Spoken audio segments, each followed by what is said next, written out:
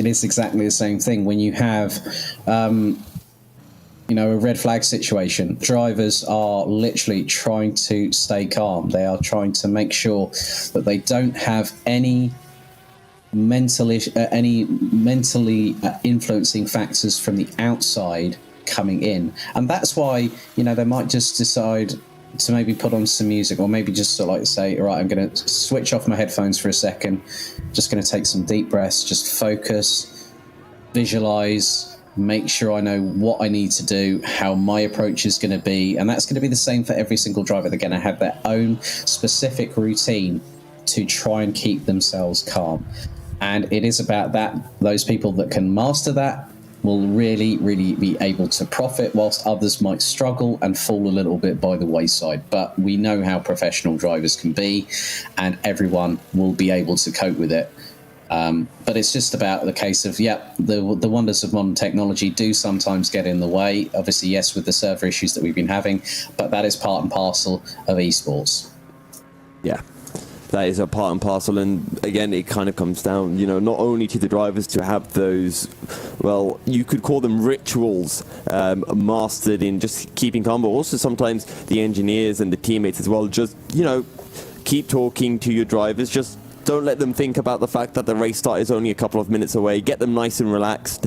And also for the drivers to kind of visualize that first lap, knowing, okay, if I'm starting on the outside, what do I want to be doing into turn one? Do I want to play it a little bit aggressive? Do I sit back? Because so often you do see as a driver, if you do try to take it patient, if you do try to take it carefully, you end up getting absolutely swamped. It's almost like every other driver on circuit can kind of sense that you have this passive approach, and they just abuse that as much as they can. Yeah, exactly. Well, there is we've just had a notification that there is a possible server misconfiguration that might need settling, and we're currently working on getting everything ready to avoid any server restarts during the race. That is from our technical side here at GTR24H. We'd like to just apologise for the delay in getting the race started. But yeah, it's going to do, it's sort of like the drivers will know whether they go that little bit more aggressive or just sort of the fact that they need to sort of really think about it. They need to react accordingly, but not to the instinctive way where a mistake can be made. Yeah. And we've spoken about a few of the classes, mainly the GTE and the Hypercar class. We've touched on the LMP2. I do want to talk about the GT3 class as well, because there are a few team names in there that many of our viewers from last year, at the very least, will recognize with particular note to the likes of DIS Sim Racing Lab, Teleforeningen, Glam Racing as well. But a few new teams as well. We saw Danish Racing League, the number 13 car. They actually topped the first qualifying session, couldn't quite find the time in the second qualifying session, and as a result will be starting P3 on the grid. But the GT3 class, at least here in GTR 24H, is almost... it's the entry kind of class. It's, get a feel for everything. You're not in, the super-powered class of the Hypercars or the LMP2, and unlike the GTE class, you have a few drive rates in the form of traction control. So it'll be interesting to see how some of these newer teams, like Simulator Esports, like Danish Racing League, even Mugen Sim Racing, who are actually leading the field off, or leading the GT3 class off, to see how they'll be able to perform in this opening race. Yeah, I think it's like with endurance racing in general. Say, for instance, the World Endurance Championship, where you have GT Pro and then you have GT Am. So there are those initial stepping stones for people that do want to compete in endurance racing, and the same is true here in the esports world. And it gives them that little bit of an initial idea of what to expect, how to work in a team, how to negotiate being a backmarker. You might be in a battle and then you've got an LMP2 hot on your heels trying to go past, and the blue flags come out. You then have to make that decision. It's like, oh, right, quickly, I need to move off the racing line. and get out of the way, but still keep in proximity. And I'm hoping that the guy in front maybe might make that mistake that allows me the opportunity to get past. So it gives an added incentive on racecraft as well.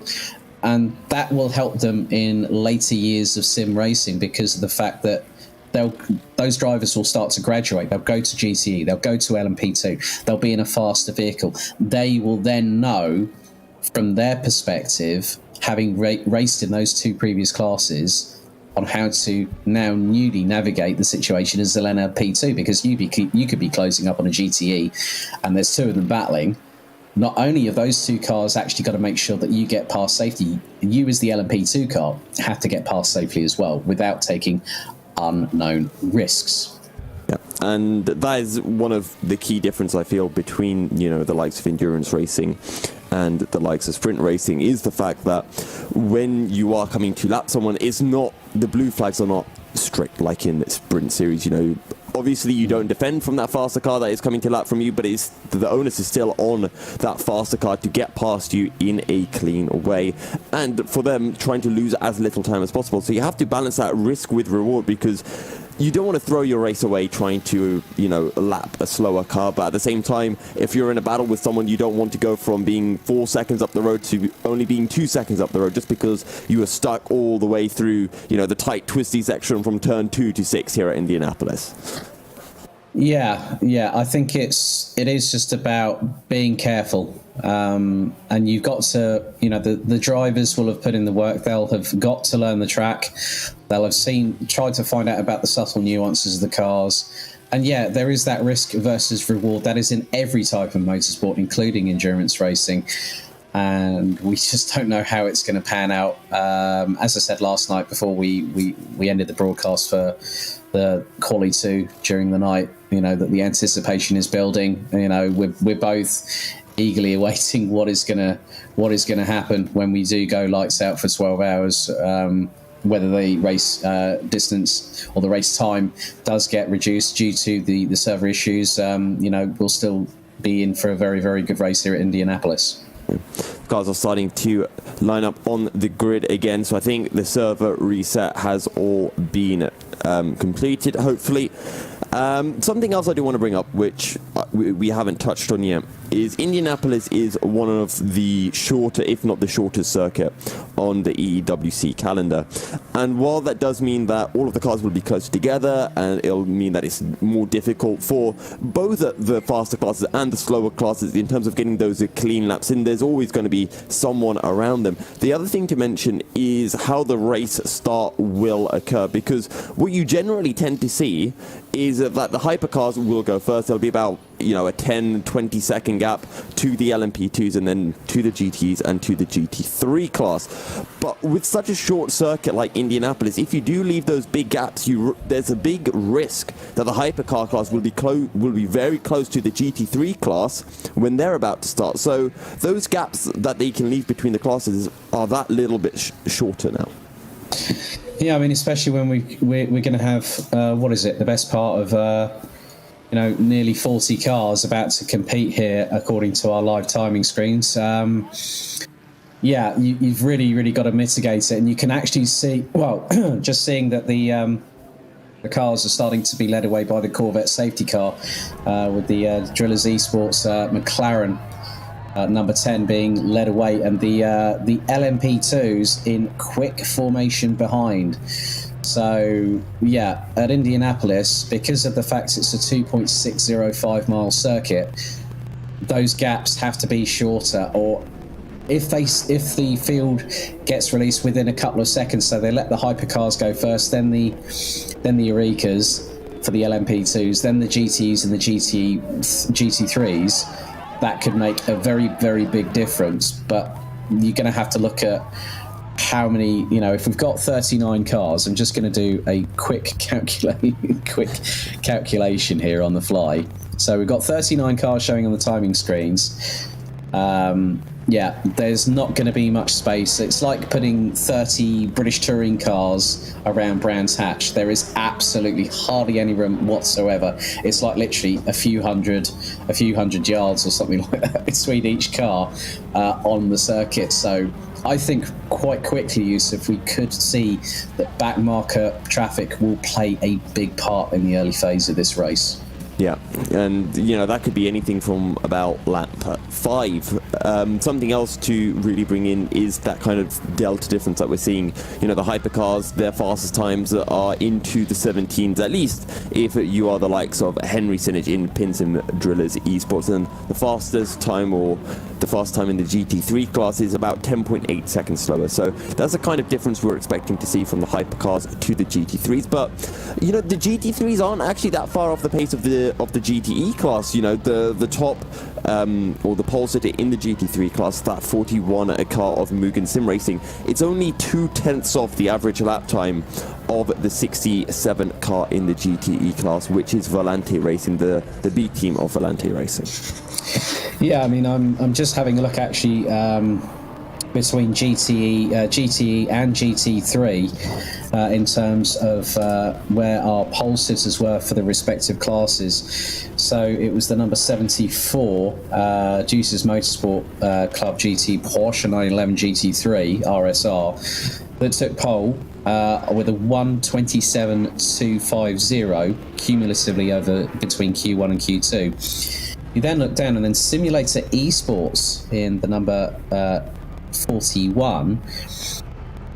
Actually, not a bad cumulative time at all, 1:28.575. That is effectively just over 1.3 seconds between the pole sitter in GTE and the pole sitter in GT3. So it just goes to show how close GTE and GT3 are.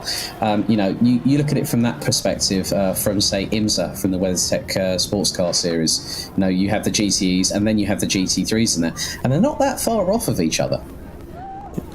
And what it does mean is that, when those GT3 cars are on that lighter fuel load and the GTEs are on the higher fuel load, or maybe when it's fresher tyres versus more worn tyres, we might be seeing the GT3s actually being quicker than the GTEs. We could do. And yeah, I think the GTE and the GT3 cars will be ultra competitive. I mean, even when we look at the fact that the top 3 in GT3 in cumulative qualifying over sessions 1 and 2 were covered by 30 thousandths of a second. It's ridiculous, isn't it? It is very, very tight in both GT and GT3 classes.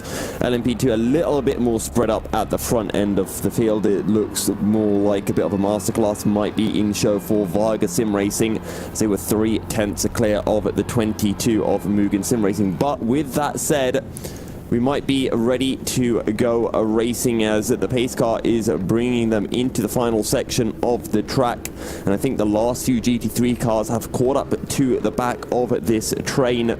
And you can see that train of cars going all the way around the long right-hander of turns 10, 11, and on to, from 13, now on to the banking here at 14. Yeah, and the banking, another key point here at this circuit. It's quite unusual, but some people might decide to go low, some people might decide to go high. And that could be quite interesting if you've got it 3 abreast coming out of turn 13. We could see some interesting battles heading into T1. Yep, we could very well do. So, here we go then. Henry Sinich. We're going to be doing one more formation lap, and then we will be ready to go racing. So we have got some entries dropping off of the server, so we have not got the full 45 cars. Looks like we've got 36 entries. So race control wanting to get the race underway here at Indianapolis.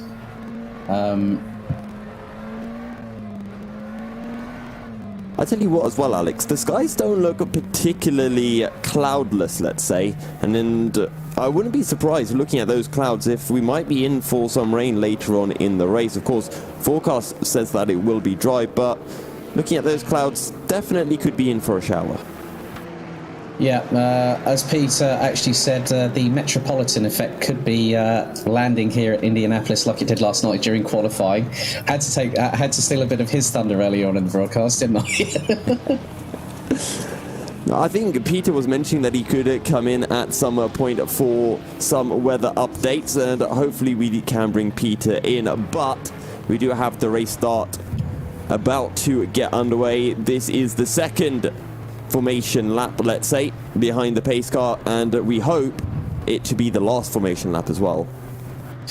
Yeah, I think the team's now chomping at the bit to go racing here at Indianapolis. 2.605 miles with the Corvette pace car leading them around, emblazoned with the GTR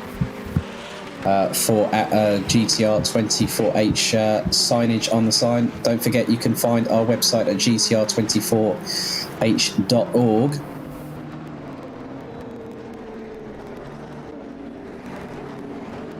Okay, yeah. So... And also, if any viewers want to get involved, of course, you can message through whichever platform you are watching from. And also, you can use the hashtag GTR24H on Twitter. I'll be keeping an eye out on it. So if you guys do want to get involved with the broadcast, use that hashtag on Twitter, and I'll be keeping an eye out on your tweets coming through.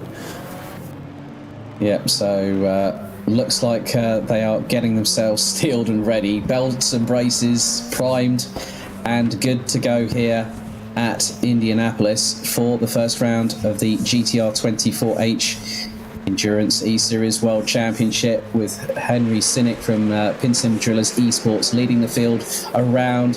The drivers are now getting ready. The pace car is in the pits, Youssef. I think I'll leave this one to you, buddy. Yep. 3 cars in the Hypercar class. There's no gap from the Hypercars to the LMP2s, and Henry Sinich will lead the field away from Thomas Garcia and Liam Rantz. It won't be an early start, but we are racing here at Indianapolis for the first round of the Endurance Racing World Championship, and that, I think, is the Pinsims Drillers LMP2 car looking down the inside into a turn 1, and they might be able to make the move and stick as well side by side through 2. They'll squeeze each other. We wondered if we'd get any aggressive racing on the opening lap, and it looks like we are getting some wheel-to-wheel action. That's the Deuces Motorsport car, the number 15, down in P8 at the moment, right hot on the heels of the P7 car of Alexandra Palmgata. Yeah, also in GTE, looks like Volta Polezny in the number 74, currently leading by about half a second from the 9:59 of Kevin Ryan, as there is some side-by-side action between a few cars a little bit further down the order in the GTE class. And in GT3 at the moment, looks to be the number 41 of Adam Sarezin leading the way so far, but everyone's seeming to keep it nice and clean, no real elbows out at the moment, Yusuf. Yeah, and I'm just seeing that is Sal Sanchez starting for the 51 WOSR, and he makes a bit of contact with the Glamour Racing car. And don't forget, WOSR started at the back of the grid after not being able to participate in the second session of qualifying, so they're trying to make their way up the order as quick as possible. But your order after 1 lap here at the Brickyard: Henry Sinich leads from Thomas Garcia and Liam Rantz in the Hypercar class, and in the LMP2 class, no surprises to see Marcel Chinchik of Vargas Sim Racing leading the way from Jerome Quickel and Pin Van Ark.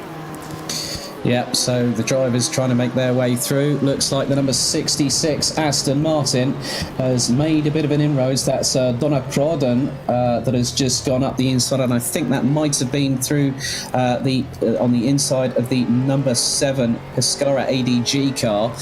Some drivers finding a bit more than just track limits. Some have actually had a few altercations off of the circuit itself, going a bit too heavy into the curbs, maybe missing out on those braking zones. And one of the biggest things here, Yusuf, we're in the early stages of the race and they are still pretty much on colder tyres, but once they start getting up to temperature, we're going to start to see the lap times get quicker and quicker, as it looks like the 2 Musto Esports cars, the fit being led by the 54, and that's Giordano Valeriano ahead of Tiziano Brioni in the 53. So a lot of drivers making their way through. So the GTE class looking rather spicy with the 66 car. looking to be that stunt at prod, and has got one Aston in front and one Aston behind at the moment in GTE. So that battle looking to heat up at the moment. I just saw from the POV of Sal Sanchez, who was on the back of Morten Argesen, who's currently leading the GT3 class, a very nice little sticker on the rear bumper, which was, please don't be that car. But now this is the Deuces Motorsport car, I think, going down the inside of the Musto in the GTE class, and they will get the job done as well through turns 1 and 2. Nicely, cleanly done there. And there's a Porsche not too far behind the two Musto cars at the minute, and that looks to be the number 45, I believe. That is the DIS Sim Racing Lab Porsche just behind, so looking to make some moves up the order. I think a lot of drivers now starting to find the limits of the track here at Indianapolis, Yusuf. So we're now going to start getting into that rhythm, and some are going to start using that slipstream. I'm now on board with the number 45 DISR SimLab car behind the two Musto Esports, but then E-Team Brit, who have got Matt Webb behind the wheel, he's definitely flying at the moment, and he's behind the number 32 LMP car at the minute. And that is the B32 Racing car, and the E-Team Brit car has actually kept it in front going into T1. Matt Webb, with an absolutely audacious manoeuvre there, gets the job done for the 68 E-Team Brit car, and they move up a position in LMP2.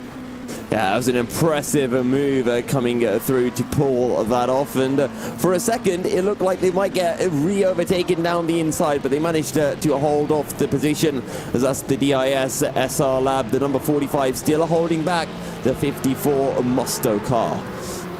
Yeah, a little bit further back, we've got one of the McLarens battling away with the brand new Corvette C8R that has been, that we've got the bright orange 63, and that's the Team Viaducton car there, battling away with one of the McLarens, and that looks to be the number 41. If memory serves me correctly, and that is Adam Surej behind the wheel of the Mugen Sim Racing McLaren. So they're involved in their own sort of battle there on the 650S. Yeah, Henry Sinich has now pulled out 3 seconds to Liam Rantz, who is a further 2.2 seconds ahead, or pardon me, 3 seconds to Thomas Garcia, who's a further 2 seconds up on Liam Rantz. As we're seeing, that's the WOSR car making another move and moving further up the order, and they are now in that GTE class battle, well and truly having just got past Thomas Breinegor. Yeah, so one of the biggest things here, though, I mean, to see Henry Sinich's lead over Thomas Garcia, who you spoke to last night there, Yusuf. I mean, he's already running in the 1:19.7s, and that is effectively, that is 2 seconds off qualifying pace, aggregate qualifying pace from last night. So Henry Sinich doing a really, really good job at the moment, just starting to, he's doing the old Sebastian Vettel trick when Vettel was with Red Bull, you know, go out the first couple of laps and really, really put in some quick lap times and get a gap of at least 2 to 3 seconds, and that's exactly the strategy that Sinich has gotten to, and I think the team are going to be really happy with that great start. Yeah, they have to be happy with that. They couldn't have really asked for more from Henry Sinich in these opening few laps. And let's just see how long Henry Sinich can keep up this blistering pace for. He's almost going a second a lap quicker than Thomas Garcia and Liam Rantz. And I'm looking down in the GTE class. Fast lap is still from Wojtek Pelesny, who's at 2.4 seconds clear of Kevin Ryan, as we just see the Musto BMW getting passed by the 66, and that is of the Volante Racing car, who were one of the teams that got caught out in that wet shower towards the latter end of Q2. Yeah, and not too far behind them at the moment. That is going to be the DIS SR Lab Porsche in the 45, and the Musto car has now got a really good run on the Aston Martin, going down the back straightaway into turn 1, and it looks like you know, that could be very, very close indeed between those two drivers, and that could be an interesting battle that could be kept. And the Musto car going up the inside retakes the position back, but the Aston Martin keeps it planted. Oh, they clash door panels, and the Aston gets through on turn 2, and that brings DIS SR SimLab coming through, and he's swerving all over the back ends of both cars. Again, the Porsche and the Aston Martin the Aston and the BMW clash, and Musto managed to muscle their way through and get past the Aston Martin in the 66. Yeah, remember they were ahead before, so they're just trying to defend their position for all their life's worth, and maybe this is some good old team tactics coming through from Musto, because the 54 car is not that far behind and will be joining up to that battle momentarily, but I don't think anyone told Musto that it's a 12-hour race. They're going for it as if it's just a 1-hour race. Well, it's like Le Mans. You tell them it's a 24-hour endurance race, but nowadays it's a 24-hour sprint for everyone concerned. I talked about that last night, where that's where technological advantages for or developments for major manufacturers have come into play. So that's where it's really, really going to be rather interesting. And you were saying about the other Musto Esports car, they are literally half a second off of the number 45 DIS SR Lab Porsche, who's now in the slipstream with the Volante 66 Aston Martin and is going towards the outside, heading into turn number 1. And the Porsche's going to keep it around the outside. The Volante sweeps up the inside, switch back from the Aston Martin, and now the sister Musto car looks to be there or thereabouts as the number 31 Porsche gets past, and that would have been that would have been a change for possibly position there, or might be a back marker. Can't really tell by the what I'm looking at the screen at the moment, because it's getting rather hot and heated under the collar. And now now on the run down as battle up at LMP2, as that is between 3rd and 4th. That is Liam Ranson, Marcel Sinchik in the 64 and 117. Sorry, that's for LMP2. My apologies. That's the thing when you're trying to do multi-class racing. This is my first real test of it, and I'm already getting confused, but I'm loving every single second of it so far. To be honest, Alex, I'm getting confused as well. I'm just glad that you're taking the reins right now. I'm just trying to work out, okay, who is this? And thinking, okay, thank God it's Alex doing it. I'm not making a fool of myself right now, but I'd be probably making more of a fool of myself. Yeah, I've just had a look. The battle was between Pim van Ark and the 334, and then Jerome Kwiekel in the 17. They were battling away for 3rd and 4th position in their respective classes, and Kwiekel was trying to go up the inside of Van Ark, and the 334 was having absolutely none of it. Yeah, and we're already starting to see some of those GT3 cars being lapped. There's a DIS again having a look at the 66 Aston Martin, but still unable to find a way. And now he's got Henry Sinich right on his tail, and this might spice things up as down the inside of turn 6, or pardon me, down the inside of turn 4. He tries, but is not going to be able to make it work, and Henry Sinich throws his car down the inside. Oh, the 66 spins! The 66 spins, sorry to cut across you there, Yusuf, but the 66 had a massive tank slap of the Volante Aston Martin, went spinning. I'm not too sure if there was a bit of contact, because Sinich was trying to get... Yeah. So Henry Sinich just threw the car down the inside, and the 66 just did not see him coming, it seems, and the rest is history, I guess. Yeah, that's going to be rather difficult now, because that, I fear, is going to be investigated, because, as I said earlier, even though those back markers might have been battling between themselves, they've got to make sure that they've got to watch for fast closing traffic on them coming up, and Sinich, I think, might have just gotten a bit unsighted there. So I'm not too sure how they're going to... I'm not going to decide what's happened on that, because that is down to race control. But yeah, I mean, Sinich, I think, just might have been completely unsighted. Yeah, and always difficult for us to make a decision when we only see it the one at a time, but I'm sure race control will be seeing it in multiple different times and in multiple different angles. There's Henry Sinich getting past both Musto and the DIS, as the DIS car now passes the Musto 54 car, and now the 67, the second Volante Racing car, has closed into this battle and might be looking for some revenge for their teammate.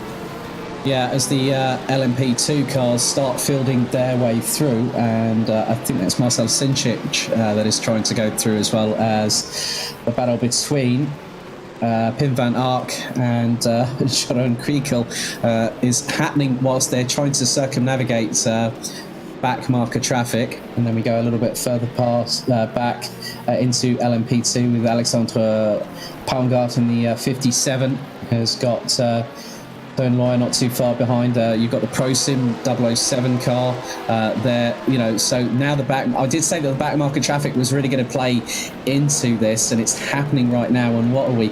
We're not even half an hour into this race, Yusuf, and the back market traffic is really, really playing a hand into this race in the early goings. Well, we're seeing about 15 plus cars all on the straight from turn 67, which is it's not a long straight, and I think it's just showing the amount of chaos that the LMP2 and the hypercars are really having to deal with right now. For the GTs and the GT3s, they're not lapping anyone. They just have to, be aware of the faster cars behind them, and they're just hoping that these faster LMP2 and hypercars just don't affect their own battles, because I'm sure they're enjoying their battles right now. Yeah, I think also one of the biggest things, you remember that gap that Henry Sinich actually had? It was nearly 4 seconds. It has gone down to about 2.6. So this back marker traffic scenario is now really making the drivers that have decided to go out for the first stint, as I think there's just been an overtake, which is the number 7 ProSim car. They've just moved up another position into 5th place in LMP2. So yeah, it's going to make the drivers, they've got to have their eyeballs on stalks. They can't there's no time to relax, and this could be the way that the race evolves over the next couple of hours or so. But it's still going to be that point. They're still going to have to look at it as the 95 of Roland Zooks are looking to get past the 54 Musto Esports GTE BMW, and now what's happening is that everything's concertinaing. The gaps are getting smaller. Thomas Garcia in the number 80 hypercar for Omicron Sim Racing is closing. And I've just been looking on his lap times. Henry Sinich last time did a 1 minute 20.377. Thomas Garcia a 1 minute 20.688. Liam Rance is actually running in the 122.4s in the hypercar class, and he's about 8 seconds off of Garcia. So the top 3 in the hypercar class running in within 11.3 seconds of each other. But then you look at LMP2, and then from Marcel Cincic all the way down to Lauer in the number 15, they're about 14 to 15 seconds covered by those drivers. Yeah, we might be seeing a few battles happening as Alexander Paungart is right on the back of Toan Lower in this battle for P8 in the class. Was it P7? P7, pardon me. Yeah. So that is for 7th and 8th, Yusuf. I think they've got one of the GTE cars not too far behind, as the 777 of Likegaard trying to filter his way through traffic, and has the Corvette just up ahead, and that would be the that is definitely the number 63 Team Viaduct and Corvette that'll be running in the GTE class. But the times are starting to go down. Henry Sinich running again in the low 1 minute 20s. And Thomas Garcia is starting to match him on sector times through sector 1, a 24.943 for the leader. And then Garcia at 24.968, Liam Rance a 25.155. But then you look at what the 117 LMP2 leader has just put in, a 25.094. And that's rather interesting in LMP2, that the Eureka is actually running at the same speed as the McLaren Senna, or close to what Sinich and Garcia are doing at the minute. Yeah, Marcel Cincic, within a second of Thomas Garcia and Liam Rance. But then again, that is Marcel Cincic, and he is absolutely flying. I mean, he's almost 2 seconds a lap quicker than anyone else in the LMP2 class right now. Yeah, it definitely is. As now we go to the battle with the number 7 Krosim car in 5th place in LMP2 with Roland Zuxen, the number 95, not too far behind. And that's the Deek Hackers LMP2 entry, as more drivers having to circumnavigate traffic as one of the LMP2 cars roars its way out of turn 13 and going down the main straight here at Indianapolis, as there is a nice little battle. Looks like Michele De Alessandro in the number 7 was battling away with Kevin Ryan in the 959 for position. He's getting very close and might have a little look down the inside into turn 1, but no, he's not going to be able to get alongside Kevin Ryan this time around. And Kevin Ryan in that HM Engineering car currently holding on to P2, now 6 seconds behind the GTE class leader of Wojtek Telesny for Deuces Motorsport Club.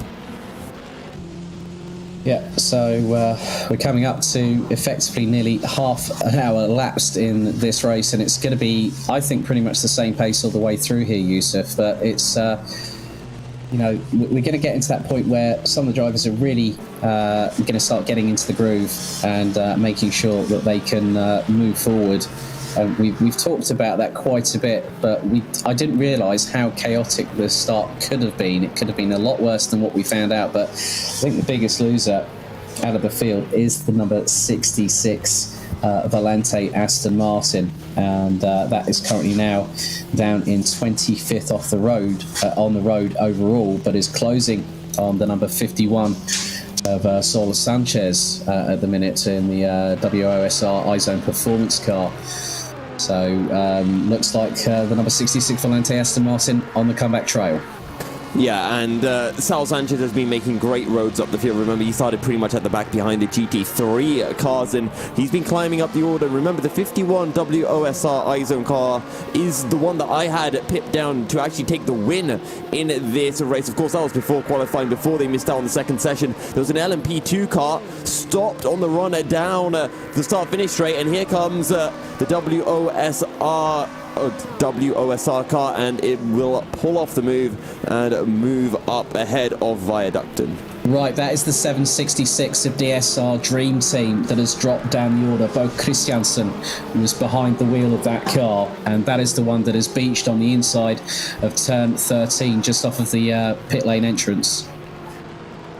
There's not good news for DSR Dream Team. Remember, they were racing back in the GT3 class last season, so they've jumped up to the LMP2 class, trying something new this season, and clearly not quite working for them.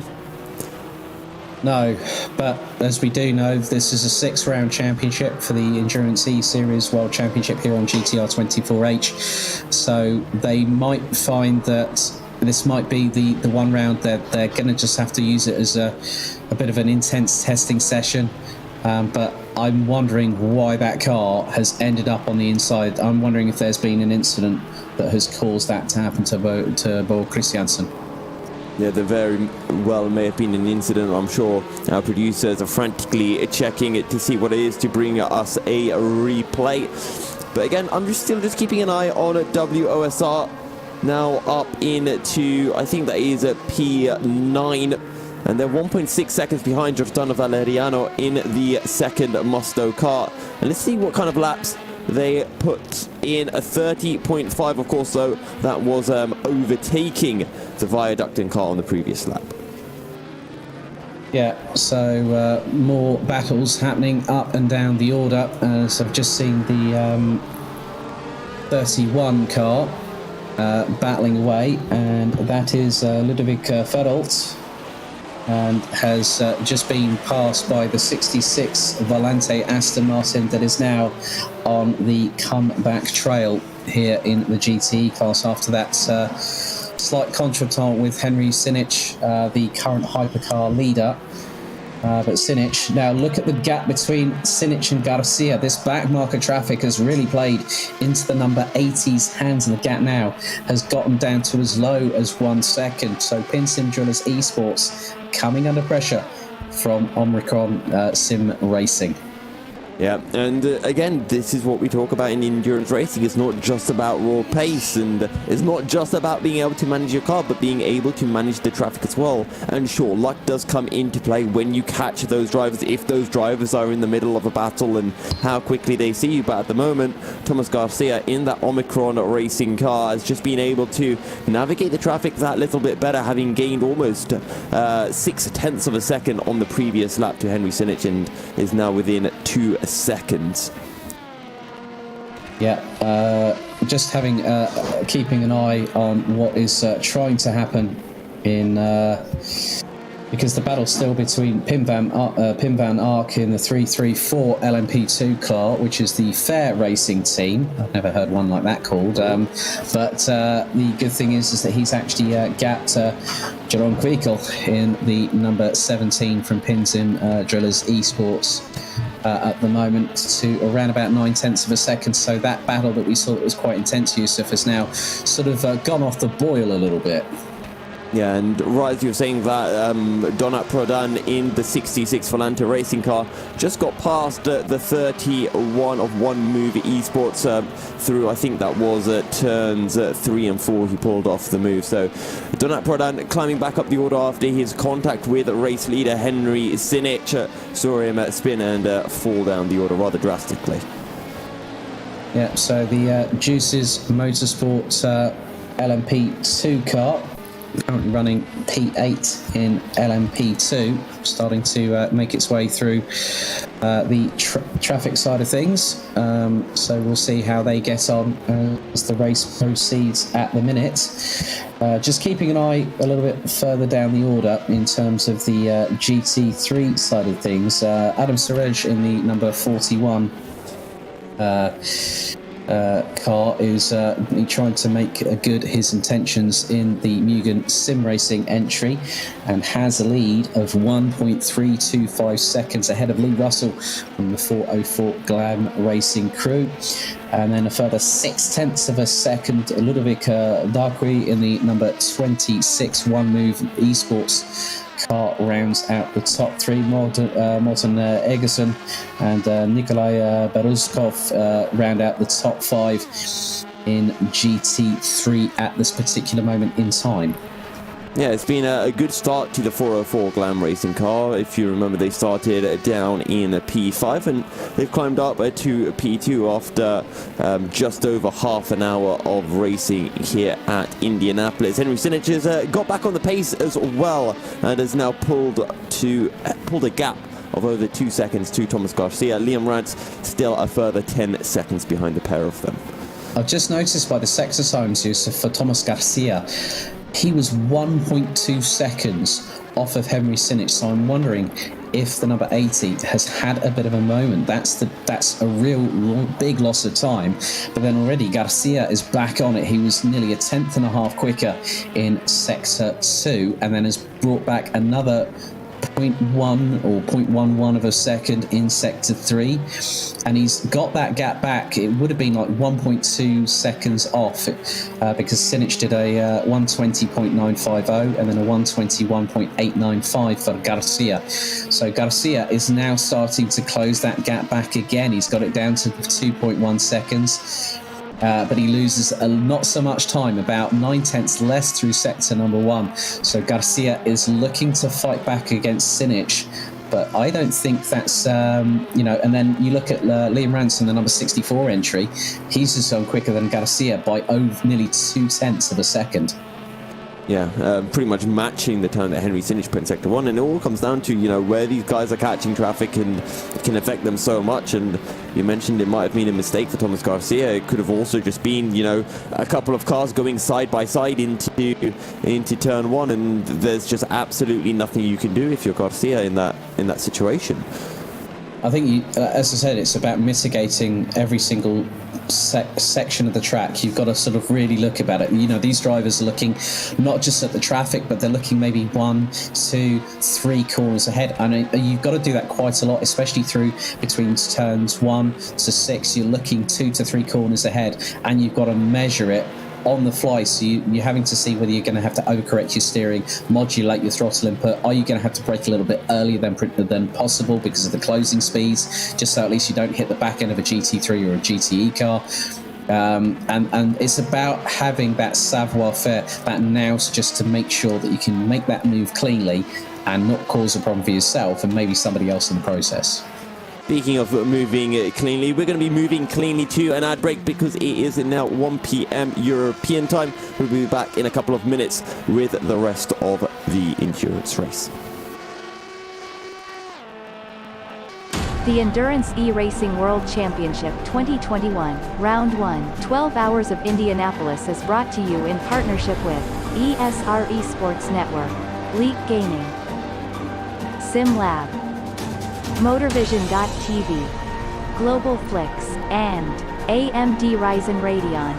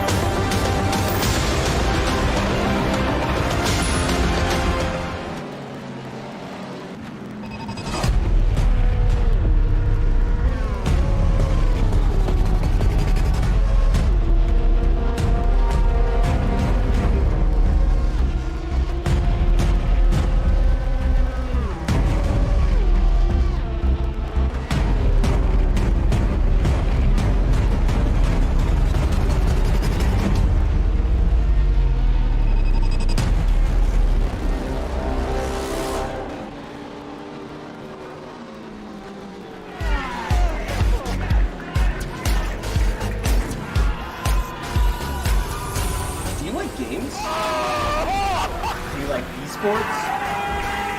Do you hate watching laggy streams of tournaments on 13-inch screens? Oh my god! Of course you do. But you don't have to worry about that anymore. He has a cup, son!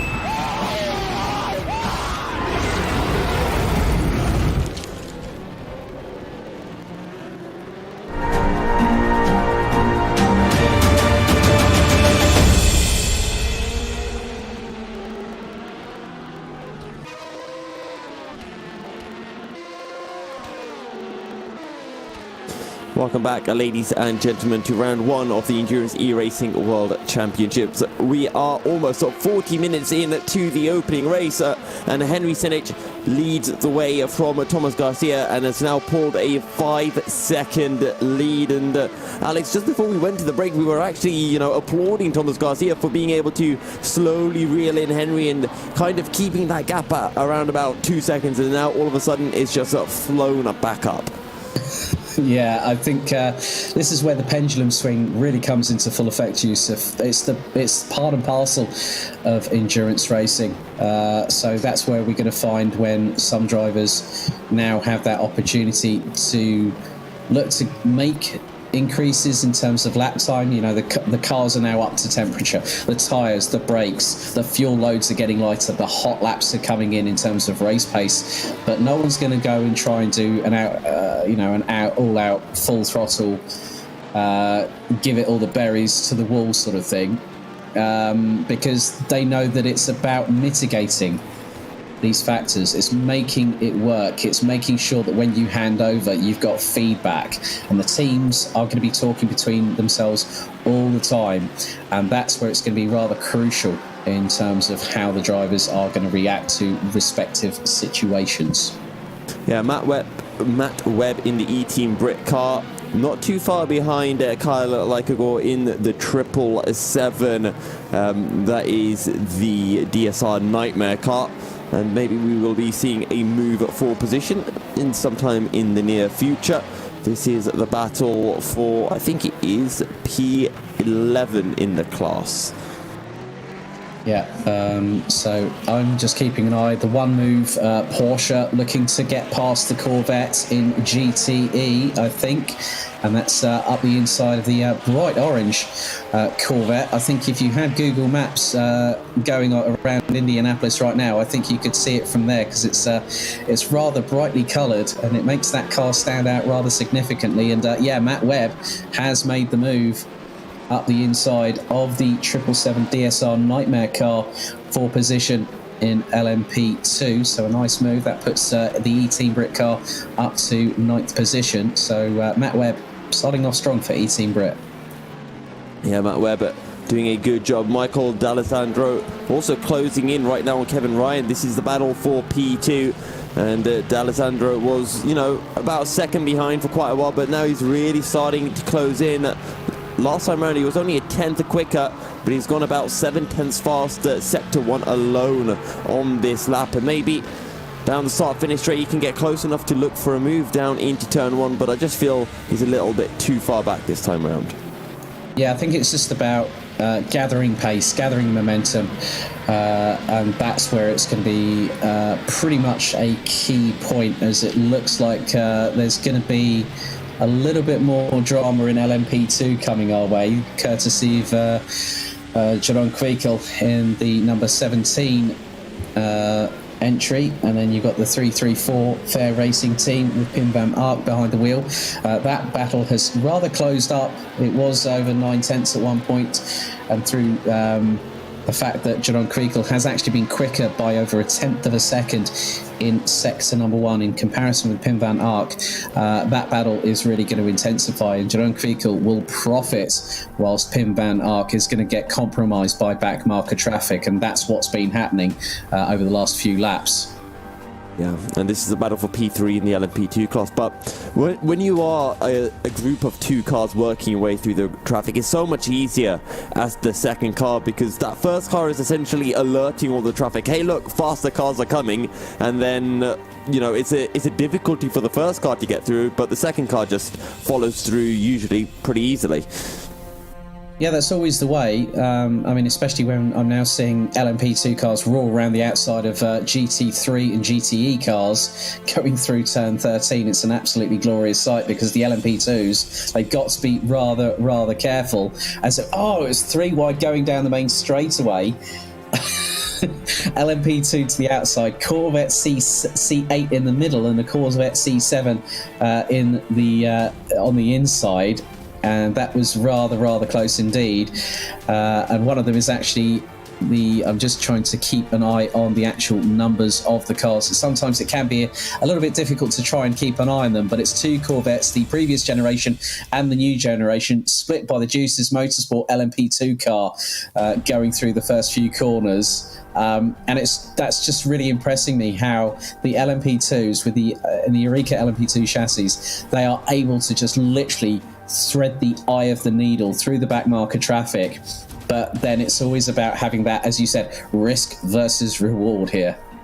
Yeah, and Michael D'Alessandro definitely wanting to get his risk versus reward right, because he's getting closer than ever to Kevin Ryan. And when does he pull the trigger? Does he just sit behind and wait for the opportunity? And again, that kind of comes back to what we were talking about. When you sit behind the car ahead, sure, you're able to save a bit of fuel with that slipstream, but your engine temperatures will get that little bit hotter. Yeah, that's something that the teams are going to be looking at rather closely. But also with the speeds that these cars are carrying, and especially how these drivers are now pushing like crazy, the lap times, they are coming down. I'm just looking at, say, GT Volta Poležny in the number 74. Best lap in the GTE class so far this race, a 1 minute 28.8. That's the only car to go sub 129 in this entire race. And then in GT3, it's Darkwi in the number 26 that's currently running P2 in GT3. That is, when I tell you this time, I don't think you're going to be surprised at all, Yusuf, for 1 minute 30.573. That basically puts the GT3 fastest lap within 7/10 of a GTE. Yeah, and also it's very impressive in the GT3 class, because the man leading is the 41 of Adam Serrej, and he's done a 30.574 as his fastest lap time, and I think that's just showing how close that GT3 field is. And right as I say that, I noticed Ludovic Darky is only 4 tenths behind the GT3 class leader, and it's getting very, very close in the run down into, I think that is turn 7. Yeah, that is getting rather interesting. But as quick as the number 26 closes the gap on Suresh, the gap then starts to expand. But then it's at the straightaways where Darky is actually getting closer and closer. And that's where you think that something could possibly happen. And he's right with him now. And there's an Aston Martin just up the back bumper. So the Ferrari of Ducree and the number 26 really, really hustling along. They were literally nigh on nose to tail going through the complex. That's 1, 2, 3. Lee Russell's joined the party as well in the Aston Martin, the 404. That's the Glam Racing crew. And they are coming out of turn 13. And this is going to be a real proper slipstream fest. So coming out of T12, they're absolutely hugging the inside as close as they can. And it looks like the Glam Racing car is going to get a double slipstream, waiting for that opportunity. You can't put anything between them. Ducree goes to the outside through into turn 1 on Suresh. Oh, that is late braking indeed. Does he make the corner? He does, but he might be finding himself very susceptible on the cutback. They force each other wide, and that's going to be Lee Russell. Moves up into P2, Alex. Oh my goodness me.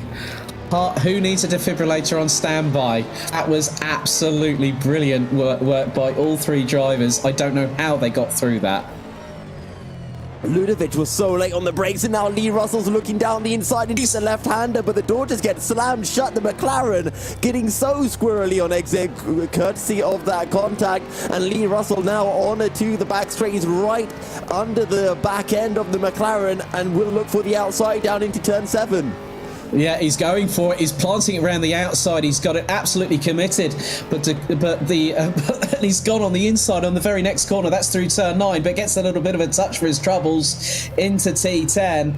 And that means we have a new leader, the number 26, One Move Esports. Ferrari 488 now leads ahead of Glam Racing's Lee Russell. And they've got an LMP2 closing on Suresh and the McLaren, who has he's fallen from hero to zero in a matter of few corners. But that was a great scrap going into T1 for that particular lap there, Yusuf.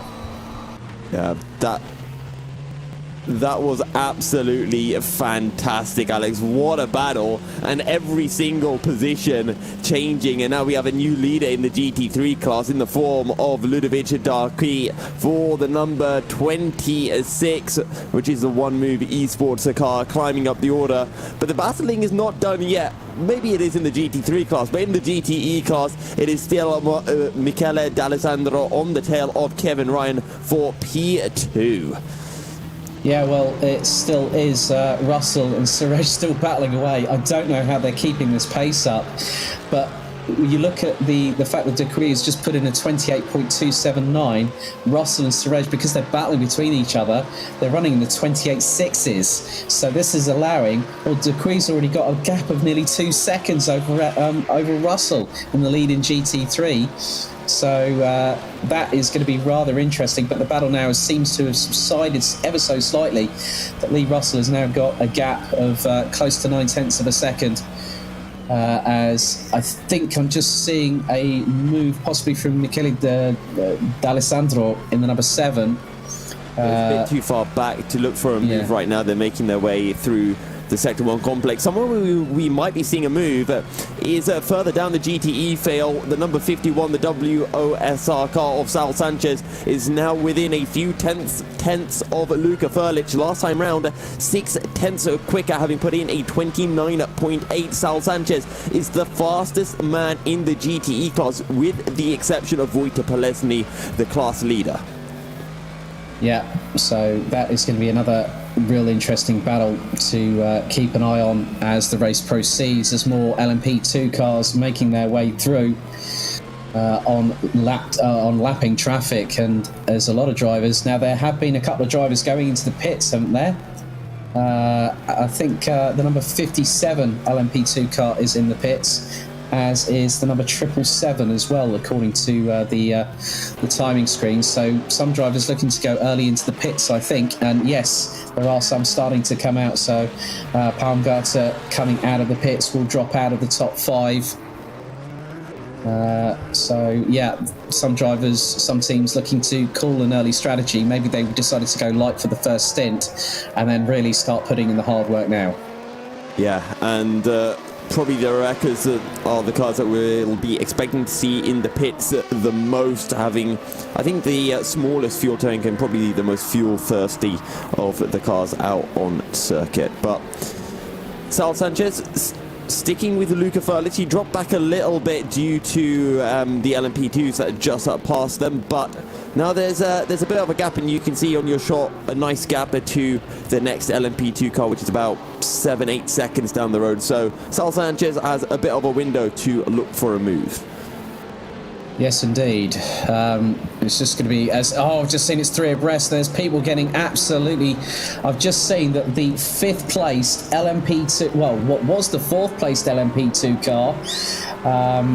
That was, I think that might, because I've just seen a change for 4th position, and there is the Juice's Motorsport car. I think, if memory serves me correctly, it was 3 abreast going through the first part of the complex, and there was a GT or a GT3 car towards the outside. 5th placed in LMP2 is Alexander Palmgart, and so that might have been, I think I'm just having a look now through the entry list. This is just where you just get so many drivers trying to go for moves and trying to get past for opportunities. And when you get 3 abreast, especially with backmarker traffic use, if that's where things can really change. Yep. And I think this is going to be where we see a move coming through from the 51 of Sal Sanchez. He's closing in onto Luca Furlich on the start-finish straight. And down the inside, he will go on the Volante racing car and pulls the move off as well. Runs a bit wide. Volante will have a little look around the outside of it too. But WOSR have got the job done.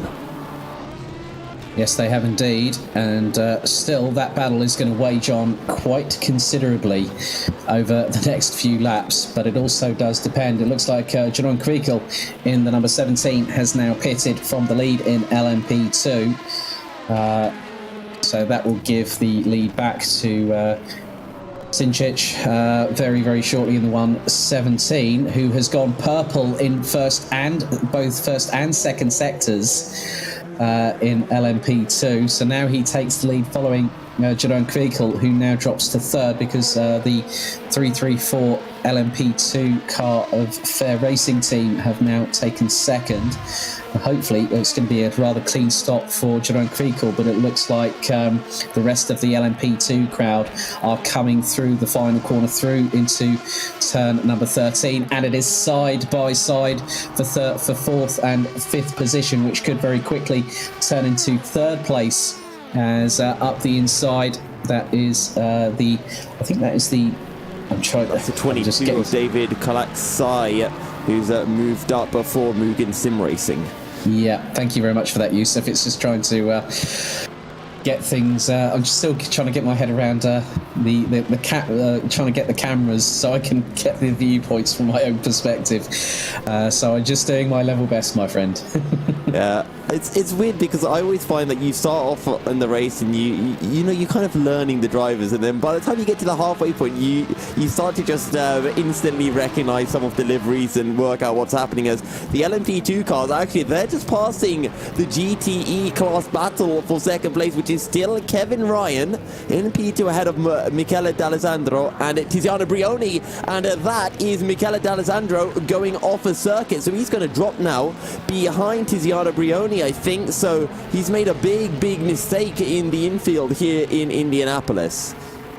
That's definitely not what you want at all happening there, as the 5th placed LMP2 car, that's Alexandra Palmgart, still getting past previous traffic out in front. But then it's again, these Aricas have just got absolutely humongous closing speeds, as there was a little look up the inside through into turn 1, and that was for the LMP2 class. I think that was the number. That is the number 15 Juices Motorsport Club car. That's got Tom Lauer in the behind the wheel at the moment, partnering up with Luca Gray and also Craig Hyde. Yeah, and turn lower up into P6 at the moment, looking for P5 from Alexander Paumagata. And again, we have started to see our first pit stops in that LMP2 class come through. And as we get further and further in the race, the strategies will start to differ more and more. So I'm seeing an LMP2 car parked in the grass on the inside on the exit of turn 6. So I'm not quite sure who that is. They are stationary, so that might be the 777 car potentially, but I'm not too sure. Yeah, I'm just keeping an eye on any movements, because obviously the 766 of Bo Christiansen was the car that we saw earlier on, Yusuf, that was beached on the inside coming through turn number 13. So yeah, I'm just keeping my beady eyes on the timing to just wait and see if someone drops unceremoniously like a stone through the timing order. Yep. Still keeping an eye on the GTE class WOSR car within 30 seconds of Wojtek Polesny. So it's not been a terrible opening stint considering the amount of work that Sal Sanchez had to do climbing through not only the GTE class but the GT3 class as well on race start. And well, let's see how much further they can climb up the order, because I'm expecting them, once they do get some clear air, to close in on to DIS and maybe even Tiziano Brioni and Michele D'Alessandro as well.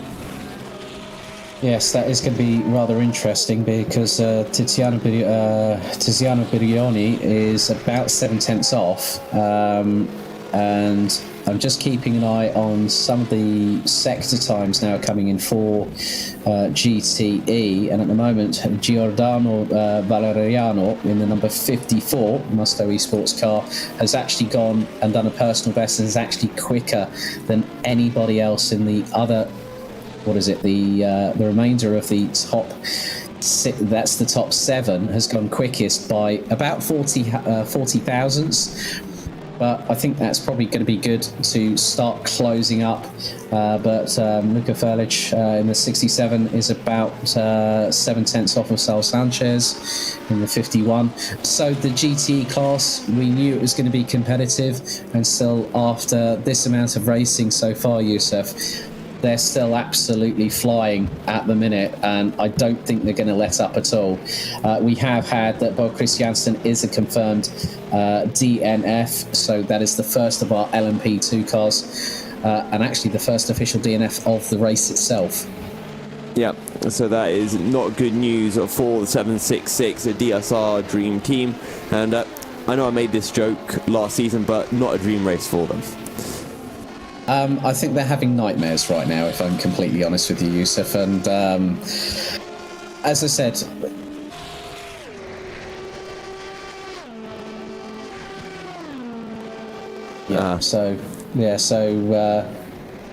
so I'm wondering whether it might be a technical issue. You know, if they've had a disconnect and they've been able to rejoin, they should be able to do so.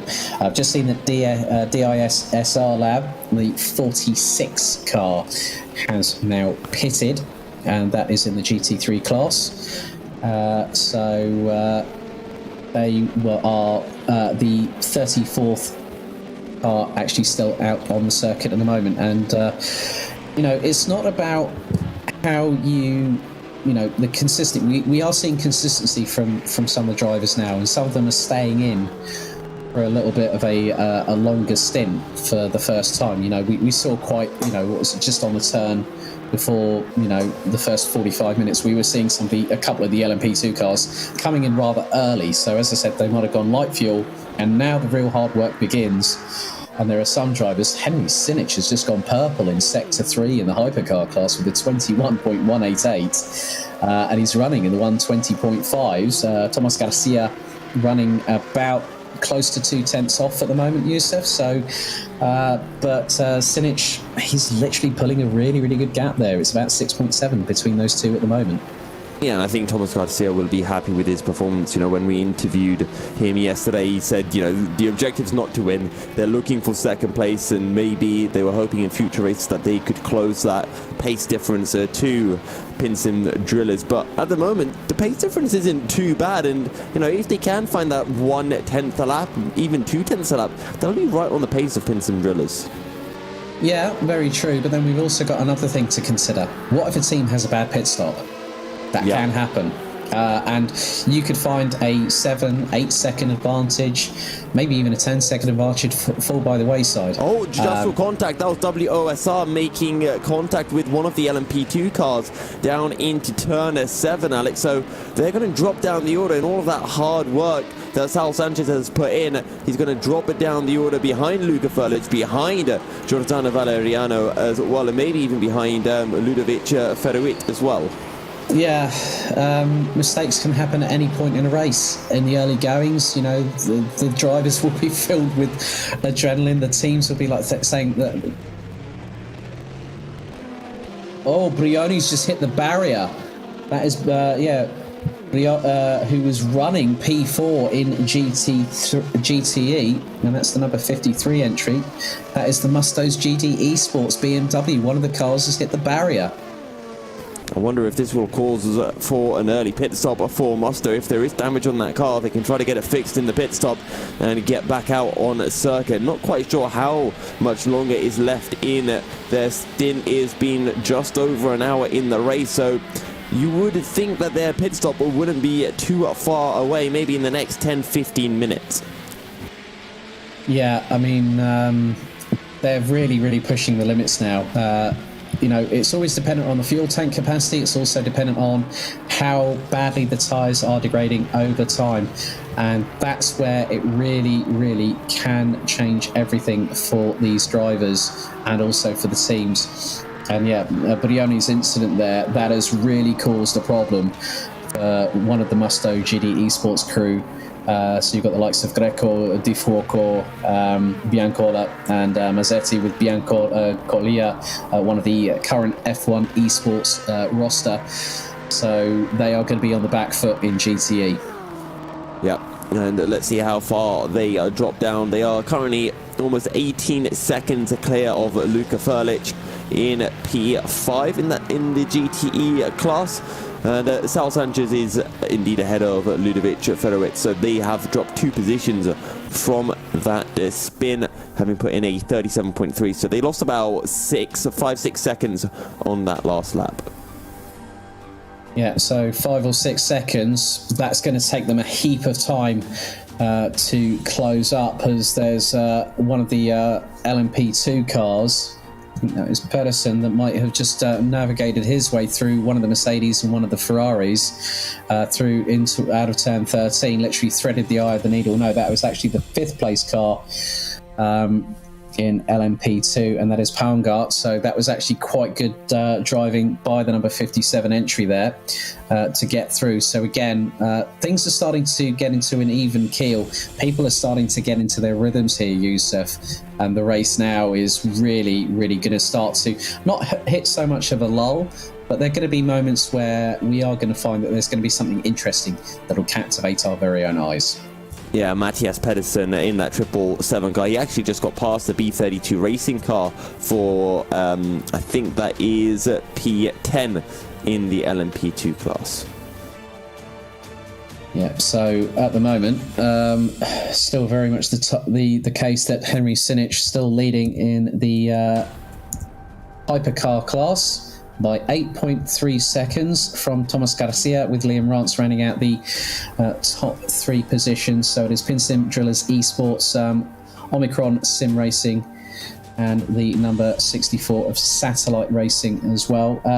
Top 3 in LMP2.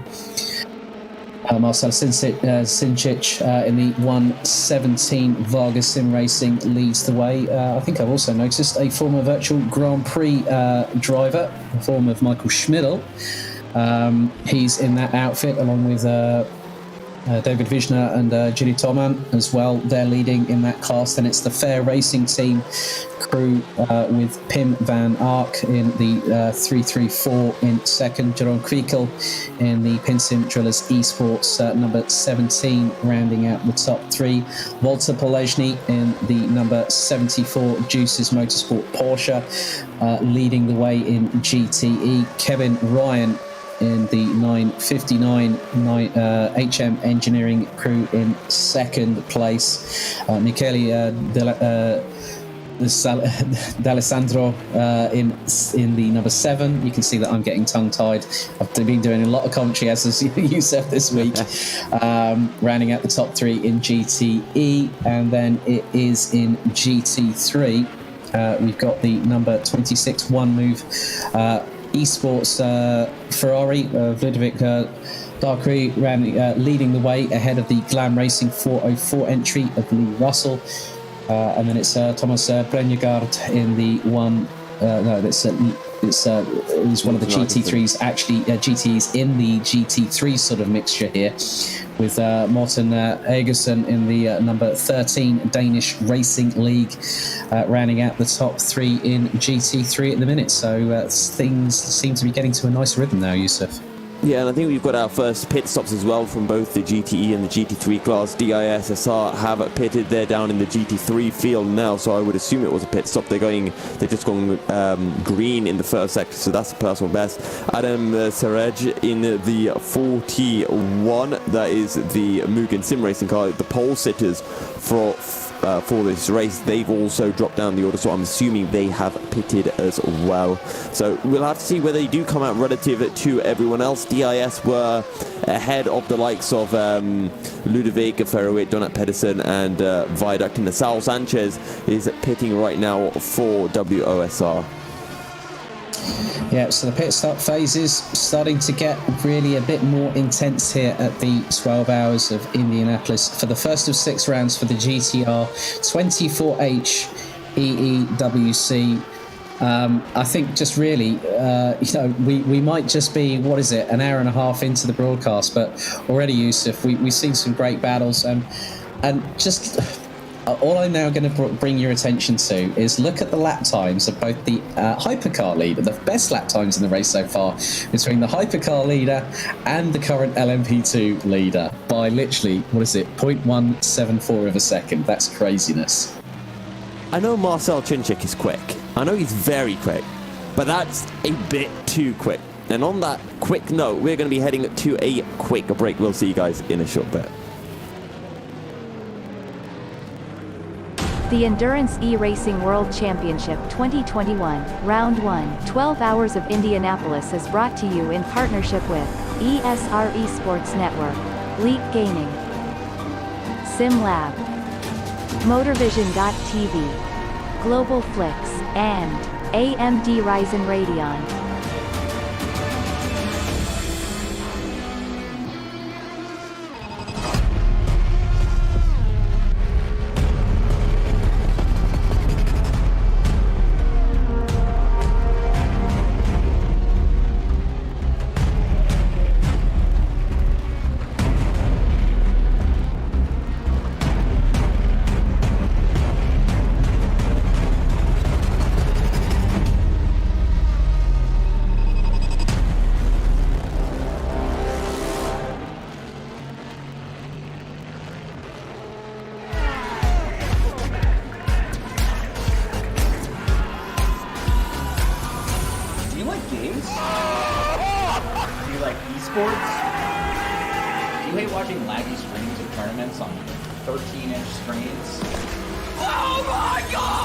Of course you do. But you don't have to worry about that anymore. He hasn't come, son!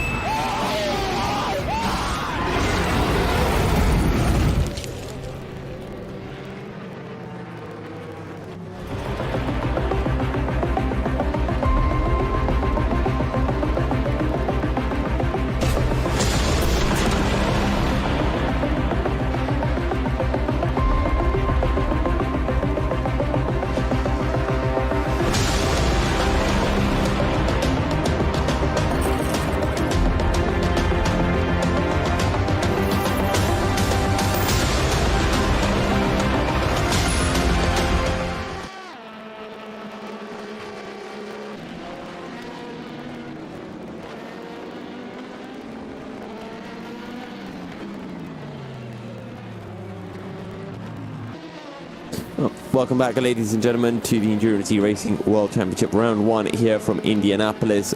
We have passed the 1 hour mark of the race, and we have 10 hours and 49 minutes remaining. Alex, the first hour has been pretty hectic, really, to say the least. We've seen three-way battles for class leads, over half an hour into the race.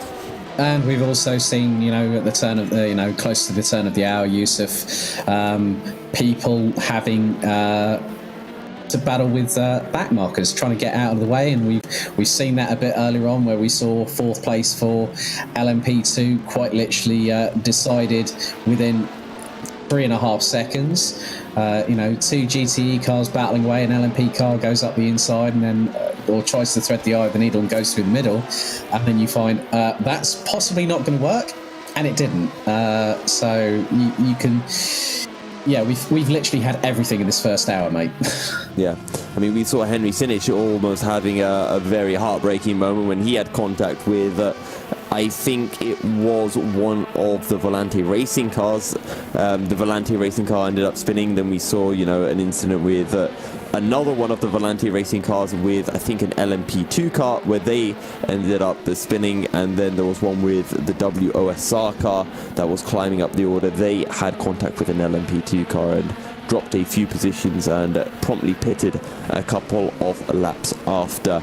Michael D'Alessandro still in third in the GTE class, 2 seconds behind Kevin Ryan. They've been pretty much nose to tail throughout the entire first hour, and it looks like none of that's going to change. Wojtek Polesny still just dominating in the GTE class, still pumping low 1 minute 30 lap times.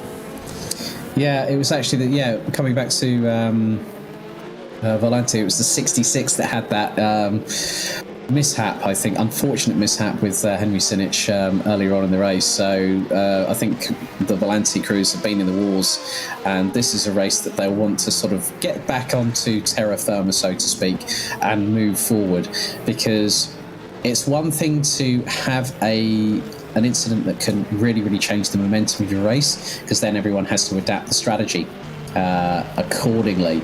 And I've just seen Henry Sinich go past D'Alessandro, and now he's going trying to go up the inside, go sideways, coming out of T12, going up the inside of the 5th placed LMP2 car. Sinich is absolutely, he's pulling no punches here. He's absolutely going for it, and the gap between him and Thomas Garcia in the Hypercar class is now over 10 seconds. So Sinich is absolutely, he's giving no quarter with that right foot. Yeah, he isn't, but he doesn't need to push, because on this last lap he's lost about a second to Thomas Garcia, and I think Henry Sinich and Pinsim Drillers realised that this race might not be as easy as they expected, because Thomas Garcia and Omicron Sim Racing, they're putting in decent lap times, and if Henry Sinich, if he starts to drop a bit of time behind back markers, all of a sudden Thomas Garcia could be closing right up, and we saw that earlier on when Thomas Garcia got to within a couple of seconds, and Henry Sinich really had to get his head down and really start pumping in some very quick lap times to pull that gap back over 5 seconds. Yeah, very much the case. I think it was it got to about a second, but the biggest thing that has helped Sinich at the moment was the start. I mean, you saw how he pulled away from Thomas Garcia at the start, and instantly going into turn 1 had about a half a second advantage, because the start, that was the key crucial point. And again, I'm seeing that Sinich is just absolutely, he's giving no quarter when going through turn number 12. He's literally, there is the outside of the right hand, both right wheels are touching the grass, and he's really hugging that apex to carry that momentum through. So yep. He's doing an absolutely brilliant side of it. So yeah, we can sort of like see how he's just literally giving no quarter whatsoever. Both muscle cars have jumped on into the pits. We'll see where they come out. It was actually Viaducton and the 128 of Antonio Hreljanovic will be making their way through, and both muscle cars will be wanting to come out ahead. And have they? I think they have. Where is Giordano Valeriano? He is making his way through turns 3 and 4 right now, so they have been able to make the overcut work. Yeah, Kevin Ryan, I've just noticed, is in the pit lane as well, in the 9:59. So that is, again, going to change things, as just going back to where Walter Bolesny is, coming out towards the final sector, and now we'll go through into turn 13. And now Kevin Ryan is getting out of the pit box and is going to start heading down the pit lane. And Bolesny is at full throttle. Ryan is now behind him. He's now coming through onto pit lane exit. So Walter Bolesny now goes into... Look at DIS, though. DIS are going to come out right behind Kevin Ryan, and they might be able to look for a move while Kevin Ryan is on slightly colder rubber. Yeah, and they've got an LMP2 closing on the 6 rather quickly there as well. So that could be rather interesting. That LMP2 that was closing in tried to throw his nose up the inside and ended up backing out of it. Stamped on the brakes a bit too hard in the back end, just stepped out, and he ended up sliding all the way through turn 4. Yeah, I think that's one of the biggest things we're going to have now, that the LMP2 cars are going to have to watch themselves big time, because having a mistake like that, again, we talked about this in qualifying yesterday. Oh, dearie me, that could have spelt trouble for that particular LMP2 car right there. Yeah, we're also starting to see Alexander Palmgarter closing in on Roland Sux, and that is the 95 of DEAC Hackers trying to hold off the 57 of Ramada Motorsports.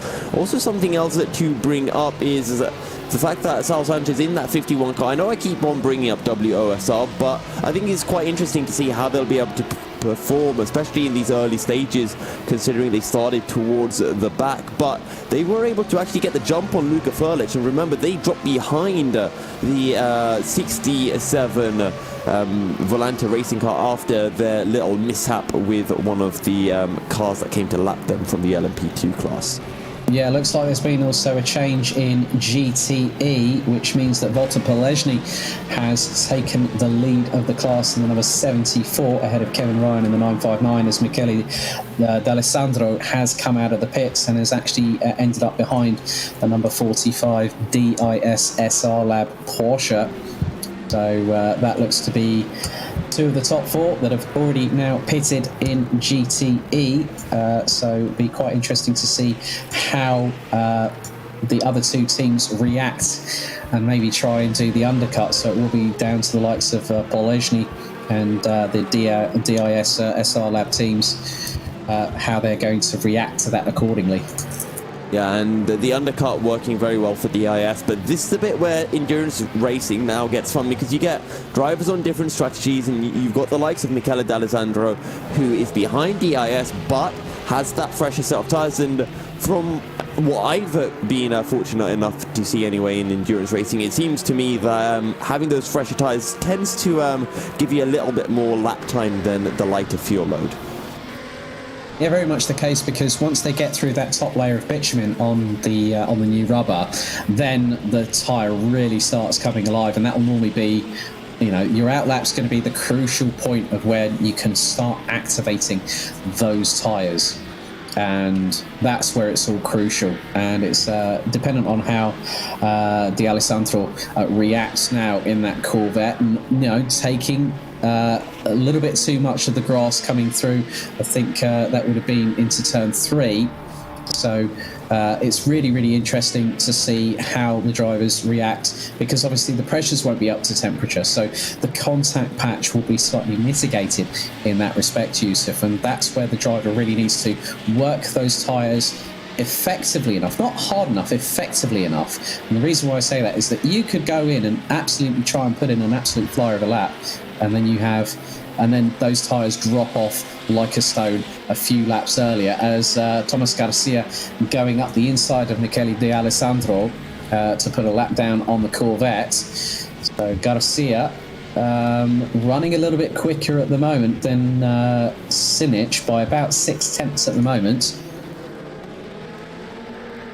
I'm keeping an eye right now on Giordano Valeriano, because he is starting to close in on Luka Furlich, and this is for P6 in the class. And Luka Frlic has already pitted, but pitted much earlier. So fresh tyres up for Giordano Valeriano, and then after he gets past the Frlic, he can try to close in onto Sal Sanchez as well. Yeah, I've just been keeping an eye on Henry Sinich. I've just seen an absolutely ridiculous backmarker pass around the outside, and that was on Lee Russell in the Glam Racing Aston Martin, currently P3 in GT3, and then quickly 2 corners later he gets past the number 41 of Adam Serej. Sinich is looking, he's trying to put Garcia in the pits in the hypercar class from P2, and the number 64 hypercar, and that is Satellite Racing, no longer have Liam Rance behind the wheel. They have David Nichols, one of their five drivers in their crew. So there has been a driver change, and now Nichols trying to get through past back marker traffic, and it looks like there is a Mercedes just up ahead. And Giordano Valeriano getting very close now to Luka Frlic. They're making their way on to the back straight on the run to turn 7. Can Valeriano have a look? No, he's going to have to slot in behind right now, and probably will just look for the move on the start finish straight. If he can get a good run, gets very close through turn 8 into 9, takes a much shallower line in, and I think he's just trying to put off Luka Frlic for now, just trying to make a little mistake. And this is where things start to matter. Through turn 10, you get that run all the way through 11 and into 12. But it's going to be turn 13 where he has to make sure he absolutely nails that exit.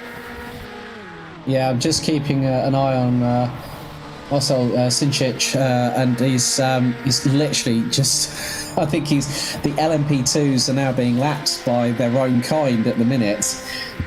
He's absolutely flying at the moment. He's running in the 1:22.8, and he's got a lead of about 19.7 seconds ahead of Jeroen Kwikel in the number 17, who's got a Mercedes just up ahead. And then it is Pin van Ark in the 334 Fair Racing team rounding out the top 3. David Kalosai in 4th place in the number 22 from Mugen Sim Racing. Roland Suggs in the number 95 from Deek Hackers, has just managed to get past one of the McLarens a little bit further back. And Alexandra Palmgarter in the 57 going into turn 1, and just behind, I just noticed that there is definitely a few people getting a bit fisticuffy there. You've got the likes of Lee Russell, who was closing on Adam Serej once again, and they were battling away for the GT3 lead in that first hour, where we saw that fantastic battle between the 26 of Darkwi, Serej, and then Russell as well. They were, we couldn't believe our very eyes when that happened. Yeah, it was absolutely crazy to see that battle occurring for the lead, and we might be in for more battles in the GT3 and the GTE class, as I'm still keeping an eye on Giordano Valeriano, and he's still close, very close to the back end of Luka Frlic into turn 1. He's looking closer than he has done before. Will he go for it late on the brakes? He is late, but not quite late enough. Yeah, I've just got a bit of good news. We have the 766 of DSR Dream Team now back out on track, which is really good to see in the LMP2. That's got Kim Pedersen behind the wheel, so they're looking to I think this is actually quite good for the team to do this in the greater realm of things here, Yusuf, because they'll be able to use this as an extended test. Just got a really good exit. Sorry to cut you off, but he's got a great exit coming out of turn 6, and now he's going to move to the outside, and surely he gets the job done. And the answer here is no. Very late on the brakes from Luka Frlic, and Luka holds on to the position as they make their way through turn 8 and into turn 9. Yeah, that was very, very close indeed between the pair, and Valeriano has lost a load of time there. They've got the E-Team Brit car of Matt Webb in the LMP2 class. He is not too far behind them, so they are going to have to watch out for that. But that was a good run from the number 54. but the slipstream for the BMW M8 might come into effect now if he gets close enough to Felic. But no, he has to let Matt Webb just literally cuts across the front of that BMW M8 GT3 on the main straightaway. Matt Webb putting in an absolutely brilliant stint at the moment for E-Team Brit, and just going to keep an eye. He's now got past Felic in the 67. Oh no, Felic has had a moment. Felic has spun it. And that has allowed Valeriano to get the position. So that is not what Felic wanted, and that has dropped him behind the sister Valenti car in the 66. It's either one or the other at the moment now. Also dropped behind the one move esports car of Ludovic Feruit as well. So 3 positions are lost for Luka Felic. And has Luka Felic made another mistake? Because now he's also behind Antonio Hreljanovic as well, if my timings are not mistaken. Yeah, that's very much the case, because he's just been passed. He's being passed at the moment by Thomas Garcia in the Hypercar class. So yeah, Luka Felic on the back foot, and he's got an LMP2 car just up ahead. So yeah, that's Roland Zux, and then you've got the that is the 128 of Hreljanovic just up ahead. So yeah, Zux making some good moves through traffic at the moment, but that's a real disaster there. Or the 67 of Luka Felic there, just not what he wanted. But I caught the tail end of that because I was keeping an eye on what Matt Webb was doing, and I saw it in the background, and I was just like, what has gone on there? So it's 1 step forward, 2 steps back, unfortunately. Yeah. Also keeping an eye on Donat Prodan at the moment. He's within a second of Ludovic Feruit, and last time around was able to eke out 2/10, and this is for P6 in the GTE class. Giordano Valeriano closing in on Saul Sanchez. He is currently 6.2 seconds behind the WOSR car.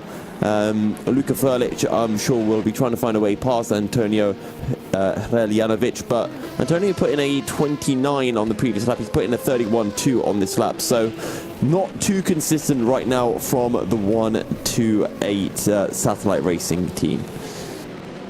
Yeah, so still plenty of... I'm just keeping my eye on how Luka Felic is actually getting on, and the gap between him and the 128 Ferrari. He started to get the gap closed down a little bit, but in the first sector lost out by the best part of about 2.5 tenths of a second, and in sector 3 was actually quite considerably quicker by about 6 tenths. So Felic losing a little bit of time to Hreljanovic in the first 2 sectors. He's lost about 3 or so tenths in sector 1, over a tenth in sector 2, so that's nearly half a second lap, but he's coming back at him.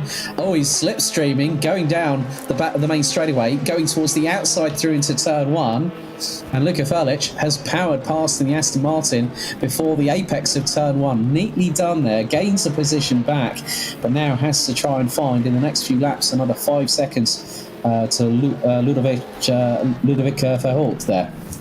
Yeah, good stuff from Luka Felic to find a way past Antonio. Also, while all of that had been happening, there was a move as well further up in the GTE class order. Michele D'Alessandro finding a way past DIS and moving back up into 3rd place in the GTE class. So that early pit stop for DIS, while it gave them a couple of positions provisionally, in the long run has not worked out for them. No, sometimes doing the overcut can sometimes compromise your strategy, and with how the Alessandro has responded in kind with them, that's the Pescara ADG Corvette C8. That was a really, really good job by them, but now just keeping an eye on the gap between the Alessandro and Kevin Ryan. The gap now is around about 3.5 seconds, with Walter Polezny still leading in the number 74 Juices Motorsport Club entry, who've got the likes of Nick Newcomb, João Barbosa in there as well. So very much the case that these drivers will really have the opportunity to go up the order. And yeah, I think it's been really good for Juices in GTE at the moment. Really happy with for them at the moment. Yep. And Ludovic Federer in the one move car, looking to make one move potentially on Donat Prodan in the 66 Volante racing car. He's been closing in, and he's now within a second, as I think that's Deuce's LMP2 car getting stuck a little bit behind the Volante racing car, who Volante haven't been the lapping car's best friend so far this race. Definitely not. Definitely not. I think you're always going to come across a proverbial brick wall, let's say, Yusuf, and the drivers will have to, I think in some respects you can't just go banzaiing in an endurance race, especially if you're trying to overtake a back marker. So it is about monitoring the situation. How is the car handling? What is the car in front doing? You're using them as a reference point, and if you know that you can make that overtake, you'll take your time. You won't go, I'll throw it up the inside on turn one on the next lap. No, because if you're not close enough, you're not going to get the slipstream benefit. You're not going to have the additional top speed you're going to have on that car. And it's about keeping it nice and calm. There's no need to panic. You know that you can overtake that car if you're in a faster vehicle in a different class. And there are some drivers that will go absolutely hammer and tongs. Henry Sinich, no exception. As I've been keeping, I'm just watching him at the moment, and he's about to lap one of the LMP2 cars, which is kindly letting him through. So you can just see, and that was Jerome Kriekel in the number 17 LMP entry, PinSim. So it's teamwork ahoy. So the PinSim Drillers Esports Hypercar leader gets passed by the current LMP2 leader. So PinSim Drillers Esports leading both LMP2 and Hypercar class at the minute. Yeah, Pinsen's Drillers having a fantastic run of things currently. Matthias Pedersen had been closing in on the B32 racing car for quite a while, and now he's actually going to dive on into the pits. So he's had enough of trying to get past B32 on the circuit, and he's going to pull out the old strategy card. Well, also in the pits from LMP2, E-Team Brit, they've now effected a new pit stop, and based out of Rochdale, Sandro Ballesteros is their youngest driver in that crew, just 13 years of age. He is on the autism spectrum. He also is known within junior karting here in the United Kingdom. He will now take over from what's been a really, really good session for Matt Webb so far. Turn lower in the number 15 Juices car is also in pit lane. So a frantic turn of LMP2 pit stops here at Indianapolis, Yusuf. Yeah, and we're also starting to see more GT cars coming into the pits. Donat Prodan has just pitted for Volante Racing. We'll see if there's a driver change to come through as well. And something else that we also have to remember that we might not necessarily be seeing right now is if drivers and teams are trying to double stint the tires. But considering that Indianapolis is quite a technical circuit for endurance racing, especially when you compare it to something like Le Mans, I don't really think we're going to be seeing as much double stinting here. No, I think in a lot of cases, I've just seen there is an issue for E-Team Brit at the moment, whether they've had a technical issue. The car is showing us a DNF, but they should be able to rejoin the server. So when that's probably happened during the driver change. So when Matt Webb's gotten out of the car and Sandro Ballesteros is trying to get in, as the third place car in LMP2, Alexandra Palmgarter, now in the pits, and is dropping. For those wondering, what are the signs by the numbers on these cars? Well, that is actually the position of the car out on the circuit at the moment. So, as for those wondering, that's counting the length of the seconds on the pit stop, like they do in IndyCar. They did in IndyCar a few years back, but also that will also show once they come out of the pits what their position is in their respective classes. So it's actually quite a good indicator, as Palmgarter has been in the pits for now. Has been in having the pit stop for over 45 seconds at the moment. Now that pit stop should be ending fairly soon, and he should be able to get back out on circuit. Probably come out around turn lower and the Pro Sim car probably, which are down in about P7 right now. So let's see. Felipe Barreto is now taking the wheel of the 57. So Baumgartner, after a double stint there, now back in. Now having a bit of a welcome relaxation as Felipe Barreto gets in front of, that was the number 7 Corvette, and that was Michele D'Alessandro that he just managed to get in front of. So a good rejoin there from Felipe Barreto, which puts him behind the number 15 from Juice's Motorsport, turn lower, and actually he's not that far behind them. He's got the 10th place car, that is the Steven Satsgaard in the number 777, is actually in the middle of these two cars that are now battling for P7 in LMP2. Yep, and on that note, we're going to be heading into a commercial break, and when we're back, we'll be bringing the rest of this battle between turn lower in the 15 and Felipe Barreto. The Endurance E-Racing World Championship 2021, Round 1, 12 Hours of Indianapolis is brought to you in partnership with ESR Esports Network, Leap Gaming, SimLab, MotorVision.tv, Global Flix, and AMD Ryzen Radeon.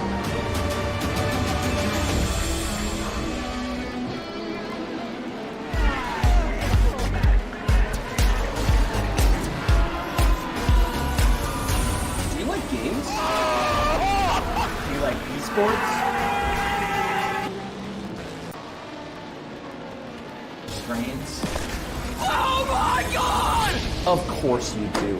But you don't have to worry about that anymore. He hasn't come, son!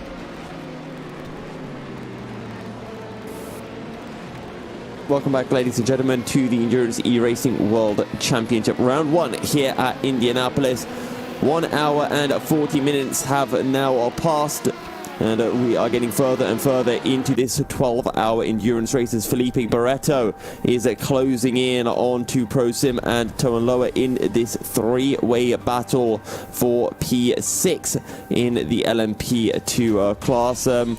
Alex, it's been hectic so far. We've seen a lot of incidents in that first hour, and now it looks like we might be getting some more good old battles out on circuit. Now with the pit stop phase is well and truly underway, Jeroen Kwikel has just pitted in the number 17 Pinsim Drillers Esports car, and now is going to be coming out of the pit lane. So yeah, I think we are going to see quite a few good battles, as now Jiri Toman in the 117 from Vargas Sim Racing now takes the lead in LMP2. I think, yeah, we are still pretty much going to have quite a few more battles over the course of the... I think, you know, we're going to have battles all the way through the next few hours, right up until the checkered flag. And, you know, we've seen it before, both in sim racing and real life, Yusuf, that it's it can sometimes come down to that last minute decision where someone takes that gamble or that strategy call that's played out. We've seen it before. If anyone remembers the 2008 Le Mans 24 Hours, where Howden Haynes, famed Audi Sport race engineer, made a call, and Tom Christensen, the iconic Mr. Le Mans himself, and of course, one of Denmark's favourite racing motorsport heroes, and also the globe as well. I can't not mention Le Mans and not mention Tom Christensen at all. Come on. Otherwise, what kind of motorsport fan would I be, despite being a commentator? But I remember 2008, if anyone's watched Truth in 24, there was him, Dindo Capello, and Alan McNish, and Howden Haynes said to him on the radio, no, it's, I won't use the words because we're obviously broadcasting during the same time. He said, no, it's absolutely coming down. Talking about the rain in the pit lane, they put him on inters, and Tom was coming down the Mulsanne, and he said, this is absolutely perfect. And they managed to do it with just a few moments. I think it was like about within the last hour, the rain started coming in at Le Mans. And that's where you have to make that call. And I could probably see that maybe a couple of teams could be making that kind of call in order to give themselves that best window of opportunity to move up the order. Yeah. And speaking of moving up the order, Felipe Barreto has found a way past the Pro Sim car. Now he's on the back of Toan Lower he's now on the back of Toan Lower in that 15 Deuces Motorsport car, I think. Sorry. I'm just trying to check. No, he's still behind the Pro Sim car, pardon me. Yeah, so, he's actually got Felipe Barreto just behind. But then you've got the B32 racing car. The battle for 7th to 9th in LMP2 is literally lying astern. They've got the 63 Team Viaductin car with Alexander Hartwig behind the wheel. This is, I'm going to keep my eyes up. Yeah, so, it's just going to be, but B32, I think, is a lap behind. So it is between Pro Sim. So it's the number 7 Pro Sim car, and then also the number 57 at the minute as Barreto goes towards the outside, going through into turn 1, looks to get the cut back, trying to sneak up the inside. The 7 runs a little bit wide through turn 2, into the right at 3. It's all a bit of a lock-up from the B32 racing car. He nearly went into the back of Barreto there as they come round through turns 4 into 5, and Barreto using very aggressive. He's sweeping towards the outside and then moving back in at an absolute definitively high steering angle, and now they've got a couple of cars just in front. So at the minute, Felipe Barreto. This is late on the brakes from Felipe Barreto. He's going to get right on the back of the Pro Sim car into 7, and he's always looking for, as you mentioned, Alex, just to find that switchback. And he's got so much confidence just to throw the car into the corner, and it just sticks like glue to the circuit. He's got those tyres activated really, really early, and that's why. The Pro Sim car, they're going to come out they're coming out now at turn 12. Barreto in the slipstream. This is where the move's going to happen. He's right on the back bumper as they come out of the final corner. Barreto going to the inside, side by side for 7th and 8th position. Barreto's got the inside run. He's got the slipstream. He's going to go for the move. And he gets later on the brakes, nearly kisses the apex nicely, and cleanly gets past. Brilliant job there by Felipe Barreto in the 57 Ramada Motorsport LMP2 entry. Yep. And now that battle's done, we can switch over to another battle, Alex, because Michele D'Alessandro has closed in onto Kevin Ryan. The battle for P2. Michele has been making great work to close back in onto the 959 HM Engineering car, and he's well and truly on the back of Kevin's Corvette. This is the battle for P2 in the GTE class. DIS a further 5 seconds behind in P4. Yeah, they're coming through into turn 2. D'Alessandro has got that car hooked up. So the C7 leading the C8 in terms of the the numerations reference the new generations of these cars.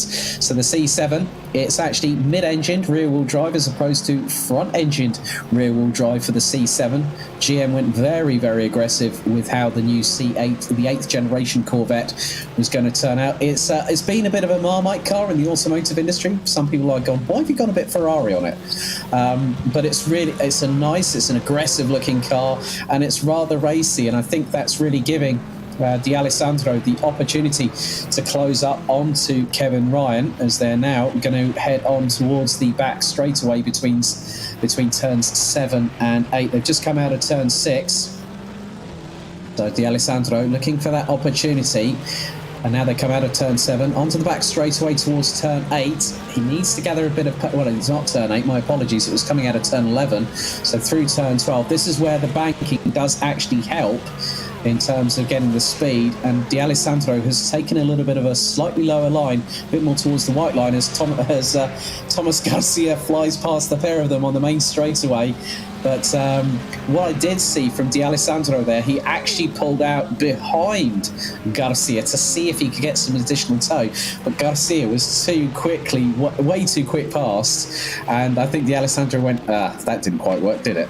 No, not quite. And also, speaking of Garcia, he is now 35 seconds behind Henry Sinich. So I don't know where that gap has suddenly happened, because it was consistently fluctuating between about 5 to 10 seconds. But at some point in the pit stops, Henry Sinich has just absolutely flown ahead. So maybe a little bit less fuel going into Henry Sinich's McLaren Senna.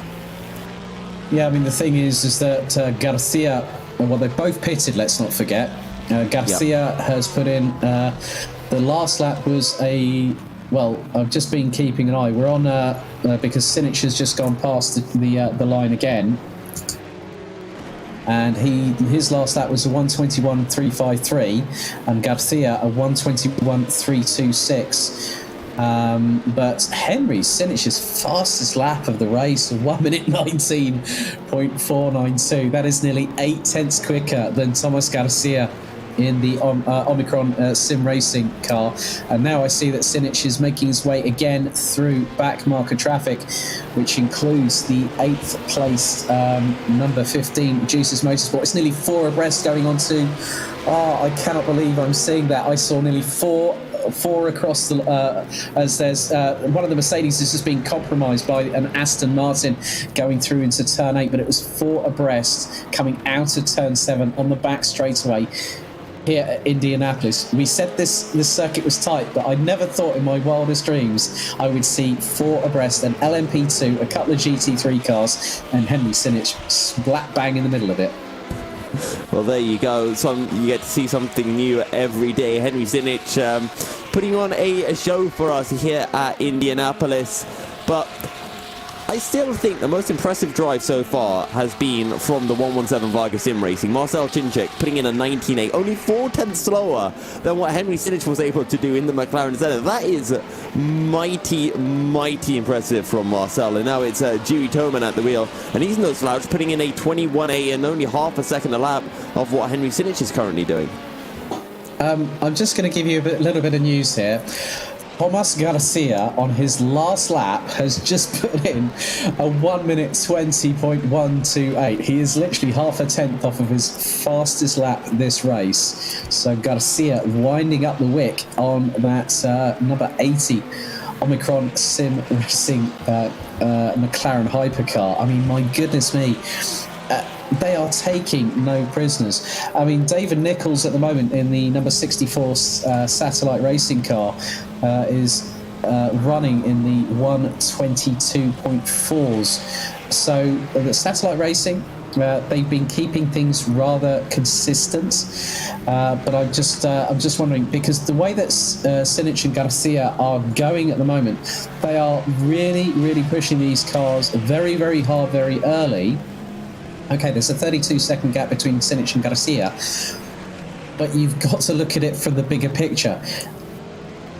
And speaking of that bigger picture as well, I was wondering whether the reason why Thomas Garcia was so far behind was because he had taken more fuel on board. But maybe Henry Sinich has gone for that double stint, hasn't taken a new set of tyres, and Thomas Garcia has. Hence why we're seeing Thomas Garcia nearly beating his personal best, whereas Henry Sinich is, well, over 3 seconds a lap slower than his personal best.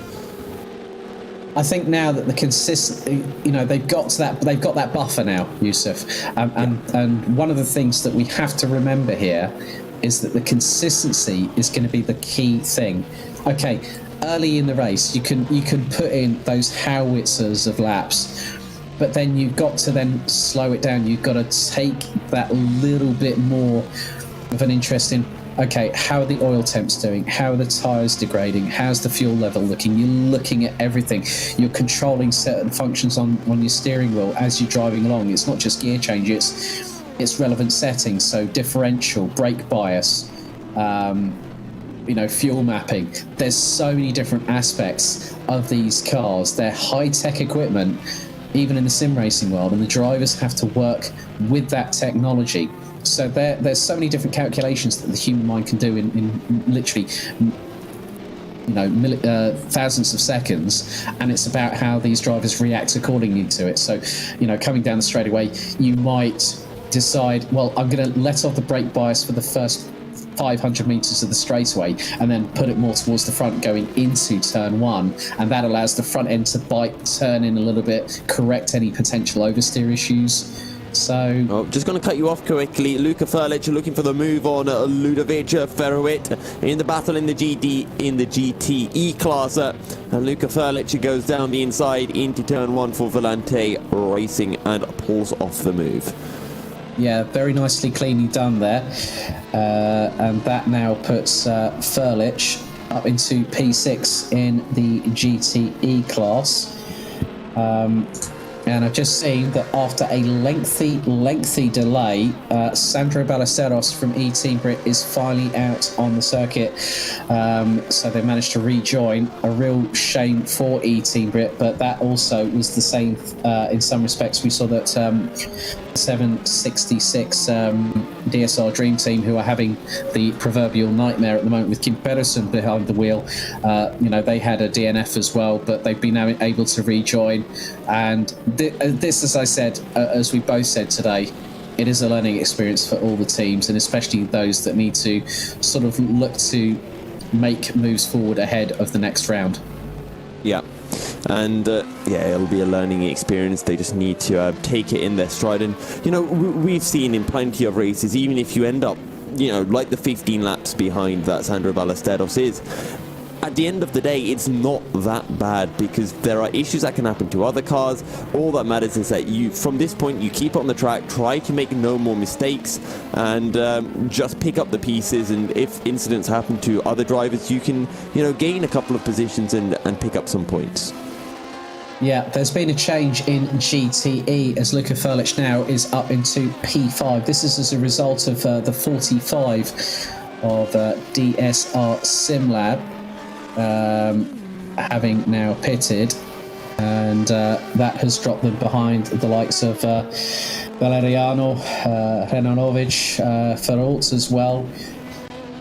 That's actually dropped them all the way down. They are the penultimately listed car in the GTE class, which is being rounded out by ID Sim Sports Marcus Steer in the Porsche, who's currently running 28th overall in this race so far.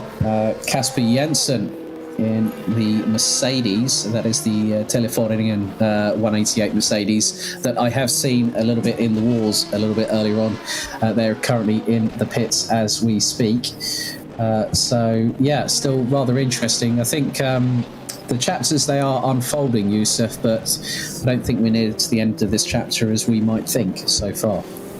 No, definitely not. Still a long way to go in this race, just over 10 hours. And the top three in the GTE class, Wojtek Polesny, Kevin Ryan and Michele D'Alessandro, are putting in pretty much identical times. They were all in the high 29s, although last time round, Michele D'Alessandro struggling slightly, putting in a 30.4. So, I mean, it's 10 seconds separating the top three, and that's pretty much been the case for the entire race. So we are at that kind of situation where any slip up from these top three will see them really drop out of this battle, and they're all within a shout of taking the win at the present point in time.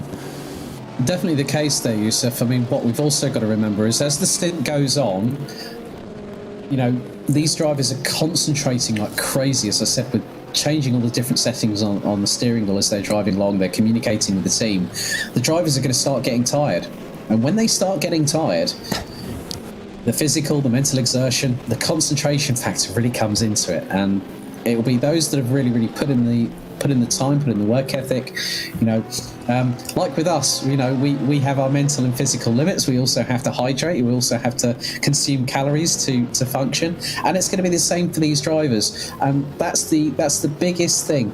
These drivers have got to be on their A game. They will have prepared during the off season since our Le Mans 24-hour finale last year. They will have been putting in the work, getting ready, and looking at every single situation that could be thrown their way at a moment's notice. It's a weird thing that you bring that up regarding the whole thing of drivers getting tired, because it's one of the, it's almost like physically defying, is that the term? Physically defying the impossible things that I find with racing, which is the fact that you can be feeling tired, you can be feeling, or as I like to say, really desperate to use the bathroom.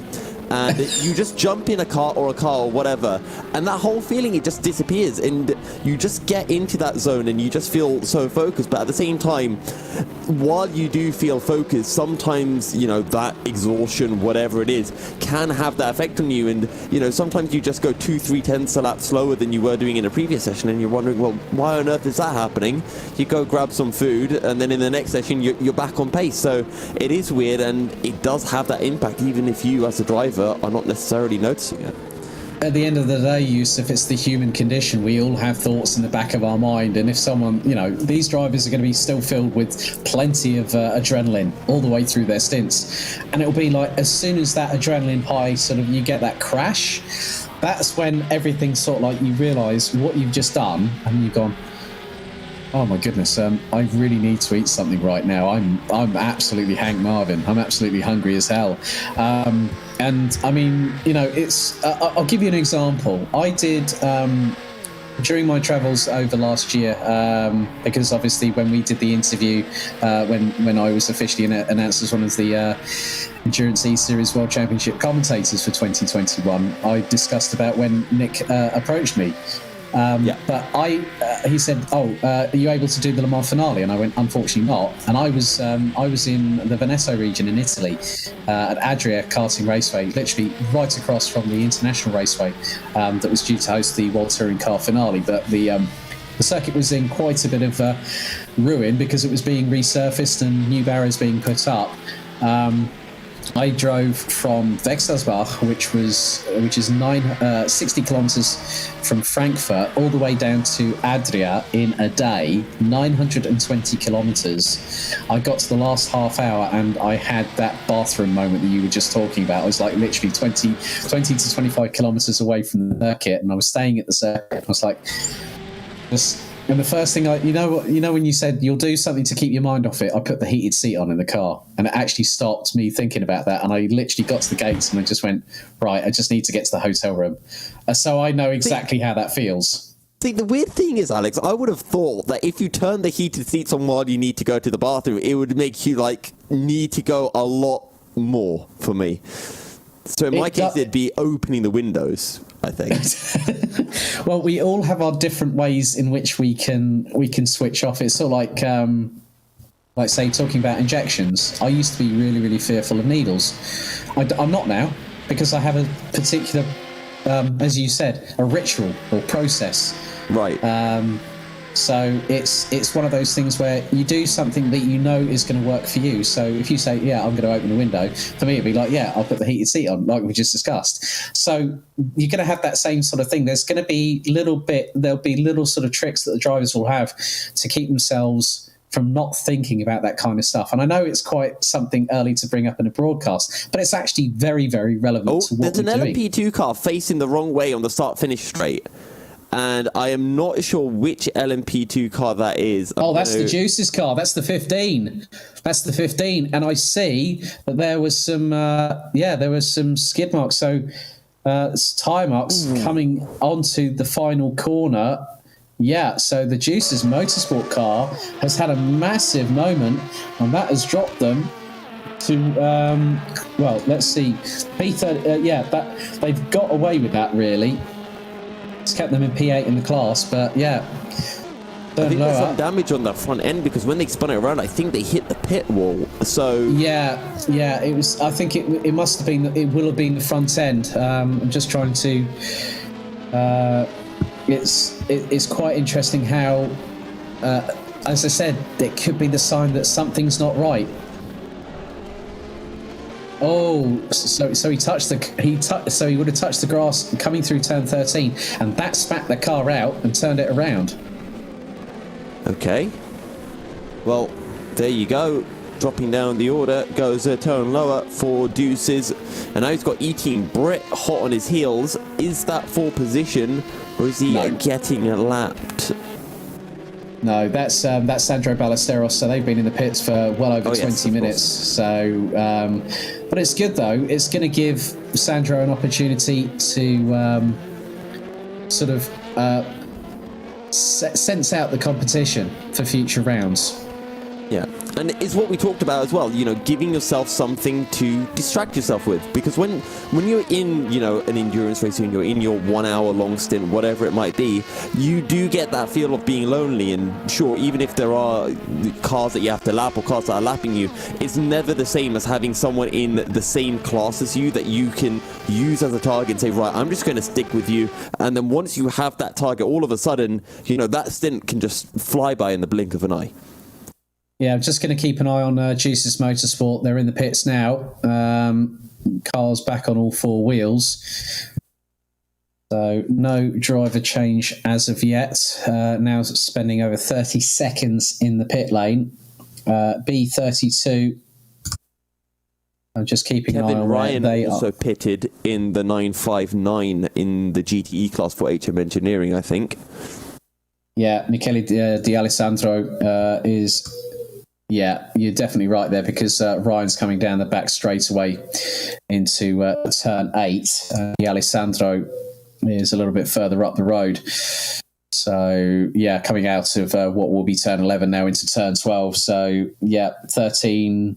Yeah, it's about 13 seconds adrift, so that's about right with the correlation between those drivers. Yeah, and a lengthy pit stop for the number 15 Juices Motorsport. That is over 75 seconds in pit lane. I think you were definitely spot on with your analysis there about the fact that it was...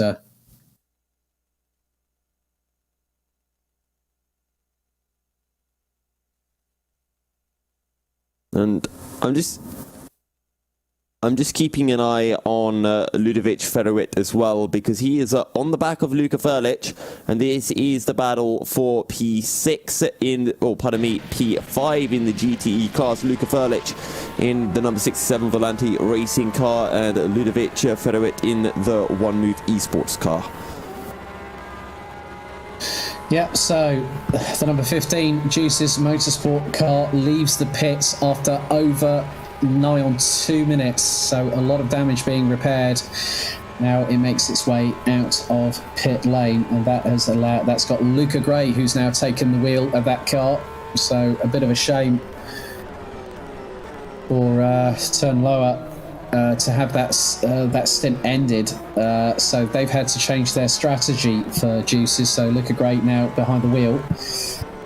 So let's see what he is capable of at this particular moment in time. But I'm just having a look at the battle between the number 31 Porsche.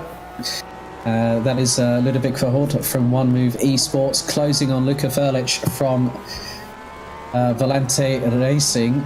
So they are literally coming down the same bit of tarmac, heading into the left-hand 90 left at turn 8, and the gap between them is just under half a second. They have got an LMP2 car closing on their 6. Oh, bit of a moment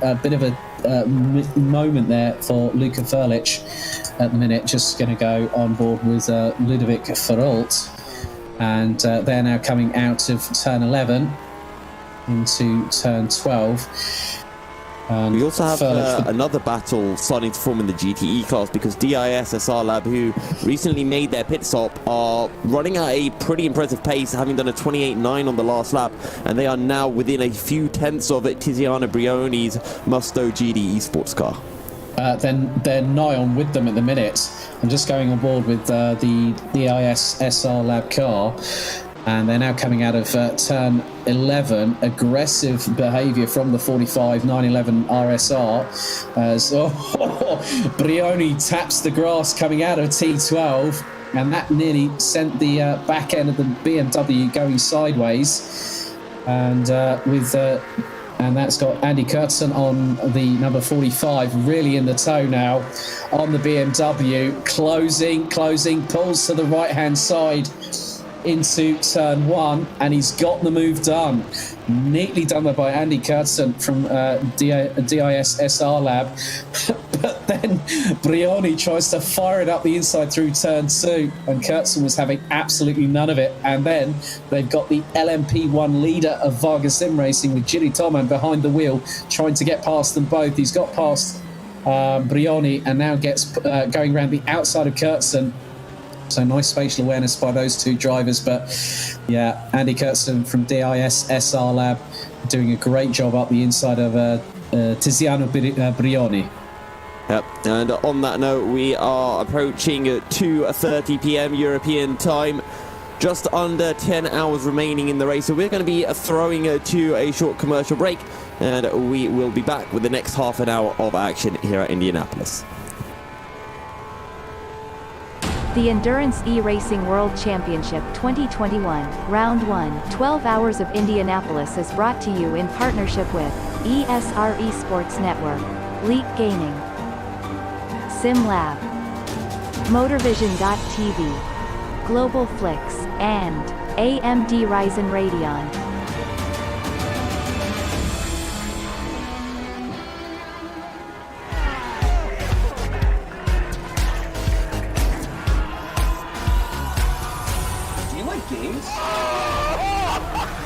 Esports? Do you hate watching laggy streams of tournaments on 13-inch screens? Oh my god! Of course you do. But you don't have to worry about that anymore. He has a jump, son!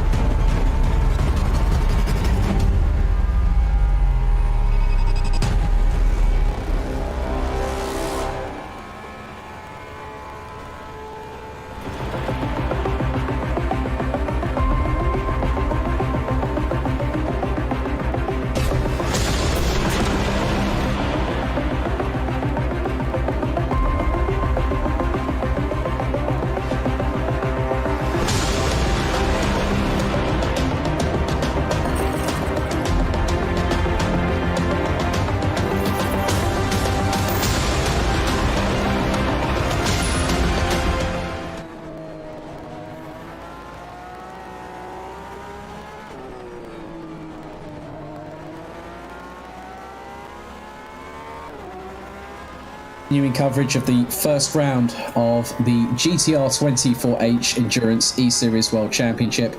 My name's Alex Goldschmidt. Yusuf bin Sahel will be back with us in just a few moments' time, but let's have a look at the leaderboards in the respective classes. First off, looking at the Hypercar class, leading the way and has continued to do so. We've now gone on to lap number 91 of this race, thanks to the number 10 of PinSim Drillers Esports, Henry Sinich, leading Omicron Sim Racing's number 80 of Thomas Garcia, with David Nichols in the 64 Satellite Racing Senna GTR rounding out the top three in that class. Jiri Toman in the number 117 Vargas Sim Racing leads the LMP2 class ahead of Jerome Kriekel from Pinsim Drillers Esports in the number 17.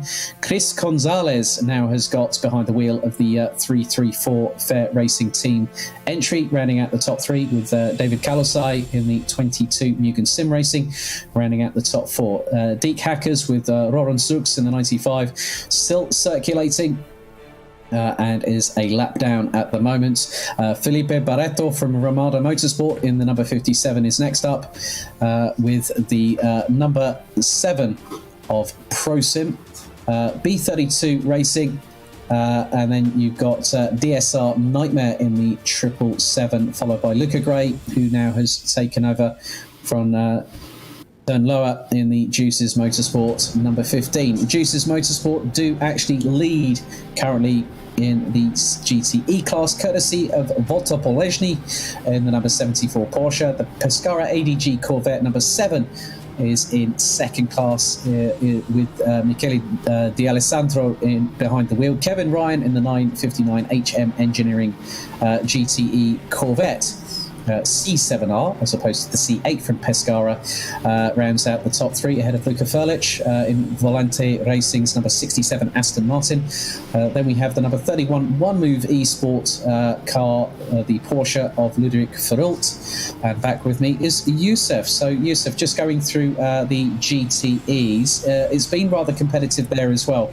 But then we've got the likes of Antonio Rejanovic in the 128 Satellite Racing. It's been a bit difficult for the 66 Volante Racing, who still have Donat Prodan behind the wheel, haven't they? Yeah, Donat Prodan's been at the wheel, I think, since the start of the race for Volante, and they've just been involved in a few incidents, and every time they seem to be climbing back up the order, something else happens, and they drop down yet again. So Donat Prodan needs to start working his way up, start showing a bit of consistency. He's got DIS SR Lab at 10 seconds behind, but DIS have pitted, Donat hasn't. But DIS are on a bit of a different strategy to everyone else around. They've been doing quite short stints, and I think trying to double stint their tyres as a result. Yeah, the shorter stints will help with regards to the tyre longevity if the teams do decide to do the double stint or the triple stint. You know, we've seen at Le Mans in previous years where they have triple stinted tyres and they'll keep the same driver in. That driver will then literally pull in as much as they can in terms of time, trying to catch up to other drivers. I've just been noticing though, obviously with now GT3, we've got the number 26 car from One Move Esports from Ludovic Darkry in the 488 Ferrari. Lee Russell still behind the wheel of the 404 Aston Martin Vantage V8 GT3 for Glam Racing, rounds out the top two. And then we have Marcus Steyer in the Porsche or ID SimSport in the 166 rounding out the top three. It's been pretty competitive all the way through all the classes so far, and we do still have 35 cars still circulating. We've had a couple of dramas in the LMP2 class. Kim Pedersen behind the wheel of the 766 DSR Dream Team car with the 68 of E-Team Brits, Sandro Ballesteros, rounding out the 35 strong order. But good to see that everyone's still making as good as they can as we are really getting into the depths of the first quarter of this race. There's more cars coming out of the pits, which includes Chris Gonzalez, and I think I also might have seen another car from the LMP2 class coming out of the pit lane. Yeah, just to clarify something with the GT3 class, Marcus Steyer is in the GTE class for ID SimSport, so it's Morten Agersen in the 13 for Danish Racing League, who is currently third for the GT3 class, currently 50 seconds off Lee Russell. Okay, David Kalosai in the 22 Mugen Sim Racing LMP2 car now in the pits. Giordano Valeriano just sent it down the inside of Ludovic Feruet into turn 1, but Ludovic got a very nice cutback out of T1 and managed to reclaim the position. So this battle for P5 in the GTE class is starting to rage on. Yeah, and I don't think the flames on that one will be extinguished quite yet. I'm just going to go on board with Valeriano at the moment. They're now coming out of turn 7 on the rundown to the 90 left at turn 8, and just having a look at the lap times. Valeriano last time around was nearly 6/10 of a second, well, over 5.5 tenths of a second quickly. They've now been split by Sandro Ballesteros in the 68 E-Team Brit LMP2 entry. So Ballesteros now trying to get past Ludovic Ferrault there, and gets up the inside through turn 12 nice and cleanly, and now powers out of the corner. And Ferrault goes high coming out of turn 12, and both the 31 and the 54 in the GTE class go very tight to there. And Luka Ferlich is in the pits, so both of them have now made up a position. Yeah, the Luka Ferlich pitting from P4 in the 67 Volante racing car. And it's every time it seems that Giordano Valeriano closes in, there's someone who then comes to lap the pair of these two, and then Giordano has to do all of that work again as an LMP2 car goes down the inside into turn 3 and 4. And I think one of those was the Ramada racing car as well. I've just noticed that Walter Polezny has just come into the pits and has just tried to go into the pit box. Behind the number 67 Volante Motorsport. I'm absolutely flabbergasted. What on earth has happened there? And right when that happened, there was an incident. There was an incident coming out of turn 6 where two LMP2 cars side by side passed. I think it was one of the red Mercedes. It might have actually been Viaductin. And Viaductin ended up going wide onto the grass and went spinning and almost caught the back of Giordano Valeriano. So not good news for Viaductin or whoever's at the wheel of that red Mercedes, but they will be dropping down the order. Yeah, I think that... Oh... Yeah, so yeah, I can see what's happened there. I think they're probably sharing the same pit group as Luka Ferlich. So that car, the number 74 Juices Motorsport Porsche, now back on all four wheels, and that is having a bit of a lengthy pit stop there. Now, obviously, when Polezny tried to get into that pit box, what happened was there was multiple slight touches, so whether that has caused a little bit of damage, the car now will start coming out of the pit lane, and that means that Michele D'Alessandro in the number 7 now has the lead. So and Nick Newcomb has got behind the wheel of the number 74 Juices Motorsport 911 GT3 RSR. Yep, so Nick Newcomb now at the back or behind the wheel for Deuces Motorsport Club. Let's see what he can pull out. Ludovic Feruet having just pitted as well. That's going to release Giordano Valeriano. So let's see if Masu can pull off an overcut on the 31 One Move Esports car. Yeah, and Ludovic Feruet coming out of the pits. And we've also got the 63 bright orange Corvette. Looks to have Alexander Hardvig behind the wheel according to the timing. They're currently in the pits. Lee Russell is in the pits in GT3. So there have been some pit stops. So Lee Russell came in leading the class. And also the number 13 GT3 has also entered the pits. And that's... the Danish Racing League Ferrari with Morten Egersen coming in now, and this is where things are. Yeah, you can see that they're having to be rather careful because of obviously the pit group boxes that they share. And we've also got the 777 of Steven Salsgaard currently in the pits as well.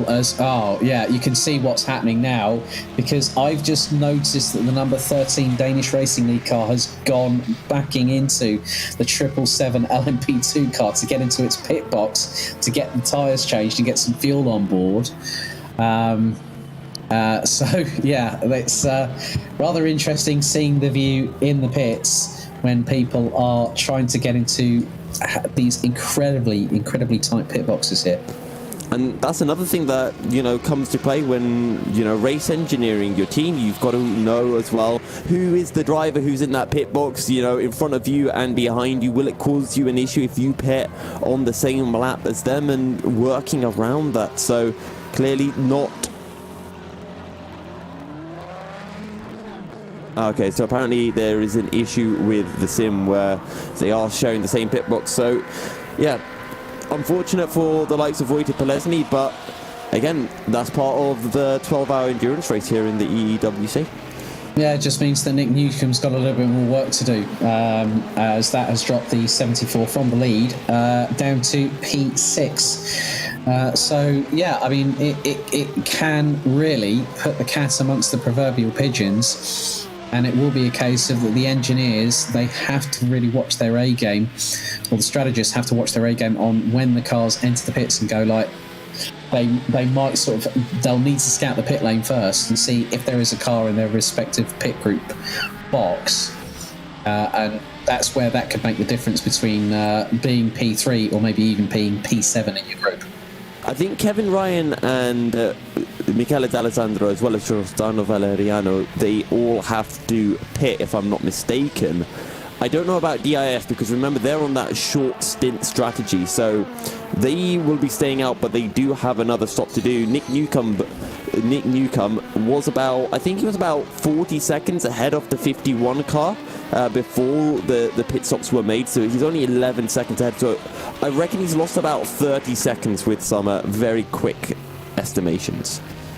Yeah, I think you're right, because it was a case of Wojtek Polesny trying to get into that pit box at the earliest opportunity, and what that has done is that now we've seen that that's going to change the strategy now for Juicers. They've now got to really react accordingly and say, right, okay, who are we going to put in the car? How are we going to get that time back? Where can we gain time on the circuit? And as I say that, Valeriano is in the pits from P3 in GTE. Car back on its wheels after 20 seconds in the pit stop box. And it's going to be very important to see where Giordano comes out relative to Ludovic Feruet, because they were nose to tail before Ludovic pitted a few laps ago. So let's see how this pans out in One Move Esports versus Musto GD, because One Move, they're making their way through turns 11 and 12 now, and Giordano is still in the pits. Yeah, that is nearly 60 seconds in the pit lane for the 54 Musto Esports car. It's coming out now. Yeah, coming out now, and just keeping my eyes on whether they affected. Daniele Primavera now takes the wheel of that car. So their first driver change of the 12 hours here at Indianapolis for round 1 out of 6. But yeah, I mean, to be honest with you, Yusuf, the weather has been rather kind. So I'm now going to bring in our producer, Peter Munkham, if I can. And Peter, how's the weather looking over the next couple of hours? It's looking like the worst weather was at the beginning, and now it's just less and less chance of any rain. It's getting warmer and warmer.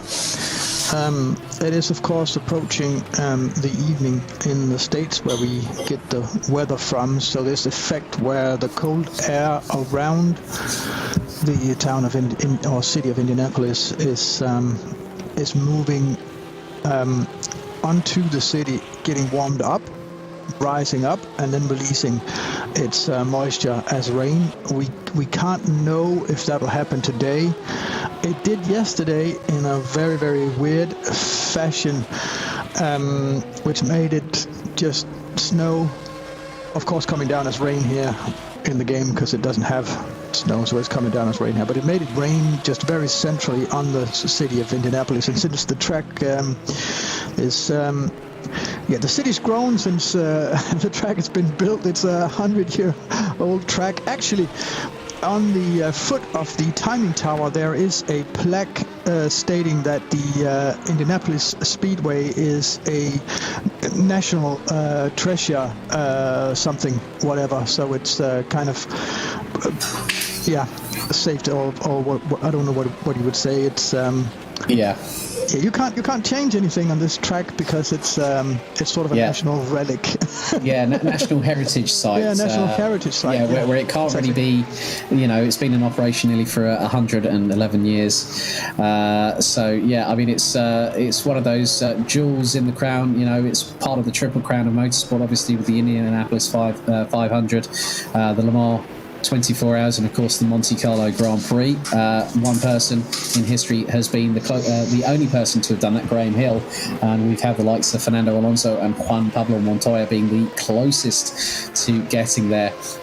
I know that Alonso's won Le Mans. I don't think Montoya's won Le Mans yet, but who knows what might happen. But if Fernando ever gets his chance to go back into an IndyCar in the not-too-distant future, if Alpine let him in the next couple of seasons, we could find out. What it means that the track is this old is that the city has grown around it. So now the track is actually pretty close to the center of the city, which... all the housing, all the air conditions, heating, everything, all like that is heating up the air on top of the city. And when it's nearly like wind still and the air isn't moving, it's going to heat up the air on top and push it up, and that makes it rain locally. So I think under some conditions here, the weather is really as unpredictable here as it is at Spa or maybe the Nordschleife. Well, Peter, thank you very much for your welcome insight about no potential metropolitan events happening in Indianapolis in the not-too-distant future, then. Well, we can't know. It's completely random. It's down to nature's forces. Indeed. Well, thank you, Peter, for your insight as always. But looks like the number 17, the PinSim Drillers Esports car has now had a change of driver, and that has now gone to Jacob Reed. He's now circumventing his way through traffic at the moment. So pit stop's starting to come in thick and fast, Yusuf. Yeah, they are indeed, and we've seen more drivers from that GTE class diving on into the pits.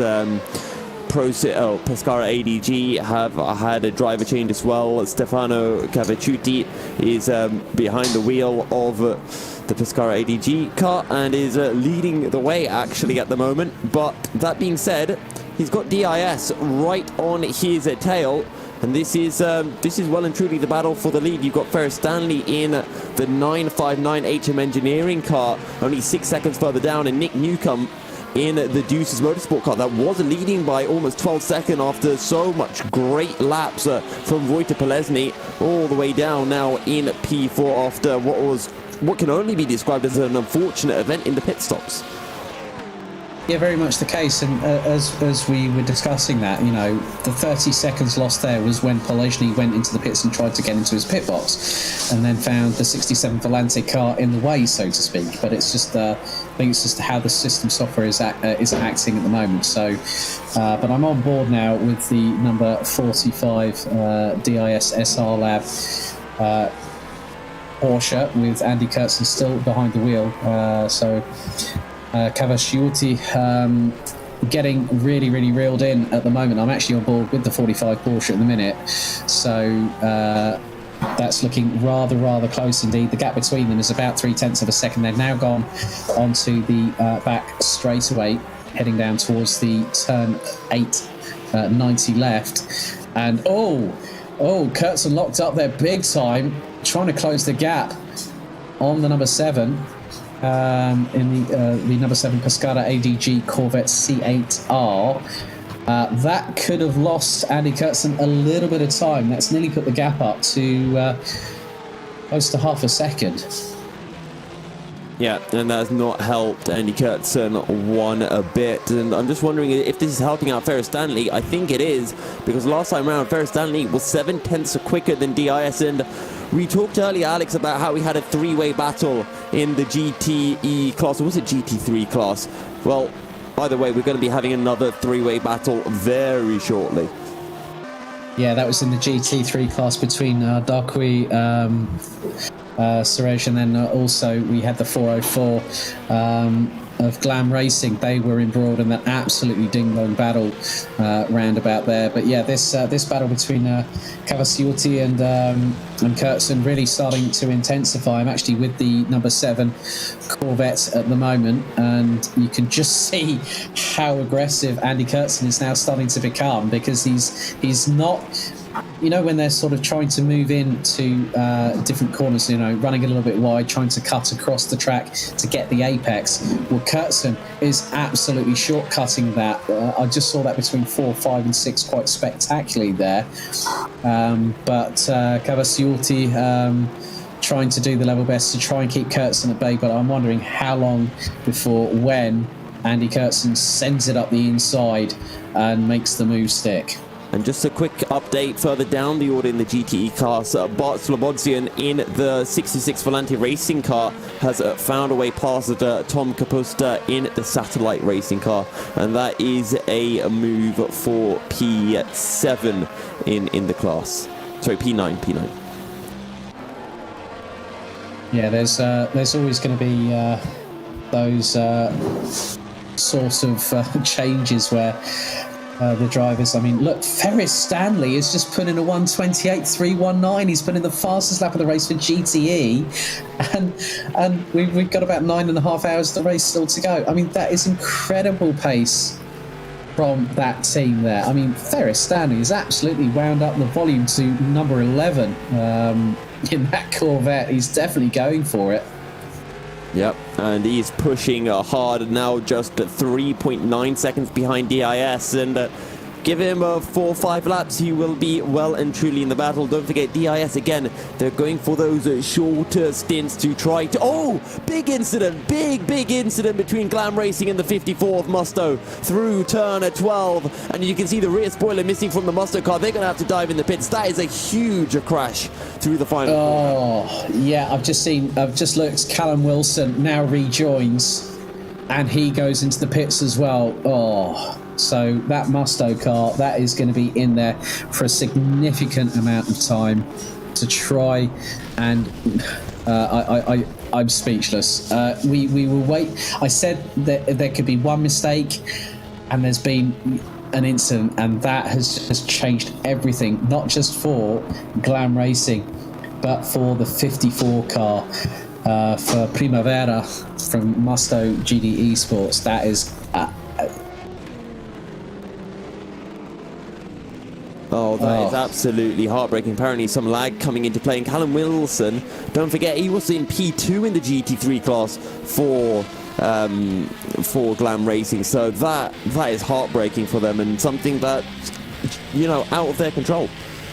Yeah, that could give the opportunity to Unison Racing's Nikolai Bezhrukov, who is currently P3. I'm just going to have a look at C. He's about 25 seconds away in the Aston Martin.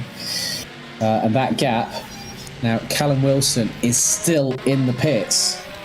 Now that gap is closing. It's now under around 20 seconds, and it's dipped below that. Bezhrukov now coming down the back straightaway towards turn 8. Wilson still in the pits. That It's damage. a long stop. That has compromised Glam Racing's opportunity of being in the top 3. So Bezhrukov now really pushing, and the team are probably telling him, yeah, he's got it. He's got the position. Wilson now still in the pits. So that has changed everything in GT3 through that lag spike. Yeah, and Ludovic Darky is just so far in the lead right now.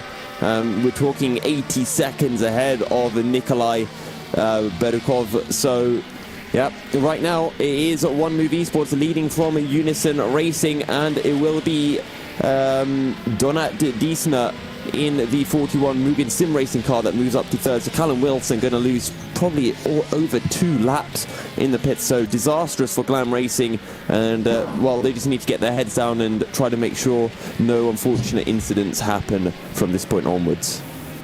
Yeah, so just going back to LMP2 at the moment, Jiru Toman for the leaders in LMP2 Vargas Sim Racing have a comfortable gap over PinSim Drillers Esports, number 17 of Jacob Reed. They have a 46.2 second advantage. And then we've got the number 22 of Mugen Sim Racing's David Kalosai still behind the wheel. Chris I've just Gonzalez. noticed something as well, Alex. I was riding on board with DIS not too long ago, and you remember how the Ebert team car was just ahead of them? Yeah. It's still just ahead of them. And it's, and I'm just going to have a look. Is that car? Yeah, ET Brit in the pits now. ET Brit have decided, they were pulling close to the right hand side of the circuit, and now Sandro Ballesteros comes into pits. So I think Ballesteros is, and he's just gone past Callum Wilson, who has dropped like a proverbial stone. And that car that has absolutely changed everything in GT3. But just keep your eyes on Ferris Stanley. Oh my goodness, DIS SR Lab are now being challenged. That is Andy Kurtzen now being hustled by Ferris Stanley, and there is an LMP2 car. That is the 334 of Chris Gonzalez from Fair Racing Team. They're going down the back straightaway. The battle for second position. They were about a second and a bit between them, as now Henry Sinich just comes through. The first thing that I got to say here is that Ferris Stanley needs to not get out any toys out of the pram right now. He just needs to keep it calm and cool. And Henry Sinich has got to wait for the opportune chance to now overtake, which he now takes, and then has to see if he gets up the inside of Andy Kurtzen, which he does. The Corvette comes out of turn 12 and now gets a really, really good run on the Porsche. This is for second position in GTE. So just going to go on board. Oh, Stanley's got the run. He's got up the inside and he has powered past, has he? Oh, Andy Kurtzen looking to get the switchback going into turn 1. But Stanley puts the brakes on, makes that Corvette's rear end as wide as humanly possible, and now secures P2 in GTE. Great work by Ferris Stanley. Ferris Stanley absolutely flying over a second quicker than DIS on that last lap. 5/10 quicker than Stefano Cavacciuti, who is leading the GTE class. So we have just hit 3 p.m. European time, 9 hours and 20 minutes remaining. We're going to jump to a break, and I reckon when we're back from that break, Ferris Stanley is going to be very close to the back of Stefano Cavacciuti. The Endurance E-Racing World Championship 2021, Round 1, 12 Hours of Indianapolis is brought to you in partnership with ESR Esports Network, Leap Gaming, SimLab, MotorVision.tv, Global Flix, and AMD Ryzen Radeon.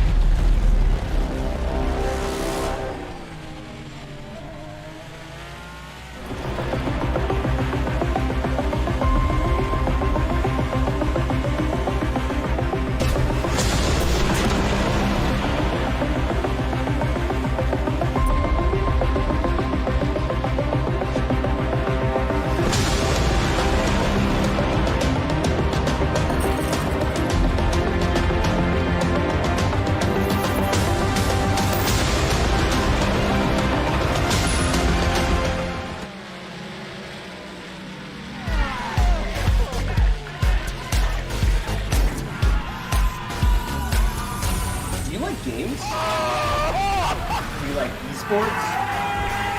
Do you hate watching laggy streams of tournaments on 13-inch screens? Oh my god! Of course you do. But you don't have to worry about that anymore. He has a jump, son!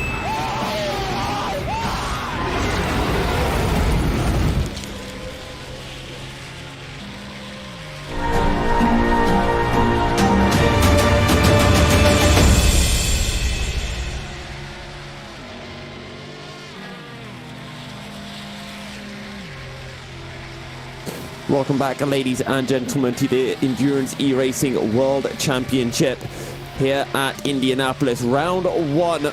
And we are, well, 2.5 hours into the race. And Oshin is now joining me. Oshin, I know you have been sitting by watching the last 20 minutes or so unfold. And right now, Ferris Stanley is on an absolute charge. He's on an absolute mission. Hello from me too. And that move, we were watching it live. That move was great. And now he's got another mission in his hands, which is to try and catch up to that leading number 7. Stefano Cavacciuti in that number 7 car, certainly under some great pressure. If we just jump on board with Ferris Stanley, we can see that he's dealing with a fair bit of traffic, but he's also slowly but surely leaving the number 45 behind him, meaning that he can work with some clear space now. So the gap right now is 1.2 seconds between the leading duo in the GDE class. But if they make even one mistake, then there's gonna be the 45 once again right in the mix. So it's been absolute thriller in the last 30 minutes or so in that GDE class. Yeah, and right ahead as well of Ferris Stanley, you can see the 404 Glam Racing car of Callum Wilson. And we know Callum Wilson had a lot of pace. And here comes Ferris Stanley down the inside. Can he get alongside? Yes, he can, but Ferris Stanley slams the door shut. And Callum Wilson slams the door shut. And Ferris Stanley won't be able to get through just yet. And this is going to be really irritating Ferris Stanley, because he can see, he can see Stefano Cavacciuti in that white and blue number 7 Pescara ADG car up ahead, and he's pulling away because Ferris is just stuck behind this purple Glam Racing car. That he is, and he's losing so much time too. And that's a GD3 car. Remember what we mentioned throughout the practice, throughout the qualifying as well, and you have seen it throughout the race. These GD3 cars are not that much slower. Oh, and once again coming very close is Ferris Stanley, and he's got a chance of inside, and it's really wide, and that's contact. Oof. And you can see how impatient Ferris Stanley is getting. He wants to find a way through as quickly as possible, but Callum Wilson, he's not giving Ferris Stanley anything. He does not care, and you can kind of understand it for Callum Wilson. He's going to be so annoyed. He was running in second position in the GT3 class until that unfortunate desync issue, that lag incident happened, which saw him collide with the Musto car. And now, that's a big moment for Ferris Stanley through turn 12. He catches the rear end, and he's right on the tail of the Glam Racing car. He's got a good drive, and surely this time round he'll be able to get the job done. And he's only lapping the Glam Racing car, but it has been so tense, and finally he has got the job done. Yeah, he has, coming into turn number 1, and now he can focus once again.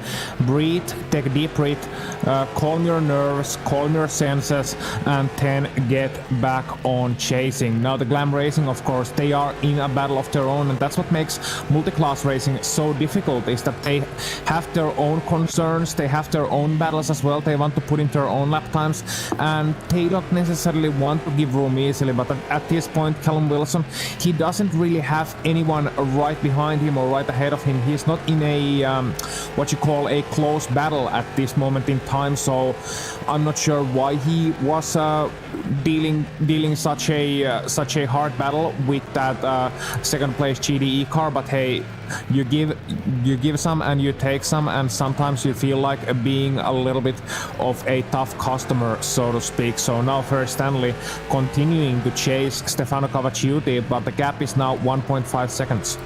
Yep, and I'm sure that gap will be closed down. Ferris Stanley was absolutely flying before the break, setting consistently high 28s, did a 28.3 not that long ago as well. But then again, the fastest time from the 404 of Callum Wilson was a 29.7, so it's only about 1 second difference. And here comes Ferris Stanley on the back of one of the GT3 Corvettes. And he'll get the job done, and now he's got Ferris Stanley, he's got Stefano Cavacciuti locked in front of him, and he's got a clear line of sight.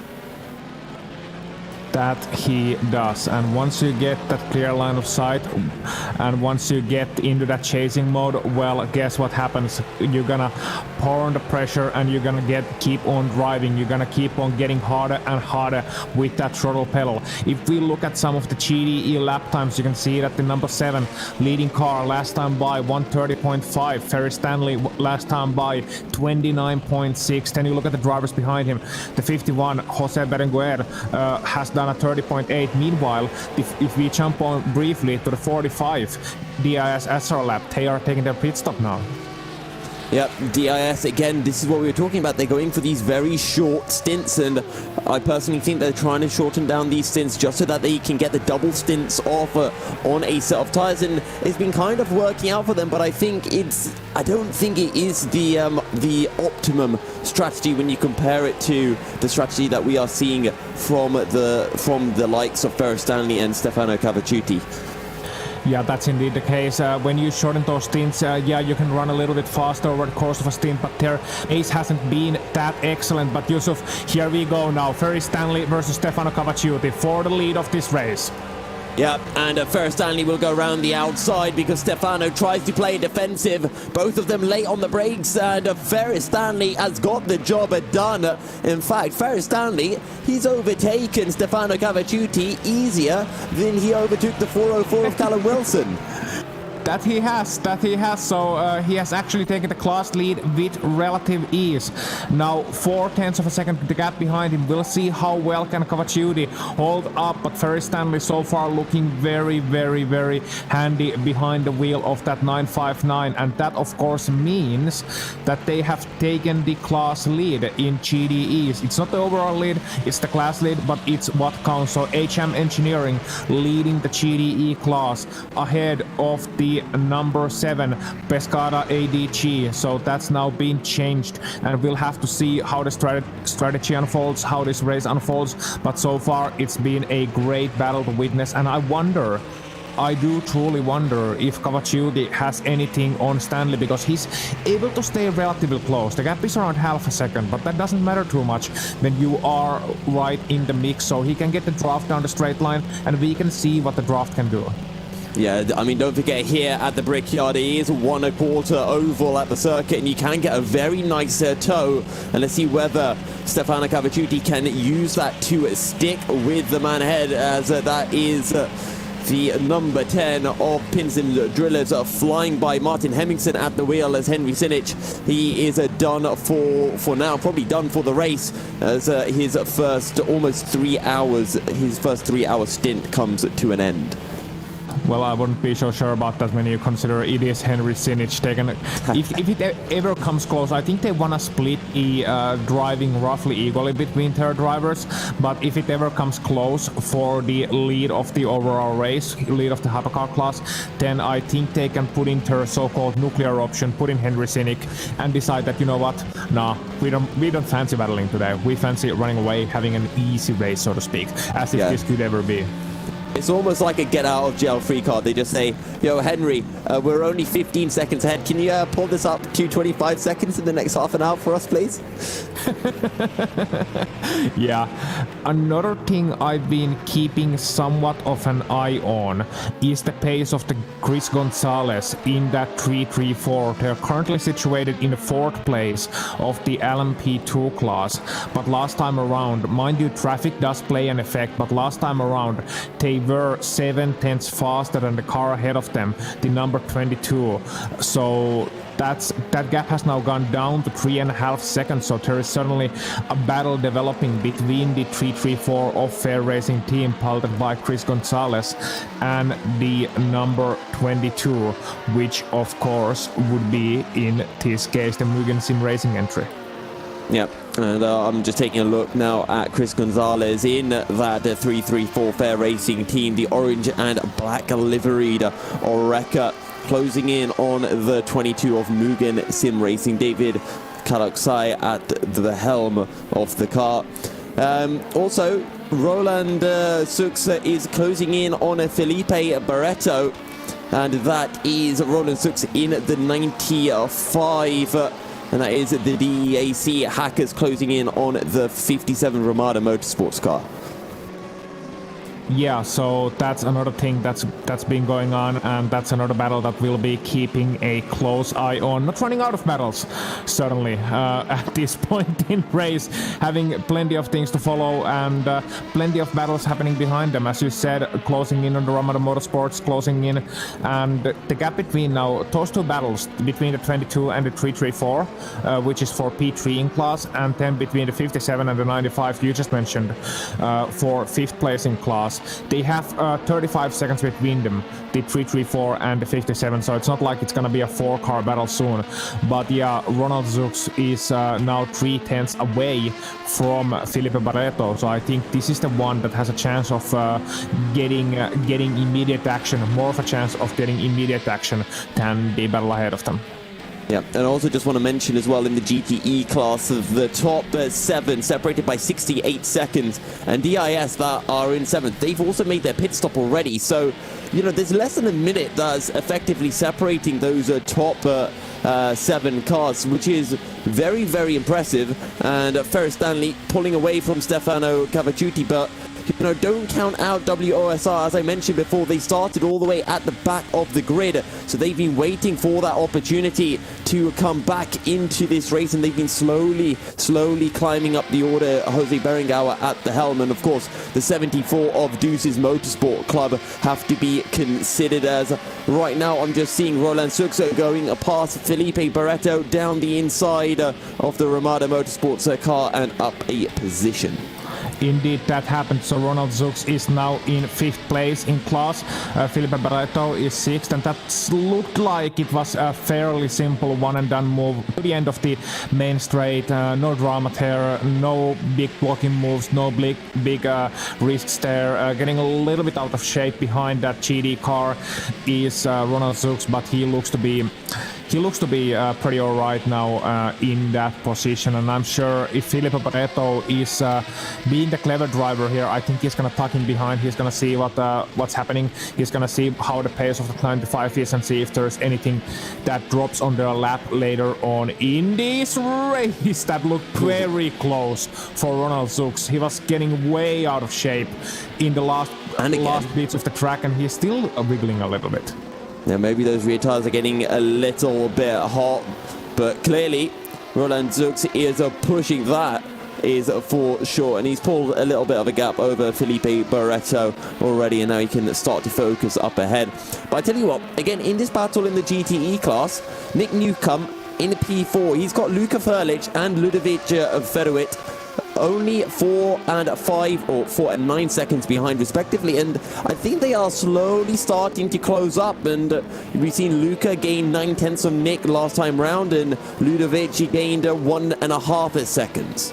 Ooh, and this time around they just crossed the line, the T3, and meanwhile we are actually side by side in the LMP2 class. Zux and Barreto battling with a GD car right in the mix on that one, and that's Zux so far staying ahead, but Barreto, excuse me for jumping off the GDE, but there's action going on all around in the LMP2 class, so it looks like Zux is able to hold off the attack for now. As I was saying, you mentioned Nick Newcomb's lap times. Well, last time around, as they just crossed the line, Newcomb improved to 1:30.6, Frlic behind him 1:30.6 also, a 6.3 instead of a 6.0 for Newcomb, and Feruit 30.9. Of course, once again, should be taken with a pinch of salt, those lap times, because traffic and everything that plays into the mix, it's not a pure hot lapping race. There's a whole lot of things going on, but I think Nick Newcomb, the old man, is starting to wake up a little bit, starting to find his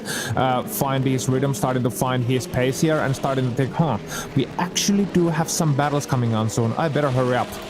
Well, I mean, it's 2 p.m. in the UK, so I think that the reason why Nick Newcomb's waking up it's past his old man nap time. So he's had his rest, he's woken up, and the granddad is ready to fly. He's putting in some decent laps. Also, don't count out Giuseppe De Fuoco. He's only 16 seconds behind Ludovic, and he just put in a 29.6. He's the fastest man in the GTE class last time round. That I think is true. Yeah, it is true. He's even faster than the leader, Ferry Stanley, who's been putting on some incredible lap times. By the way, the gap between Stanley and Cavacciuti in the lead of that class now 3 seconds. Yeah, Stanley really putting the hammer down. Low 30s coming through. Stefano with those low 31s. And Jose Berenguer in P3, 29.9. So he's closing in at currently 33 seconds, separating P2 and 3. And this GTE class, you know, we said it yesterday. We knew that this GTE class, well, we said it on Thursday, we knew the GTE class would be the tightest class of all 4. And it is proving that way entirely. It is, but that's more of a, you know, if we have an endurance racing bingo card, then I think that's the free space. One of the GT classes is going to be the closest.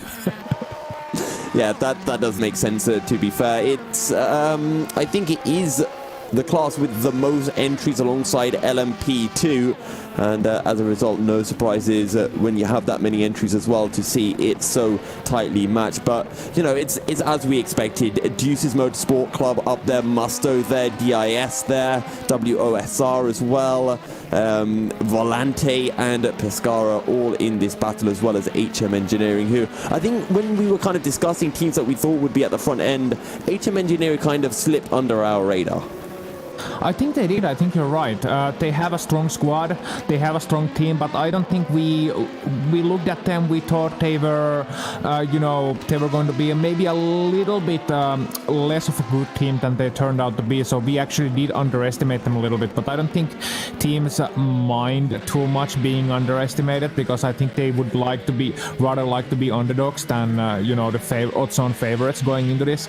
And with our luck this weekend, and with our knowledge, and with our how successful our predictions have been so far, I think every team who is the odds-on favorite for us is just going to know, okay, it's going to be a little bit of a worse race for us. The commentators predicted us, they have cursed us, they have jinxed us, and that's why Jordan Weeks, Philip Prowse, Ferry Stanley, Craig Baxier, and Luis Capamachian are really smiling year to year, I think, behind the wheel of that 959. Currently, Ferry Stanley piloting it and holding on a pretty solid lead, but it's still early hours in this race, mind. It's still early on. We still have 9 hours remaining, mind. So just 1/3 of the distance down, 1/4 of the distance down, rather.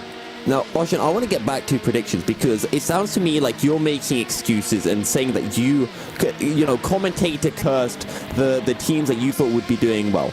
Because, hey, I made predictions and I am 3 out of 4 right now, because I predicted Pinson's Drillers, which I think everyone did, they're leading. I predicted Pinson Drillers in LMP2. They're also leading. It's 117 that's leading Vargas and Racing. Never mind, I'm 2 out of 4. No. It is 17 leading. It is 17 leading. Oh, has it switched? Yeah. Ah, yes, Vargas just pitted. Okay. So they are okay. Right now, I'm back to 3 out of 4. I'm back to 3 out of 4.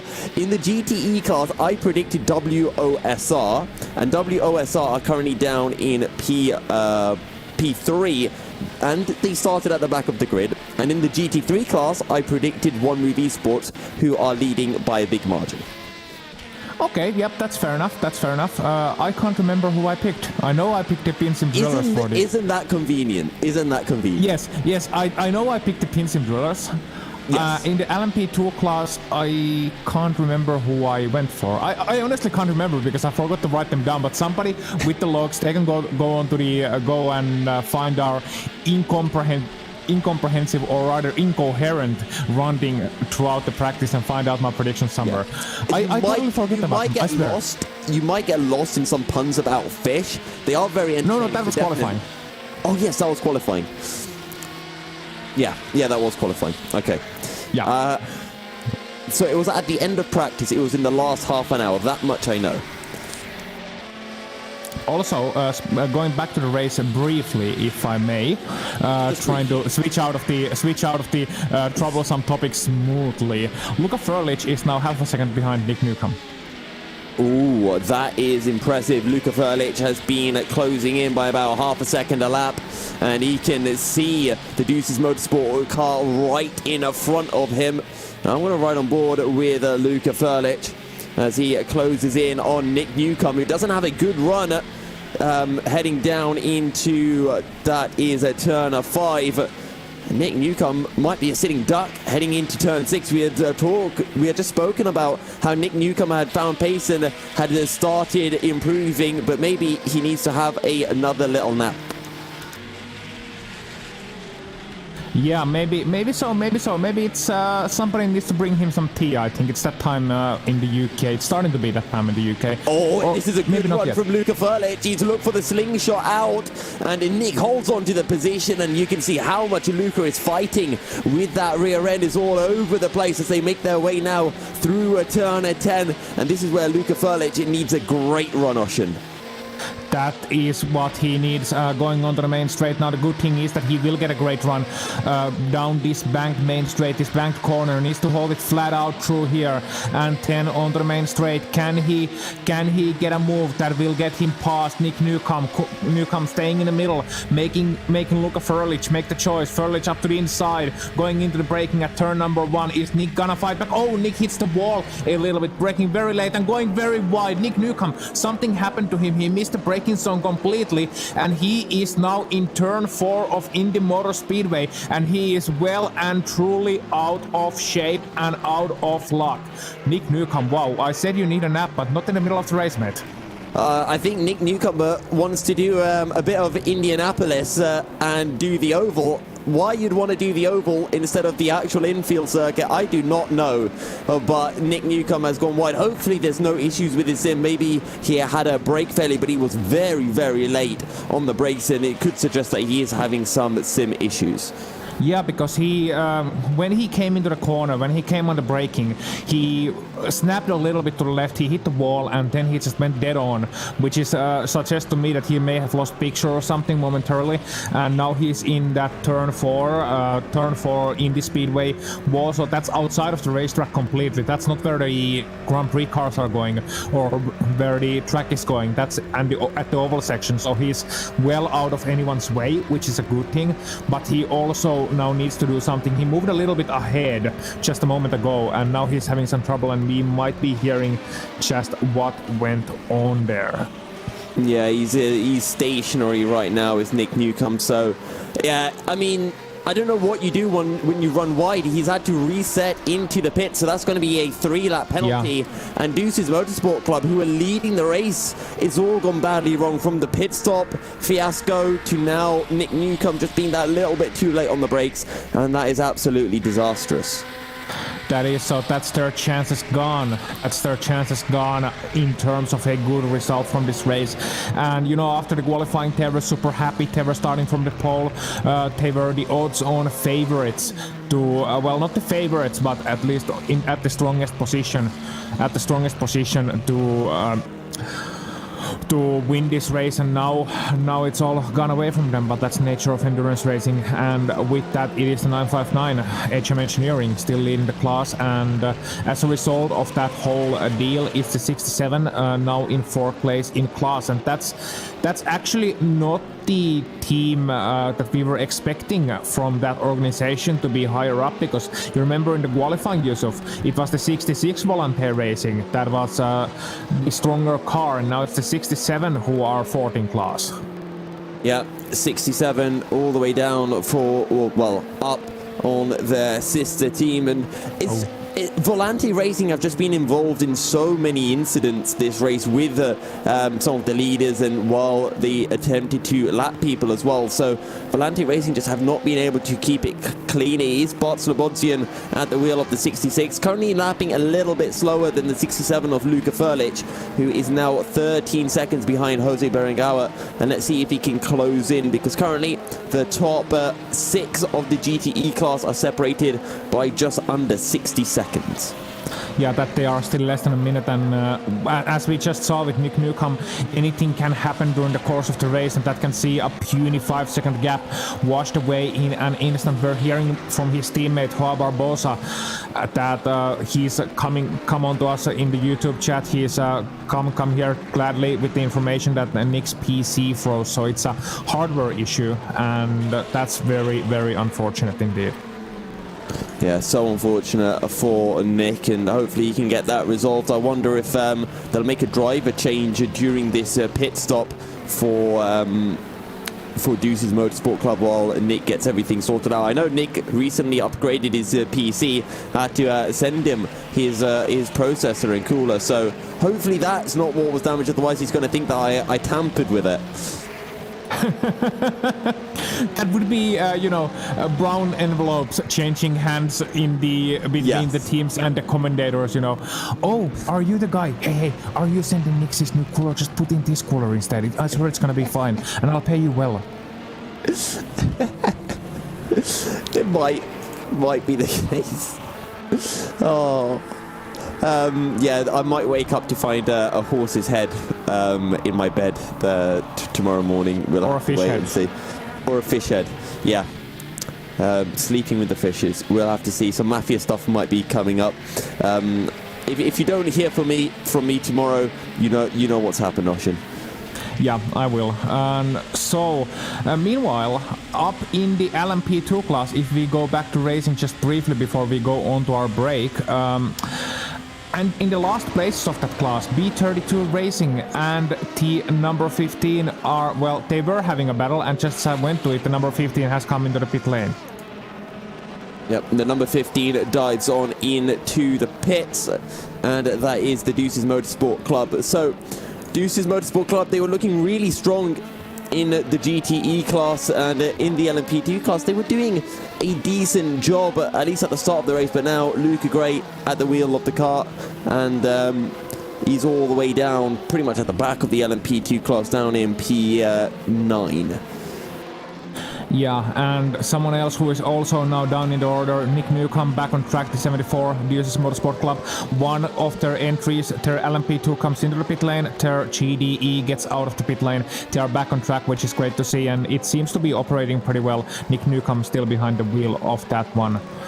And meanwhile, the number 15 has gotten a drive-through penalty, so they were just getting themselves into the pit lane and serving that right now. And as they are doing so, we need to serve, but it's not a penalty, it's happy news, it's rejoice, because it is time for some messages from our commercial partners. Stay tuned, we'll get back on track with the Endurance E-Racing World Championship 2021 right after this break.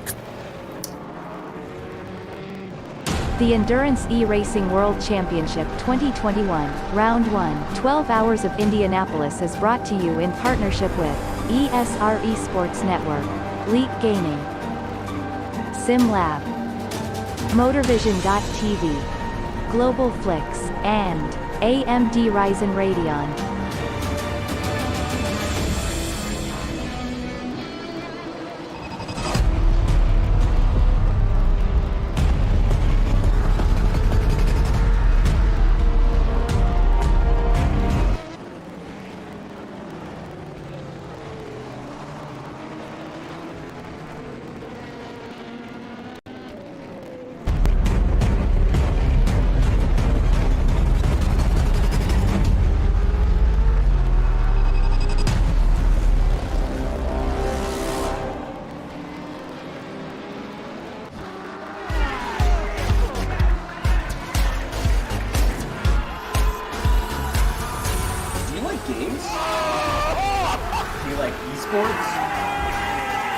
Watching laggy streams of tournaments on 13-inch screens?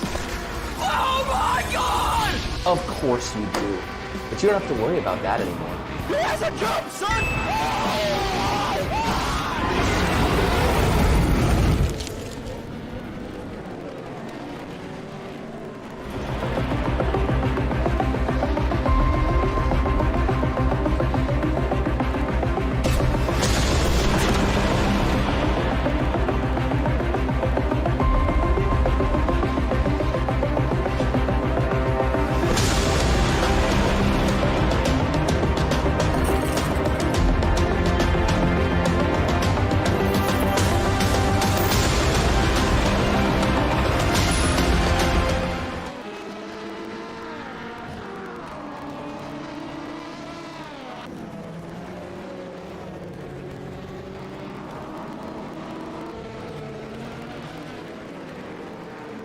Welcome back to Endurance E-Racing World Championship 2021 live from Indianapolis Motor Speedway.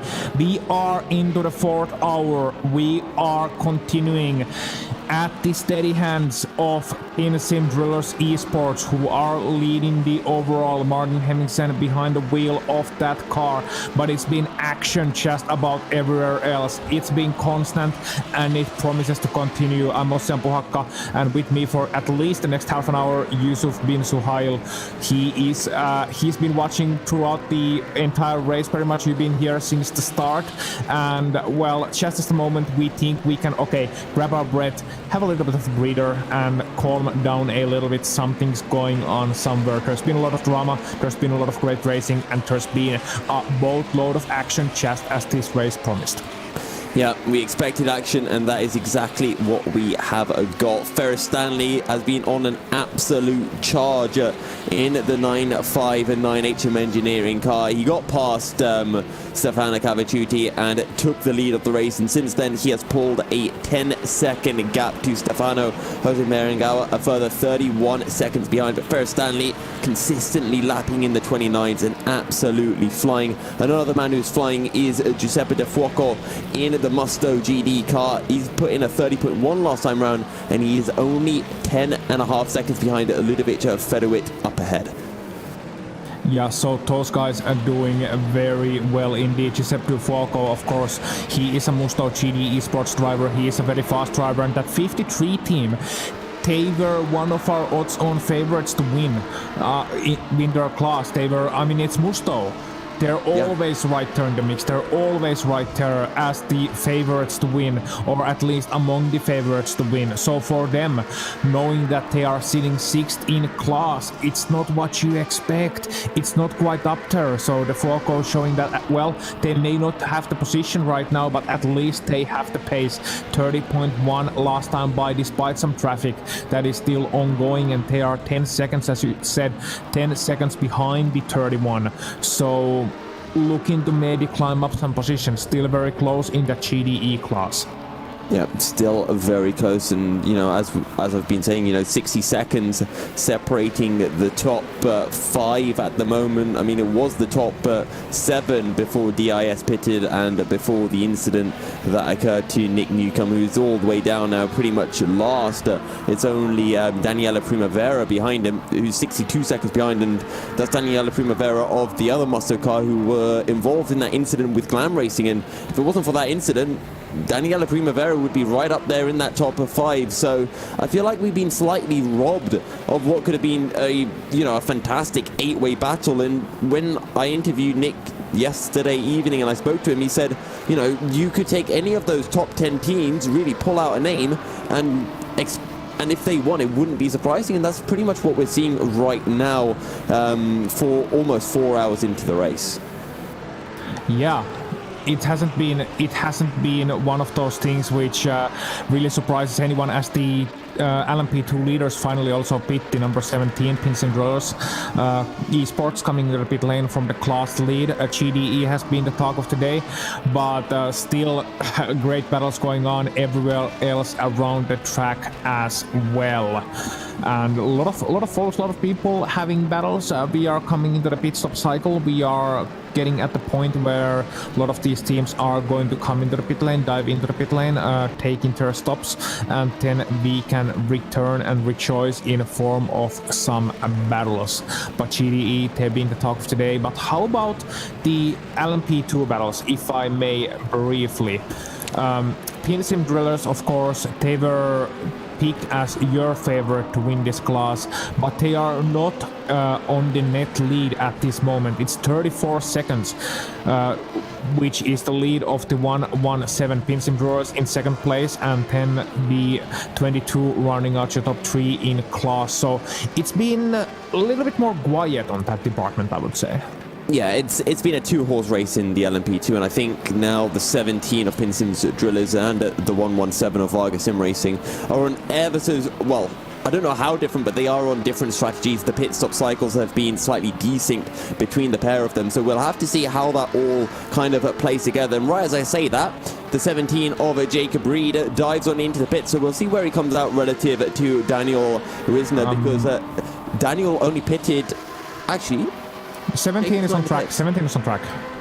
I swear it said pit on my timing screen. Okay, fair enough, but I just had to switch there. See, the 17 is behind Daniel Wisner. He must have pitted about a minute ago, and I think my timing was a bit behind. So when I saw it had happened about a minute ago. So he's 33 seconds behind Daniel now. He's pitted about, 10 minutes after Daniel pitted, and 33 seconds behind. So these two are definitely still in this battle for the lead, and then it's a bit of a jump, almost a minute to Zoltan Boda and Tony Jansen, who are separated by about 10 seconds in the battle for P3. Yeah, seeing our pit stops as well, the 51 taking their mandatory one in the GDE class, losing a couple of positions. Surely they will get those positions back as it rolls through the world of sim racing. Of course, the 51 team, as said, one of the favorites to win this class, not quite up there where we expected them. Currently 19 class, of course they will get those positions back once the pit stop cycle rolls through, but they are even behind the 128, and Jose Berenguer behind the wheel of that car. Well, he's looking to get some passes done, he's looking to get some positions done, and he's looking to get some fast lap times on the board. If we look at the fastest lap times in each class, the 959, not only do they have the class lead, but they also have the fastest lap in the GDE class so far in this race with a 128.3. Compare that to the 51 with a 128.6. Again, pinch of salt, it's endurance racing, it's not about the hot laps, but it tells a little bit at least about their raw pace. I mean, when you look at the fastest laps from everyone, it's 28.3 from Ferris Stanley, and then it is so tight. You know, you're talking 28.4 from Bart Slobodzian, 28.6, 28.6, 28.7, 28.7, 28.8. It is so tight in this GTE class. It is ridiculous. And Jose Berenguer is now 2 seconds behind Tom Kapusta in that 1.28. And that is the satellite racing car, so he'll be looking to find a way through fairly quickly, fresher tyres, even if he does have a somewhat higher fuel load. Yeah, so those fresh tires certainly playing an effect, and you can see the gap right ahead of you. It is not much at all. Catching up a little bit, and we'll see a first proper lap this time around. So we're hoping, of course, that not only does he get past quickly, but also once the pit stop cycle rolls through, that he doesn't lose too much time in this battle. Like, he doesn't want to catch up to him too quickly. He actually, I think he would be hoping that Kapusta would be a little bit faster than he is at the moment, just so he could maybe draft in, save a couple of laps behind him, and once they do pit, then he can jump right past him for free, but that doesn't seem to be the case. Catching him very rapidly, and we'll be looking at an overtake. Oh, Kapusta goes a little bit wide. I was saying we're looking at an overtake on the main straight. Well, we almost looked at it before the main straight. Yeah, and now coming into turn 9, Jose Berenguer is going to be right on the tail of Tom Kapusta through turn 10. He's probably going to get the job done, actually heading on into the banking. I think he had a little lift just so he wasn't too close, and he can get a nice long draft through 11 as one of the LMP2 cars come past. This should be an easy move for Jose Berenguer, and he'll close in on the start-finish straight. One of the McLaren Senners passing now is all clear. Down the inside goes Jose Berenguer, and this should be done and dusted. Yeah, Patrick Silvasi in that McLaren Senna getting past, and oh, it's actually a little bit close, but he does get past. Indeed, and Berenguer now lifting themselves to 8 in class.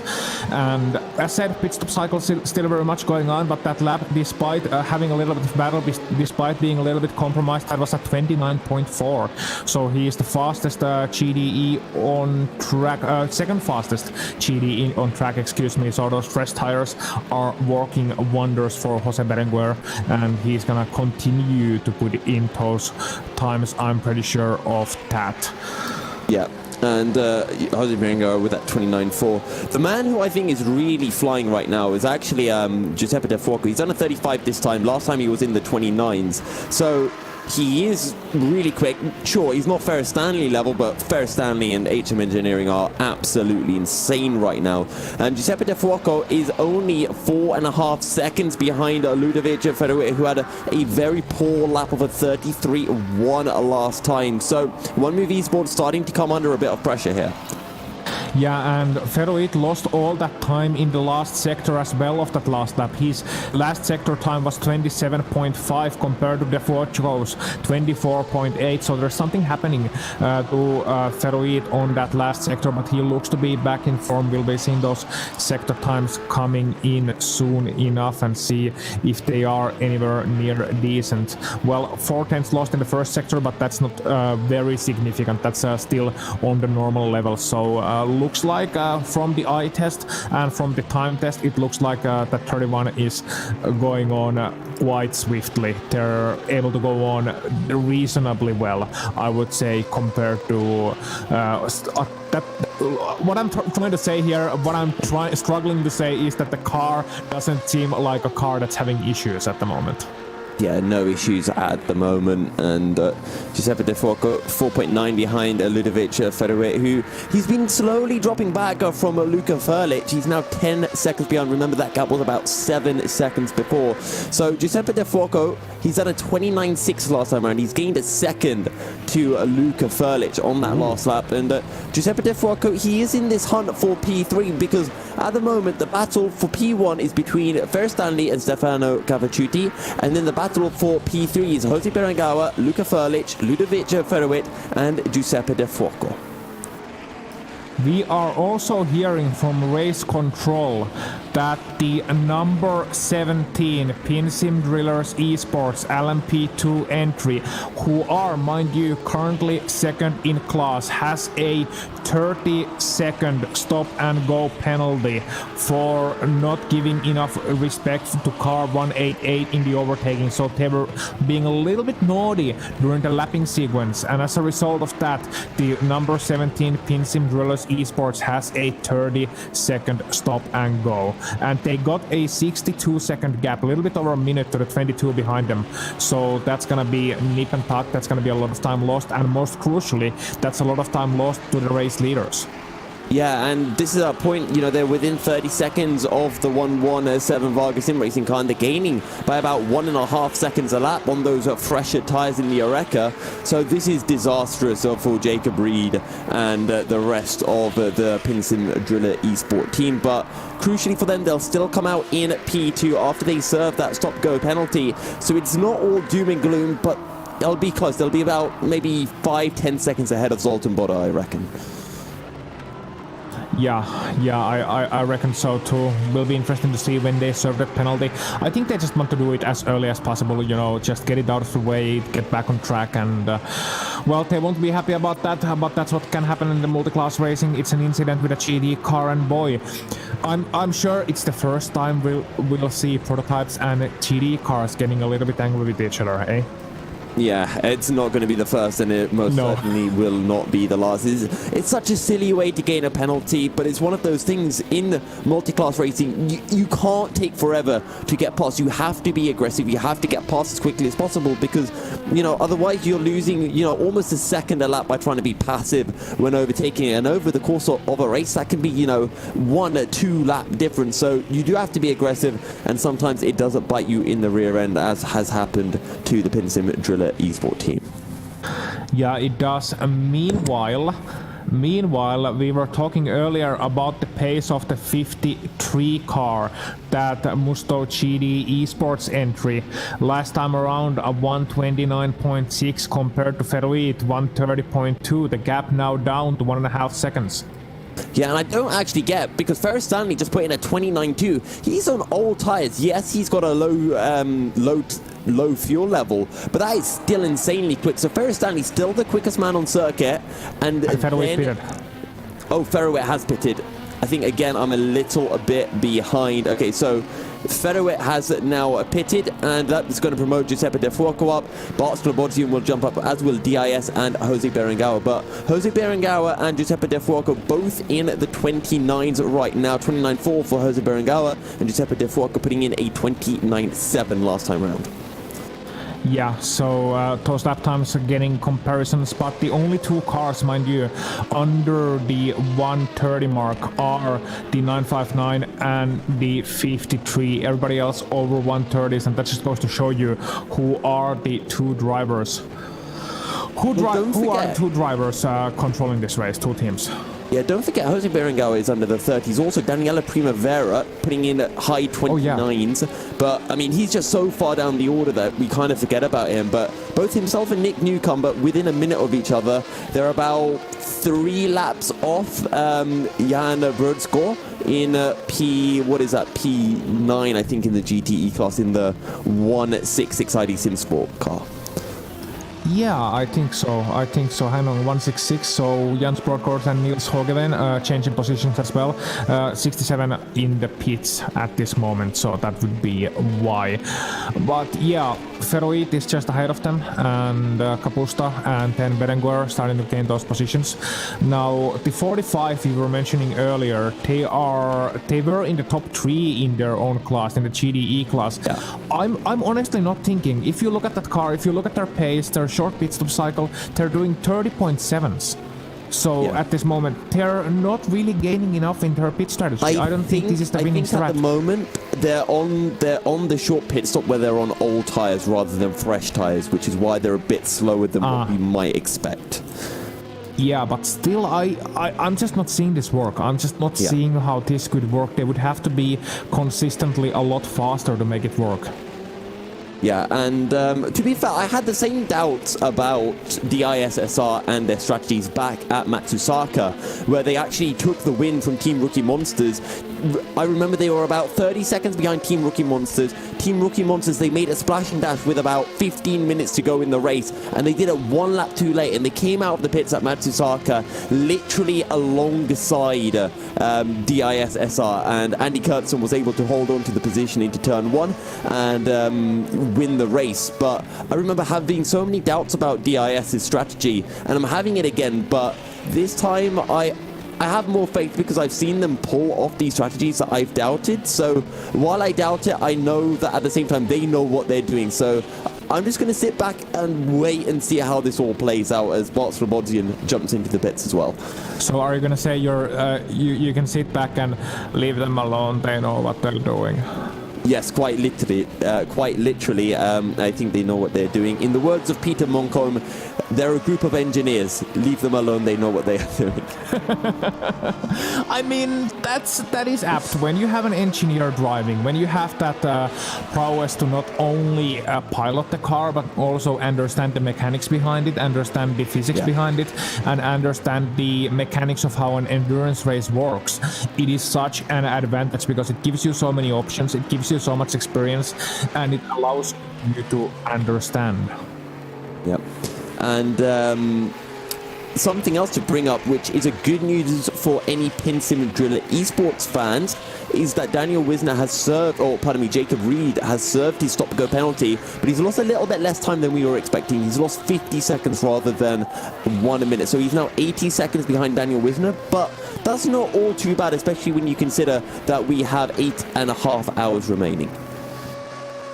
No, that's not too bad at all. That's not much, because you know how much can happen in 5 or 10 or 15 minutes, and then you consider, well, it's something we have to consider. We still got 8.5 hours, as you said, remaining, and a lot can happen. But it's also something we talk a lot about in endurance racing. So while a lot of things can happen, you of course want that smooth race, and these are such high caliber drivers that they don't really make too many mistakes. You know, once a gap grows, you can sort of see certain pattern developing. You can see that it usually keeps on growing once the team gains that advantage. So one of my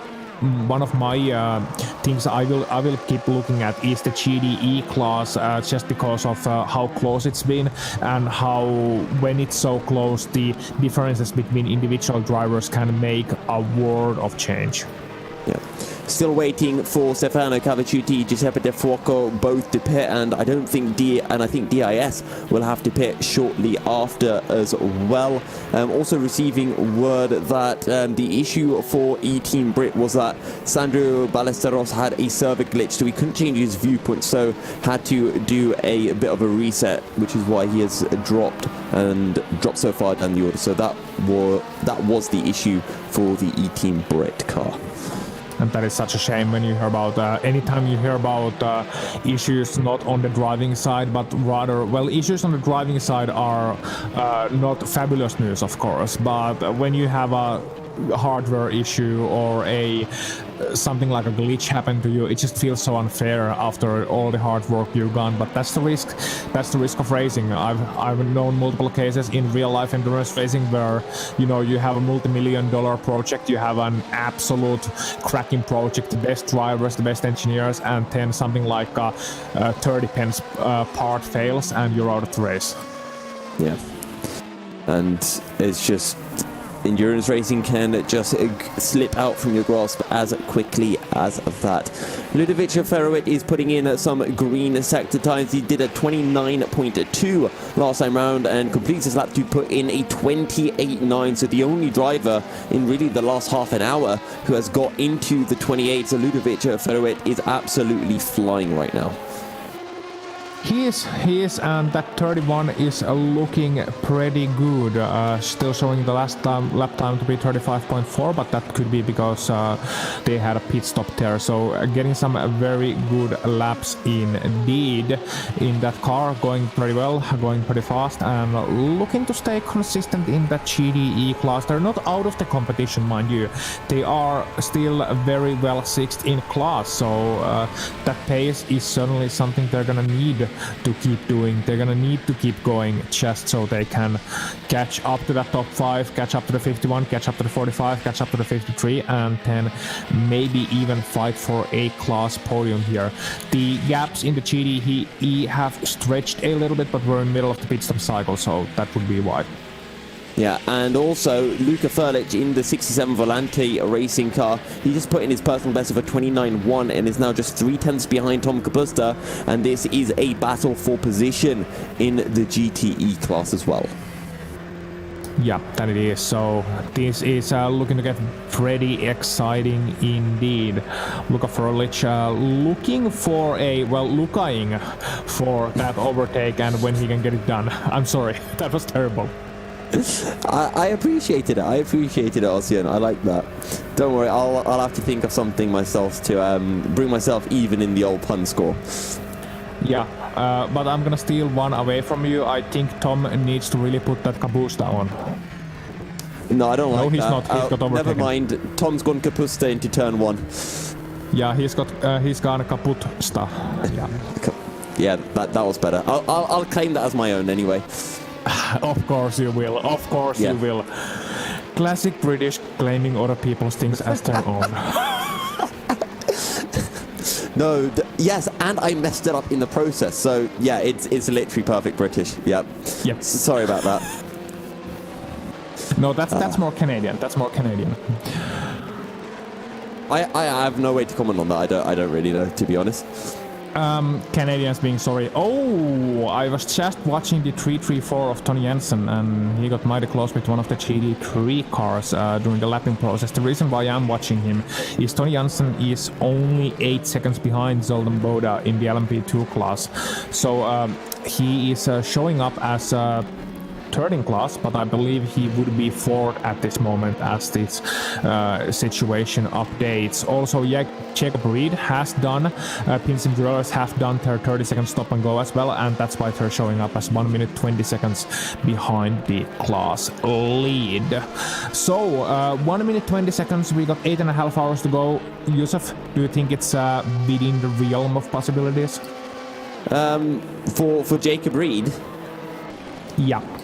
I mean, it is. I mean, Daniel Wisner actually just lapped him because remember he was He was only 80 seconds behind, and last lap he's had a really bad lap on the last lap. He's done a 30.0, so he must have made a mistake. He's lost about 8 seconds, and now he's dropped to a lap behind. And obviously it's endurance racing. We're not even halfway through the race. We're barely a third of the way through the race, so still a lot can happen, and you don't know, it could be anything. I mean, we've seen it before where drivers, all of a sudden everything's going perfectly, and then they have an issue with a pit stop change. We saw it for E-Team Brit even early in this race. We've seen it before for drivers having connection issues. We saw it earlier in this race as well, Musto and Glam racing, just a bit of lag, and kaput, your race is practically gone. So anything can happen, and the race isn't done, not even heading into the last half an hour. You never know what can happen, and endurance racing is all about just, you know, you've got to keep your mentality in check, and you've just got to keep on pushing. Yeah, that's what you're gonna do, and it can be so difficult when you look at the times. You look at, okay, we got 20 seconds behind us, we got 80 seconds ahead of us. You can see the guy you're supposed to be fighting for the class win about a lap ahead of you, give or take a little bit. So, you know, you're on a different lap, you're in different parts completely, you can't see the battle, and you are lapping around the same time, so it can be so easy to lose hope. But you have to remember that everything can happen. Yeah, Tom Kapusta's just gone down the inside of Luka Furlic. He's come back at Luka. He'll run a bit wide through turn 2, and now Luka Furlic round the outside of turn 3. Can he hold it into 4? The answer is no, and I think Tom Kapusta has got the position back. Wow, that's quite a defense, but Luka Furlic looking to take that position away from him. So that's gone pretty interesting pretty quickly. Yeah, and I'm surprised because Luka Furlic definitely seemed quicker, but all of a sudden, as soon as he gets past Tom Kapusta, Tom realizes, wait, hang on, I can go a little bit faster in this Ferrari, and steps up the pace just a tiny bit. That has to be so annoying for Luka Furlic as well, because he's like, okay, I caught up to him, this should be an easy overtake, and suddenly the guy finds some pace again. But their pace is good. Both of them are putting on some blistering lap times. I mean, 29.4 for Tom Kapusta, 29.5 for Luka Furlic, and they're only like a half a tenth or a tenth of a second away from each other in terms of pace. Not only that, but they are doing sub 30s, which is always a sub 130s, which is always a great mark for the GTE cars. Yeah, Stefano Cavacciuti, Giuseppe De Fuoco and Bart Slobodzian have all dived on into the pits, and now these two are side by side again, but crucially Tom Kapusta is getting some slipstream from the LMP2 car. Can he hold it around the outside into turn 1? Luka Furlic with the inside, and he gets the job done. That he does, and the LMP2 car, I think it actually went between them on the main straight, unless I was much mistaken. So, you know, guys having to, he's like a bit of, okay, make way, gangway, and then getting between them, and then the GDEs as well. Luka Furlic getting past Tom Kapusta now, and that of course leaves us with the 67 ahead now of the 128 of Tom Kapusta. Yeah, now Giuseppe De Fuoco, having done his pit, has come out in P5, and he's 31 seconds behind Jose Berengao. But the overcut for Giuseppe De Fuoco's work, he's come out over a second ahead of Ludovic Ferroet, and remember, he was behind Ludovic, and I think Luka Furlic as well, I wanted to say, before those pit stops. Also, Jose Berengao is going quicker than DIS by, well, it was about half a second a lap. Now it was only 2/10 on the last lap. He's 3.2 seconds behind, and that is the battle for P3.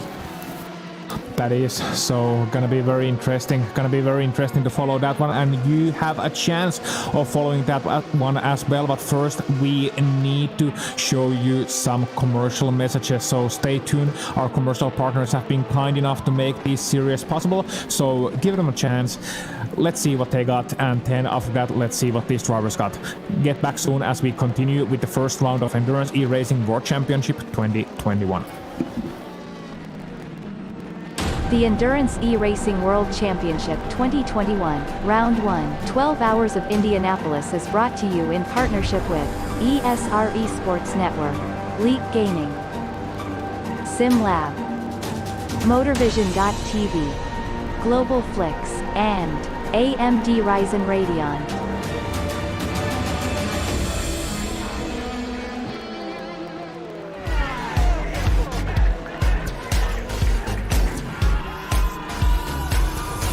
Do you like games? Do you like esports? Do you hate watching laggy streams of tournaments on 13-inch screens?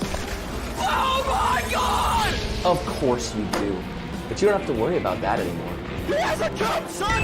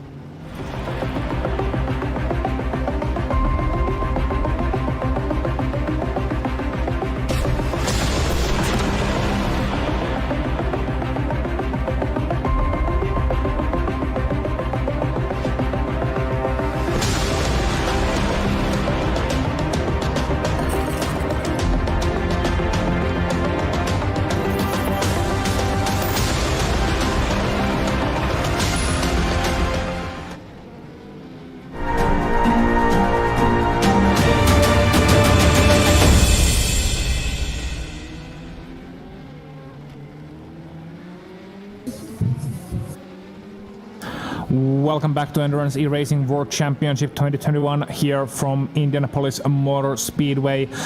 We are continuing on. We are at the 4th hour of the race. 8 minutes, 20 seconds left in this one. Still the number 10 Pinsim Bros Esports leading the overall race. They've been leading pretty much all throughout the race. And we are delighted, and I am delighted actually, because I'm not royal. It's I, not we. I am delighted to be joined by Alex Goldschmidt for next foreseeable future in this commentary. We can never be sure for how long, but Alex, I hope you stick with me longer than the next 5 minutes.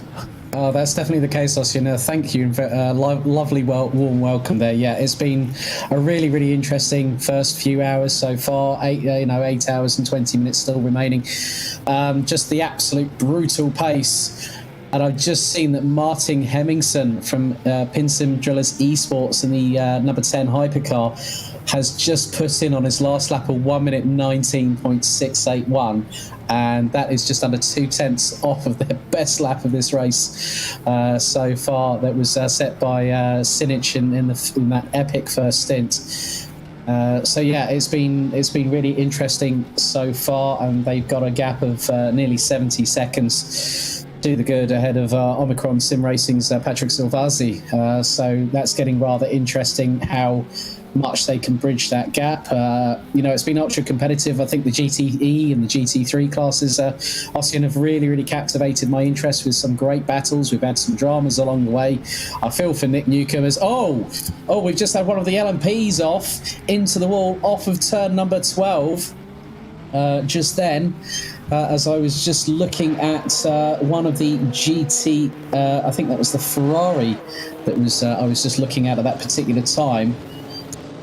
I think that might have been the ProSim car at that particular moment that just had that massive moment going into turn 12. So I think that is the ProSim. I recognised it by the dark livery. So they were running in the top 7 in LMP2. That is going to give the 777 DSR Nightmare car an opportunity to close, depending on how quickly.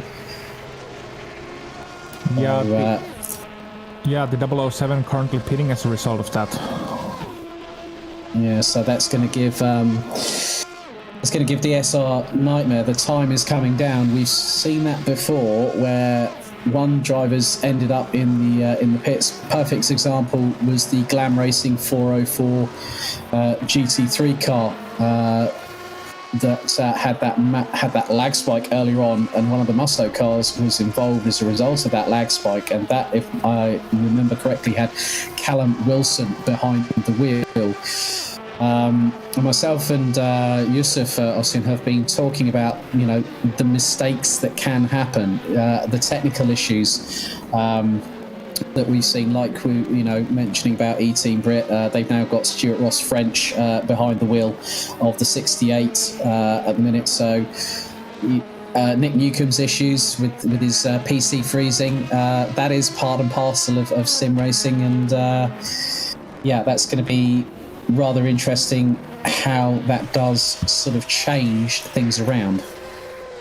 It is very interesting indeed how just one simple mistake, and it doesn't have to be a mistake even. We were just talking it before the break. It doesn't even have to be your mistake. Like, it's one thing if you screw up when you're driving, if you make an error, if you're pushing a little too hard, you have a spin, or you have a crash while dealing with the traffic. Lord knows that can happen so easily in endurance racing. But when it's something outside of your control, someone else has a lag spike, someone else makes an error, or even something breaks in your sim rig, or your PC has cooling issues that you couldn't see coming, even though you should probably stress test your equipment, but it's akin to something like transmission failure in real life racing, or something like a bolt coming loose while changing the wheels, or something else. We just mentioned how it can be like a multi-million-dollar project, or even here like a hard project, investing a lot of time, a lot of effort, a lot of money into it, and then something like a 20 pence, 30 pence part fails, and that's it, game over. Yeah, I completely agree, and it can happen in so many different situations, and it's just something that you would rather have. Can I poke in here with a little bit of a small comment on that? Go on. Yes. Because I know a lot of sim racers are sitting out there and watching this, and maybe some of them might draw some experience from this as well, because you know how everybody thinks that water cooling and AIOs are better than air cooling. Yeah, ask any Porsche fan about that. Yeah, but Ossian, you were on my wavelength 100% there. Oh, the cat of nine tails as well have been truly drawn out on the broadcast, that's for sure. But what happens in a PC is actually that if the AIO cooling on the radiator isn't sufficient, it like for gaming sessions of 1 hour, 1.5 hour, maybe 2 even 3 and 4 hours are going to be okay. But once you start pushing it past that, because the cooling coefficient is lower than the heating of the processor, it'll just slowly climb up, maybe 0.01 of a degree. It'll just slowly climb, and you won't notice it until you're in these kinds of events when you're like, with all the drivers that aren't in the car now, some of them are spectating their cars as well, so they're running the game all the time as well. So it's all the time it's on, and the temperature's just climbing. Yeah, let me just draw our attention away from cooling and AIO, because we've got a great battle that was just happening. We had. It was literally the racing car of Linus Linden had actually come back out on track and was behind Luca Gray, but Luca Gray has actually been able to bolt a bit into the distance. They were literally line astern coming through turns 1 and 2. So they've got the number 7 repaired and back out on circuit. Not as much as I was thinking that possibly, depending on how much damage that would have been sustained by the number 7 Orica LMP2 car going out of turn 12, it looks to be not as significant as it might have been, Ossian. And anyway, guys, just shortly from me on the cooling issues, I'll finish off then. But we've been partnering actually with Ace Tech for years and years and years, the original inventors of the AIO with the cooling pump, with the pump mounted on the cooling block. We've been partnering with them for exactly these issues, and they've been supplying us with AIO water cooling for our commentary PCs, and also for prizes for the various teams. The big double cooling 360 arrays that can take the heat and abuse of these modern processors when they're running heavy things like this simulation, because single threaded this is really tough. So if you have a small AIO out there and you're running sim racing, might look to get that replaced, because you might have an issue that doesn't show up at the beginning, but after some hours you'll have a heating issue and your CPU will start to thermal throttle. Yeah, definitely do that. It's a small investment compared to the absolute nightmare that is having PC issues in the middle of the race, as we saw earlier on in this one as well. And I must say that going back to the battle between the 15 and 007, Luca Gray getting past, Alex, I think they had contact in that previous lap before the overtake happened, or rather when the overtake happened, they had a little bit of contact on the end of the back straight, but the 007 couldn't quite use his license to kill her. Nice bit of, unfortunately he's not driving an Aston Martin DB5, is he? No. But there we go, there's the James Bond references now coming out because of that, thank you very much. But I've just seen that Primavera is back out on track, having just gone into the pits in the number 54 Musto GD eSports car, running a little bit further down. And that was the other car that was involved with the lag spike with the 404 Glam Racing, who now have Henry Collar behind the wheel. They're running a load. They're actually the. You've got two other GT3 cars behind them. Nick Grew in the 46 DIS SR Lab McLaren, and then you've also got Gerd Nielsen in the 188, rounding out the 35 strong grid so far. But yeah, I mean, there's, the gaps are starting to peter out, but again, I'm just going to keep my eyes firmly planted on what happens between Luca Gray and the number 007 of ProSim, because now the gap is extended. They have got a car between them at the moment.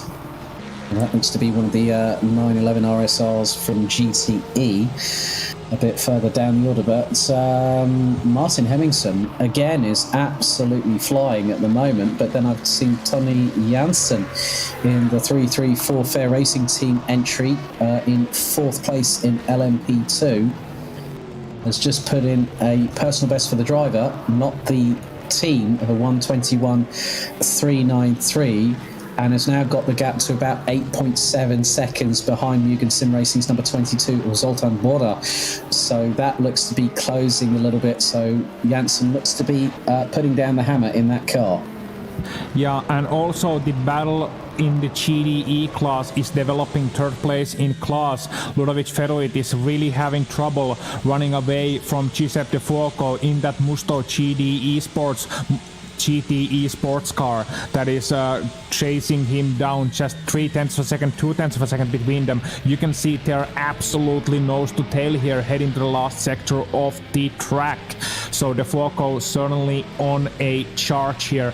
Onto the main straight, I am predicting that there is going to be an overtake seen between the two last time by Feruit 31.0, De Fuoco 29.3. So the lap time difference is significant. Now they do have a prototype behind them looking to get that overtake done on the inside before the last corner, and then De Fuoco can perhaps look to draft them, look for the draft. 2/10, 1/10. He is looking to the outside, he is getting the draft, doing the smart move, and they are side by side heading after the start finish straight into turn number 1. Who's gonna be the braver driver on the brakes and get that pass done? Is it gonna be the De Fuoco? Yes, it is.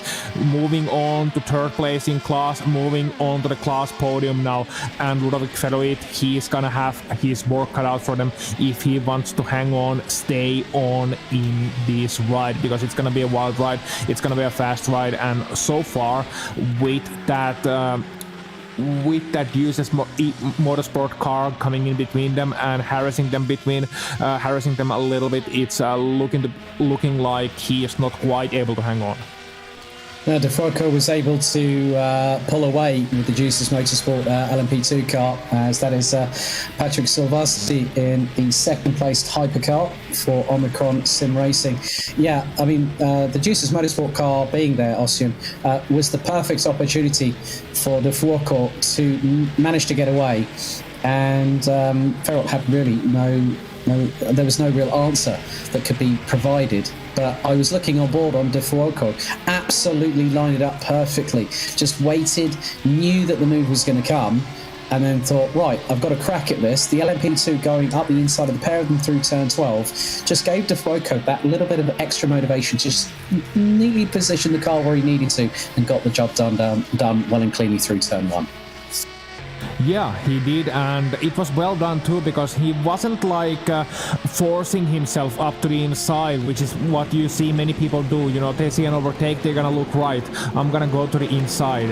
He looked to the outside. Why did he look to the outside? Because you get the draft from the LMP car, who had the chance to already return back to the racing line. So not only was he able to pull alongside onto the optimal line when it comes to the corner entry, and the more rubbery line, the grippier line as well, when you consider the braking, but he also got a bit of draft, so that was very, very, very well done, very maturely done by Giuseppe Fuoco, and that's why he got past so quickly, and now he can move on to the hunt for the second place. Now, I wouldn't hold my breath on that battle, because it's still almost a minute. It's actually 55.5 seconds between the 7 and the number 53, but in the endurance racing, you're not looking at an immediate pass. You're looking down the road. You're looking down, okay, what's going to happen in 1 hour, in 2 hours, in 5 hours time, or indeed in 8 hours time.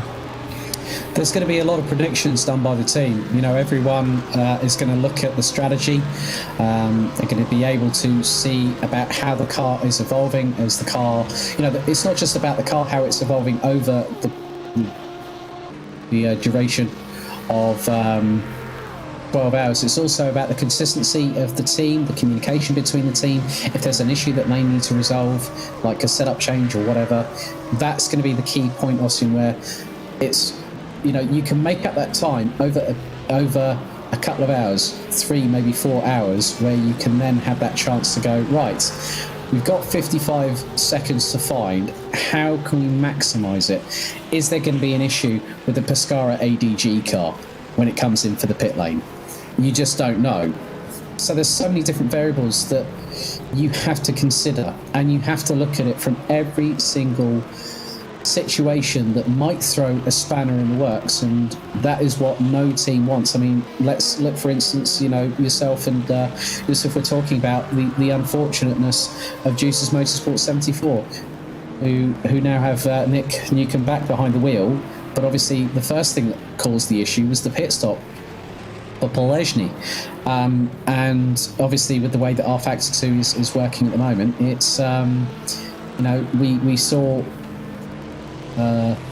Polesny trying to get into the pit box, and it didn't quite work out for the team. So it compromised them, first of all, by about a 30-second window, and then Nick Newcomb's PC issue caused further problems for the team. So they're already on the back foot, but they'll be looking at ways to try and gather that time back. Yeah, they are. Unfortunately, it's not off to a great start, and they got 60-second stop and go for not announcing they will reconnect, so that's another issue.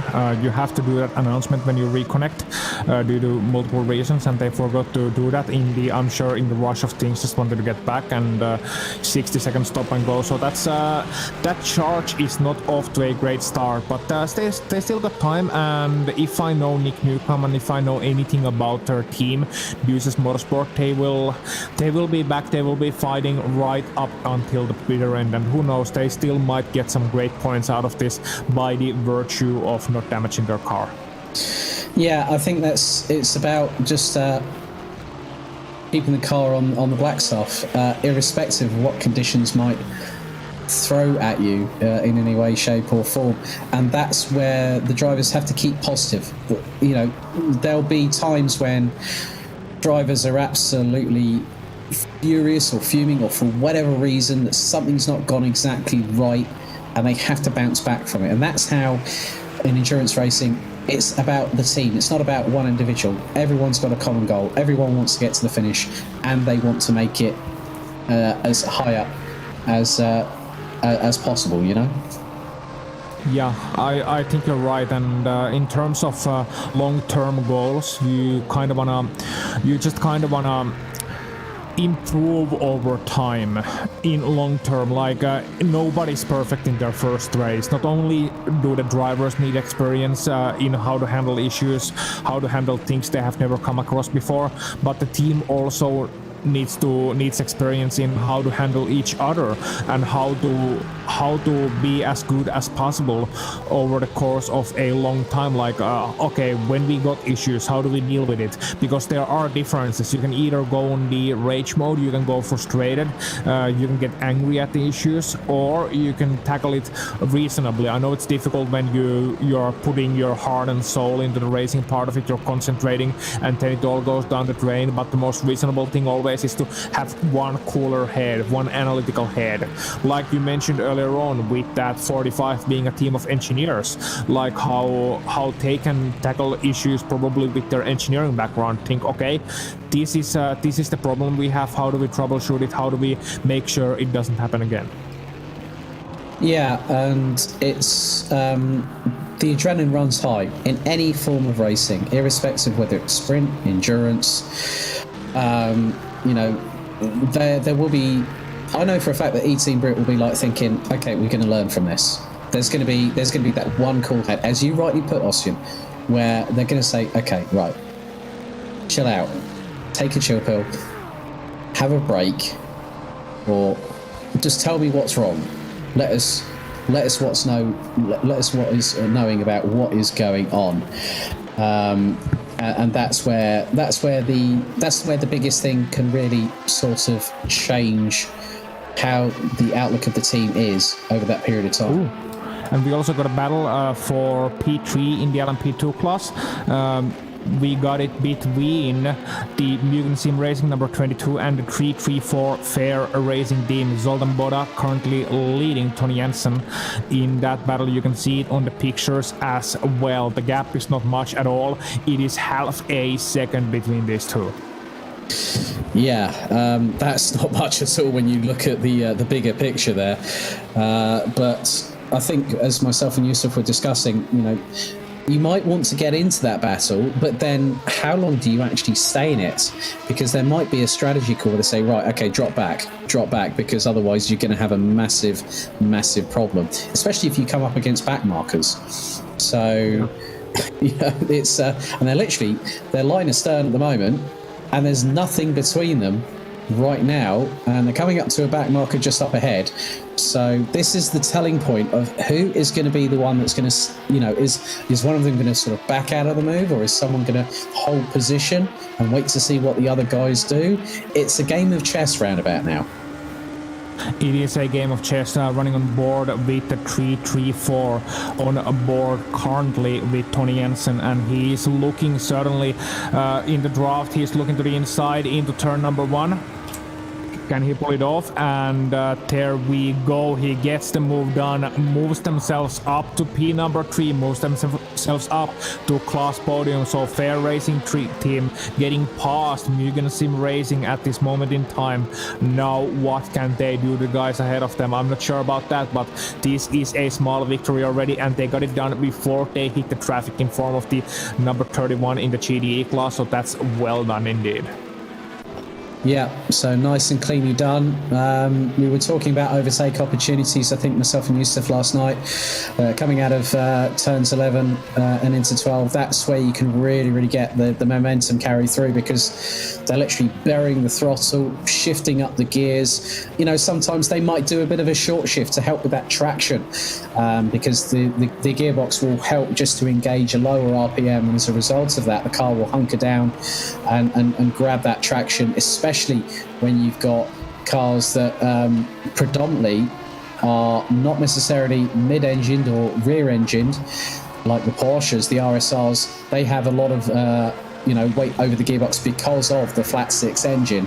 It's become a bit more mid-mounted these days with the way that Porsche Motorsport have evolved the 911 over the past few seasons with its competition in the World Endurance Championship. The M8 GTE is based, the engine and the gearbox pretty much from the actual road car. So there's a lot of correlation on how the teams have to work with these different drivetrain setups. And so when you've got something like a Marika, which is effectively an F1 car or an F2 car with bodywork, it's a completely different animal, and it's going to handle really differently, especially with the aero properties. Where you see you've got the tuning vanes on say, the number 4, the number 22 with Zoltan Zoltan Boda behind the wheel of the Mugen Sim Racing LMP2 Eureka.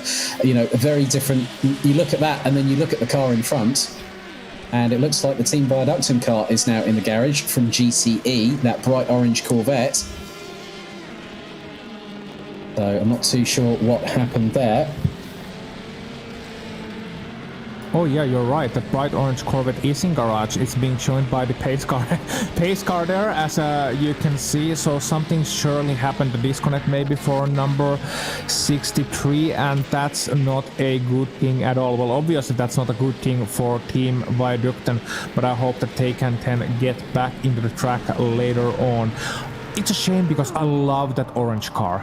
I do love that orange car, and they are Endurance Racing World Champions as well. Mikael Seegard, Marius Lund, Jonas Dürberg, Stefan Wagner and Patrick Kinsella will surely be looking to get back on that. And that's the Team Viaducten, that's also heavily involved in real life of motorsports. As Peter Munkholm, our producer, told us yesterday there is someone called Jan Magnussen who used to drive for Stewart Racing back in Formula 1 and involved in the background of the operation. Those guys are karting drivers. They have that shape of a karting car, go-kart in the side of their car as well, and they're doing some sim racing as well on the side. So certainly focusing on that one as well as their real-life operations. It's great to see sim racing growing, but sadly their race as of today not going so well.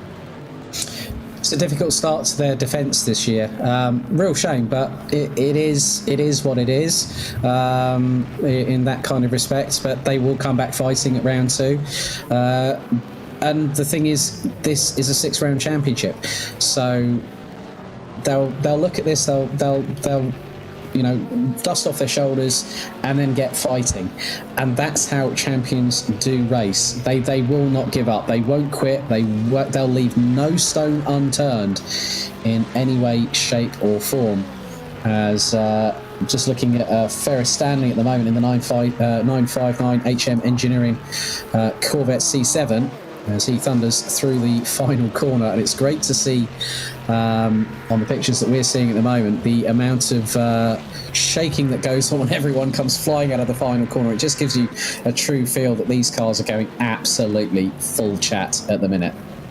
Yeah, and Ferris Stanley, I mean, can I just say that's one of the greatest racing names I've ever heard.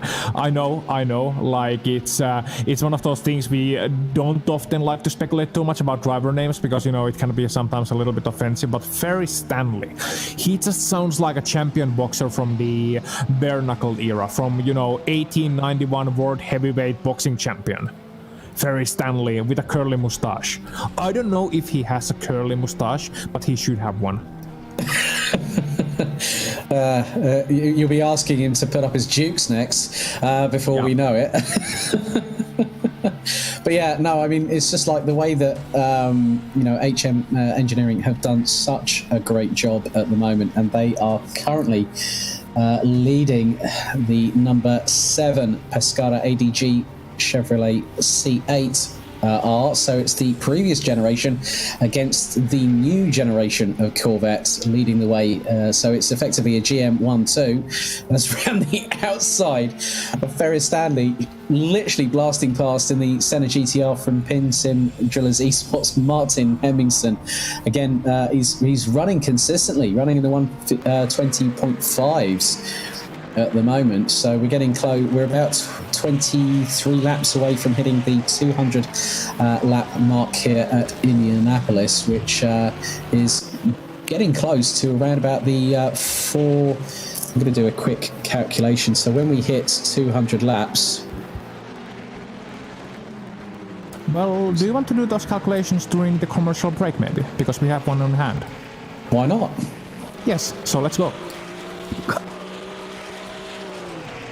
The Endurance E-Racing World Championship 2021, Round 1, 12 Hours of Indianapolis is brought to you in partnership with ESR Esports Network, Leap Gaming, SimLab, MotorVision.tv, Global Flix, and AMD Ryzen Radeon.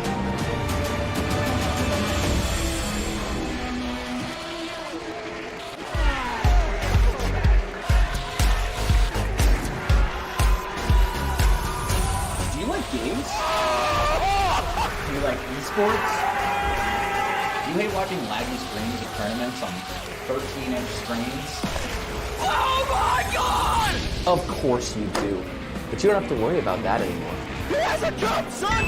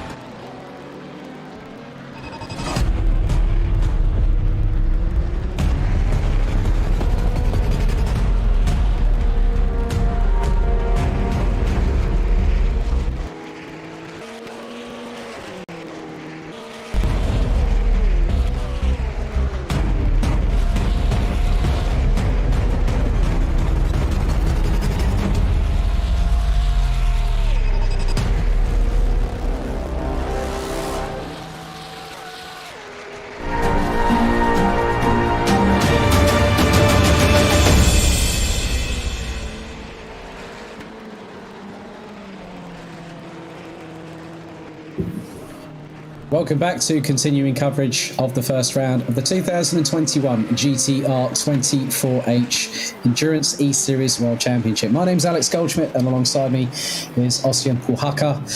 Ossian, it's been really, really good so far. The action is still unrelenting here at Indianapolis Motor Speedway for our 12-hour extravaganza.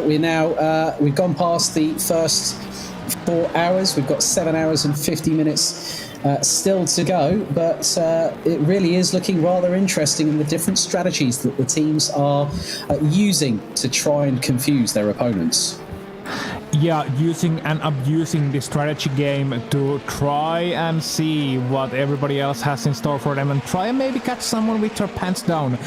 One of those examples that we can bring up right away, the 45 DIS SR Lab, who have run shorter stints during the course of this race. They're sitting now in a rather unassuming position. They're sitting P5 in class. That doesn't sound like much, but we know they have pulled it off before, and we know that they can maybe come the end of this race, take some advantage from there. With that said, we talked with Yusef about this before, and I can't reason why that would be the better strat or the fastest strat. It's not so on paper, but in reality, it is one of those things that can and may translate to a better race result than their pace would otherwise suggest. Also, there is a battle brewing, and it's in GD3 class, and I feel like we haven't talked about GD3s in 2 hours. Yeah, it's the battle for second position, and that is between the number 41 Mugen Sim Racing McLaren, and that has got Donat Diesner behind the wheel, and then Sebastian Hove in the number 13 Danish Racing League Ferrari is getting rather close as Patrick Silvasi gets past the pair of them in the McLaren Senna Hypercar, and right up close and personal going into the left-hander at turn 8. Deep on the brakes goes the Ferrari. Now go on board in the cockpit from the driver's perspective. And you're going to now see the speed start to increase, but it's then going to be the hairpin here at turn 9. Oh no, that's actually turn 11. So now they're going to carry the speed. You're going to see a little bit of short shift there from the Ferrari. Now we're going up to 5th gear, pushing close to over 140 miles an hour, over 200. Well, we're going even higher than that, because now it could be that the 13 might have a bit of a carry. So, yeah, we're pushing nearly 280 kilometers an hour. We've gone over that into turn 1. At the moment, the number 13 is not quite close enough yet to the McLaren, but looked to be a little bit better on the brakes. But through turns 1 and 2, the Ferrari really looking rather menacing at the moment behind the McLaren. And going through into turn 4, you can just see how much these drivers are wrestling with not just their opponents, but also with the cars themselves. Yeah, I can tell you this much. When you are in the class lead, like the Vaga car was, Marcel Cincic just getting past two of them, you're getting a little bit worried when you see a GD battle happening in front of you. You're thinking, okay, don't do anything stupid, guys, just let me pass, then you can do whatever, I don't care. A little bit of a hairy moment there, but they get past that just fine. But look at how close they are. And I gotta say, Sebastian Hove, so far, he's looking very calm behind the wheel of that number 13. He's not forcing any moves, he's applying the pressure, but he's not forcing any moves at all, at least not yet. So looks like the Danish Racing League car. And Sebastian Hove, I wonder, he's looking so calm, so collected. I still wonder if he has the bow tie on from his picture. To be honest with you, I think that is, he must be sitting in an ice bath at the minute if he's that cool, because now he's really got a good run coming out of turn 13. The speed's starting to accelerate. He's got in the slipstream now, and that car, that has gone over 280 kilometers an hour. They've got into turn 1. He's looking to the inside of T1 of the McLaren. Oh, he goes up into the curbs, rather aggressive, and again switches back to the other side, looks towards the outside going into turn 3, takes a tighter line than the McLaren, so he's really stepping it up. And I think probably next time around, Sebastian Hove in the number 13 from Danish Racing Team could have that opportunity, as long as the rest of the lap is rather clean between turn 7 all the way through to 11. He's really hustling the McLaren right now. Yeah, he's got the grip, and he's also got a couple of prototypes getting past them as well, momentarily 3 wide as they settled their own differences as well, but still 41 ahead. So far, so good. And so far, Sebastian Hove, his car looks planted. I must say this, you know, you look at that car, you're not seeing him doing anything extra, you're not seeing him really having any issues. That 13, despite Sebastian being behind the wheel, that doesn't look like it handles like a hovercraft. I mean, I have to give credit to Donat Diesner, making that McLaren 650S as wide as humanly possible when the opportunity has presented itself. Now we go back through the final corner once again. He's ever closer now with Sebastian, and you now see him trying to pull out of the slipstream of the McLaren, and the E-Team Brit car from Stuart Ross French goes up the inside of the pair of them. They are literally nigh on side by side. Will Sebastian Hove go deep into the braking zone? He does, and he gets into the apex, manages to stop the Ferrari with enough time to spare to put the brakes on the effects of Donat Diesner in the 41 McLaren. That was a brilliant move from the Ferrari. That was very brave, very well done from Sebastian Hove, and he has now pulled himself ahead. And look at what's happening now that he is ahead. He is putting on a little bit of a gap right after he got the overtake done, and he had put in a great lap, put in the great charge, and he wasn't waiting for he wasn't taking the first chance. He didn't take the first chance, he took the right chance. He looked at it, he looked, okay, maybe the car ahead, maybe Donat Diesner is a little bit weaker on the braking. Maybe he's, maybe I have a chance going into turn number 1. Right, let's get it done. And it was one and done. He didn't spend any extra time battling it over the first chicane. He didn't leave any unnecessary room because he got it done all the way on the braking already. Brave move, brilliant move, and well and cleanly executed. That was top marks. He's already got a gap of 1.1 seconds. I've just heard that Team Verdukton in the 63, the GTE car, is officially retired due to a disconnect bug, as now the second place number 41 Mugen Sim Racing, the third place Mugen Sim Racing McLaren now in the pits. So that is going to, well, the thing is, it's the Unison Racing 717 car being piloted by Alexei Maizin is not too far behind, and that gap is now closing. So Donat Diesner will be out of the top 3 in GT3. We'll drop to 4th position, but then we'll have an opportunity to close in on the top 3 once again in GT3. Yeah, that he does. So coming to the pit lane after the end of that battle, probably the right time, the good time to take it. Get some new tires under that car, get a full load of fuel, maybe a driver change as well. We'll have to wait and see if that happens yet or not. But they're certainly in the podium battle at this moment in time, but in the GT3 class, of course, it's been all about that number 26 rather. Number 51? No, number 26 rather. One Move Esports. They've been pretty good, despite the fact that they had to start all the way from the back. Remember, they got disqualified from the qualifying session, but since then it's been all about one move. They made multiple moves to get into the lead, and then they make one move, which is put the pedal to the metal and hurry away. Yeah, definitely the case. I think you can sometimes have a disastrous qualifying, and then it all comes good in the race. So One Move definitely making strides forward, and that number 26 Ferrari looking rather good at the minute, and to be leading the class with just over 7 hours and 40 minutes remaining on the clock. They're getting flashed by one of the LMP2 cars just going past them at the minute.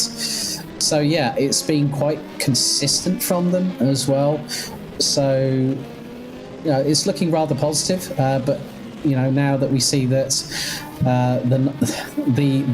the hue of the sky has changed somewhat in colour, which to me seems to say that maybe there's going to be a little bit of change in terms of the lighting on the sky itself, because you can see the headlights ablaze on the cars now, where the LMP2's actually flashing back marker traffic to say, right, just to let you know, I'm coming quickly, you need to come out and get out of the way. And that is what the drivers are doing. A lot of great spatial awareness and keeping themselves out of trouble at this time. Yeah, and also coming into the pit is the number 26 now, deciding that okay, it's getting a little bit dark, and we need some new rubbers, and we maybe need to clean those headlights a little bit as well. That's something I wish more simulators did. The actual need to clean the headlights and clean the windshield, and those little things that give you a little bit more of that immersion into the mix. But yeah, the 26 having to do their pit stop at Thibaut Malbrun. I'm sorry, I'm terrible with French names, so I'm gonna say it Finnish way. Thibaut Malbrun is coming into the pits, and he will return from the pits still in the class lead, we predict. Yeah, I mean, it's always just dependent on, pit stops more than anything. And Thibaut will probably have a good opportunity to start re-extending that lead, but Sebastian Hove will have an opportunity to... They're probably now telling the number 13, come on, push a little bit. We need to sort of start closing that gap. But then when they need to pit, they'll have to tell Sebastian, right, okay, we know you're going for the class lead at the minute. We don't need to push that hard so quickly. So it's about giving that fine balance between strategy and pure race pace, and that's the beauty of endurance racing. It's finding that sort of like sort of comme ci comme ça balance, using a bit of French analogy there. Yeah, because I just mentioned how well I understand French. No, but also we got news from the penalty front, unfortunately. The 777 DSR Nightmare, Danish Sim Racers Nightmare entry. Well, they had a bit of a nightmare news from the stewards. 30-second stop and go penalty. And that's for not giving enough room, not respecting car 15 during an overtake. So actually, that was from an in-class overtake between 777 and the number 15. The 15, of course, also in the LMP2 class.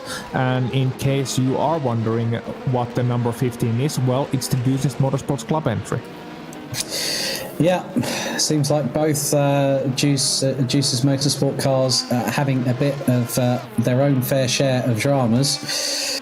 So, but there is still, as they say, the night is young, Ossian. So we've still got plenty of this race still to go. And they, now there was a bit of a rejoin there for Pedro Ramada from Ramada Motorsports, having to actually go off the track ever so slightly, not in terms of breaking the white line on the pit lane exit, but having to go to the inside curb through turn one. As there were a couple of cars, I think one of them might have been Tom Kapulsta from Satellite Racing, the 128 Ferrari, and then you had also the Juices Motorsport LMP2 of Luca Gray. So whilst they were literally coming in full chat, going into the braking zone into turn one, Pedro Ramada was coming out of the pit lane. Yeah, so a little bit of a close call, but fortunately no major issues there. But yeah, the 777 now. The reason that's so interesting is that they don't have the 007 Pro Sim, the James Bond entry, too far behind them, just 21 seconds, and the 15 is 40 seconds behind them. So they might be dropping right into that mix. We know that car has a half decent pace, but it's more about the consistency that has been the reason for 777's success. So they don't have that raw pace necessarily to make a blinding comeback. So this is gonna really give 007 and the 15 a chance of promoting themselves way up higher in the field. Yeah, just keeping an eye on pit activity at the moment. The number 95 from Deek Hackers with Benz Makonivari is in the pits. That's going to give Fair Racing Team's Tommy Janssen in the 334 an opportunity to get past for position. But he pits, as does Matthias Pedersen from DSR Nightmare to serve their penalty, the 30-second stop go. So really, 3 LMP cars literally in rapid succession. Coming through. Fair Racing Team have switched to Paul Holt now, take the wheel of that car as the 5th placed entry in the LMP2 class of Deek Hackers in the 95 come back out on circuit. So a good rejoin there, a smooth pit stop for them. So and at the moment there's quite a few gaps, but obviously with pit stops being affected at certain particular windows, Ossian, there's all very much a chance for it all to change. Terry, so still nothing decided. We're gonna keep parroting that phrase, by the way, a lot during this race. Bear in mind, stick with us, stay with us. We're gonna be parroting a lot of that phrase.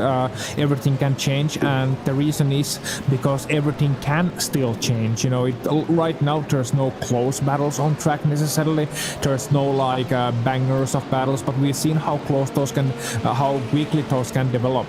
And now we're gonna keep looking at the lap times and keep looking at the last laps, keep looking at any trends that might be developing, anyone who's going faster than some other guys. And I also wonder what's gonna happen with the 959, the lead GDE car, once Ferry Stanley does come to the end of his stint, because his stint, I mean, when I joined the commentary booth, he was behind the GDE lead. He wasn't in the lead of the class, but right now the gap between him and the car number 7 is 47 seconds. That's how blinding Ferry Stanley has been. So all credit to the guys like Martin Hemmingsen in that overall lead, Daniel Wiesner in that LMP2 lead, as well as the absolute raw pace of Thibaut Marbrun in that GD3 class. But I think Ferry Stanley so far has been my MVP in this race, at least for the 2 or so hours I've been following it. Yeah, well, he's about to cross the line. He did a 1:29.420 last time around. He's just done a 1:29.792. He's been consistently about 1.2 seconds quicker than the number 7 Corvette. As we wait for Stefano Cavacciucci to come across the line. Ferry Stanley, the man that you said should have a handlebar moustache, Ossian, really is keeping it rather consistent. Not a handlebar. Yeah, handlebar? Needs a moustache, sorry. No, not a handlebar, but rather a curly moustache. A curly moustache, sorry, yeah. Yes, one of those, think of a World War I general. Something they would have. A World War I general and a slick back hair, and then that bare knuckle fighting pose. Very upright. The put up your Dukes pose, as I alluded to earlier. Again, the number 7 Corvette was just under 1.2 seconds slower on that particular lap. But they are both running consistently. You can't say any fairer than that between those two teams. And Pescara will have I'm sure that they'll have a joker card up their sleeve that they'll pull at a particular moment where they think, yeah, we can get the job done on HM Engineering. And that's all still to play for. But now, the 9th placed LMP2 car. Matthias Pedersen in the 777 DSR Nightmare now coming into pit lane, and it goes up onto the air jacks.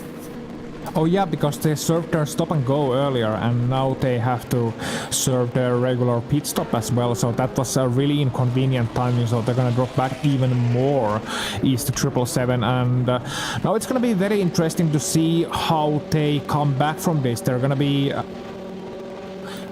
the 777.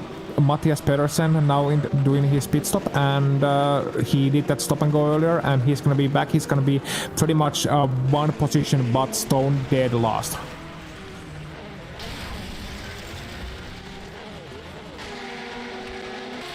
Oh my god. Leaders. What's that? I've just heard about the leaders. Pinson Drillers Esports. Oh, the Hypercar. That's a massive incident, and that's for Martin Hemmingsen. I'm sorry, they are over the wall. They are over the wall. How on God's green earth has that happened? And they have reset back into the pits. They had no choice. So that's we say anything can happen. I would be very curious indeed to see what happened to Martin Hemmingsen and the Pinsim Drillers Esports, because the one thing, they're cruising away, they have over 1 lap lead, they're blah blah blah, they're just minding their own business, and then they just crashed. So I'm gonna look and see if I can find a replay, if I may.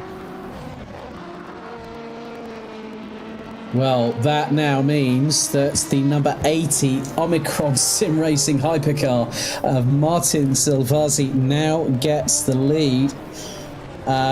It's gonna...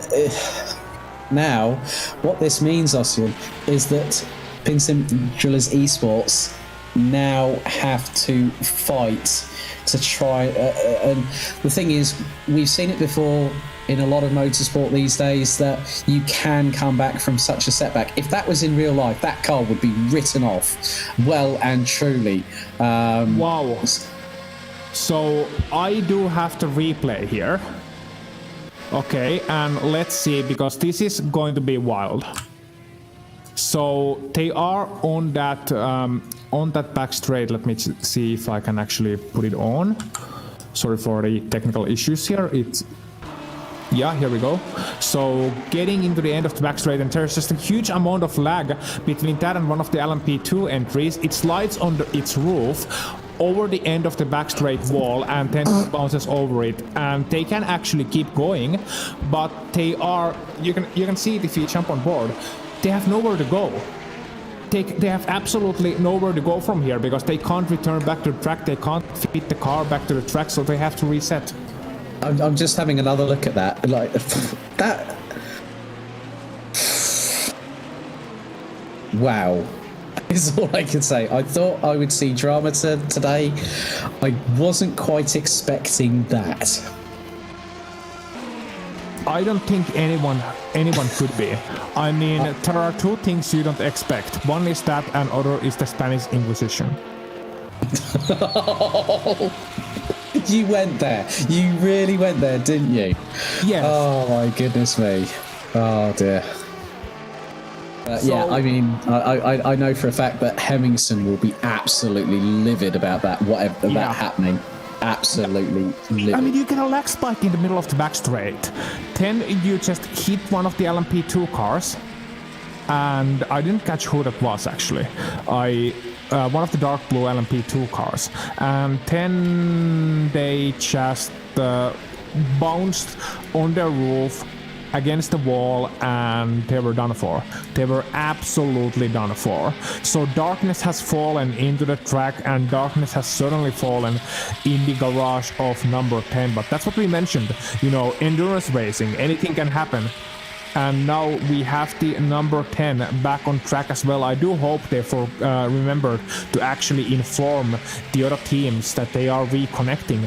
And as of my live timing, it looks like they are some 1.5 minutes or 1 minute and they are 2 laps behind the number 64. No, they are not. They are 2 laps behind the lead, and they are 4 seconds behind the number 64. So they have 2 laps to make up in 7.5 hours. We know they got some fast drivers there, like Henry Cynic, just for example. And I'm gonna say Cynic now because I heard he was giving us some feedback about saying the name Cynic. No, it's not Cynic, it's Henry Cynic.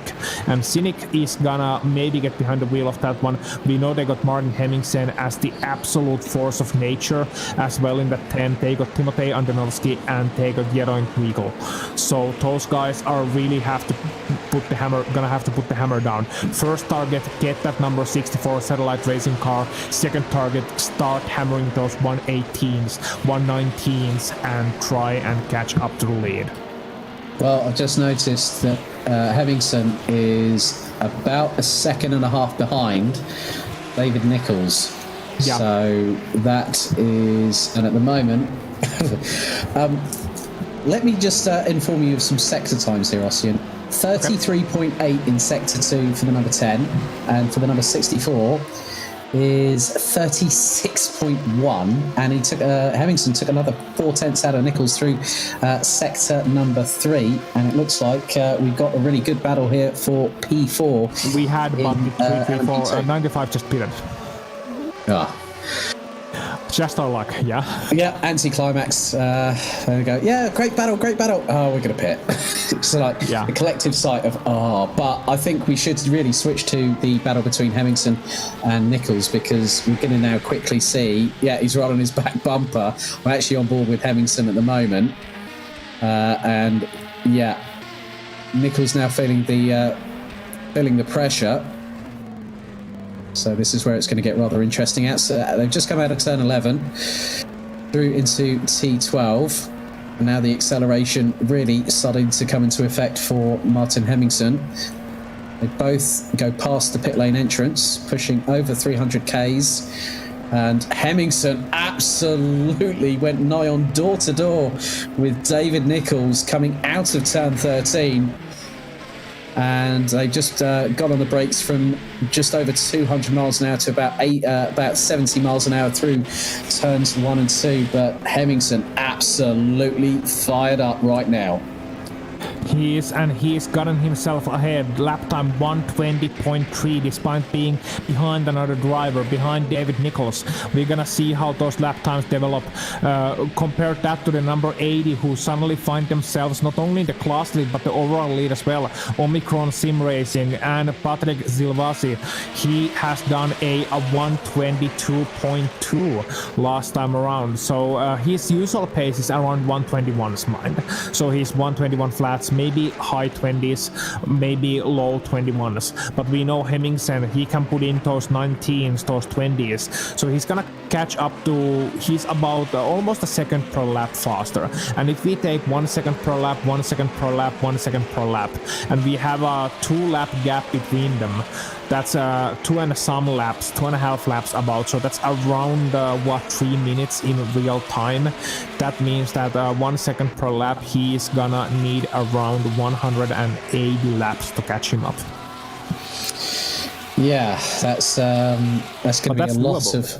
That is doable, but it's also dependent on how the opposition actually respond in kind, because you could absolutely put the hammer down, but then your opponent might have that little bit of an advantage, because one big incident like we saw with Hemmingsen, he's just put in a 1:21.6 flat, and he was 1.152 seconds quicker than David Nichols. So now he's got clean air. He's now got one of the good things that he's got now, Ossian, is the fact that he can use the back marker traffic to his advantage.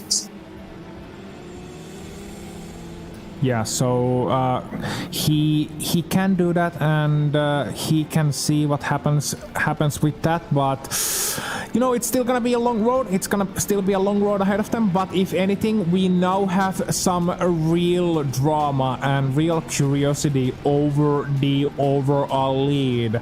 And I have a real curiosity about what messages our commercial partners are having to us. So to sate that curiosity, we're gonna jump onto a break, and I'll keep watching.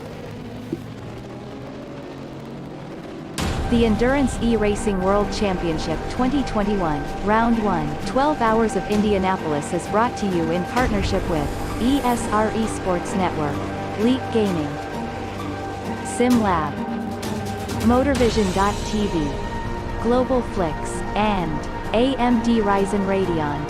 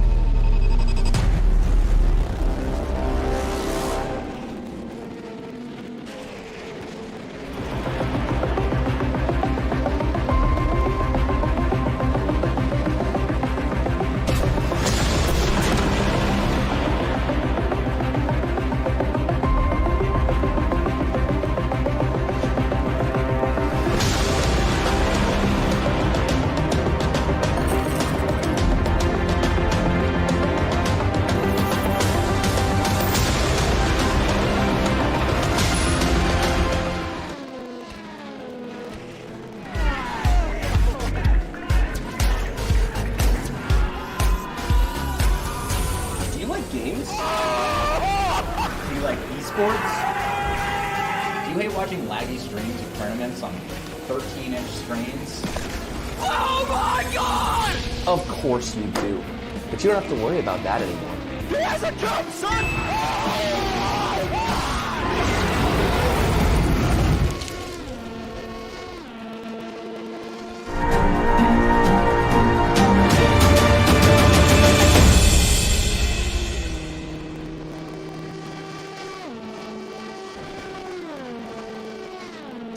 So we're back once again. A big thank you to our commercial partners here at GTR24H. Alex Goldschmidt and Yusuf bin Suhail back with you once again, taking over from Hossein Puhaka. Big thank you to him for jumping in. He'll be back with us a little bit later on tonight. But Yusuf, it's been rather interesting.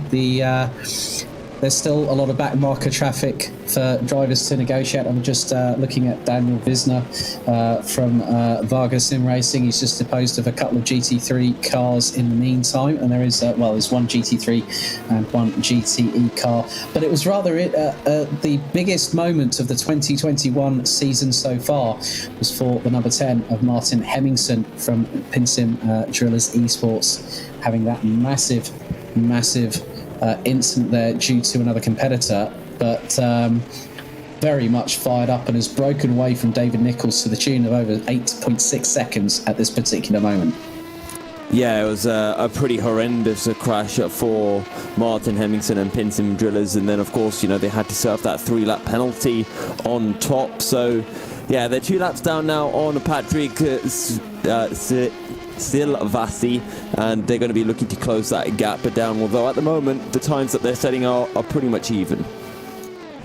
Yeah, so at the moment Silvasi running in the 1:21.1s, and Martin Hemmingsen, who's got the fire definitely stoked in the belly, he's running 0.6 of a second quicker at this particular moment.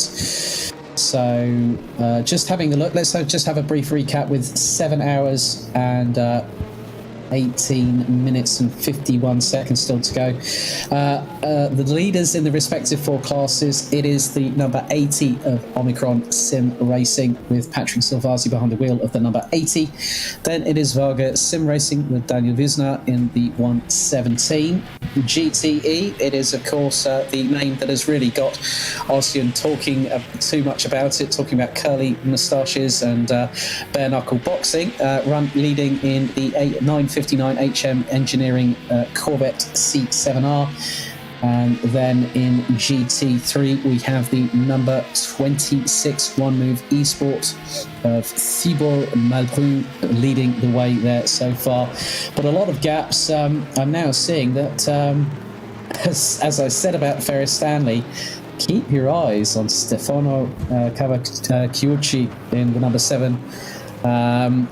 Pescara ADG Corvette. The gap was down to about a second and a half, but then, both the GTE leaders, both of them are in the pit lane, and Kevin Ryan has now got back behind the wheel of the 959. And will they do a driver change at the Italian-run Corvette? That's the biggest thing here. What is your thoughts on that, Yusuf? Maybe we will be seeing that driver change coming through. I know Kevin Ryan jumped in for the 959. I mean, Stefano's put in some good laps, but I personally think he hasn't quite had the same kind of pace as what we saw from his teammate Michele D'Alessandro, and of course still 3 other drivers to go out. Got Michael Francesconi, Eros Masquili and Deegan Fairclough as well, all to go out. So they do have to make some driver changes. They've still got another 4 drivers to go, and if they do switch drivers, hopefully they'll be able to get into the rhythm fairly quickly. Eros Masiculi has now taken the wheel of the number 7 car now, so the Pescara ADG Corvette. Liking some of the liveries that we've got here at GTR 24. It's very much, and also good to see the respective national flags of certain teams like the Italian Tricolore on the back end plates of that number 7 Corvette. But as darkness is starting to fall, we are going to see track temperatures drop. We are going to see that drivers are going to have to take that little bit longer, activating the new tyres and getting them up to temperature and helping the braking systems. But so far, Yusuf, we haven't heard of major mechanical dramas such as the overheating possibilities that we were discussing last night during qualification. Still Varsley making it nearly 3 wide going up into turn 8. There was an LMP2 in the middle, and there was Masciuli on the outside going into turn 8, but we've had no real issues with that. It's mainly been sort of server glitches or hardware issues that have caused drivers to rejoin, or lag spikes like we saw with Hemmingson being unsighted, so to speak. Yeah, and that was, again, unfortunate for Hemmingson. But again, in this battle for the GTE class, you've got Eros Masquili, you've got Kevin Ryan, you've got Marco Massetti, and you've got Guillaume Mas as well. And all 4 of these top 4 drivers in the GTE class, they have not done a single lap under race conditions. So it is going to be very interesting to see how they all adapt to the pace, and I'm very interested to see what kind of lap times we will start to be seeing, whether they're going to be straight up there in those 129s that we saw from their teammates earlier on when they jumped into the car, or I should say when they made their pit stop and got a fresh set of boots underneath their vehicles. And I'm just seeing behind the number 7 Pescara ADG car is the number 68 of ET Brit. Currently, they have got Stuart Ross French behind the wheel. So Matt Webb took the first stint for them, followed by Sandro Ballesteros, and then yet to see their team manager Max Spooner get into the car. So I would imagine that he will be next in line with the ET Brit car having that massive slogan of the hashtag Believe and Achieve. They very much are one of those teams that we do need to look out for in LMP2. I'm sure that they will improve as the season progresses, but they've made a steady comeback, having had that server glitch for Sandro Ballesteros earlier on in the race, Yusuf. Yeah, slowly trying to close up the order, and at the moment, Stuart Ross French at the wheel. He's currently 19 laps down on the next car ahead, which is João Barbosa in that 74 Ducis Motorsport car. So they will slowly make inroads, but again, they're kind of relying on issues for other drivers, as we have already seen from the 766 DSR Dream Team car, and there could still be drama in for the current top 9 drivers in the LMP2 class. Yeah, just seeing that Luca Gray in the number 15 Juices Motorsport car is trying to close the gap to the DSR Nightmare car, and the gap now is sort of a bit stagnant at the minute as the LMP2 class leader, as now there has been a change for the number 17 that in the LMP2 class. That is the Drillers Esports LMP2 car, Gerard Kvikl, now back behind the wheel and now exits out of the pit lane, still sitting in second position with Zoltan Borda in the number 22 Mugen Sim Racing car, still rounding out the top three positions as we speak. But that was a good pit stop there from the Drillers Esports crew.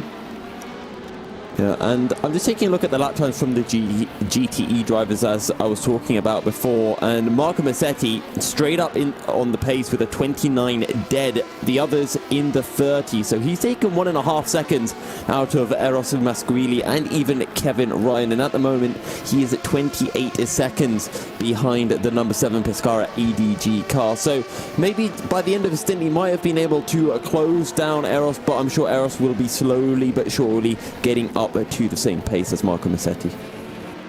Yeah, and I think Masciuli has really started to get that car a bit more alive. So that's where it's really going to count. It's about, the outlap's got to be quite crucial for the teams coming in for a pit stop, but then it's the in-lap and then it's the outlap, the first 2-3 laps where the drivers will have a certain pattern. They'll have a certain way of working these tyres. They'll know the subtle nuances of each vehicle, how you can really switch on those tyres and get the car up to temperature quickly, because once you're sitting in that pit stop, not only are the tyres getting cold, the engine is running at idle, you got your foot on the brakes, and also the brake temperature is dropping like a proverbial stone too. Yeah. And it's all about getting those tyres up to temp as quickly as possible, and in the night time as well is a little bit cooler, track temperatures are lower. I mean, it's better for the engines, it keeps them running a little bit healthier, and you can probably also set some pretty quick lap times as well, but in terms of getting those tyres up to temp, it is just that little bit more tricky. We were talking about Martin Hemmingsen a little bit earlier with that unfortunate incident. He's just put in a 1:19.6 and he's about to cross the line once again, and that was just 4.5 tenths slower than the fastest lap. He's just put in a 1:19.789. That is incredibly quick from Martin Hemmingsen. So I think the team have said to him, right, you need to push like crazy. We've got to get back onto level pegging with Omicron Sim Racing after what happened. Then they're getting off. They're getting off, and they're getting up from that incident, and they're dusting themselves off. They're getting back into the fight, as I said earlier. So we're really going to see what this crew are going to bring to the table, and I fear that PinSim Drillers Esports could pull the pin and throw it in the general direction of Omicron Sim Racing and say, hey guys, we're coming, and we're coming to fight. Yeah, without a shadow of a doubt, and maybe we'll be in for a stadium finish come that final half an hour of the race. We saw it in the LMP2 class last year in Le Mans. That was pretty insane. It went right down to the 4 chicanes and saw one of the cars spinning. I don't think either of them minded. I think they both knew that they were going for the move and they would go for the win or die trying it effectively, and one of them did die trying. So hopefully we do get to see something as spectacular here tonight at Indianapolis. Maybe. I still think the PinSim drillers need a little bit of luck to fall their way to be able to just close that gap just a tiny bit, but I think they'll definitely be able to close at least one lap just from pure pace alone. Yeah, so we are fast approaching. We're just under 9 minutes away from hitting 7 hours to go, so 5 hours almost completed in this first round of 6 for the 2021 GTR 24H Endurance Esports World Championship. So, but at the minute, hang on a second. Keep your eyes on GTE Battle for Position. This is number 67 of the Lancia car of Niels Bugvin. Came out the pits, didn't it? You've got Alistair De La Cruz not too far behind in the 128, and I think that might be the E-Team Brit car that was just trying to get past them. And now they've got Hemmingsen absolutely flying up the inside of the 128. Oh, the Volante car just gets out of the way in the nick of time, going through T12. So you can just see how Hemmingson just flying around the circuit like nobody's business, but everyone else still trying to keep out of the way. I think they might have just seen the times that he's been setting. They went, right, whatever you do not get in the way of Hemmingson. I mean, it would be the equivalent, isn't it, of Spa 1994 having Michael Schumacher storm up to your garage to have a little chat with you if you got in the way of Martin Hemmingson right now. Yeah, and the thing is that the other person would be the aspected David Coulthard thereof. Yeah, and I still remember to this day Murray Walker's commentary quip when we saw the accident happen, and I just heard the words, "Oh God!" If anyone remembers that moment, you'll find it on YouTube. It's just like the literal severity of that impact, and that is how quickly it can change the dynamic of the race. But it looks like. It looks like Enes de la Cruz has gotten up the inside of the 67 and has made the move stick. Yeah, I watched that clip back about a week ago, actually, and the most impressive thing I found about that was the fact that Michael Schumacher managed to get back to the pits with 3 wheels on his Ferrari, which I just remember watching it back and thinking, how on earth has he managed that? I bet he'd probably still drive a 3-wheel Ferrari quicker than I could drive a 4-wheel Ferrari. Well, at least he can drive that quicker than Jeremy Clarkson and Reliant Robin. Let's just say that the Stig and Jeremy Clarkson don't like the Reliant Robin very much, especially when they keep on turning it into a corner and it keeps on going on its side. On its side, I think doesn't it go on its roof as well? Yeah, it did quite a few times. I think. What was it? Yeah, I remember that episode of Top Gear where Clarkson the Reliant Robin literally has gone over on its roof and it's sliding through the camera shot of a BBC News report, apparently. Yeah. Whether that was planned or not planned, I don't really know, but knowing Top Gear, they probably would have staged it at that particular point because it is part of BBC programming. Yeah, it would not surprise me one bit. I need to go and watch that on YouTube now to see that happening and have myself a bit of a cheeky laugh. But remember, Alex, how you were talking about at the beginning of the race how Henry Sinnick was flying and pulling all sorts of crazy maneuvers on the back markers. I think it's about to get a lot more crazy from Pinsim drillers. Oh, Martin Hemmingson round the outside coming through the final corner. He quickly deposed of one of the McLarens in the GT3 class, and he's about to go up. He's gone past one LMP2 car. Now he's gone past, I think that was the 5th placed LMP2 car. That will be Pedro Armada. That was through turn 1. So Hemmingson literally going flat chat, turning it in and making sure that it sticks. Martin Hemmingson just did a 19.9. He just took out 1.5 seconds from Patrick Silvassi. I'll get it right first time at some point. At some point, I'll just go to say his name and I'll just get it smooth. But it might take a while at the moment, Alex. And don't worry, I'm having exactly the same problem. When you come to a new championship and you have those sort of moments where you do have to try and keep it all well and good. Silvassi doing a great job out front, keeping calm, keeping it consistent. Last lap was a 121.461 on that particular occasion. So Hemmingson, running in the low 120s. I don't think he's done yet by a long sight. Yeah, and you mentioned 21.461. That's the same lap that David Nichols did of 21.467. Meanwhile, Jerome Quickel in the number 17 LMP2 car just did a 21.465. So Jerome is absolutely flying after the Pinsim Drillers LMP2 car. Got that 30-second stop-go penalty. They're trying to get back on the lead a lap as they got lapped by Daniel Wisner about an hour ago. Yeah, it's still going to be a long, tall order still to go as we are fast approaching the end of the 5th hour of this first round out of 6 for the 2021 GTR 24H Endurance E-Series World Championship. As I'm still keeping my eyes on Martin Hemmingson. He's just absolutely destroying the rest of the field, just putting passes around the outside, up the inside, going 3 wide.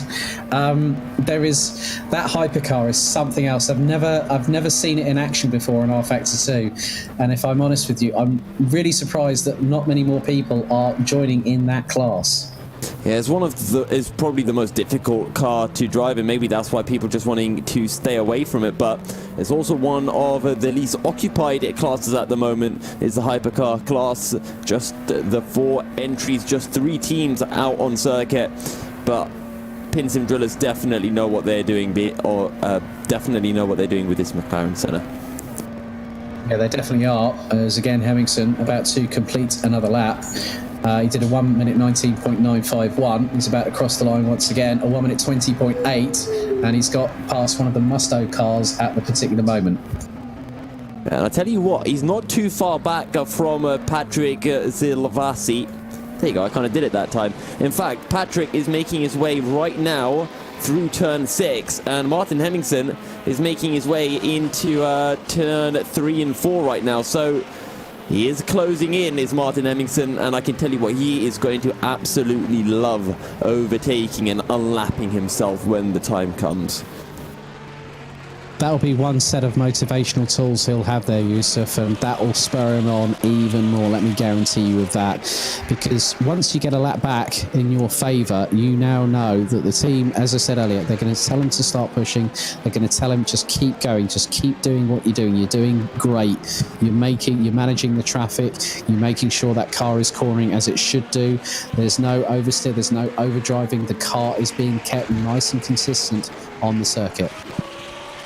Yeah, and that's all Martin Hemmingsen can do right now. Just drive to the limit of his capabilities, drive to the limit of the car, and just try to squeeze that gap down to Patrick Silvassi. 2 laps behind, but by the end of the hour, he might be finding himself just 1 lap and a whole bunch of tarmac behind his competitor. Keeping an eye on the GTE class, and everything's really starting to spread out as Hossein Beringauer has dived on into the pit. So it was looking good for the WOSR iZone performance car, but they've started falling off the pace a little bit in the last hour or so, and from being in that battle for P4, P3, they've kind of dropped back to about P7 now. Yeah, I think now the temperatures are going to really play an aspect into this race, because as soon as you get nightfall, what's going to happen is that even though the engines are going to breathe a little bit easy with that colder, denser air coming through into the radiators, which will help the air and fuel mixture in the cars, so the cars will be able to run possibly a little bit leaner on the fuel mixes. The colder temperatures will affect how the car might handle, especially if someone comes out of the pits, they're on cold tyres. What normally could be 2 to 3 laps of activating those tyres, it could take 5 to 6 maybe, so double that time window. So it's about how the teams react to that. And Martin Hemmingsen, again, coming up to back marker traffic, he's done a 1:19.7. He's done another 1:19.7 for 2 consecutive laps. Did a 1:19.773 on that particular occasion. As there are a couple of, I think I might have spotted a couple of GTEs or GT3s just behind him that were battling away for position. Oh, we've got a battle for position right now between the 51 and 166, and that is WOSR's Blase Misic finding a way past and moving up into, I think, P8. Yeah, and that was Markus Stier just behind in the 166 ID Sim Sport. So Porsche versus Porsche, Weissach's finest. Linus Stern going down the back straightaway, heading into the 90 left at turn 8. So good to see them battling away. Just keeping my eyes also on the bottom of the main gaggle of LMP2 cars. The B32 Racing number 32 entry. It has got the number 777 of DSR Nightmare, who had to serve that stop-go penalty, then had to serve their scheduled pit stop shortly thereafter. They're about 2 seconds apart at this particular moment. So that looks to be, well, the gap was closing, fluctuating anywhere between 2.3 and 2.6 seconds on that particular occasion. The number 80 car just pitted. Thomas Garcia back at the helm of the Omicron Sim Racing, and there was contact with one of the blue GTE cars, and if Omicron aren't that lucky, they might be finding themselves with a little bit of a time penalty for that. I'm not quite sure if they left enough room. Would have to take another look at it again, though, to be sure. But after that pit stop, Martin Hemmingsen is now within, within 2 laps of the number 80 of Thomas Garcia. Yeah, and now it's crucial for Hemmingsen to continue pushing. But he's doing the right. I mean, he's the pace went slightly off the boil, 1 minute 21.143 for the number 10. So Garcia has taken about a minute or so through the pit stop phase, including the switch over from Patrick Silvassi. So now we're going to see what is going to happen. But Hemmingsen, you know, I said that gap a few laps ago was 8.5 seconds between Hemmingsen and Nichols. That gap now has expanded to over 40 seconds. Martin Hemmingsen has been on a pure binge of speed right about now. Yeah, and the last lap for Martin Hemmingsen, a 21.1, so a little bit off those 19s and low 20s that he was recently doing. Also, Daniel Weisner is into the pits. Remember, he was just over a lap ahead of Jerome Quico, and the pair of them were doing low 22s before his pit stop. Yep, looks like the number 404 Glam Racing car has also pitted. That is one of our GT3 entries. So they're currently in the pits at the moment. So they have not had the greatest of run so far, obviously, with that lag spike earlier. That took out one of the I think it's the 54 Musto GD Esports car, BMW M8. So yeah, there's still time for them to find, but obviously they're not going to be in any sort of contention as they were running in the top 3 and even in the lead at one point. Yeah. Ooh, apparently we are being informed that there is some weather to come with just under 7 hours remaining. I almost said just under 7 minutes remaining, but just under 7 hours remaining. Apparently then we might be in for a shower or two, and that will definitely add some spice to the action. Maybe the Metropolitan effect will be coming here to Indianapolis, as our producer Peter would say.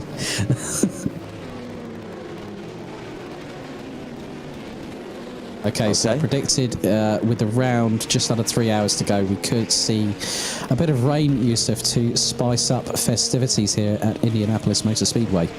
Yeah, the rain definitely won't be dampening the action. It might be dampening the hopes of Thomas Garcia and Omicron Sim Racing, but I think Martin Hemmingsen and the rest of Pin Sim drillers will be very happy to see rain on the way, and probably the same as well for the 404 Glam Racing car. They definitely need something that can help them close I think it's almost a 4-lap deficit they currently have to Alexei Mizin, who's in the 717 ahead of them. Yeah, it is about just keeping things going as such and waiting to see what does transpire. So the Glam Racing 404 is now out of the pits, and back behind the wheel is Callum Wilson. Yeah, Callum Wilson, who was a man at the helm of the Glam Racing car when that incident with the 54 Musto Porsche occurred. BMW. Oh, BMW. Pardon me. I was just thinking, was it Porsche BMW?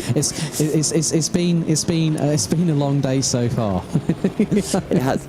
Only 4:30 though at the moment. Still got a way to go. Oh God, I'm going to be terrible by the end of this, aren't I, Alex? Hang on, breaking news. Keep your eyes on what is happening in the battle between the 777 of the 777 and the 32 in LMP. They've just had Martin Henningsen try and split the pair. This is the battle for 8th and 9th at the moment in LMP2.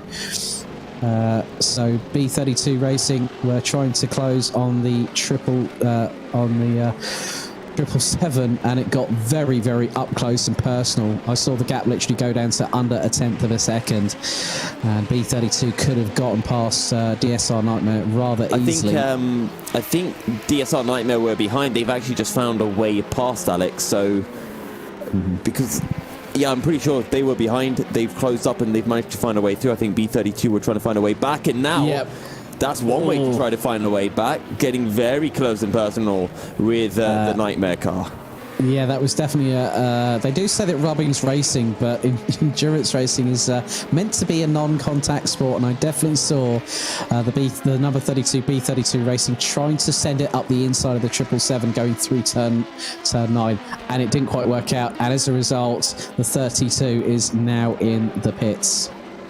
Yeah, I wonder if he was going to come into the pits anyway, or whether he does have some damage to the car, but turn 9, I wouldn't have thought was an overtaking opportunity, but B32 Racing, as my friend would like to say, was limit testing. I'm going to throw an Alex Wirtz quote in there as well. Or maybe I'll run out of talent. If anyone might remember that fateful day, I still remember it to this day, and I've had the fortune in my travels in motorsport to actually meet Alex Wirtz. A really, really nice guy, still a great ambassador for sports car racing, and his three sons, they're all racing at the moment. 2 of them in karting, 1 of them in rallycross. So yeah, for those that wonder about, obviously some of you got to know me at the interview that Yusuf and I did not that long ago, but there are plenty of stories that I can definitely divulge without being accosted by said individuals and saying you shouldn't have told them that over the coming months. But yeah, it's going to be rather interesting. I mean, that move wasn't really on between B32 and DSR Nightmare at all. They were just trying to chance their luck and see if they could make them blink, and yeah, it didn't really quite work out as planned. And that's given a place back to Luca Gray from Juice's Motorsport in the number 15. Yeah, so Deuce's Motorsport will jump up a position. Of course, they'll probably have a pit stop to do at some point, and we're at that stage in the race where, you know, everyone's pit stops are now completely out of sync, whether that be by 2 laps or by 10, 15 laps. So it'll all be interesting to see how it plays into effect come the end of the race, whether anyone has to do a splash and dash with 5-10 minutes to go, or whether they can, you know, maybe they'll have to fuel save just to make that fuel last that 1-2 extra laps. Well, speaking of pit stops, the number 22 of Mugen Sim Racing's Zoltan Boda is in the pits from P3 in the LMP2 class. But at the moment, with the gap between themselves and Ramada Motorsports' Pedro Ramada in the 57, the gap between them has just dipped under the 58-second mark and closing all the time. But as long as Mugen don't have any issues on a pit stop or, you know, driver change, we've seen it before, as now David Nichols, the third-placed Hypercar entry, now pulls into the pits after completing 217 laps. And now Zoltan Boda is coming out of pit lane, having served a rather smooth pit stop there. Speaking of things that are rather smooth, Thomas Garcia, your racer leader, recently put in a 19.820, the personal best for the number 80 Omicron Racing, or the Omicron Sim Racing team. But then again, last lap he put in a 21, and Martin Hemmingson was able to take out half a second. And this lap, Thomas Garcia put in a 21.4. So the gap is still dropping in the lead. And on that note, we will be heading to a short ad break. We'll see you in just a short bit. The Endurance E-Racing World Championship 2021, Round 1, 12 Hours of Indianapolis is brought to you in partnership with ESR Sports Network, Leap Gaming, SimLab, MotorVision.tv, Global Flix, and AMD Ryzen Radeon.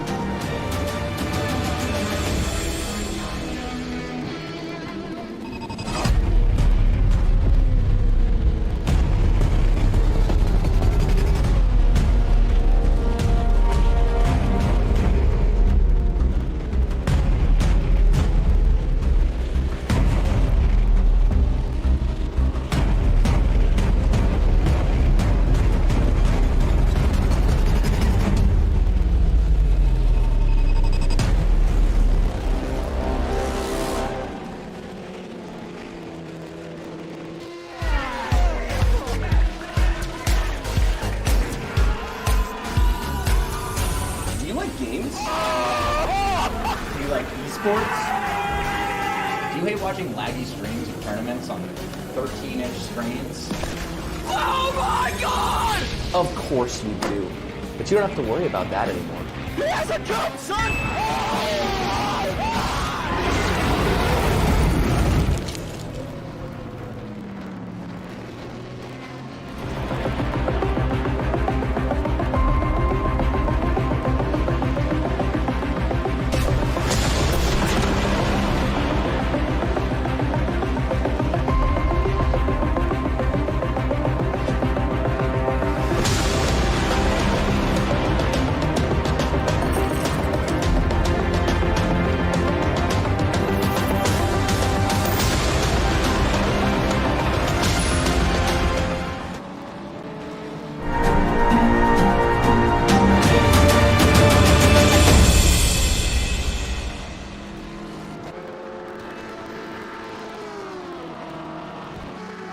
Welcome back, ladies and gentlemen, to the Endurance E-Racing World Championship for round 1 here at Indianapolis. 5 hours have passed and we enter the final 7 hours of the race. Drama was unfolding before the previous break when Martin Hemmingson's car rather dramatically flew over the barriers and caused him to have to retire to the pits and get a reset, and as a result drop down by 3 laps. He was then 2 laps behind Thomas Garcia in the number 80 Omicron Sim Racing car. But then, Alex, more drama has unfolded during the last commercial break. Because now we have a new twist in the tail. The number 80 of Omicron Sim Racing has been handed a 30-second stop-go penalty by race control with not respecting car number 31, that is the GTE entry of One Move Esports. So the dramas, they do turn. And with the fact that Thomas Garcia is probably more than likely not the person that instigated that move, it must have been Patrick Silvassi on the previous stint, I think, if memory serves me correctly. Yes. So Garcia is the one that gets the slap on, well, it's the team that gets the slap on the wrist, but the person it's affecting most is the guy that started for the team, Thomas Garcia. And he will be trying to push, and he is pushing, because between Hemmingson and Garcia, they are running in lap times within 2/10 of each other. Make that 0.168 seconds between Hemmingson on the previous lap, and Garcia did a 1 minute 20.971. Yep, and as we saw previously from the LMP2 pit stop, 30-second stop-go penalty costs you about 50 seconds here at Indianapolis. Maybe for the hypercars it'll be about 52 seconds or something like that, just because you'll be running a little bit faster on that start-finish straight. So let's see when Thomas Garcia serves this drive-through. It'll be in the next couple of laps. He's in. I've just seen it. He's just in the pits. So Garcia is in the pits. I'm now going to keep an eye on Hemmingson, who is absolutely flying. He's coming out of turn 12 now. He's gone up the inside of the 67 Volante car with Luka Ferlich behind the wheel. So this could put Pinsim Drillers Esports back onto the lead lap. That has been confirmed. He's now going into turn 1. So the daylight at the end of the tunnel has now started shining a bit brighter for the number 10 hypercar entry of Pinsim Drillers Esports. Yep, and to go back on the flip coin, if you're an Omicron Sim Racing fan, the good news for you is that Martin Hemmingson and the number 10 Pinsim Drillers do still have a stop to do relative to the number 80 of Omicron Sim Racing. But at the moment, Martin Hemmingson 61 seconds behind Thomas Garcia, and that is great news for us as commentators, because it means we can actually see the gap between the two changing rather than just seeing a +1 lap. It's now gone down to 58 seconds between the pair, and Hemmingson put in a 1 minute 20.205, so it effectively costed Garcia a minute 0.25 seconds. So basically, a lot, nearly nigh on a full lap around here at Indianapolis. And Hemmingson is not done yet. That gap is fluctuating. It's going anywhere between 56.5 to 58.1 seconds, depending on what part of the track they're on. Hemmingson now coming across the line. He's put in a 120.8. The gap now down to 57 seconds between the two leaders in the hypercar class here at Indianapolis Motor Speedway. It's been nearly in operation for over 110 years and will celebrate its 111th birthday in about a couple of months' time. I'm still keeping an eye on the GTE class. Kevin Ryan, I was wondering whether he'd be able to, follow on from the pace of his previous HM Engineering teammates who are at the wheel, Ferris Stanley, and the answer is yes, he can. He's putting in at high 29s, and he has extended the gap to Eros Masquili to nearly 60 seconds. Eros Masquili is a further 22 seconds ahead of the Musto GD car of Marco Massetti, and then Guillaume Massa for One Move Esports. Also, a little bit of news. Garcia is running in traffic. His last lap was a 1:25.2. Hemmingson put in a 1:20.8. So you're looking at a differential of over 4.5, nearly 4.5 seconds between the two leaders in Hypercar. And Hemmingson has got that gap down to just under 56 seconds as he crosses the line once again. And he's put in a 1:20.4. Garcia now will come across the line in the next couple of corners. So he will try and do his best. The team at Omicron Sim Racing will be telling him, right, you need to push. But considering the fact he's served a stop-go penalty, the tyres will have been a little bit colder coming out of that. So they will serve the pit stop, serve the penalty. He's put in a 1:21.7. So Henningsen, really, I think, again, the way he's pushing that car, he's going down the back straight away into turn 8. It's down to Hemmingson to really, really push and trying to give them the best advantage possible to close the gap on the leaders. Yeah, and I think it's all going to come down to that pit stop. How does this play out come the end of the race? Will it be, this 55-second gap, or will it be, or I should say, does the number 10 car, Pinson Drillers Esports, have to do one more stop before the end of the race? As I was just seeing a car spun on the exit of turn 6. I think that was one of the LMP2 cars, but I'm not entirely sure. But Martin Hemmingsen still pushing, and right now the pressure's not on the number 10 Pinson Drillers Esports car, it's on the number 80 of Thomas Garcia and Omicron Sim Racing, and how well can they perform under pressure? Can they keep that car on the circuit? Can they just keep on pushing without making any mistakes? Because we've already seen from Patrick Silvassi earlier on, he did make that mistake. He made that contact with I think it was... That was the 31-1 move esports car. Breaking news again. Hemmingsen back into the high 19s, 19.660, and it was a 21. Garcia's previous lap was around a 1:21.3. So again, Hemmingsen absolutely pushing like crazy. Drillers Esports, the team are now telling him to give him the hurry up, and this is really bringing the race to Drillers Esports. And it is one thing to be the wolf on top of the mountain, but there's going to be that young wolf pack that want to go up to the top of the mountain and depose the king of the pack off of there, and that's what Pinsim Drillers Esports wants to do right now, because Hemmingsen is absolutely flying. Oh my goodness, 24.729 for Hemmingsen in the first sector. Garcia 25.3. He is absolutely making up so much time, and he equals Garcia's third sector time with a 21.3, and he goes in and puts in a 1:20.072. It is absolutely crazy right about now. I remember I posted in our commentator chat as a joke, is it time for Pinsim Drillers to call up Henry Cynic? I don't think they need to. They've got Martin Hemmingsen at the wheel. No, they'll just bring Cynic back to deliver the killer blow in some respects. So it's been rather interesting how this race has evolved. The gap is still around about the 55-second mark between Garcia and Hemmingsen. And then you have to look at what's happening a little bit further down the order. The closest gaps that I'm spotting at the moment, Youssef, is between the number 66.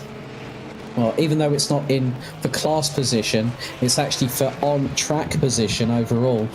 Morten Egersen in the number 13 Danish Racing League who had Sebastian Hove a bit earlier on in the car, who did that fantastic overtake a little bit earlier on to take second in class.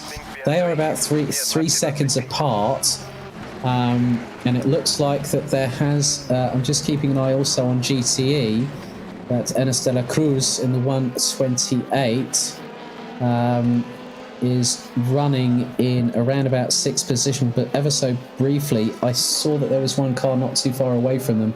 Looks like there's been a bit of that might have been Thibaut Malbrun, who's in GT3, and the 26 has pitted. So still with just over 6 hours and 35 minutes still to go. There's still quite a lot of talking points that we will come to at those respective moments in time. Yeah, and in that GT class, we're seeing DIS, SR Lab, they're 9.4 seconds down on Guillaume Mas in the 31 one-move esports car. And they are closing in slowly but surely, and then right behind them, well, I say right behind them in position, over a lap down, you've got Ernest de la Cruz, who is 9 seconds ahead of Mark Steyer, and Blazej Mizik, who has dropped down the order. So I think he's made a mistake of some sort, because he was actually ahead of both of them not too long ago. So I wonder what has happened there. Yeah, well, he had... I can see why. The first sector for Mizik was a 51.4. That was well over 20 seconds off Steyer at that particular moment in time. And this is where things can get rather interesting on how the drivers react. You know, they're going to have to work against these colder temperatures, mitigate any sort of circumstantial issues that might crop up. But still, with 6 hours, 36 minutes and 47 seconds of the first round of the season still to go, this race could still be anybody's, if I'm honest with you, Yusuf. Yeah, of course. And, you know, we saw what happened to Pinsim Drillers Esports in the Hypercar class, so God only knows what could happen to anyone else as well. And to be fair, Pinsim Drillers, they haven't really put a foot wrong all race, and they're looking at strong to come back and potentially challenge for the win in the final 6.5 hours. In the LMP2 class is still Marcel Cinchek, who leads from Jeroen Kweekel, 62 seconds up the road, and pulling a couple of tenths every lap as well, it seems. Yeah, again, I'm still keeping my beady eyes on Martin Hemmingson. He's done a 1 minute 19.9. He's just put in a 1 minute 20.3. He's at least 0.3 of a second quicker than Garcia. So Garcia's got back up to pace, but Hemmingson is continually responding. That gap now is around 51.5 seconds. So from my estimation, Hemmingson's going to literally be absolutely flat out for this remaining part of this stint, despite what dramas have happened. Then they're going to put somebody else in the car. Whether they put Henri Sinek in there is going to be down to them. But they've got Adamovsky as well. Still, they've got a 4. It looks like Jeroen Kweekel is actually apparently showing up as double duty in both Hypercar class and LMP2 for Drillers Esports. So it's has he switched, because they've got Adanovsky still to play in that particular lineup so far.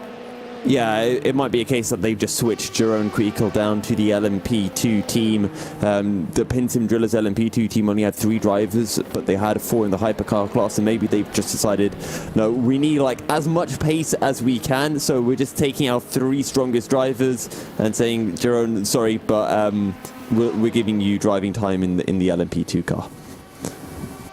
Yeah, and Jeroen doing a pretty good job at the moment, running in the 1:21.7s.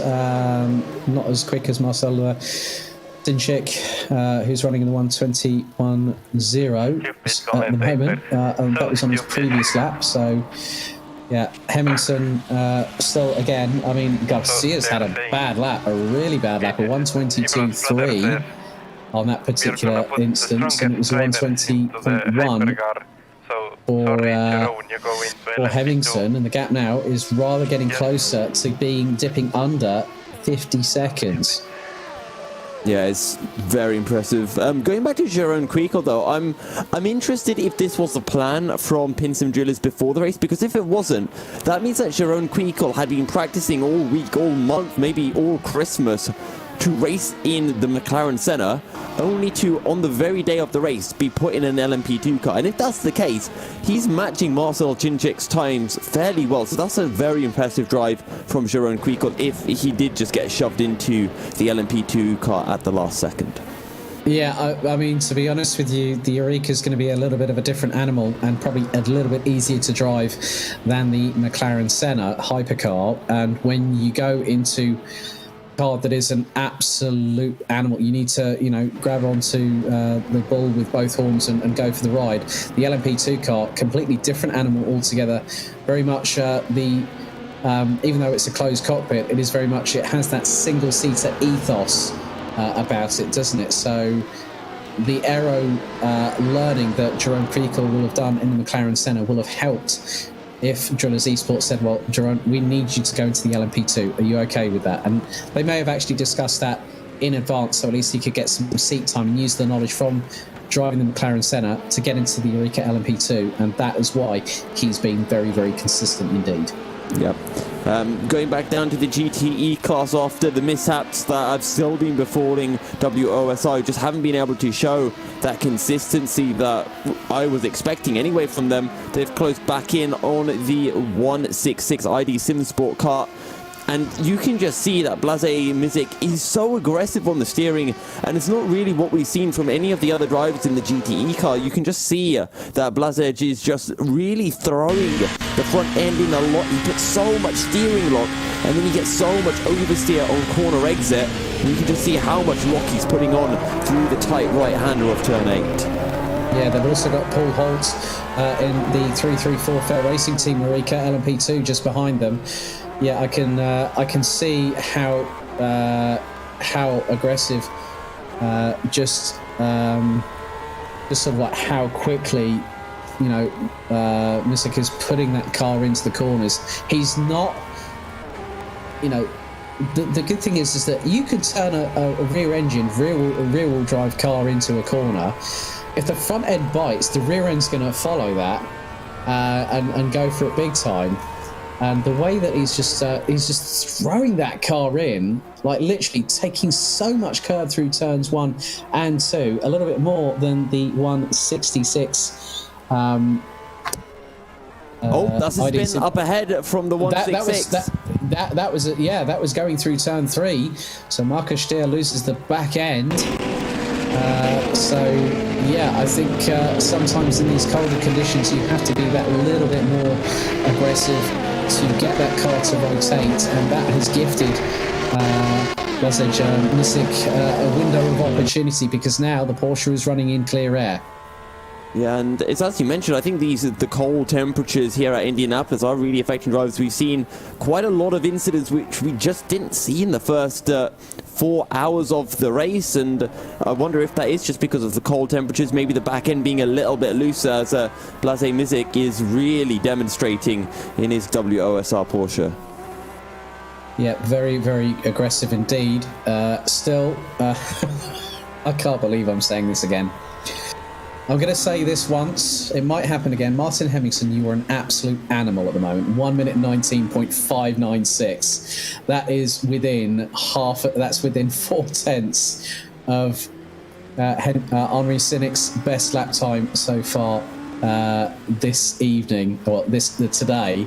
And that has taken nearly a second out of Thomas Garcia. The gap now just under 46 seconds. And I'm sure that Omicron Sim Racing are saying to him, be careful. He's coming, and he's coming quickly.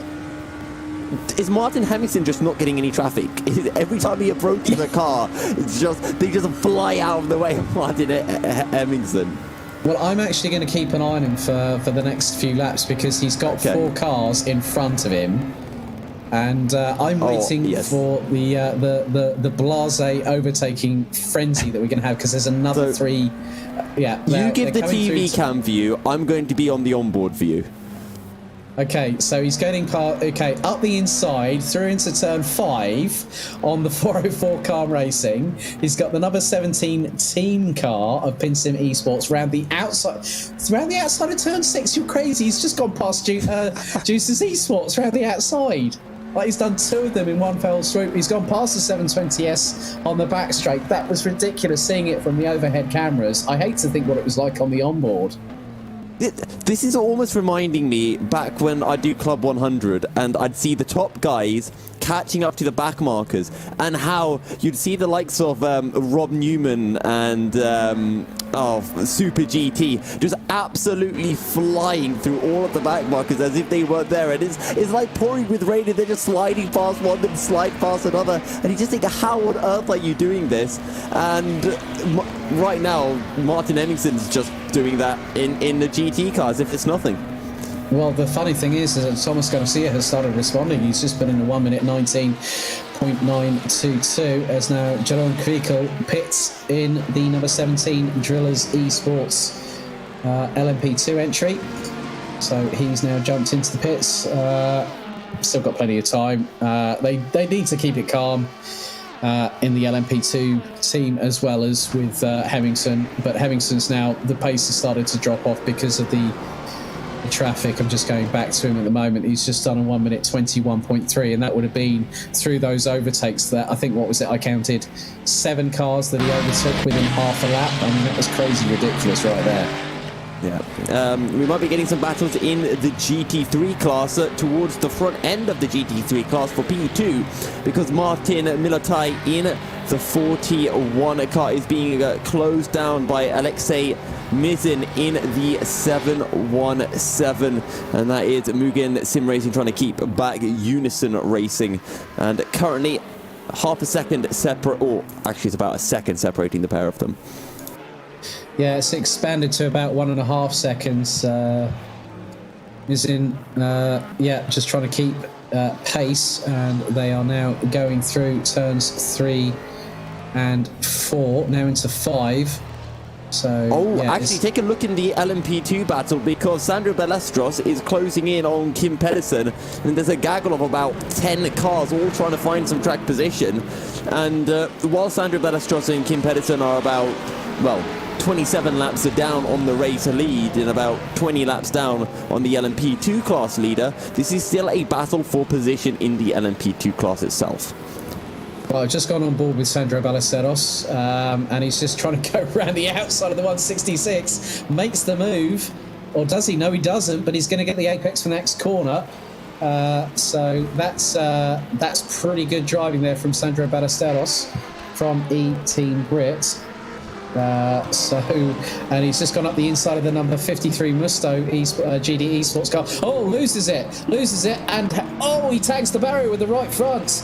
Sandro Ballesteros manages to get that car going again, but he just went a bit too hot there, I think, into turn 8, and I think that car just understeered off into the barrier. He's going to have to possibly park that for damage very, very shortly. So he got a really good run through through those 2 cars, and I think the colder temperature might have caught him out.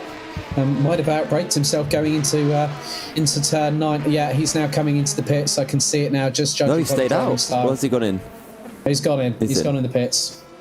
Yeah, there had to be damage on that front right. It looked like a pretty nasty shunt. And again, is that the cold temperatures getting offline, not being able to find the grip, and all of a sudden your front end's just washing out and you're just a passenger?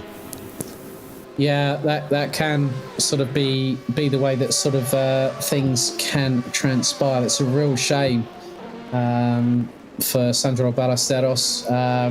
He's come in the pits. I've been informed by their team manager Max Spooner that Max will be in the car at 7:30 p.m. UK time, which will be 8:30 p.m. Central European time. Now I've just seen that David Nichols in the satellite racing car was just off the track because the Juices Motorsport car of João Barbosa went past, and that was definitely an uncharacteristic mistake there.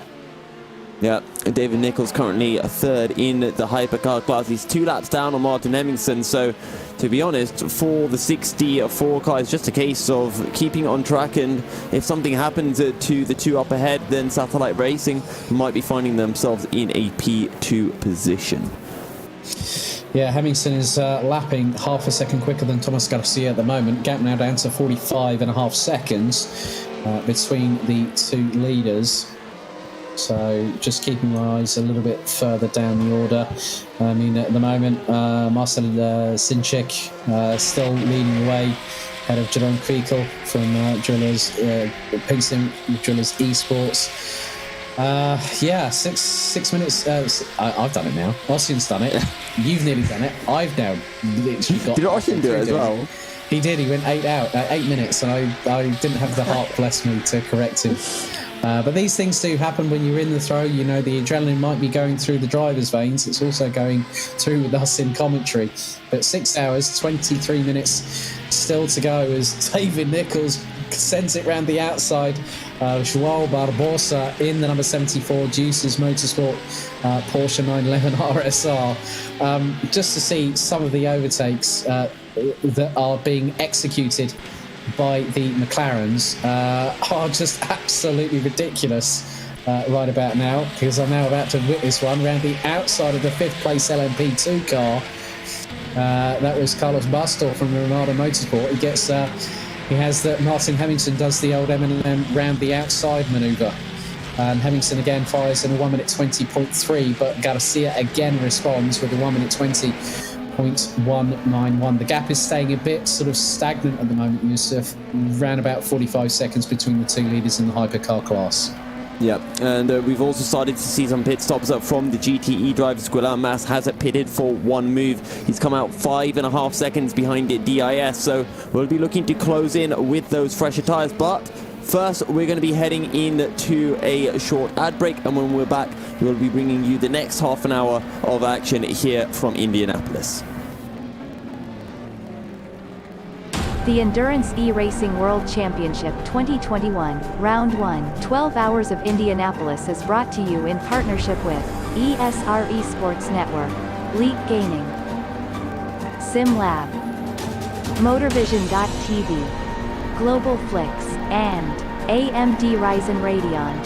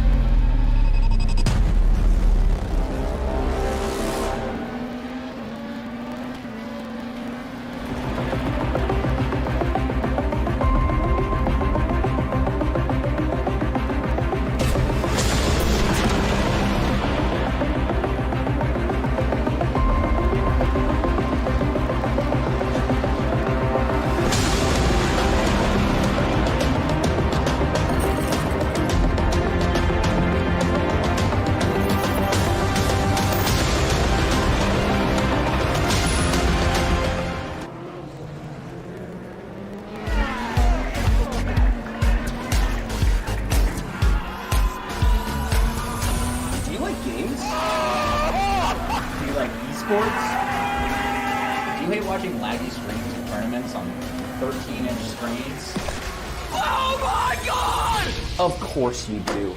But you don't have to worry about that anymore. He has a jump, son!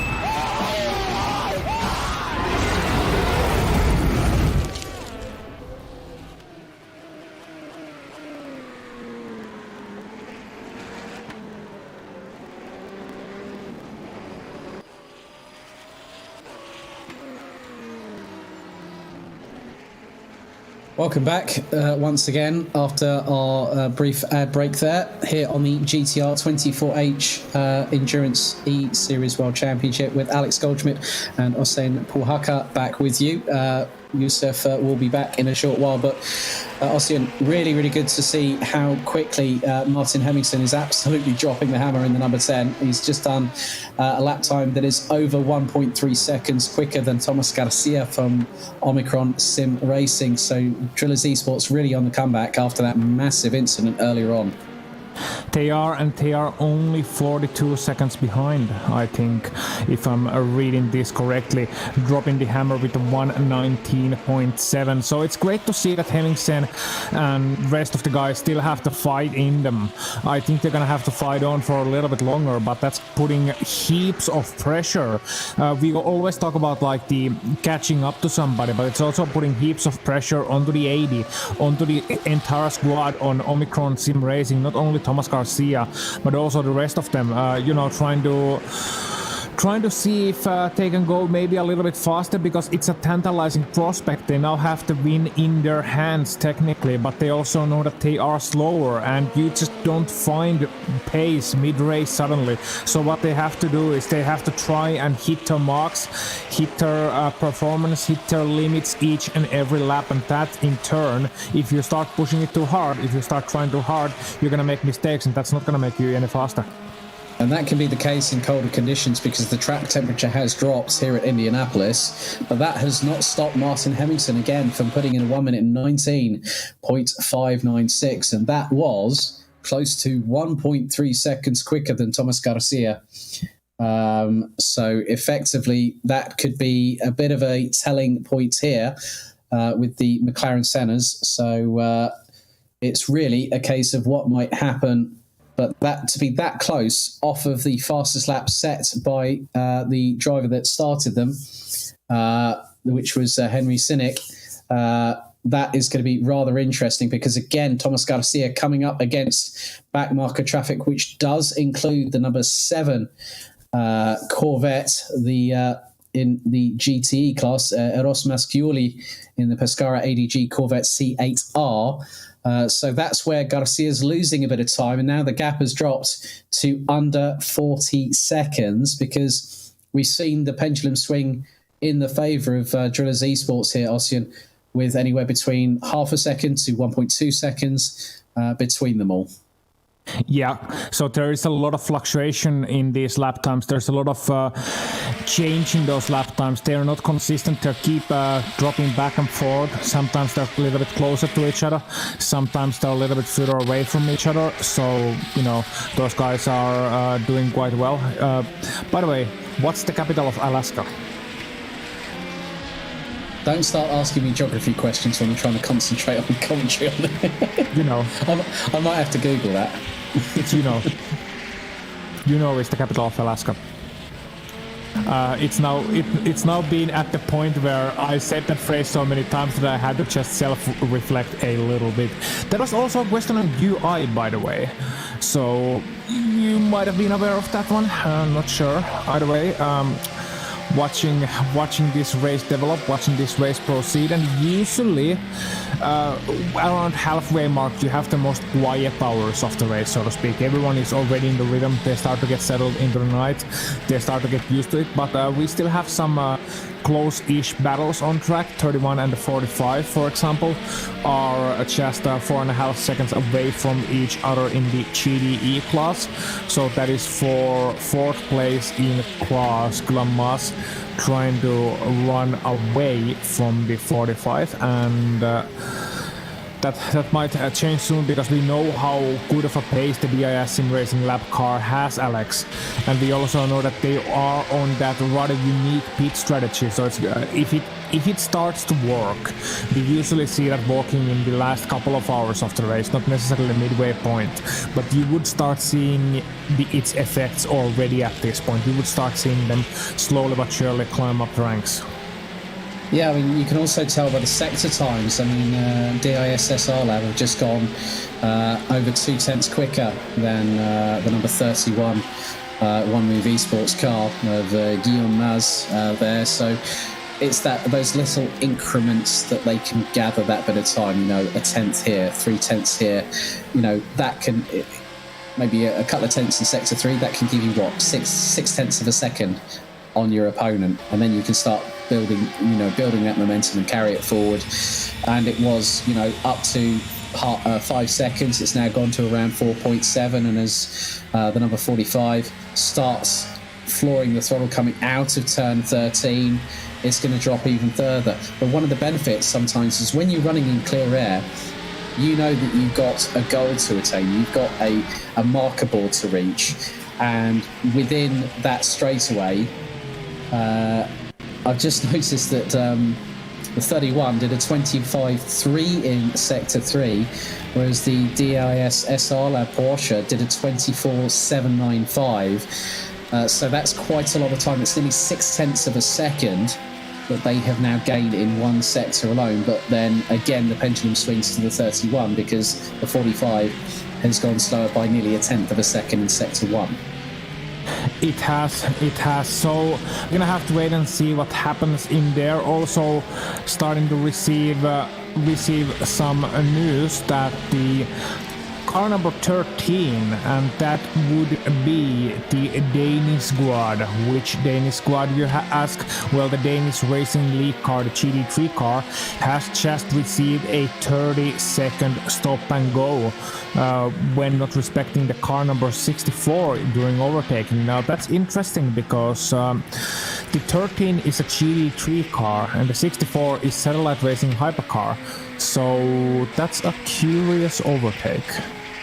Well, actually, it really does explain why David Nichols from Satellite Racing in the 64 was actually off track, because there was a little bit of a coming together. There was a moment where Joao Barbosa actually overtook David Nichols out on the circuit. So that would explain why Nichols was unceremoniously on the grass on the other part of the other part of the circuit towards the other infield, as it were, heading towards turns 8 to 11. That would explain it, yeah, but that's still quite a curious situation, so to speak. Nonetheless, hearing from the stewards that the 13, currently piloted by Morten Agesen, is having to serve a penalty. So that's something we're gonna keep at least one eye on, and in fact they are currently on the pit lane. Yeah, so sometimes it can be a case that if the 64 was instigating the overtake and the 13 did not give enough racing room to allow the 64 to get past, that's where the race controller looking at it from that aspect. So it was when Nichols was trying to overtake the 13. So that completely explains the situation and why the 13 has been hit with the 30-second stop-go penalty. Yeah, that would actually make sense. So not only we often think about how the hypercars or the faster class in general can be wrong in overtaking, but it's also the responsibility of the slower class to stay out of the way, hold their line, and when they are alongside each other, then not pinch or cross into the other driver's line. So that's something they have to keep in mind, and in this case they've been hit with a penalty as a result of that, so that's not gonna improve the chances of the number 13 by any means. They're in fact done with their stop now. I think they're about 10 seconds behind the 41 in class. Now, the reason why this is interesting is that they were in third place in class. They are in third place in class, actually, so this is a class podium. Yeah, so that could give, I'm just looking in respect, that is going to hand the 7:17 of Unison Racing's Alexander Zakirov the position, because he's only 25 seconds adrift. So when the 13 from Danish Racing League does pit, that is when that move will transpire. So yeah, these 30-second stop-go penalties can be really, really harsh, but it is part and parcel of racing. Yep, and I would rather have strict but fair stewarding like we have here. It's very strict, but it's also very to the letter. It's very much in the book stewarding. It's something that if you do break the rules, you're gonna get the penalty that is specified in the rules. And I think that's very clear, as opposed to in many leagues, in other leagues, in sim racing and in real life racing in general as well. You might have to speculate with the penalties given, because even though rules say this, they might be like, it's not really anyone's fault. We can't really give you that much of a penalty. They give mercy and they have leeway. And while that can be great at times, Alex, it can also be a real hindrance when you get inconsistent stewarding. Yeah, and I've just noticed that Kevin Ryan is now in the pits in the 959. They've just spent 55 seconds in the pits. Philip Kaus has now taken the wheel of that car, which now hands the lead in the GTE class back to Pescara ADG with Eros Mascioli behind the wheel of that car, and the gap now is about 7.6 seconds, so it will be down to Philip Kaus just to try and get those tyres on that Corvette up to temperature. But it still means that the 53 of Musto GD Esports, Marco Mazzetti, will then end up still in third position. So that's going to give us a bit more of an insight. You can tell that the car's looking a little bit twitchy at the back end of that Corvette, but still letting the LMP2 cars fly on by, which includes, now I'm just seeing, I think I just saw the fourth placed LMP2 car. That was Carlos Bastor behind the wheel of the Ramada Motorsport 57 entry. So good run from them so far. But then we also have the 334. That is the Fair Racing Team car. That is just about to leave pit lane. And so has the number 95 of Deke Hackers. Now, the biggest thing is, I think, have they jumped them in the pits? That's my biggest concern here. No, I don't think they. I'm just sort of looking right now through different camera aspects as such, but yeah, that could be the case. That there could have been there were two cars in the pits at the same time, and that's where it can make all the difference there. Yeah, it can. So you can see there. You can see the sixth place. LMP2 car, you can see it brief in the pictures, but also we have our GDE leader, or rather the former intermittent GDE leader now on the pit lane, the number 7 Pescara ADG car with Eros Mascioli, and that means that the 959 HM Engineering is now back in the class lead, and that means that they are now back where they belong. What a drive it's been for them. It has, and it's been a bit of it's been that sort of motorsport game of chess between those two cars at the moment for the GT class lead. So they'll be trading pit stops, and it will be about who out of those two teams decide to eke out a long stint towards the end of it, as the now deposed intermediate GTE leader of Eros Mascioli comes out of the pit lane and straight into traffic with the number 95 from Deke Hackers running a lap down off of the 334 Racing Team entry. Well, they're running about 1 minute and 13 seconds adrift at the moment, so still plenty of action nevertheless. So still the closest battles at the minute are it's still looking between Guillaume Mas in the 31 one-move esports car. That is the Porsche competing with another Porsche in the form of the 45 DIS SR Lab.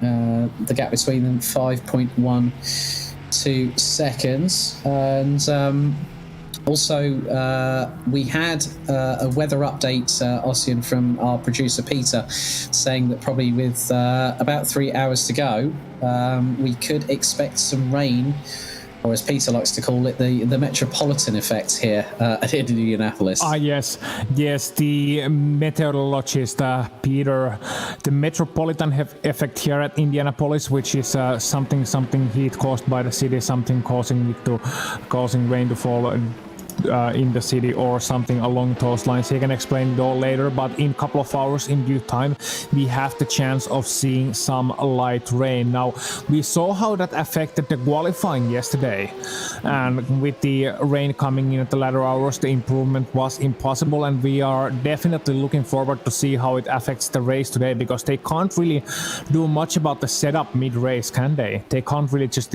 load another setup mid-race. They can make some adjustments as far as I'm aware, but I don't think many teams would have predicted a rain towards the end of the race. So it's going to be definitely something to watch out for, and maybe a chance to get their Regenmeisters into the car. Yeah, I think it's also about who is going to be that driver that they're going to have to choose. They'll look at previous experience, previous races that the drivers have competed in and gone, well, let's have a look at it from this perspective. Who feels confident in the wet with a sort of a dry setup with possibly intermediate or full extreme wets. It's about making that choice, and I alluded to the 2008 24 Hours of Le Mans where Tom Christensen was pulled into the pits. Howden Haynes said, you're going on intermediates because it's absolutely coming down here in the pits, and he got round to the other side of the circuit. If there is a team that makes that kind of call late into the race, if we've got rain coming with 3 hours to go, expect one team in every single class to throw the dice and make it absolutely perfect in terms of the decision they make. And there will be some that will fall behind the wayside, but then might start catching up. So you've got this consistent toing and froing of who's going to cope best with it, which driver's going to go in the car. Are they going to go inters? Are they going to go to full cut wets? We don't know. We'll find out when the teams go out there, when that rain appears.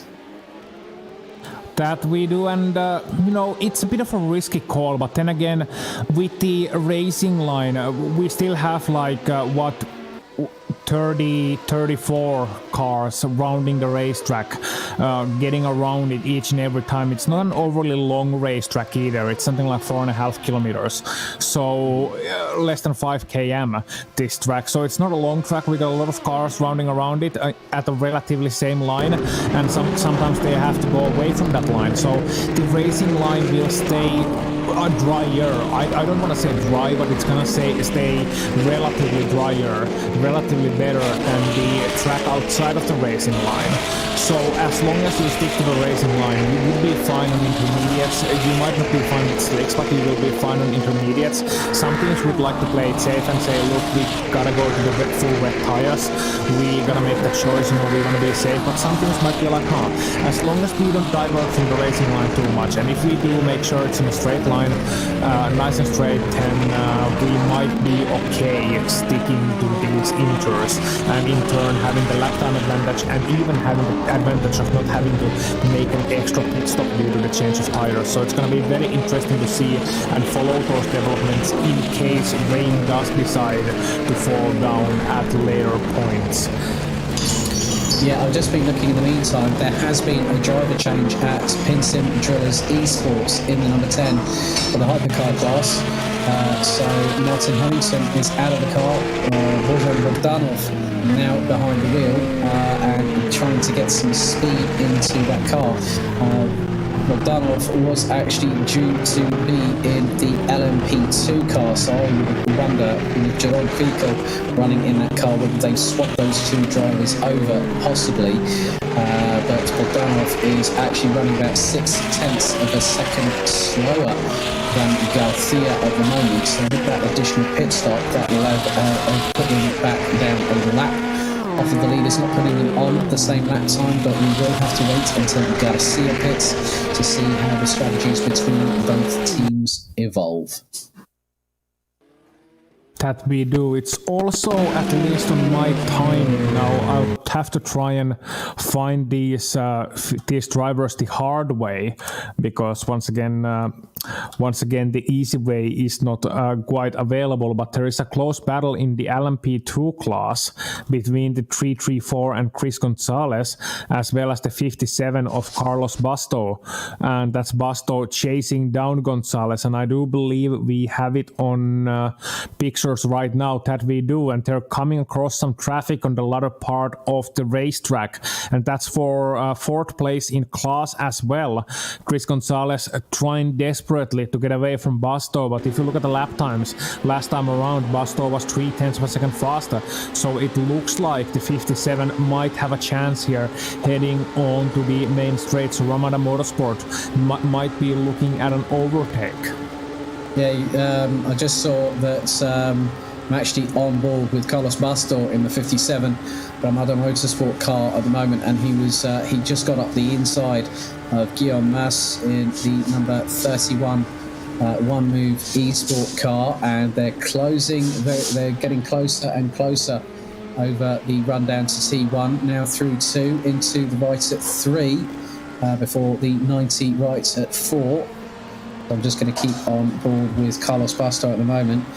He was quicker. Actually, he got hindered a little bit by about nearly just over half a second in sector number 3 whilst trying to navigate his way past the One Move eSports car, as there is a Ferrari just up ahead. I think there might be the 128 of Ernest de la Cruz that has just been passed by Chris Gonzalez. And now Carlos Basto he showed his nose going into the inside of turn number 8, but thinks better of it because it wasn't it was definitely a case of just waiting until the opportunity presents itself, staying calm, staying composed. Now going through into turn 11, and he goes around the outside and touches the apex nice and cleanly there, does Carlos Basto. But Chris Gonzalez has managed to get away as a result of Basto being somewhat slightly hindered there. He was hindered, and you saw him going around the outside, and it looks spectacular, but you really want to stick to the racing line there as the faster class.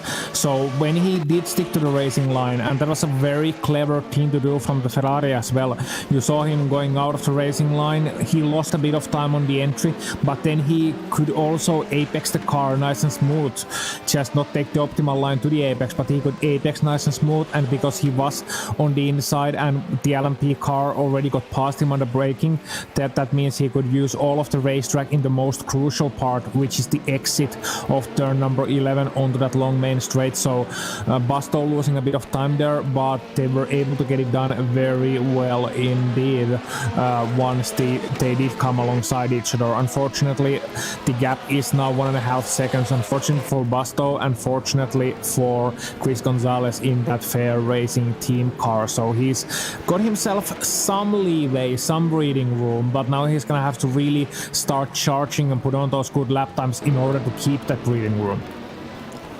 Yeah, but the thing is, I've just noticed I've stayed on board with Carlos Basto, and he just went into the back of a Ferrari before I think it was the end of the back straightaway. He hit one of the Ferrari 488s from behind, and that has dropped him more time. The gap now up to 1.7 seconds, and I'm wondering that if that was not, if that's going to be investigated by race control, that could be costly.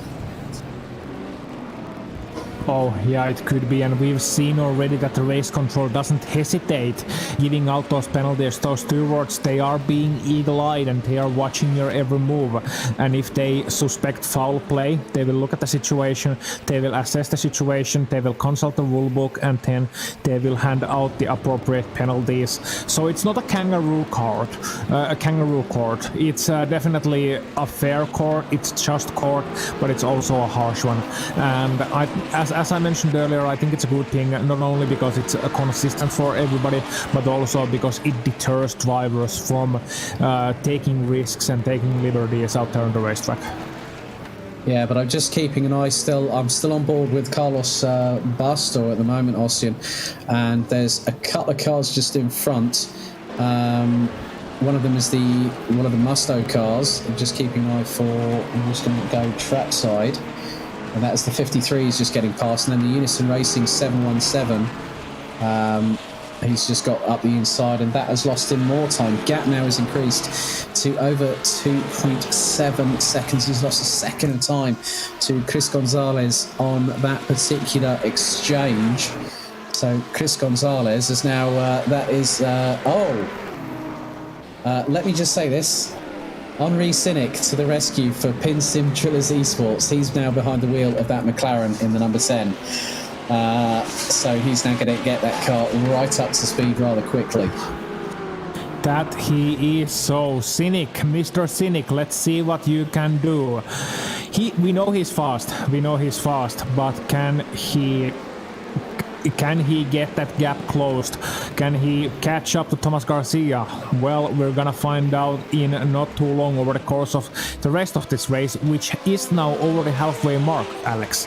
So we are now with 5 hours.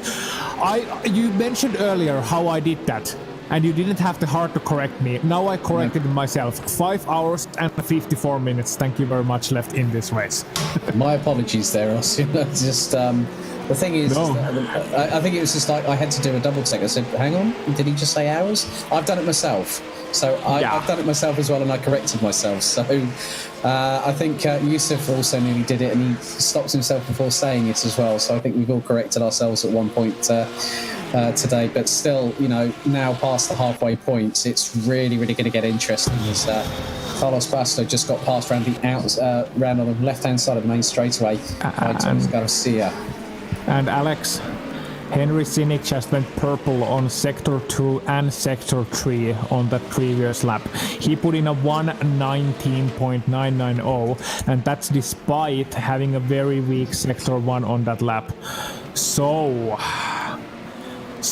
we're gonna have to see what Mr. Cynic has in store for us. Does he have the fastest lap of the race in the books? That would be sitting in at 1:19.1. Before we go to the break, I want to see this lap to the end, because he's gone 24.7 in sector number 1. That's purple.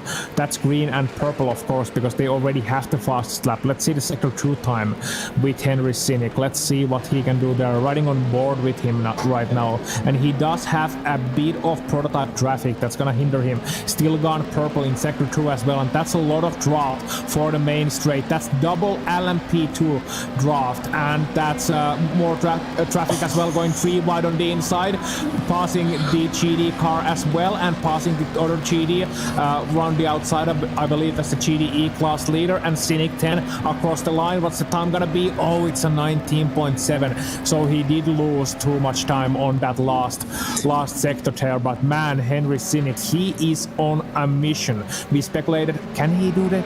Can he catch them up? Can he catch up to the lead? Well, it's not gonna be for the lack of trying.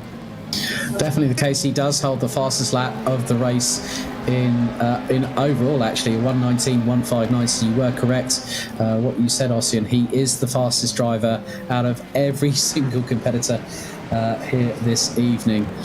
So with that all being said and done, we're now going to go to a quick commercial break here on GTR 24H. Big thank you to our partners as always, and we'll be back in just a couple of moments' time. The Endurance E-Racing World Championship 2021, Round 1, 12 Hours of Indianapolis is brought to you in partnership with ESR Esports Network, Leap Gaming, SimLab, Motorvision.tv, Global Flix, and AMD Ryzen Radeon.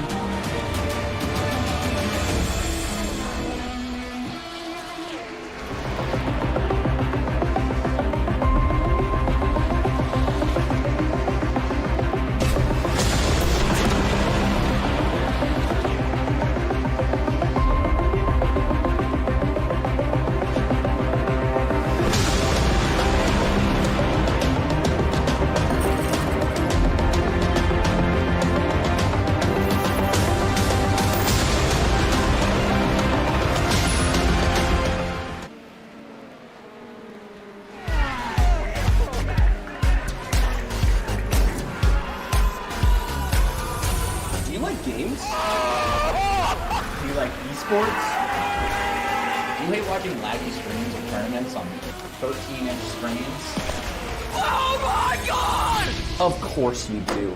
But you don't have to worry about that anymore. He hasn't come, son!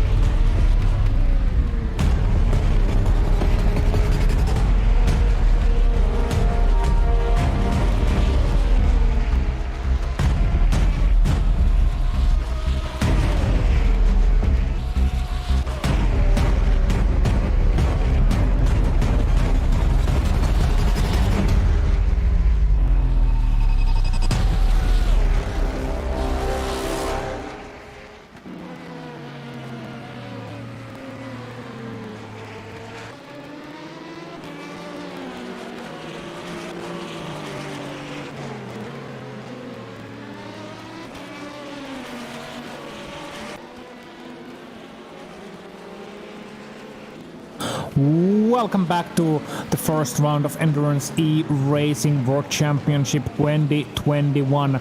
We are here at Indianapolis Motor Speedway and we are past the halfway point of the race with 5 hours and 50 minutes remaining, 49 now.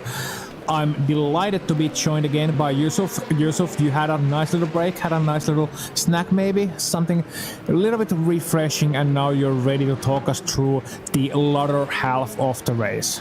The entirety of it, alone.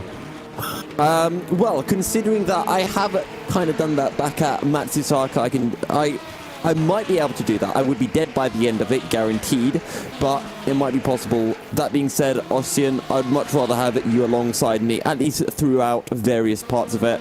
I've got some water here. Nice and refreshing. I grabbed a slice of apple, you know, a bit of persimmon fruit as well. So I'm feeling ready to go for at least the next half an hour. Then I'm a pig, I like to eat, so I'll go and eat again in the next half an hour break. Yeah, so that's good. That's good to hear that you're refreshed with water and fruits. Healthy snacks there. Water for me as well, of course. The snack of choice or the drink of choice for any self-respecting commentator, despite some stereotypes going around about some stronger drinks that the commentators may or may not be having mid-race.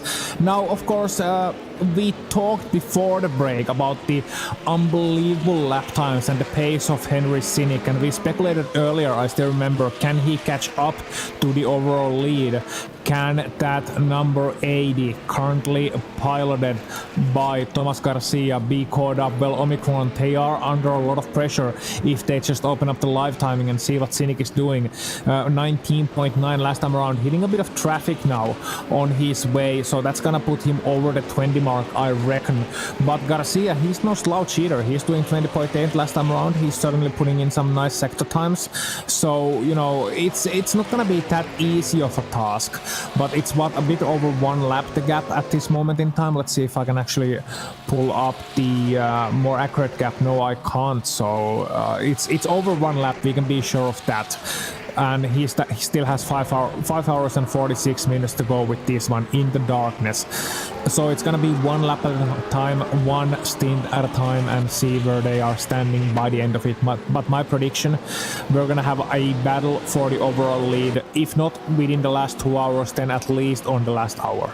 Yeah, well, it's almost actually 2 laps separating the two of them, because Thomas Garcia is just making his way onto the back straight now, and Henry Sinek is just about to end on the back straight. So I think Henry Sinek is about maybe 5-10 seconds ahead of Thomas Garcia, so it's almost 2 laps down for Henry Sinek. So I don't know if Thomas Garcia still has another pit stop to do, but if you are a fan of Pinsim Drillers Esports, you certainly hope that they do.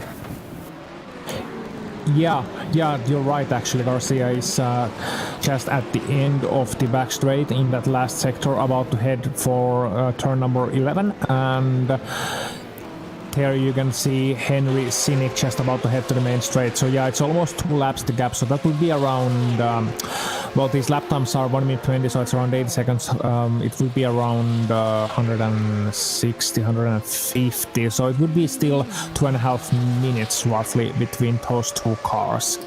No, I'm riding on board with Guillaume Mas in the number 31, and that is the One Move Esports cars. They're closing in on DIS SR Lab, just 1.5 seconds behind DIS, a further 17.5 seconds behind Marco Massetti in the Musto car, Marco Massetti in P3. So Guillaume Mas closing in on P4 in the GTE class. Last time around, a 30 dead for Guillaume Mas. For DIS SR, a 30 dead as well. So very even lap times between the two of them, and let's see whether they get closer together or spread further apart.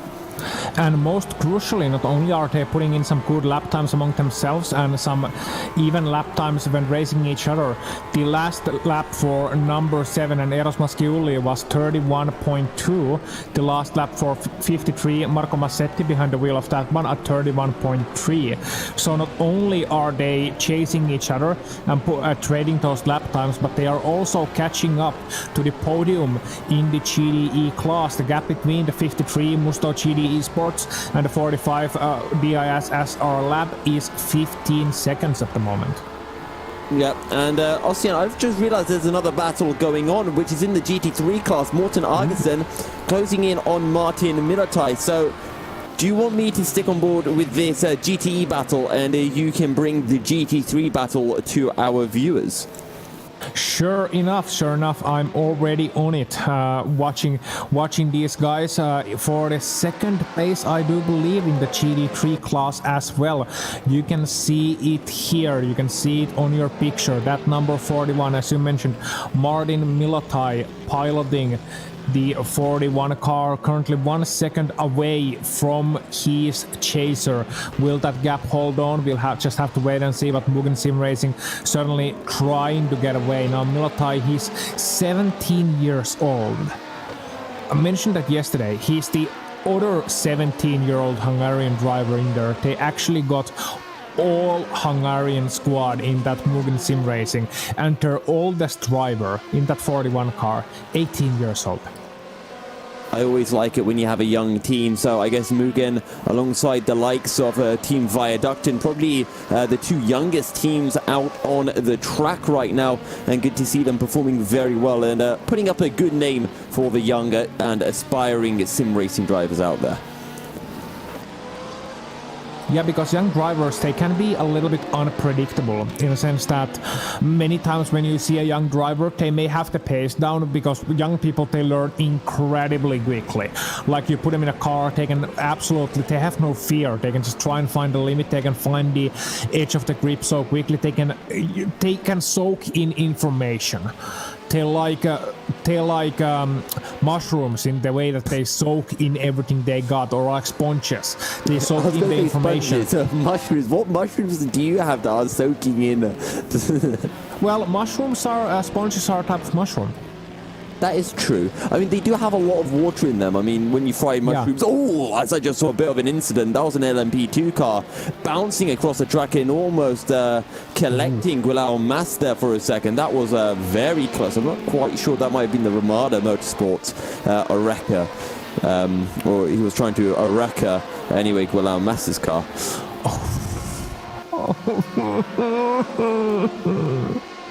You like that. I know you did. So, as that is happening, still Martin Milotai, he's been able to actually put in a little bit of a gap behind him, I think. So looking very close in the GD3 category now, heading to the end of the main straight. No, that's GD3s, that's GDEs getting past the GD3s. So, excuse me for that. Morten Argesen actually dropping back a little bit from Milotai at this moment in time. Martin Milotai able to put in at 31.0 and Morten Argesen putting at 32.1, so 2.3 seconds now between these two. Yep, and DIS have pitted, so they're now 60 seconds behind Guillaume Mas, down to P5. So the good news for DIS is, even after having done their pit stop, they are still in P5, so they're in a decent spot, and P6 is the 51 of WOSR iZone Performance, so they should have that position in the bag. The battle for P6 though might be quite interesting because Blažej Mizic is only 38 seconds ahead of Ernest de la Cruz, and I think Blažej Mizic does have to pit.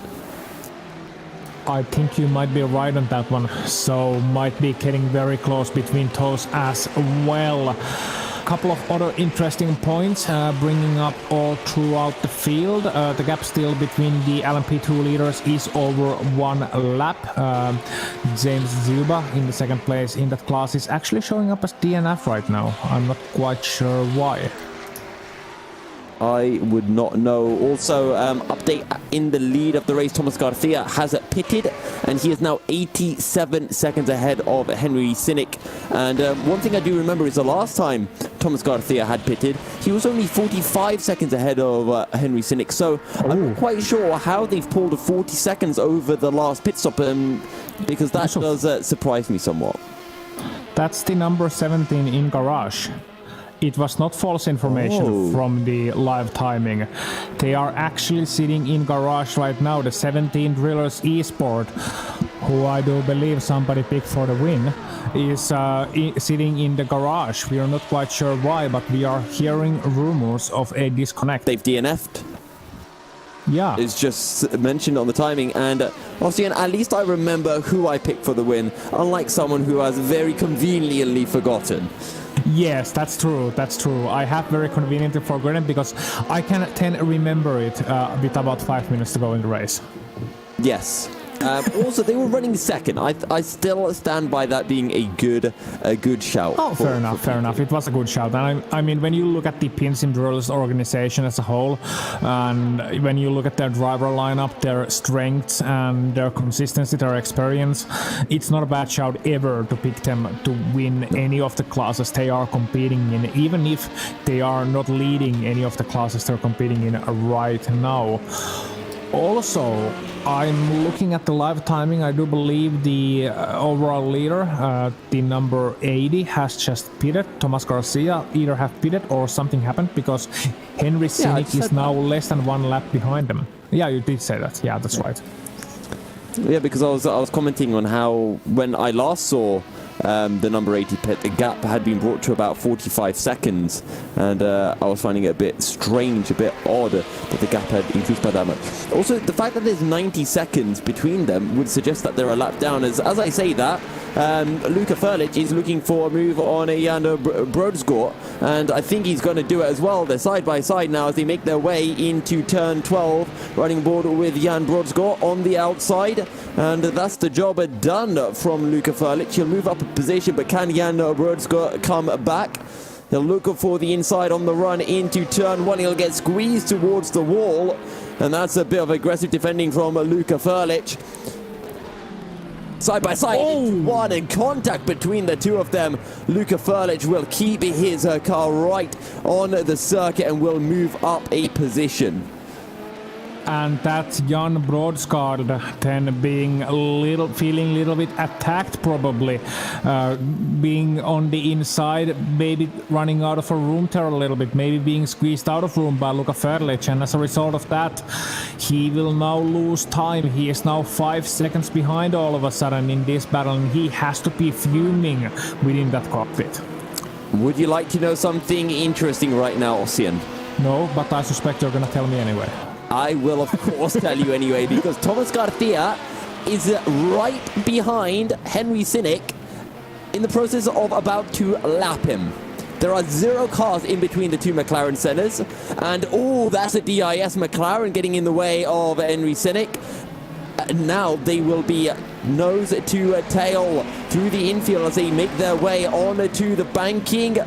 And Henry Sinnick, he kind of makes way for Thomas Garcia, but Thomas Garcia just can't quite squeeze past the McLaren as well. And this is a big point in the race, I feel, for these two drivers, especially for Henry Sinnick and for the entire Pinsim Drillers esports team. Can we just predict this is for the overall lead? Pretend that this is for the overall lead? Yes. Yeah, so, just ignore the lap in between them and have this fight be for the overall lead with 5.5 hours remaining. So here it is. Can Thomas Garcia pull that off against Henry Sinnick? Henry Sinnick's lost the back end. The answer is yes, Ossian. Henry Sinnick makes a terrible mistake. He goes sideways. Somehow he catches it, but Henry Sinnick drops down to second place. Yeah, we just saw it briefly on board Garcia there with Scenic putting his left rear tires on the grass, left side tires on the grass, and when you are on the grass and the braking, well, that's not gonna give you very much grip. And once he did have to lift off the pedal, well, he lost the back end and made what I must say is a very uncharacteristic of an error from Henry Scenic. Oh, and there's contact up ahead, and that's Garcia. Thomas Garcia around. Thomas Garcia's gone around. He got tapped. Who did he get tapped by? I think that was one of the... Was that the 31? I'm gonna fetch a replay of that one. Yes. Was it Guillermo Mas? I'm trying that to was think. The 67. It was the 67, was it? Oh no. Not again. We're seeing one of the Volante racing cars tangling. We saw them make contact with Henry Scenic towards the start of the race, and now with the other hypercar, Thomas Garcia is not going to be happy about that at all. And right after Henry Scenic spins or half spins and loses the lead, Thomas Garcia gets tapped by a back marker and he spins and loses the lead.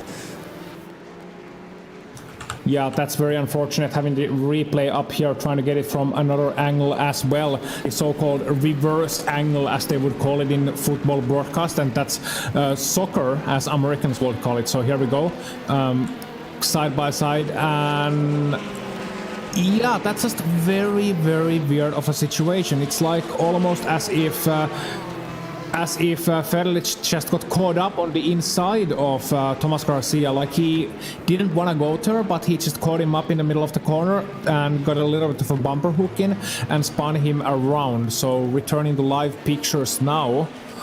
And that means, of course, that Scenic has caught up a little bit. The gap is now 73 seconds. But crucially, when you look at the on-track situation, they are no longer around one another. So, weirdly enough, Thomas Garcia's last lap 1:30.2 as a result of that spin. Scenic just improved to a 19.9. His previous was a 1:23. So, not the kind of lap times these guys are used to doing. I just hope Garcia doesn't have any damage as a result of that. Yeah, you do have to hope that there is no damage on the Omicron Sim Racing car. They're in a really good spot to be taking the maiden win of the season after disaster struck the number 10 Pins and Drillers esports car. And if PinSim can still win this, it would be such a statement. Yeah, it would be. It absolutely would be. And Garcia's now getting a little bit aggressive in his lapping, hitting one of the LMP2 cars there in the middle of the early sector. So there's some light contact, and he must be angry about that one. Like, he just lost. Remember, this is a team that can't afford, no team can afford to lose time. But especially the number 80, because they are not on pace. Let's face it, they are not on equal pace with the PinSim Drillers. They have to win this by consistency. They have to hold that gap, and every second matters for them. So Omicron Sim Racing just suddenly finding themselves losing 10 seconds as a result of that contact. Well, it's not good news for them, because that 10 seconds can be a difference between the first and the second place by the end of this race. And not only that, but it's the difference between the glory of being the overall winners of the first round of the 2021 Endurance E-Racing World Championship and being second place, because of course nobody remembers the second place. No. And well, we'll see what happens, because don't forget the number 80 of Omicron Sim Racing have already got a 30-second stop-go penalty previously due to contact with one of the GT cars, and hopefully that contact with the LMP2 car. Oh, sorry, that's the 31. Getting very close indeed with the overall leaders, Thomas Garcia. Once again, there was a little bit of contact, I do believe, between the 31 and one of the GD3 cars, and 10 Garcia almost getting caught up into it as well, and Unison Racing being the car they had the contact with. So certainly getting a little bit feisty here. Yep, and also we're going to be having a battle in the LMP2 class for P3, because Carlos Basco in the Ramada Motorsports car is very close to Chris Gonzalez in the 334 Fair Racing team. Less than a second separating the two of them, with 5.5 hours remaining. And does Carlos Basco go for the lead early on, or does he just slot in behind and maybe use this as an opportunity to save up some petrol? Yeah, we'll have to see about that, but looking at Carlos Basto's pace, I'm not sure he's going to save fuel behind him, because last time around he was 1 second faster than Chris Gonzalez in the Fair Racing Team car. I'm watching the back camera of Chris Gonzalez as he can see Basto chasing him behind with them walking through the traffic onto the main straight. They come, and this is an excellent opportunity, Yusuf, now for Carlos Basto to get that move done. So we'll have to see here. If Basto lifts, he's going to save fuel. If he's going pulling alongside, he's definitely going for the move. Oh, he's going for the move. Yeah, he's going for the move, and Chris Gonzalez is going to go defensive. They're side by side now in the run down into turn 1, riding a wall with Carlos Basto around the outside, and he finds the grip. Does he hold on to the position? No, he doesn't, because Chris Gonzalez comes across very aggressively, but he holds on to the position, and he says, Carlos, you're going to have to try again next time. He does, and Gonzalez, well, he's holding on well in that 3-3-4 fair racing team, and it has been fair racing. It's been just racing, but fair racing doesn't mean easy racing. That doesn't mean free positions, no. That means you're gonna have to fight first for each and every position you get, and this is for a class podium, mind. So they do have a bit of gap behind them and ahead of them. They are 1 lap behind the 22, and they are 1 minute ahead of the 17. So now the 17 is back on track, by the way. So this is now for a class podium, and I'm sure that would taste very sweet indeed for both of these teams. Yeah, and they've got Eros Masquili that they've just overtaken as they make their way back onto the banking to start a new lap. Eros Masquili 66 seconds down on the lead of the GTE class leader, which is Philip Kraus in that 959 HM Engineering car. And this time around, Carlos Basto is a little bit too far back to look for a move down into turn 1. Yeah, sadly so. So he's gonna have to fight another day, live the fight another day. That's one of the most important things in endurance racing, of course. Living the fight another day, picking your battles well and choosing them right. Certainly very close between these two teams, and some good prototype battling as well. No overly aggressive moves. Nothing stupid from each of these teams. They're just biding their time and waiting in. Chris Gonzalez certainly not quite on the pace you would want from the LMP2 cars. Carlos Basto having more pace in his reserves, I feel, but the combination of the turbulent dirty air, which you're going to get behind one another with these cars, and the fact that you really only have one grade A overtaking chance in this track is really making it difficult for Basto despite his obvious pace advantage. Yeah, and Basto struggling right now. Also, update at the front of the field. Henry Sinek the last time around 8/10 quicker than Thomas Garcia. The gap is now under 77 seconds, so it's slowly reducing, but it is taking its time. 5.5 hours to go, so still a while. And Carlos Basto is a bit closer than he was last time around to Chris Gonzalez, but not as close as he was when he looked for that initial move around the outside. And again, Carlos Basto is slotting behind Chris Gonzalez. That he is. So we are also hearing musings of a penalty, and that's to car number 67.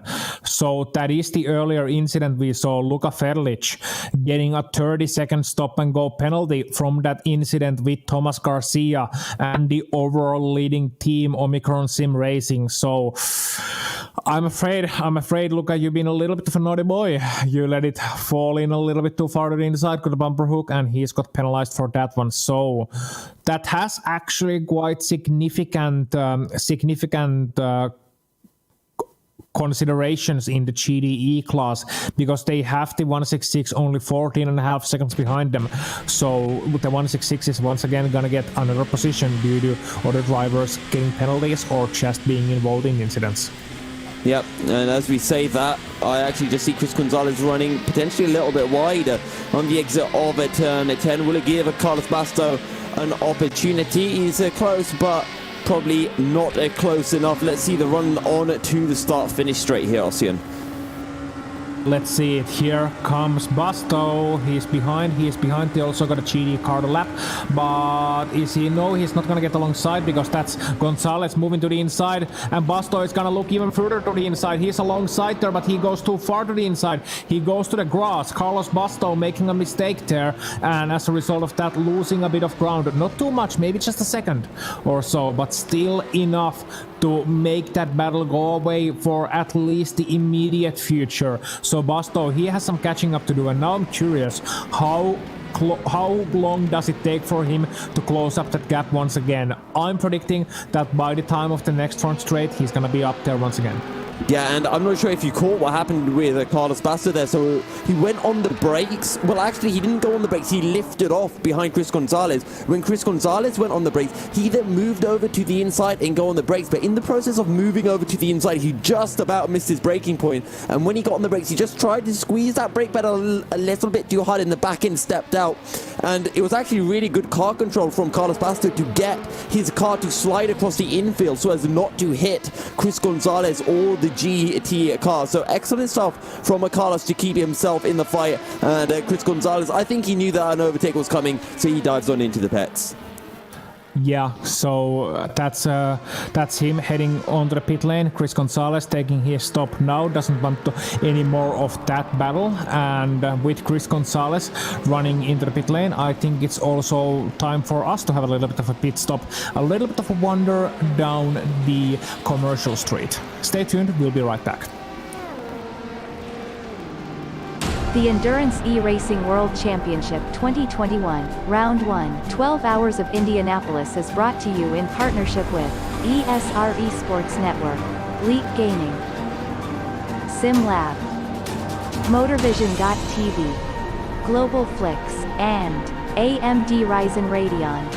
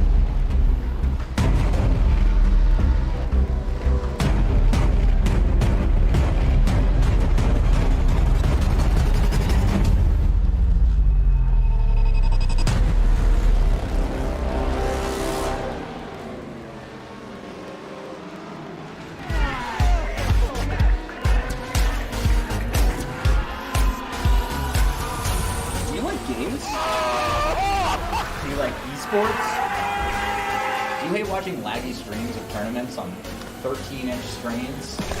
Oh my god! Of course you do. But you don't have to worry about that anymore. He has a jump, son!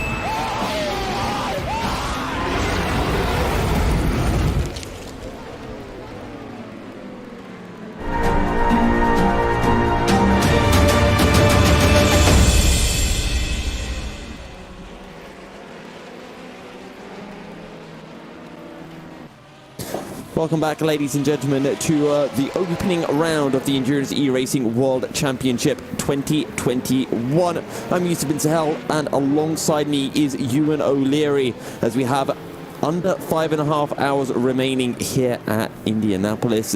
And Ewan, this battle for the lead is really starting to get tenser and tenser between Thomas Garcia and Henry Sinek. 76 seconds separating them, and Henry Sinek just taking that half a second out from Thomas Garcia pretty much lap after lap. Yeah, he's starting to close in, and that's what we were expecting, really, because Drillers, before their problem, were leading this race pretty comprehensively. They had a laps lead, but they've lost a few since then. They were actually third when they came back out and recovered from their issue. They're now up to second, and as you say, we're all on the same lead lap at the front of the field between those two, and that's a very interesting proposition for the rest of this race, certainly. Just getting some word in, by the way, on some penalties, some news that we've had in that commercial break. Some penalties have been dished out from our very hard-working race control team, who are all looking over all of the incidents and so on and so on. So we've got one 30-second stop-and-go penalty for car 67 for not respecting car 80 while overtaking. I don't know who was overtaking who, but there was clearly something, an avoidable collision of some description. And car 17 has also been given a free lap penalty and 60-second stop-go for not announcing that they will reconnect. I presume, I've just missed it, but I presume that that's why the number 17 of James Zuber is so far down the field. They must have had some kind of problem, and they're going to be a few laps further behind now as well with that penalty. Yeah, well, James Zuber was running in P2 on the lead lap with Jiri Toman in the 117 Vargasim Racing car. So absolutely disastrous for Pinsim Drillers Esports, and not one but two cars being forced to disconnect and reconnect back in. But it's surprising that the Hypercar team, remembered the rule that they have to message in to say that they're reconnecting, but the LMP2 car forgot.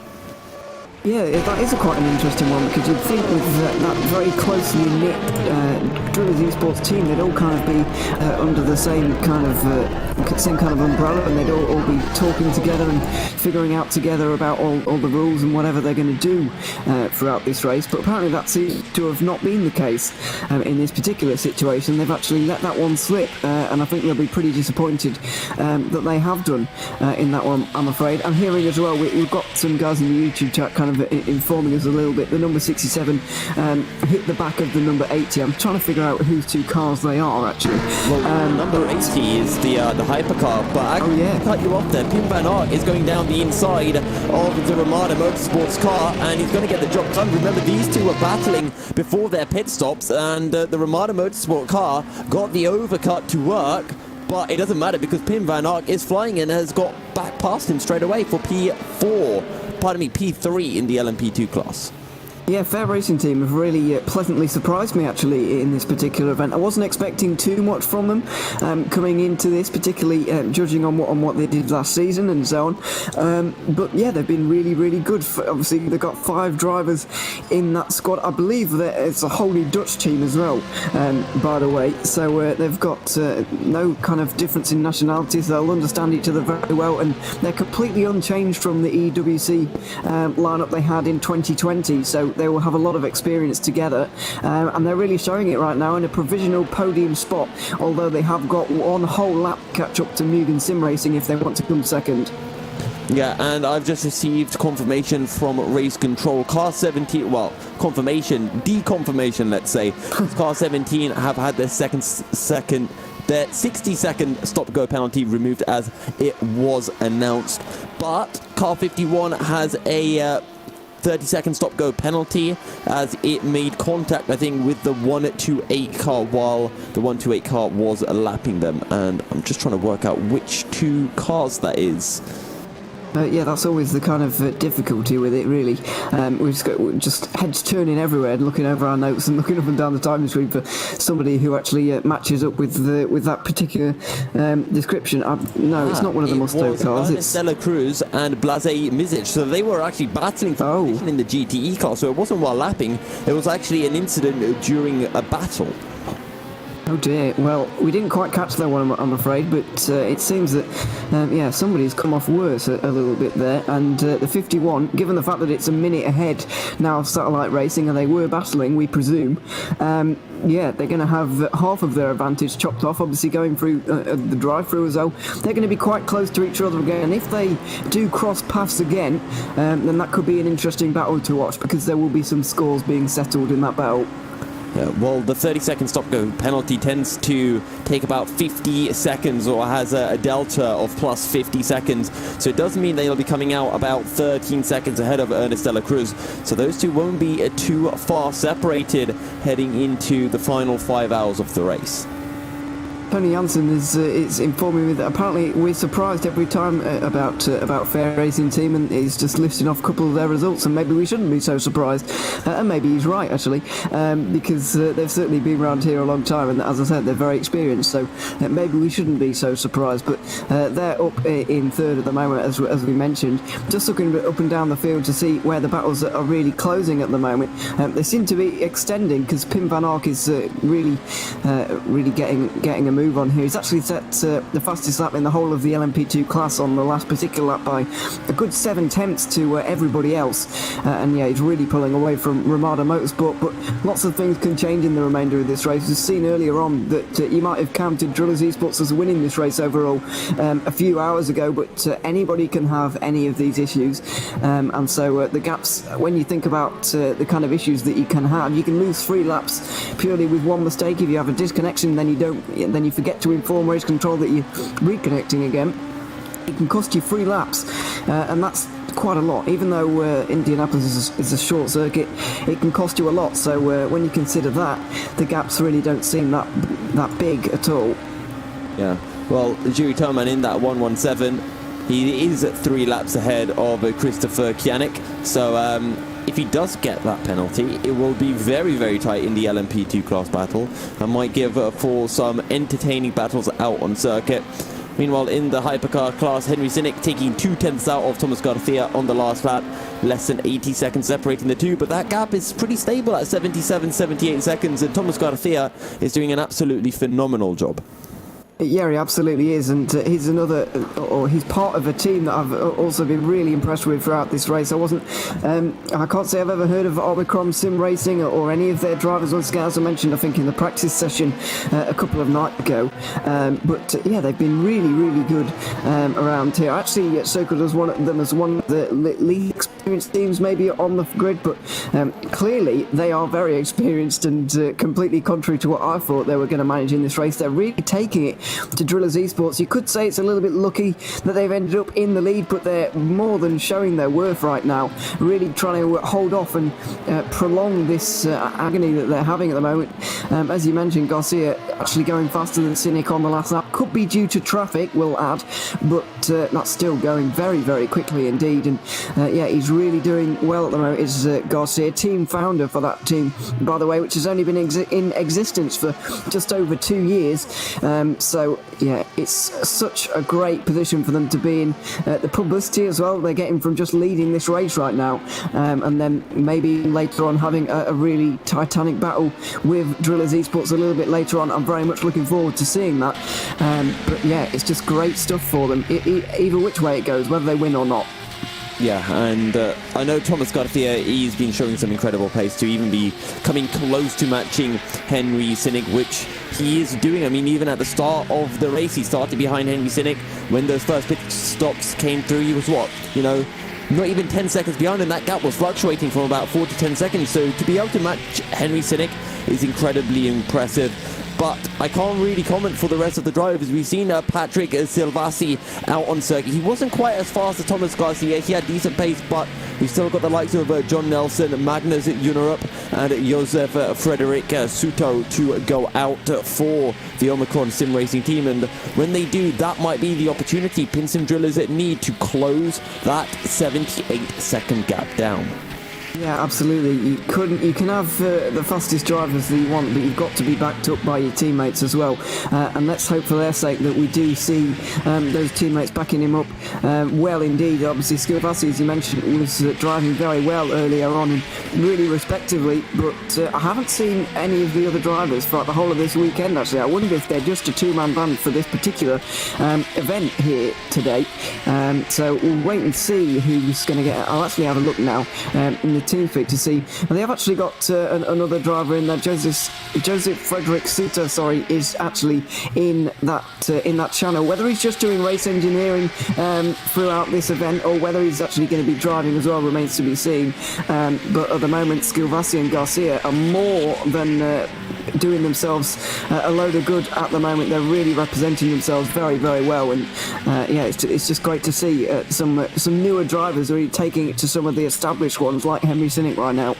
Yeah, and I'm keeping an eye on James Zuber in that 17 car for Pinsim Drillers Esports, climbing back up the order, and as we would expect from the team that were running in P2 on pure pace and merit. And they are closing in onto Prosim, currently 12.5 seconds behind, but they are lapping almost 3 seconds a lap quicker.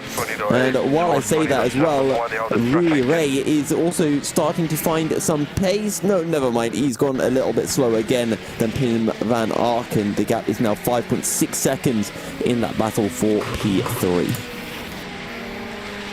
Yeah, it's just extended out just ever so slightly, and we might see it close up later on, but for the moment, Fair Racing Team pretty solidly in third place. You're absolutely right about James Zuber, though, really starting to close in. It's below 10 seconds already on the Prosim car, actually losing time on the last lap, but could be due to traffic, and Prosim have actually had quite a bit of traffic to deal with throughout this particular event. I've noticed as well that Zuber he often drives a lot of different cars. He doesn't really specialise in what he drives. I've seen him driving prototypes very well. He's driven GTs in the past and some open wheel stuff as well. He's a really diverse driver, really versatile driver. If you want someone who can go slowly and solidly quickly throughout all times in the day, on any circuit, then he's your man, really. But whether he's got the outright pace remains to be seen. He's definitely got the outright pace over Prosim, though, at the moment. Those guys, we can't actually get an actual driver on those guys for you at the moment, because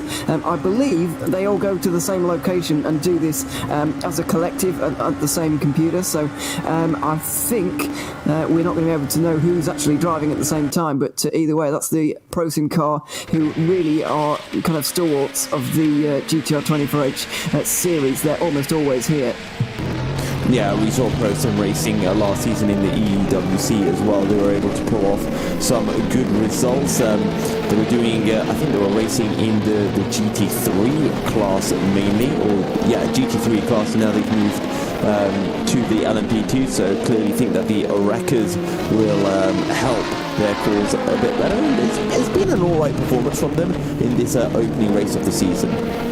It has indeed, and if you remember from last season, actually, you're absolutely right. They did do the GT3 for the whole of last season. They got 6th place at Le Mans at the final event.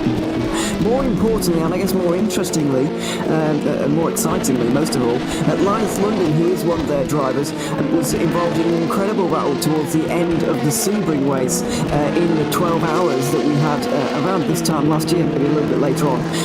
But the first round of the 2020 season culminated in a very exciting battle in GT3 between Linus London and the 45 DIS SR Lab car.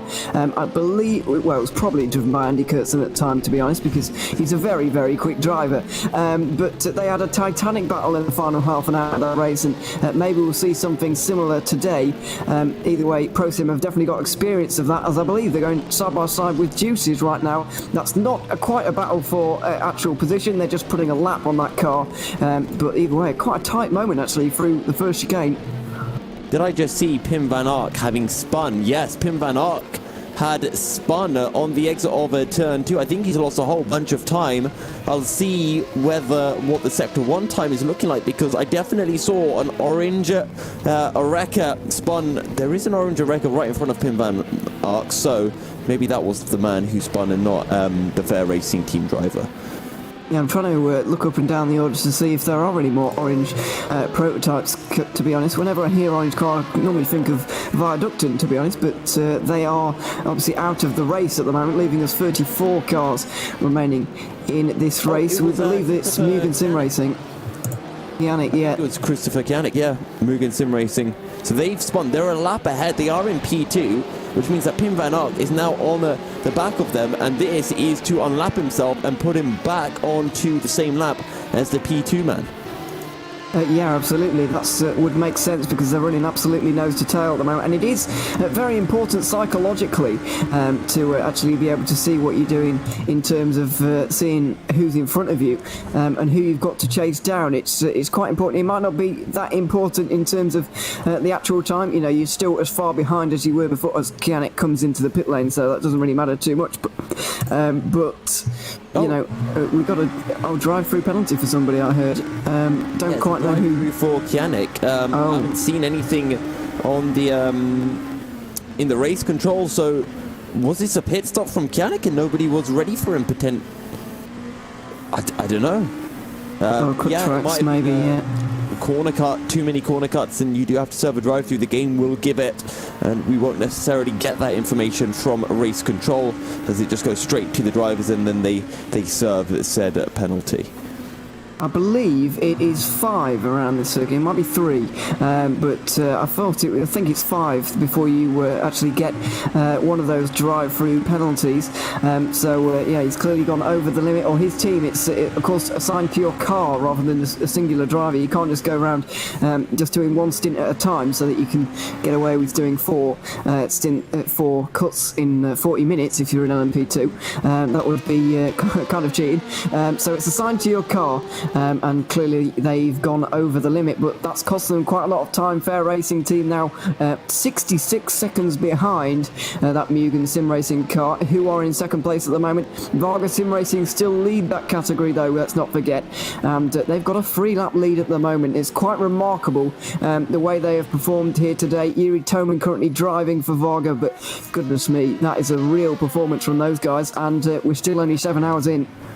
Yeah, and we've got a bit of a battle starting to form for P5 in the LMP2 class. Martin Murphy in the number 95 DAC Hackers is only now 8.5 seconds ahead of the 007 ProSim car, and losing about 2 seconds a lap. And then behind ProSim, a further 10 seconds down is James Zuber, and we know that he was closing in. Last lap he did lose a second, but those three could be starting to coalesce together, and we should have a good old fight on our hands in about 5-10 minutes time. Yeah, they seem to all be converging on each other, which at the moment, which is very exciting for us, certainly. I hope we do get a nice battle between those guys in the next few moments' time. But I'm just searching up and down for a battle which I've seen developing between Roy de Munich and Marco Massetti, One Move Esport, who have moved down from LMP2 from 2020. They're now driving a GTE car in 4th place at the moment, and they're only just over a second ahead of Marco Massetti driving the 53. That was not the car, by the way, that got spat into the wall and rear wing off earlier on. That was the 54 Musto GD Esports car, with Fabio Liuzzi driving that at the moment. They're down in 11th, I'm afraid. Not their best day, but the defending champions, Musto GD Esports, only 5th at the moment, and considering they won 3 out of the 4 races in 2020, they might well be a little bit disappointed with how this race is going so far. Yeah, it's not been the best outing for Musto. I mean, the 54 car was showing a lot of promise. It was in this battle for P3 in the GT class before that incident did occur. They've been doing a good job to climb back up the order, and they're on the same lap as Donat Prodan up ahead and Thomas Brynagor. So we could still see them climb up the order. And to be honest, seeing them finish in something like P6 wouldn't be a completely unrealistic objective for them. No, absolutely not, and they could definitely still do that. Still a long way to go, let's not forget. Just over 5 hours. Just going to try and get a check on what the time actually is in terms of, we're about 3 minutes away from the 5 hour mark. So when those 3 minutes have passed, I will try and figure out how many laps I think there's going to be in this race. But we'll wait and see if I actually get that one right. Probably not, but we'll wait and see. It's always nice to try and figure it out, but a lot of laps around here, even considering it's only a 12-hour race, and considering what we could have had, or what we nearly had, was a 24-hour race around this particular circuit. It could be like 800, 900 laps. Absolutely ridiculous from the Hypercar's pace. But we'll get that figured out in a few moments' time. But more pressing matters are upon us at the moment, because Marco Massetti has really been closing in on the car in front. One Move Esports, are they going to pull into the pit lane? I thought they were just holding right there. They're not. They're going onto the banking, and Massetti has got a huge slipstream now. He's very, very close, and it's hard to see Roy de Munich being able to do anything about this now. Yeah, here we go then. Musto against One Move. Will Roy de Munich go defensive? No, he won't. Marco Massetti goes to the inside, but we have seen drivers hold it the long way round at turn 1. How late does Marco go on the brakes? Pretty late, and he's got the job done into turn 1. And Roy de Munich will look for a little switchback, but he's just too far behind. And I think the Orekas, or at least one of the Orekas, might be looking to join in the fun and just get past Roy de Munich. There he goes. Yeah, no, just splitting the difference ever so slightly and separating this battle as well. That's the 777 Team Nightmare car, I believe, DSR Nightmare, who have not had the best day. Steven Salsgaard is currently driving. Sorry, that's Matthias Pedersen, actually. Salsgaard's just got out. So there you have it. They've just had a bit of a driver change going on in that one, and they've just made their way through in this battle. So Massetti is up into 4th place in GTE, and now he's got a whole 16 seconds to catch up to the 45 DIS SR Lab car, who have adapted incredibly well to this new car. A new category for them after winning the GT3 category last season. They've moved up in the world, they've moved up in category, and they're still performing really, really well. Yeah, and it also seems to me for DIS that they've got a lot more consistency across their drivers. Of course, we don't know who is in at what times, but usually, or at least last season, it was Andy Kurtzen who was absolutely rapid, and Yannick Gottardsen about half a second to a second a lap slower. Whereas in the GTE cars, it seems that the other drivers in the class, so Yannick Gottardsen and Kasper Hedegaard, are much closer to the pace of Andy Kurtzen, which is great to see for DIS. Yeah, it is, and that's obviously part of the game. Just getting all of your drivers to a similar kind of pace is really what you need to be very competitive. They've done at that, absolutely, and could even challenge for their second title in 2 years, in 2 classes. That really would be something, but we've got quite a long way to find out. Yeah, we've got to wait another 9 months just yet, but 10 actually, at the end of October when we finish the Le Mans 24 hours, of course. But focusing back into LMP2, because it is starting to get close. These guys for 5th position are just converging on each other, and they're closing. ProSim are catching Diak Hackers at the same rate that Drillers are catching ProSim, so we really could see a free car battle in the next few moments. I'm hoping nobody's going to pit and spoil this one, because this is going to be very exciting if indeed it does happen. There is a battle converging on us, but I think something else that is converging on us is the rain. And I do know that we have our, of course, Danish weather expert here, Peter Munkholm, with us. And Peter, I think you said about 4 hours ago that there was rain to be coming, or you said about 2 hours ago that there was rain to be coming in about 4 hours. What's that rain looking like now? The thing is, we cannot know. We cannot know. It's a completely random situation where it depends on how cold the air around the city of Indianapolis is and how hot the air on top of the city of Indianapolis is. It's the same situation as yesterday. Cloud cover and air is moving in from the north today. Certainly dark sky has it possibility of light rain right now and rain in 4 hours. Others say no rain, others say clear skies, others say that a bit of heavier cloud cover is rolling in before it's going to lighten up again. So it's very, very unpredictable right now. It's not possible to say. But one thing I can say, if it rains in reality, it will rain in the game. Or snow in reality. We don't get snow in our factor. That will come as rain as well. So maybe some swaying for the Americans over in Indianapolis could spell some rain for us. And you and I did think a rain would definitely excite the racing, especially for the likes of Henry Sinek, who would probably want a little bit of rain to help him close in to Thomas Garcia and the number 80 Omicron Simmer Racing team. Because I think in the dry, while he can catch, it might not be as much as he could in the wet conditions.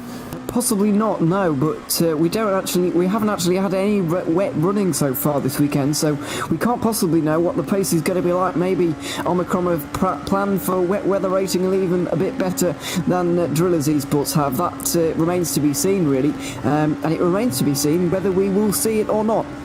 because it could not happen at all, which would be a little bit of a shame, I agree. But I think some of these guys are going to be praying that it stays away. I've got big news, Ewan. I just heard from Race Control for Car 10, and that is Pinnacle Drillers Esports, a 30-second stop and go penalty for contact with car 188. Yeah, that's big news in the hypercar category. Just trying to find out who it's Teleforing and actually the Mercedes GT3 car they have made contact with, and that is going to put them a lap down once again. It's not going to lose them a lap, let's not forget, as you mentioned earlier. It's going to lose them about 50 seconds, but they're now going to be a lap behind Omicron, and their job for today has just got a little bit harder. Yeah, has going to not just a little bit, a lot. It's almost going to double the gap between them and Thomas Garcia, and I really think they definitely need something to fall their way. Meanwhile, in the LMP2 class, the battle is starting to converge. Martin Mergli in the number 95 now, just 3 seconds ahead of the Pro Sim car, who is just 1.3 seconds ahead of James Zuber. I'm riding on board with James Zuber, and I can see the Pro Sim car right up ahead. And in fact, James Zuber is going to get a nice slipstream, and maybe next time round could look for the move. I'll tell you what else we can see as well is GT traffic in front. One of the BMW GTEs in the way now. ProSim going to get through into turn 1, but they can't get followed through there by James Zuber. That's the Musto car, by the way. P4 in GTE, just getting past, and now we're on the back of another one of those. That's the one move at GTE as well, I think, or is that the GT3? I can't quite remember, but it's the GT3 actually. But it doesn't matter to these guys because they're still having to overtake all of them at the same time. That LMP2 you can see in the distance as well is that car in P5, the number 95, currently just under 2 seconds ahead of ProSim, who are starting to get pressured just a little bit by James Zuber. So this is really starting to form into a free car battle, and ProSim are not going to know which way to look here in a moment. Yeah, ProSim 1.5 seconds behind Martin Mergli. They just need one more lap and they would be on the back of the 95 DEAC Hackers car. But I don't think James Zuber is going to give them the time. And right as I say that, James Zuber loses the back end momentarily on the exit of it, turn 10. And maybe he's going to have to wait one more lap to have a go at the ProSim car. Yeah, he's going to need us into the pit, and actually goes the 95 DAC Hackers car, so that is not going to happen for us. This is now the battle between 5th and 6th place in the LMP2 class, but Zuber now with that mistake has just scuppered his chances ever so slightly of getting through. He had a big slipstream and he had the free track space as well to do it. There's no traffic around them at the moment, but that one mistake has just screwed over that opportunity to actually get this done, and he's going to be a little bit disappointed with how that's gone, but he's going to get another opportunity here. You've got to say that he is faster at this point in the race than the ProSim car, and it's only a matter of time at this point. And I'm riding on board with James Zuber right now, and you can see like a huge difference in driving style between James Zuber and the 007 ProSim car. You can see James Zuber has so much more confidence in the car, not just to hold it tighter around corners, but also to use more of the track. And he's able to position his car so much better. Like right here, you can see the ProSim car going so much more defensive, and James Zuber being able to use up so much more track. And you'll see this in pretty much every single corner they go through. James Zuber always able to use just that little a bit more track, that little bit more tarmac to be able to get on the power and to be able to find time. Yeah, absolutely. That's exactly what he's done right now. They've caught traffic in a pretty good place. Oh, Zuber comes in. So Zuber is not going to try and get this done on the circuit. He doesn't want to get stuck behind ProSim for any longer than he needs to be. He's going to come down pit lane. He's going to get his change of tyres, new fuel. Well, not new fuel, but... Oh, there's a bit of a... Oh, that was very close. With one of the LMP2s just coming out of their box at the same time that Zuber was going into his. So that was could have been a bit of an incident, but Zuber saw it coming. And he's got out of that particular predicament that he nearly found himself in there, just looking for Diak Hackers, who are actually already in front. I wonder if they actually had a drive-through in that particular one, because they're already in front of Drillers, and surely that would not have been the case if they had a full pit stop. Yeah, that would explain why Martin Mergli is already into Sector 1. It must have been a drive-through penalty for the number 95 car. Nothing in race control, so it must have been just down to corner cutting. Yeah, must have been, and that's really set them back a little bit now. They're still going to be in sixth place for now, 7th place when they do make their pit stop, because they have over a lap to Craig Hyde, who's currently driving the Juices Motorsport Club car. I'm trying to figure out really who was actually driving the LMP2, just leaving the pit lane as Zuber was coming in. Nearly caused a bit of an accident, and it probably would have been down to Zuber's fault, and it would have been a penalty for the Semerick team, but the British driver was more than aware of that, and he kept himself alert, kept himself out of the rear end of that other LMP2. So he's back out onto the circuit now, and I can't say that I've ever seen either of the other two drivers in this race just yet. He's got Jamie Tatui and Brojan Bogdanov throughout the rest of this race, but I haven't seen either of them so far. I don't know if you have, but Zuber seems like he has been in there for a very long time. Yeah, James Zuber has been at the helm for quite a while. I think there's been one other driver who's been in, but it wasn't either Jaime Tatui or Bojan Bogdanov. So I think there was another driver, but not listed, or at least on my sheet. No, not listed on mine either, which is always helpful when they just completely come up and surprise us from time to time. But speaking of surprises, we're going to surprise you with a bit of a commercial break now, so enjoy this for the next few minutes. We'll be back in a moment with the rest of the Indianapolis 12-hour here from the first round of the EEWC in 2021. The Endurance E-Racing World Championship 2021, Round 1, 12 Hours of Indianapolis is brought to you in partnership with ESR Esports Network, Leap Gaming, SimLab, MotorVision.tv, Global Flix, and AMD Ryzen Radeon.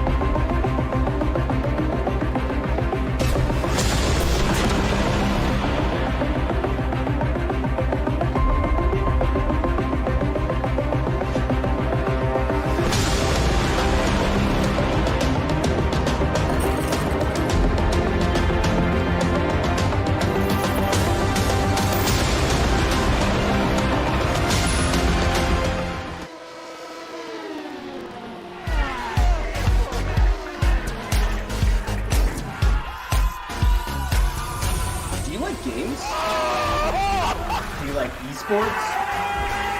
Do you hate watching laggy streams of tournaments on 13-inch screens? Oh my god!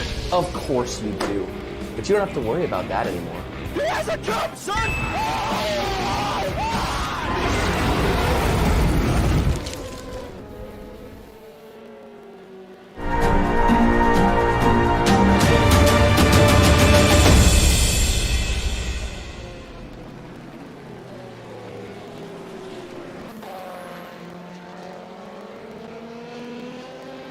Welcome back, ladies and gentlemen, to the Endurance E-Racing World Championships 2021.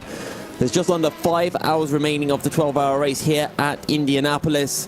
And the big news is that Henry Sinek has picked up a 30-second stop-go penalty, which means he is now over a lap behind Thomas Garcia. He is indeed.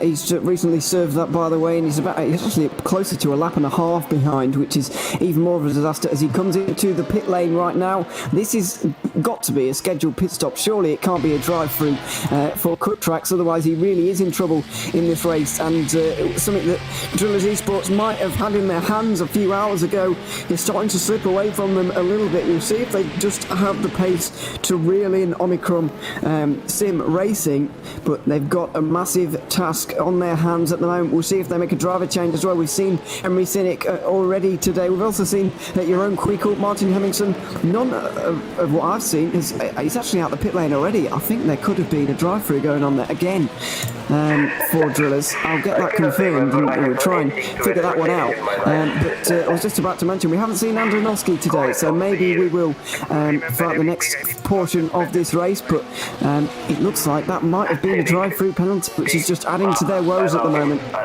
Yeah, maybe that was the drive-through penalty and they only just served it. Maybe they had a pit stop beforehand. I do think Henry Sinnick was putting in some fast time, so maybe he had some fresh rubber on the car. But either way, Henry Sinnick has now served that drive-through penalty. Where are they both on track? Henry Sinnick is making his way into the final sector of the circuit, and Thomas Garcia is making his way into that final sector. So I think Thomas Garcia is about 15 seconds behind, lapping Henry Sinnick for a second time. Actually, sorry, 30 seconds. He's just made his way onto the back straight. Yeah, indeed. As in GTE at the moment, I'm finding it very interesting, the battle. We outlined, me and Ossian at least, when we were doing practice on Thursday night, outlined GTE as one of the best and most competitive categories. I don't think it took a genius to figure that one out, but it's so unpredictable in that class at the moment. And the thing that I was last expecting, this is no offence to HM Engineering, by the way, who are doing a great job with that car at the moment, but the older generation Corvette really standing up very, very well. We've got the new one on show here this weekend, let's not forget, and driven by the Pescara team. Eros Mashuli currently driving that car, but he's 1 minute behind Phil Krause, which is a massive gap. It shows that they've, I don't want to say they've gone backwards with this new C8R. It certainly looks better, I think, anyway. Maybe doesn't sound quite as good, but it's certainly effective enough because it's beating all of the other cars, apart from its older brother, which is slightly strange to see. You'd expect the newer car maybe to be winning at this point in the race, but no, it is the older generation Corvette leading in GTE. Yeah, HM Engineering have been doing a fantastic job. I think the only team that have shown faster pace than them has been Deuces Motorsport Club, but again they had that incident, and I think I run a risk of saying something here that Nick Newcomber will murder me for, but I have a feeling that Deuces Motorsport Club is a one-man team. I think Wojtek Polesny is very quick, he's a 9 out of 10 driver, and then everyone else is, that kind of 7 out of 10 driver, and I don't think they can quite match that pace. And I think across the team, they don't have the same pace of HM Engineering or the likes of Musto, or indeed the number 7 of Pescara ADG. Well, I wouldn't doubt the likes of João Barbosa and Michal Sedlacek. I think that I don't want to kind of put Nick down or anything like that in terms of his driving skill, because he's got a lot of experience, that's for sure, but whether he's got the pace of Polesny or Barbosa remains to be seen, really. But Barbosa and Sedlacek, very capable drivers, I think. I think they're certainly good enough. Oh my god, that was close. I think it's still James Zuber driving that car. I nearly had a heart attack there. I thought he was going to completely clean out the 777 Matthias Pedersen, but thankfully everybody's stayed facing the right way there. Yeah, I would really tip Barbosa and Sedlacek to do very well in the rest of this season. Sedlacek is the recent GT Challenge Series winner back in 2020. Obviously, Michi Hoyer won the first season. Sedlacek won the second season, so he's certainly not. It's obviously he didn't win the Pro Series and the main series, I guess you could call it, but still to win the Challenge Series, you sort of see some of the names on that. I'm like, really incredible, really. And so for Sedlacek to be that quick in GT cars like he showed to be in the Challenge Series, then I really wouldn't say that. I really wouldn't doubt him to be going very well and maybe match Polesny throughout the rest of this season. It's true though, today it's not quite been their day. Yeah, I mean, speaking of Polesny, he's back at the wheel of the Deuces Motorsport car, currently 3 laps down on the Musto, the number 54 car that's currently being piloted by Giordano Valeriano, who is in, I mean, what is that, P2, 4, 6, 8, 10, P11 for Giordano Valeriano. So at the moment, Musto and Deuces, 2 of the favourites coming into this race, both at the back of the GTE field, and both of them not going to be scoring any points as things stand. Well, well, I would argue, even though they've not got a bad lineup, but the 54 is definitely the weaker of the two Musto GD esports teams. Obviously, they've got Valeriano, like you said, he's recently took over from Fabio Liuzzi, and Daniele Primavera, who's a very loyal sprint series competitor here at GTR 24H. He's been doing great things in certainly in season 1 that I was commentating on. He did very well indeed, and he's a very, very good driver.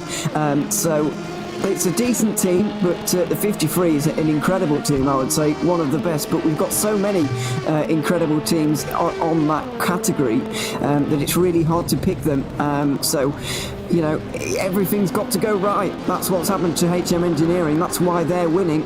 And so one issue can really put them way back again. So we're just waiting to see now where the next twist is going to turn, or where it's going to come from, at least, in that particular class.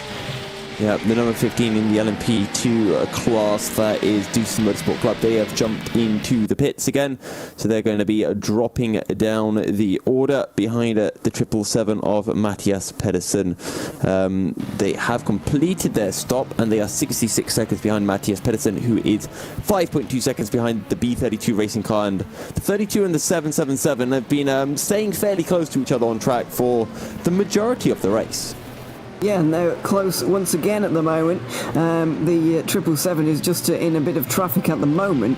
That's DSR Nightmare, driven by Matthias Pedersen. And they're closing down on the number 32, B32 Racing Team. And so I'm just seeing Fair Racing Team have actually gone off the road at some point in the second sector.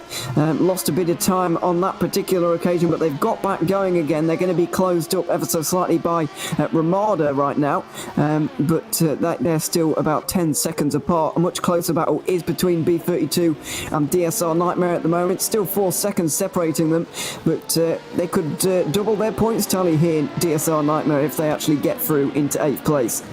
Yeah, and more bad news as well for Pinson Drillers, because Henry Senick is in the pits yet again. He is now over 2 laps behind Thomas Garcia, and no matter how you look at it, this is a very, very bad situation to be in with under 5 hours remaining in the race. Well, I've been in the commentary box now for 40 minutes, and they've been in 3 times, which is remarkable for a if you catch it right, you can actually not see a hypercar in at all for a whole hour, but they have been in 3 times in the last 42 minutes, which is pretty remarkable, to be honest. And the staying out of the pit lane is kind of half of how you win endurance races.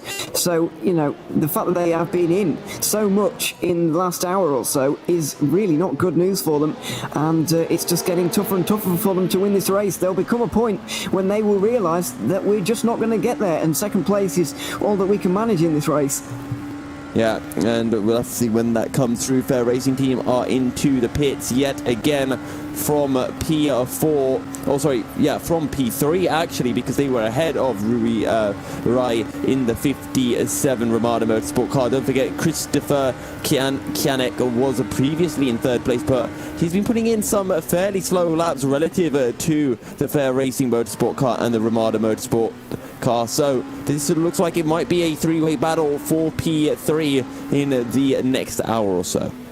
It could indeed, and that's going to get very exciting indeed. So is the battle for 8th and LMP2, though. It's really starting to close up now, and it's actually Ligier versus Orica, I believe. B32 Racing have actually gone for the new car in this particular R-Factor 2 simulation. They've really knocked it out of the park. As I said on Thursday, they've absolutely done a fantastic job with the last update that they have brought to the sim.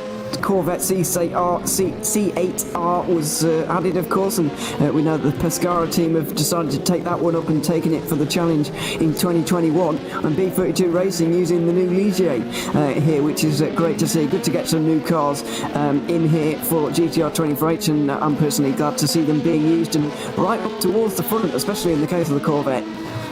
Yep.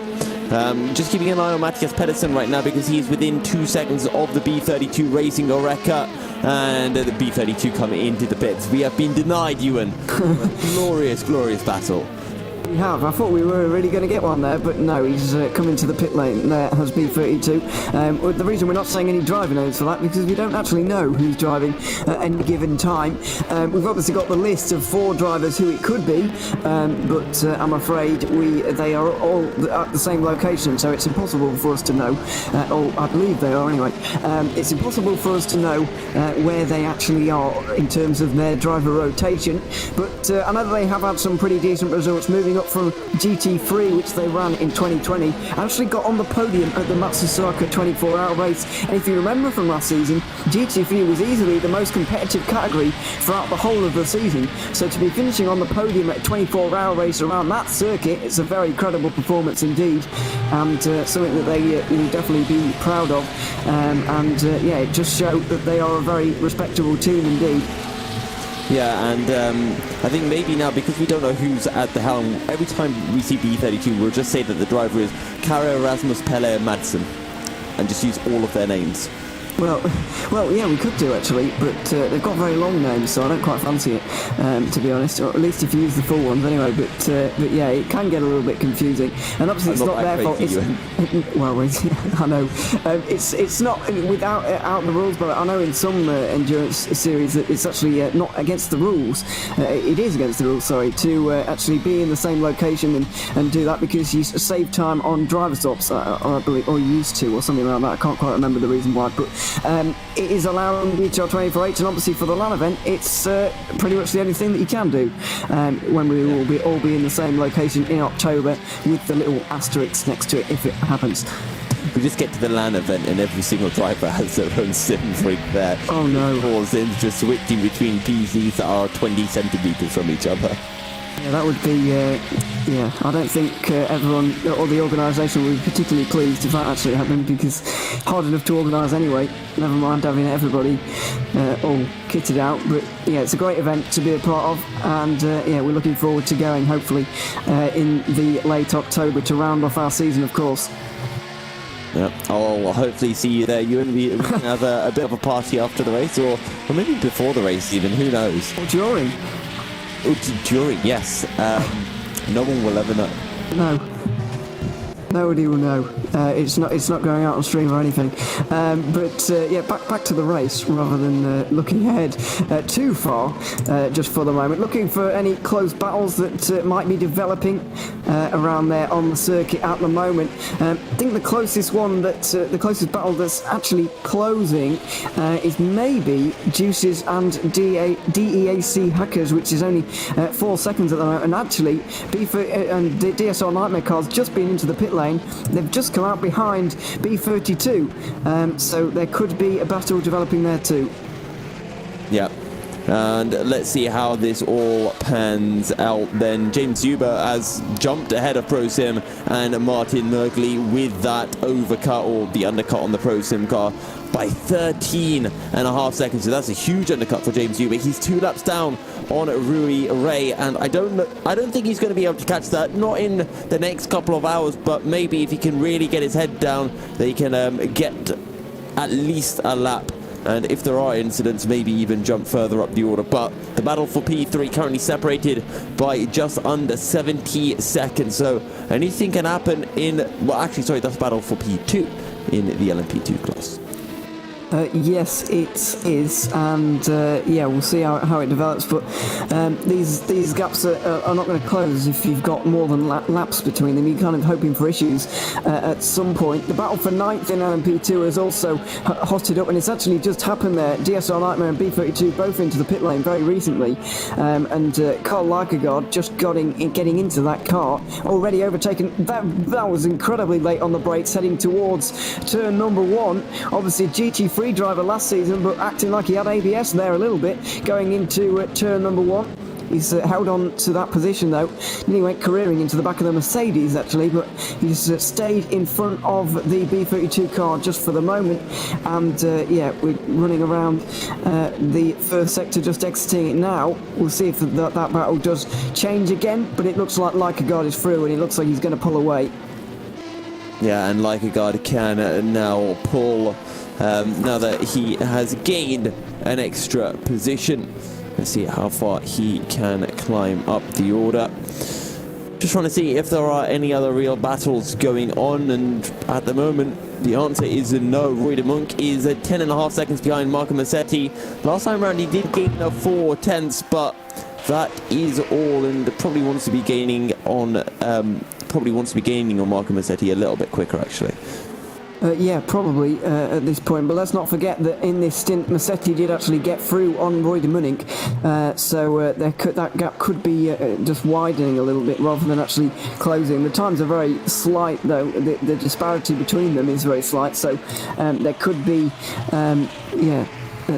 well, the gaps aren't really closing, is what I'm trying to say. By the way, if you're a driver watching, I don't know if we've had anybody in for an interview just yet. So hopefully we can get somebody. If you are a driver just sitting around, don't know what to do with yourself, then you pop yourself in the green room, and we will bring you up for an interview. That it would be good to speak to some of the drivers, see how it actually is out there, because we can talk about it all you like, but we're not actually out there, and it would be good to get into the mind of some of these guys. Yeah, it would be great to hear from the drivers to see how it's going. I don't know if I'd want to talk to Pins and Drillers right now, because I think they're going to be a little bit upset and a little bit focused on the race and trying to catch up to Thomas Garcia in that number 80 Omicron Sim racing car. But no, that being said, I wouldn't mind talking to absolutely anyone out on circuit. James Stewart 2 laps down on Rui Ray, still trying to close in. Pim Van Aert closing in by a fair amount every lap to Christopher Kianek, and we might be having that battle for P2 a bit sooner than we were originally anticipating. Yeah, quite possibly, but once again, they're really matching each other for times as well. And by the way, while we were in that last ad break, we were talking for a little bit of time about the number 10. We had them actually on the team radio, and if you do hear some team radios, we're not talking over them, but we can't hear them, so apologies for that. But you can actually tune into them yourself if you want to, with on the GTR 24H website, and go to timing. I believe you can get all of the website and the radio, sorry. Yeah, radio.gtr24h.org, and you can tune into the it does come with a language warning, though. It's completely unfiltered, so if you hear something you don't like, then it's not our fault, because I did warn you. It does come with a language warning, because when they are in the heat of the battle, then things can come out that might not be correct or right for broadcasting. I have sworn many a time over much a less serious race. Ewan sworn very loudly as well. Thankfully, I wasn't on air during that point in time. Otherwise, that might have circulated a bit more than I would have liked. Thomas Garcia, he's pitted. He's going to drop it down the order. Well, he won't drop down the order, but he'll drop a little bit closer to Henry Senick now. Yeah, he will indeed. As where are the next battles going to come from? I wonder. It's not actually closing. Craig Hard's not actually closing as much as I was expecting / hoping at this point in the race. Something that is confusing us a little bit is these two LMP2 cars that are slightly making their way through the field at the moment. I guess Vojta Polesny as well, but he's in amongst the GT3s as a GTE. Michael Ciccolini for DSR Dream Team and Matt Webb for Team Brit are kind of making their way through the GTs at the moment, and we think we've got a close battle on our hands, but then we realise it's just basically lappery going on at the moment. It's not been the best day for them, but they're soldiering on. In case of any issues for cars in front, there definitely could be. You just never know. You've just got to carry on at all points in the race and hope that, obviously you're never really hoping for somebody above you to have an issue, but you never know. You just got to carry on anyway and just hope that is actually going to be the case and you can actually gain from it. But that's what they're doing. And of course, I believe we still have that point for actually finishing the race. So it is still worth it either way. When the championship is going to be separated by such fine margins, it's worth getting any points that you possibly can. Yeah, every single point will matter, especially when you've got, prizes and money on the line at the end of the season. You've just got to keep on at it, keep on trying to fire and trying to gain as much as you can. And even if it feels hopeless, you never know what can happen. And if you do retire, you then end up looking at the timings at the end of the race and thinking, darn it, why didn't I just stick in the race? And, I could have gained an extra 2 positions. Yeah, absolutely, and they're going to mean obviously quite a lot of points as well. So it could be very useful indeed to anybody. The championship margins were quite close at the end of last season. I believe it was 10 points only separating Musto and Simply Race at the end of the GTE category. I think that was the closest one that we had. I can't quite remember off the top of my head, just completely from memory. But that's close at the end of 96 hours of racing that we're going to have in this season. We didn't quite have that many in last year. It was 72, but we've got an extra couple of 12-hour races to be adding in, going into the new circuits of Indianapolis here today like we didn't last season, and we're going to Silverstone next round as well. At the first weekend of February, from Thursday towards Saturday, we will have the 12 hours of Silverstone across all of the GTR 24H channels, and we're very excited to be live with you for that one as well. Yeah. It should be absolutely fantastic, and once we get to Silverstone, we might be seeing a few more car issues as well, more long straights at Silverstone that the cars can reach full revs at and stretch their legs out a bit more than they can here at Indianapolis, I think, but it should be entertaining nonetheless. Just keeping an eye right now on Sebastian Hove and Alexander Zakharov, who are within 8 seconds of each other, and Alexander Zakharov only 8 seconds behind Cyril Malbrun in the number 26 One Move Esports car. So battles looking to happen in the GT3 class for that is actually for P2 in the GT3 class, as Martin Militai is still leading, still dominating the way in the 41 car. As actually, where is the lead GT3 car? He's number 41. Mugen Sim Racing is still there. How's that happened? 17.5 seconds ahead of second place. I'm not entirely sure who was leading, to be honest. It was Cyril Malbrun, or, well, not Cyril Malbrun, but it was the number 26 car of One Move Esports. I remember them being, I thought they were over a lap ahead, so has something happened to them that has dropped them down the order? Either way, now the top four in the GT3 class are separated by about 35 seconds, and just like that, all of a sudden, there is excitement, there is action in the GT3 part of the field. Yeah, there's real action going on. It's very, very close between those four cars. If you think about it, after 7.5 hours we are at this point, 4.5 to go now in this 12-hour race, but it's very, very close in GT3. As you say, Alexander Zakharov just closing in ever so slightly. Well, he was closing on Cyril Malbrun, but Malbrun has just responded with a 29.7, comfortably faster than everybody else in that category. That's an insane lap time, by the way. That's faster than Wojtek Polesny, almost, and he's in a GTE car, so that's unbelievable from Cyril Malbrun in the 26 One Move Esport car. We'll see what his lap time's going to be at this lap, because he's accelerating around the banking over the line now. What's this going to be? Oh, it's a 36.7, so that's a mistake on that particular occasion for him, and Unison Racing now really starting to close in all of a sudden. So Alexander Zakharov is going to be licking his lips here in a moment, because looks like Malbrun has just made a bit of a mistake, and Unison Racing could continue their climb up the order. They did incredibly well in qualifying and in practice as well. They were going very, very quickly straight out of the blocks this weekend, but didn't have the best start to the race. They're starting to get themselves together now, though, and on the podium, looking for the top step as well.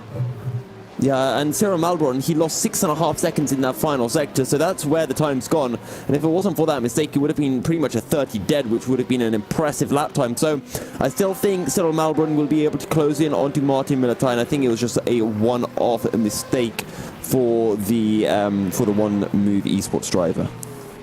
Yeah, quite possibly. He's going to be hoping so anyway. Doesn't want any more of those kind of issues, and we certainly know that is not the pace that he is running throughout this race.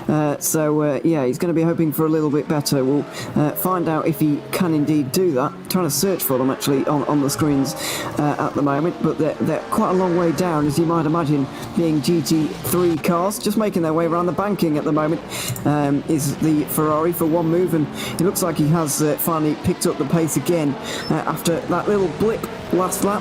What is the lap time going to be? Somewhere around the low 30s at some point. It's a 31.2 for Malbrun. What about Zakharov? 31.2, 31.5 for Militai as well in the lead of this class. And then what about Sebastian Hove in the DRL car at the number 13, 31.4. So those four cars separated by 0.3 of a second in that particular lap. Yeah. Also, I'm just keeping an eye right now because Marco Massetti just came out of the pits for Musto, and he's come out about a second and a half behind Roy de Monk, and you can see that the blue GT car just up ahead as they make their way into Sector 3 of the lap, or the end of Sector 2. Yeah, indeed. So, not entirely sure what One Move have done with their pit stop there, but they've done a very good job at it because they've managed to actually jump Musto GDEs, but fantastic job from them. We'll see how long they can stay there for, because it was a pretty orderly pass last time Massetti was in this particular situation. The difference is, this is now the battle for third rather than the battle for fourth, because the DIS SR Lab 45 is now behind both of these guys. Could be part of a pit stop cycle, but could also be due to some kind of drive-through or some kind of issue that they've had along the way. But this now is a battle for third, actually on track right now, watching this between Roy de Munich and Marco Massetti. Yeah, well, it doesn't even matter about the pit stop cycle because Marco Massetti just came out of the pits, so no matter how you look at it, he's on a better strat than a DIS SR, at least from this point onwards. Something else to consider, Rui Ray in the LMP2 57 Ramada Motorsport car, 2.1 seconds behind Pim van Ark, and Pim is 53 behind Christopher Kianek, so they are closing in. That being said, I think Pim van Ark had a pretty slow last lap, so I'm not sure if there was a mistake or a pit stop that came through. Yeah, it's hard to kind of monitor all of these guys at the same time. We've got a lot of battles going on, and it's difficult to see and difficult to know where to look sometimes because there are just so many. You want to stick on board with the LMP2 battle, and I'll keep an eye on this GTE battle. Well, I've got the GT3s up at the moment, so it's battles in 3 of the classes, and it's kind of difficult to know where to go at the moment. But yeah, we'll get it figured out, and then we'll try and keep abreast of all of these battles as we go to this commercial break here in a moment. It's kind of difficult to, but it's a very, very interesting race. Don't go anywhere. We'll be back in a second after this commercial break. The Endurance E-Racing World Championship 2021, Round 1, 12 Hours of Indianapolis is brought to you in partnership with ESR Sports Network, Leap Gaming, SimLab, MotorVision.tv, Global Flix, and AMD Ryzen Radeon.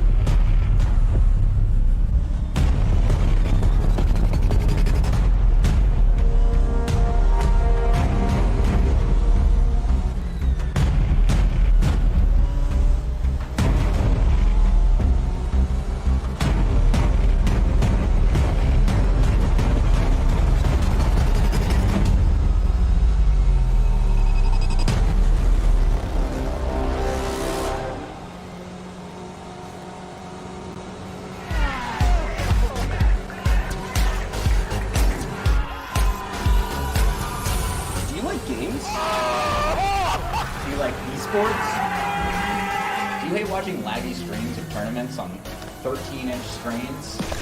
Oh my god! Of course you do. But you don't have to worry about that anymore. He has a jump, son!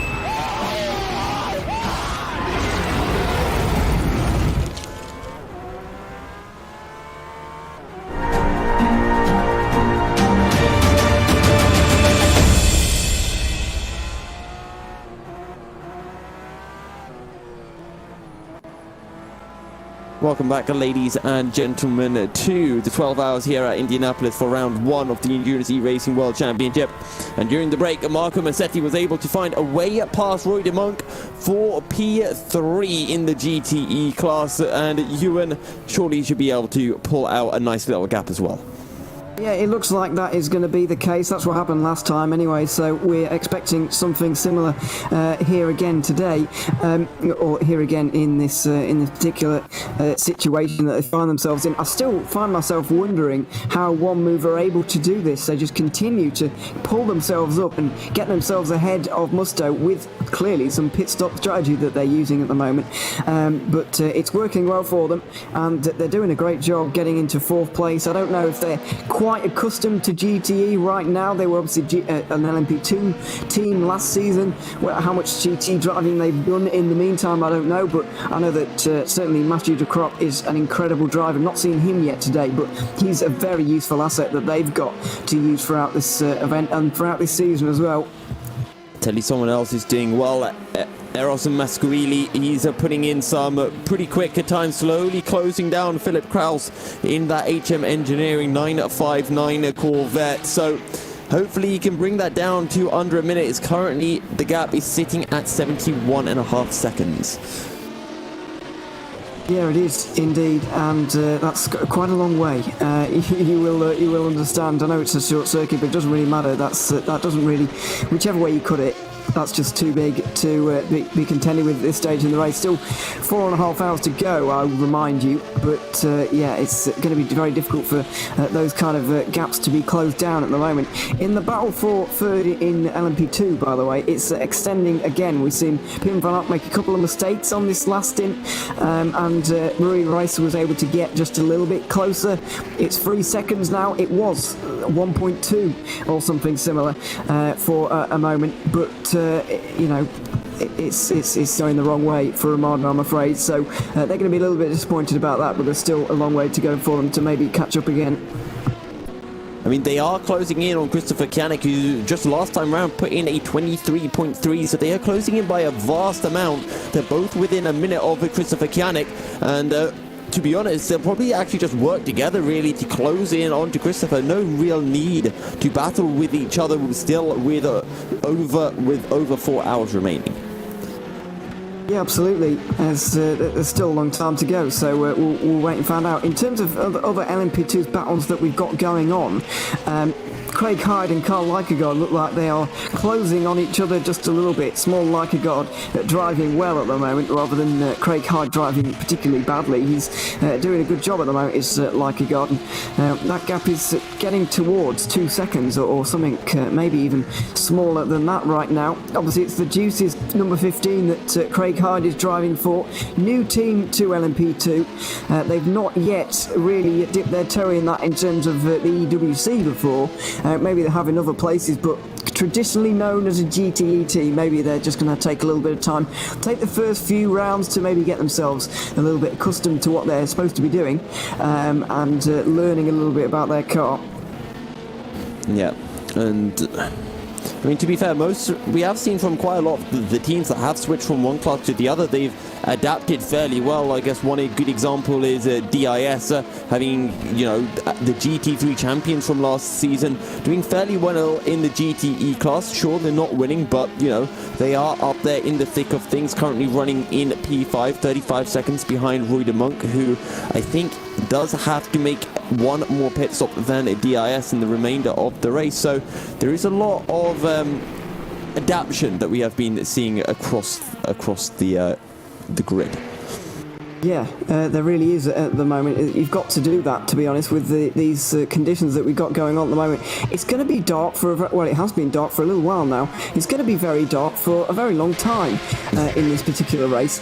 And given the fact that we're in winter at the moment, we often use the game time that we have in Europe, if you see what I mean. So the game time as well is 8:10 like it is in Europe. So it's going to be dark for a very long time for all of these first three races. When it gets dark at 4:30, 5 o'clock maybe towards March, but that's still quite a long time when you consider the races finish at midnight. A good 7 hours, 8 hours of actual nighttime driving, which is a very, very long time, and it's going to be very uncomfortable for people who don't particularly like nighttime driving. But one thing it will be good for is the cars itself. The cooler track attempts, the cooler air temps just mean that those engines are probably that little bit less likely to overheat. So we'll be seeing less of those crazy incidents or those engine blocks, which I guess from an objective standpoint is probably a good thing. Yeah, it certainly is for these guys who are trying to push as hard as possible. They can do it kind of without worrying about what they're actually going to what's going to happen to their engine. Seeing a massive amount of traffic go through turn 1 and 2, and that's Craig Hyde around for Duties Motorsport Club in the LMP2. Unison Racing also, I believe that is, for the Aston Martin, have just had to go across the grass, and it might allow one move to maybe catch up a little bit. We've actually seen the Mugen car and the Unison Racing car both into the pit lane very recently, so it's all changing in GT3, and it's just changed again there with that spin, for the Aston Martin. And Roy de Monkey's just made a pit stop, been in the pits for 35 seconds. DIS have just swept past. Blase Mizic will be able to come past as well. Roy de Monk still in the pits. Yeah, absolutely, and he's spent quite a long time there, actually, has he?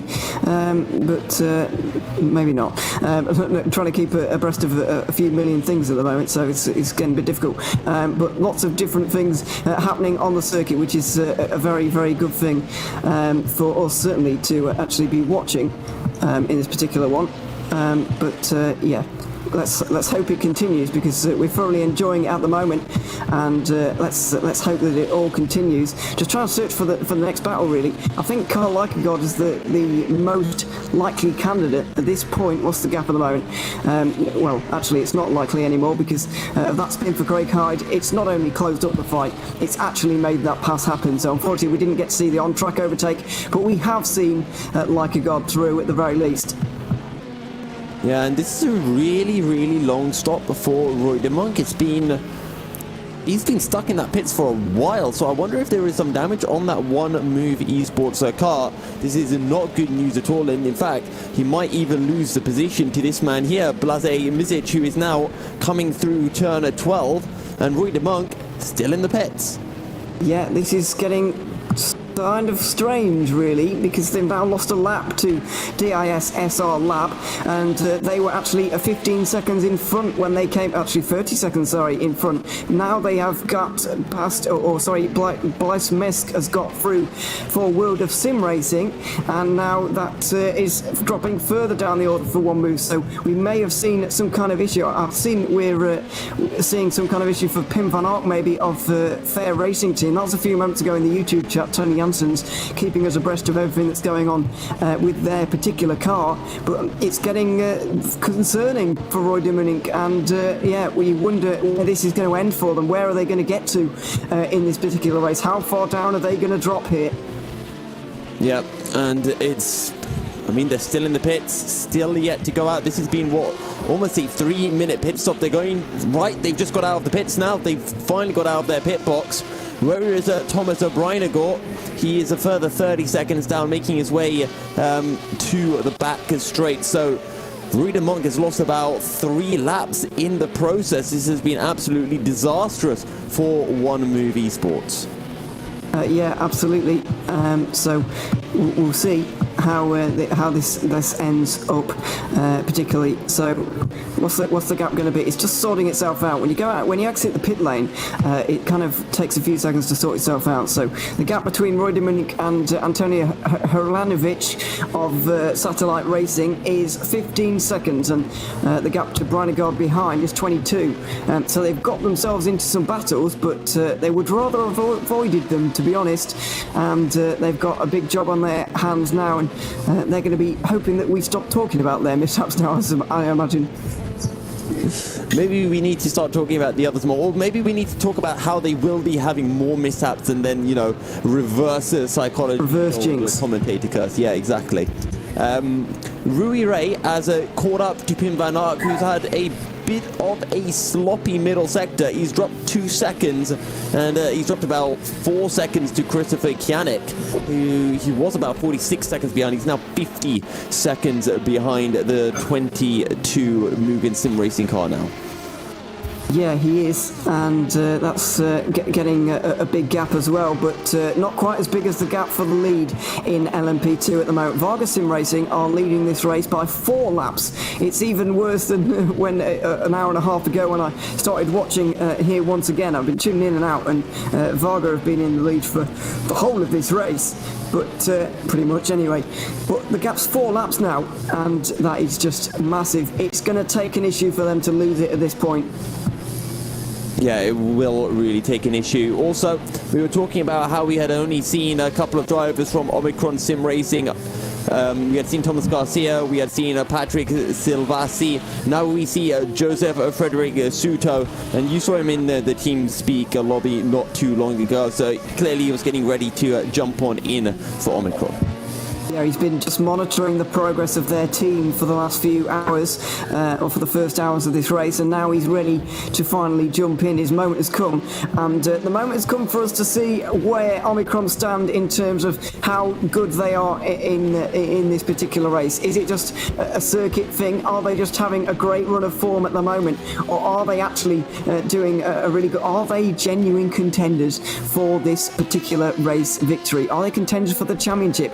We're about to find out in the next hour or so when Suto has driven the car for a little bit of time.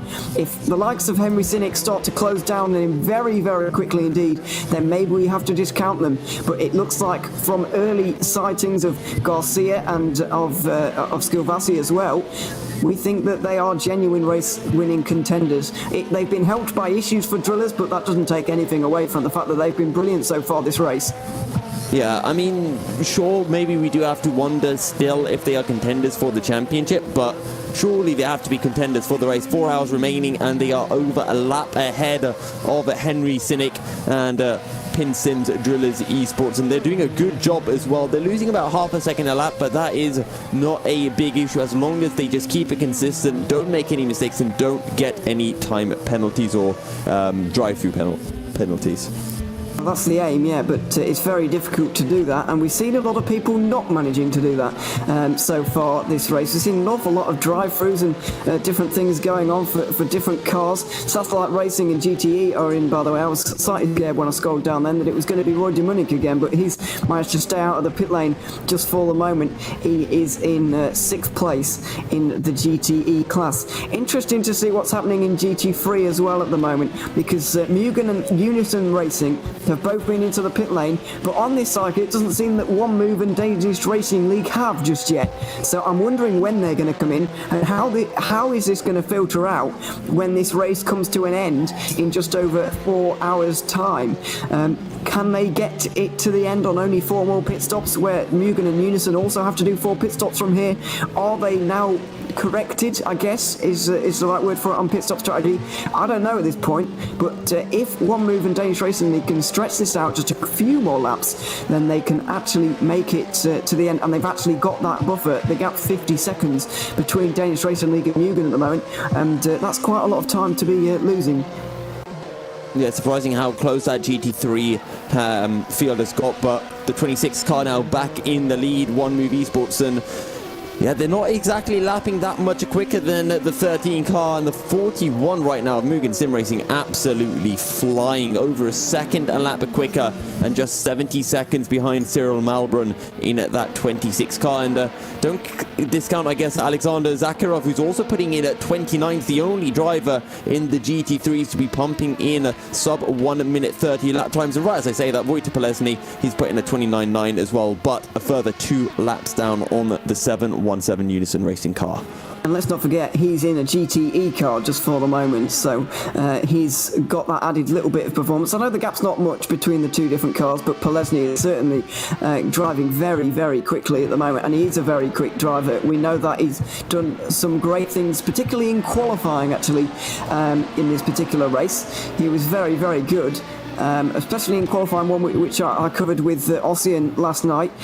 He pulled in what Nick Newcomb described as a lap of the gods, and it gave him the actual pole position for that particular session. Can't quite remember if they held on the average times, but it was certainly very, very good to see Polesny up there, and we just know how quickly it is. It's going to be a little bit heartbreaking for him to see what pace he had and what he can't do with it now, because he's he's not out of the race, but he's definitely out the running for the race win.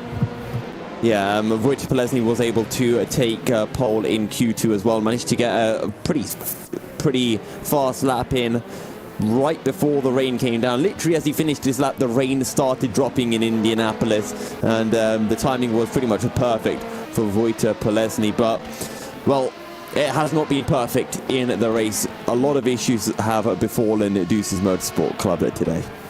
Yeah, they have, and it's just not been their day. Let's not forget, though, that they've got 5 more races coming up, 5 more races to maybe salvage something. They came second at Le Mans last season, at the very end of it, of course, and that just shows you what kind of pace they had, because it was an incredible Le Mans field.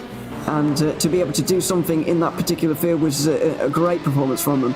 So you never know what they can do throughout the rest of the season. Getting set back, though, in a class that is as competitive as GTE, I think is going to be difficult to recover from, really. As we've got some unlapping of the number 10 car, actually. So they're a lap down at the moment, Henry Sinnick, but Joseph Frederick Suto might just about to be unlapped here for the very lead of this race. And the way that Ossian and I played this, we're going to pretend that they're on the same lap and that they're battling for position. It makes things way more entertaining. Yeah, it does. I guess false entertainment a little bit. It works, but so this is very important. Psychologically, this is very, very important for Henry Sinnick and the whole of the Drillers Esports team. To get through on Suto right now would be absolutely massive for that team. And so we could be seeing the change of position here. It's not going to happen down to turn... Well, it didn't happen down to turn 1. It's probably not going to happen throughout the first sector either. Just too twisty, too tight, and no traffic to really help. Although Henry Sinnick's trying his best to prove me wrong right now, diving the inside of turn 5, the very long left-hander, and now running onto the back straight, or the kind of middle straight here. He's looking every which way to try and get through. Right up the back of the Omicron sim racing car. The number 80 can do nothing right now. Down the inside go Drillers, and they have just unlapped themselves. This race is definitely on in Hypercar. Yeah, one of the muscle cars went wide and came back on track right in front of Henry Sinnick, and it almost allowed Suto a way back through. In fact, Suto might try down the inside as Sinnick looks for the outside of the muscle car. Can't find a way through, but Joseph Frederick Suto, can he get the drive onto the banking? Because if he can, he might be able to come back and re-lap Henry Sinnick. Yeah, absolutely. He's going to have a massive slipstream down here. The banking obviously really going to help him. Bit of traffic involved as well. One of the GT3 that's the GTE Aston Martin from Volante, and then we've got the Unison Racing GT3 car as well. Is Suto going to try a dive here to maybe put a lap on Henry Sinnick? No, he is not. He decides to just bide his time for now, but it doesn't look particularly promising for Omicron at the moment. They're losing a little bit of time. There's a battle going on in the LMP2 class between the 68 of E-Team Brit. They're going to go down the inside of the 766 DSR Dream Team, and I think they're going to get the move done as well down the inside. Is there any response from DSR? No, there is not. E-Team Brit gain a position. Yeah, absolutely. And so that's for 11th place. Stuart Ross French getting ahead of Michael Ciccolini there. But they're a long way down, I'm afraid. Not even going to be scoring any points at this stage in the race, which is very, very disappointing for them. They are going to get one for finishing, I believe, but they're not going to get any points for their position unless there are issues in front, and that's why they're still in the race. Yep, and they are slowly climbing up the order as well. They've passed one LMP2 car.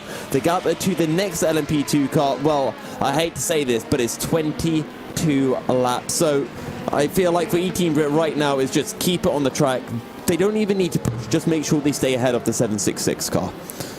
Yeah, absolutely. By the way, we just had a bit of an update from race control a few moments ago while we were looking at that unlapping for the lead of the race. Car 32 got a 30-second stop-go penalty for some contact with the Teleforingen GT3 Mercedes, which has really been in the wars today, I'm afraid. The 32 car, as I look around to try and find who that actually is, but I can't tell you, to be honest. I'm going to have to do some more digging and some more looking. B32 Racing, of course. I found them. So LMP2 coming into contact with GT3, I'm afraid, and that has given them a little bit of a penalty. 30-second stop-go for them, and now they were down to 10th, and now they're back up to 9th again because Craig Hyde has just been in the pit lane for juices. Yep, and he's going to come out behind B32 Racing and Kyle Lukagor, or I should say Kyle Lukagor. How's it going for Rui Ray? He's right on the back of Christopher Kianek, and this is the battle for P3 in the LMP2 class, and Pim Van Ark a further 7 seconds up the road. Ramada Motorsport looking to secure a podium on their debut race in the GTR 24H EEWC 2021.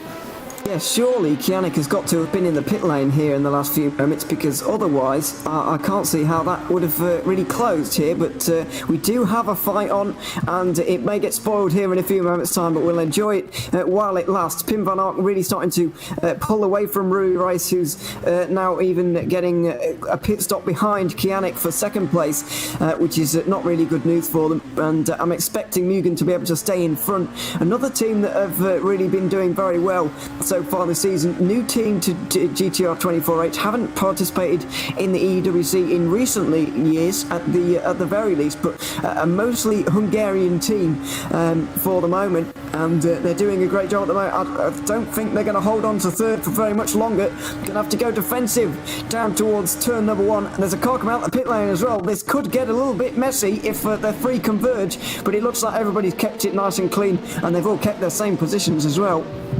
Yeah, Rui Ray just not having the confidence to hold it round the outside of Christopher Kianek, and maybe that is just the fresher tyres right now for Christopher Kianek. He did a 2-minute lap time on the previous lap, so either there was a huge mistake or it was indeed a pit stop. But again, you know, we've been talking previously about whether drivers are going for those double stints on tyre compounds, or whether they are just switching tyres after every stint. So we don't really know what the tyre situation is like for the two drivers, but Christopher Kianek coming under pressure from Rui Rice in this Ramada Motorsport wrecker. Yeah, I'm a little bit surprised though, because Mugen have just been in the pit lane, or we think they've just been in the pit lane. Surely there should be on some new tyres, some new impetus as well, just for Kianek having come out of the pit lane, but it seems that he's not really getting away from the Ramada Motorsport car like I was expecting him to be able to. So I'm not entirely sure why that's the case, but it is, as they go through turn 11 at the moment, having to negotiate. I think that was the Danish Racing League, the One Move GT3 Ferrari, as into the pit lane comes Rui Rice, I believe, following Pim Van Ark. Those two definitely on the same strategy. Also the same strategy as Prosim, as down the inside, I believe that's of the Juices car, has just gone Kianek, unless I completely got mixed up. No, it is indeed the Juices car, currently running down in 10th. So Kianek is back up to second where he was before, as we're seeing a flurry of pit stops in LMP2. So what we do know is that Pim Van Ark and Rui Rice are on pretty much the exact same strategy when it comes to the lap that they are stopping on, and it's the same for Prosim as well, but Prosim are a further 2 laps down. Jacob Reed is at the helm of the number 17 Pinsim Drillers Esports car, and he's ahead of Prosim right now, but again, still 2 laps down on this 3-way battle for P2. A whole host of pit stops at the moment, by the way. I think we've got to that point in the race, or some points in the race, you have the GT and the LMP2 pit stops at the same time. The way they have their pit stops differently, and they can do different stint lengths, of course, but every now and then they converge, and I think we're seeing that right now. Number 45 DIS SR Lab car also in. Phil Kraus, leader in GTE, into the pit lane. Giuseppe Di Fuoco has swapped in of the 53 Musto GD Esports car. That's Marco Massessi getting out. Giuseppe Di Fuoco getting in for the second time here today. So we're seeing an absolute flurry of pit stops, and pit lane is a very, very busy place to be right now.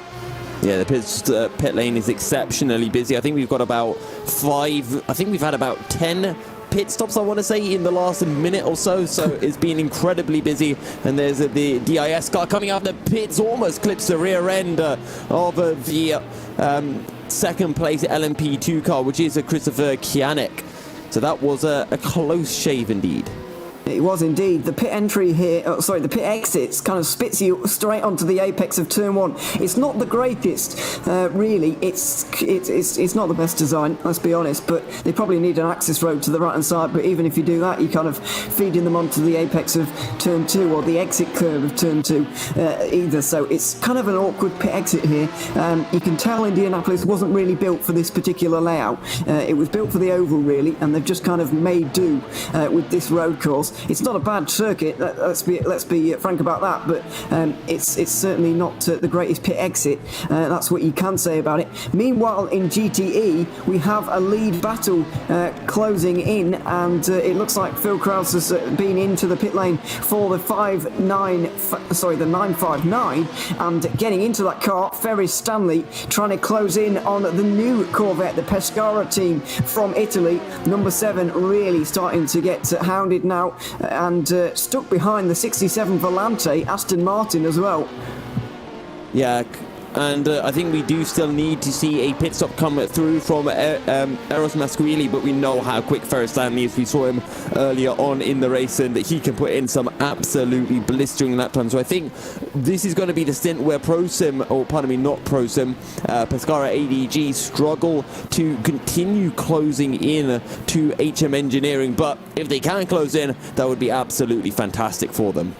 Oh yeah, definitely. They'll be certainly hoping that they can, but whether they can or not is a totally another issue. Ferris Stanley now 4 seconds adrift. It was just over 1 second when he came out the pit lane, but cold tyres, not quite accustomed to these conditions, will do that for you. Obviously, coming out of the pit lane on to a completely dark circuit, and it is dark around here.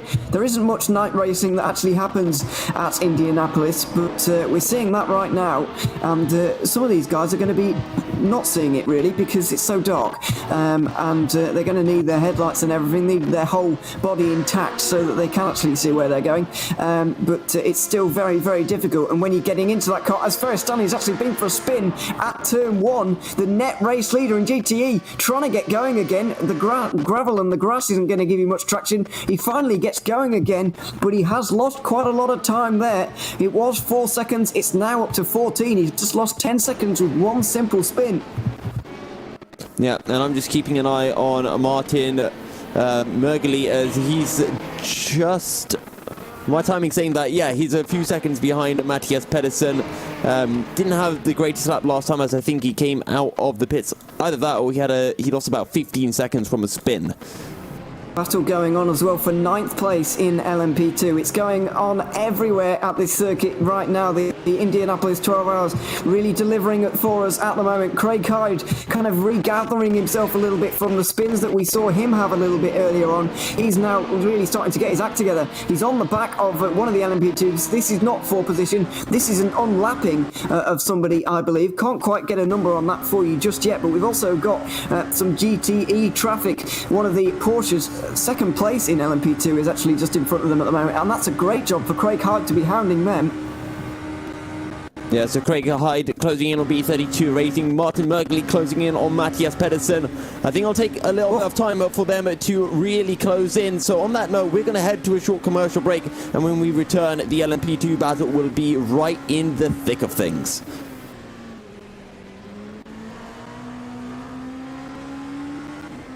The Endurance E-Racing World Championship 2021, Round 1, 12 Hours of Indianapolis is brought to you in partnership with ESR Esports Network, Leap Gaming, SimLab, MotorVision.tv, Global Flix, and AMD Ryzen Radeon.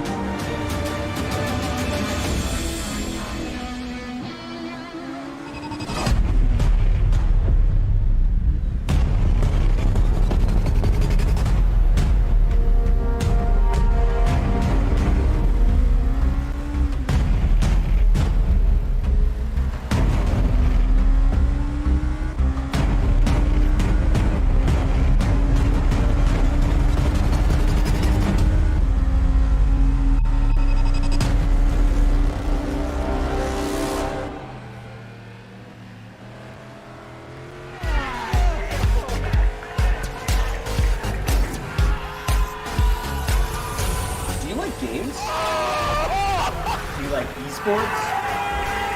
Do you hate watching laggy streams of tournaments on 13-inch screens? Oh my god! Of course you do. But you don't have to worry about that anymore. He has a jump, son!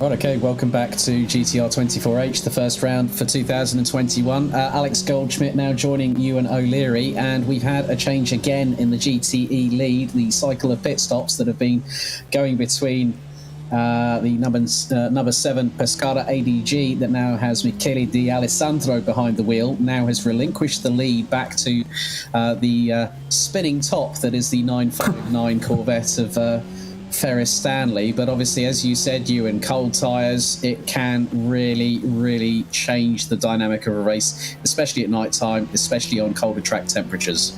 Yeah, it's just more difficult to get yourself acclimatised to the conditions, really, because of the colder temperatures. It takes you longer to get your tyres up to temperature, and also your cold mind, really. It's very difficult to kind of get your eyes used to the dark again, as down the inside in the battle for 7th place in LMP2 has just gone, not Craig Hyde, he's made up a position as well, but it's Martin Mergley who's just got through on Matthias Pedersen. 777 really making up positions in these last few minutes, but that wasn't one of them, I'm afraid. They've just lost one to the DAC Hackers car, who have had a few issues in the last couple of hours, but they're right back on track now into 7th place with a good move there into what I believe is turn number 8.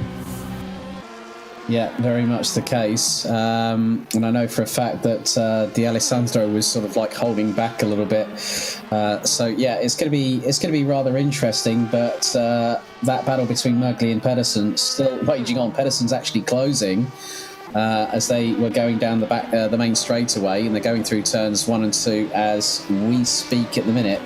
But I've just seen that Henry Cynic in the number 10 Drillers PinSim Drillers esports car has now got the gap down to around 72 or so seconds. Well, it's actually less than that. It's about 67 seconds, because he's just gone 2.2 seconds quicker than Josef Frederick Suto in the number 80 Omicron car. So this has been quite a comeback drive of the day from the number 10 car. So that I'm just keeping my keen eye on.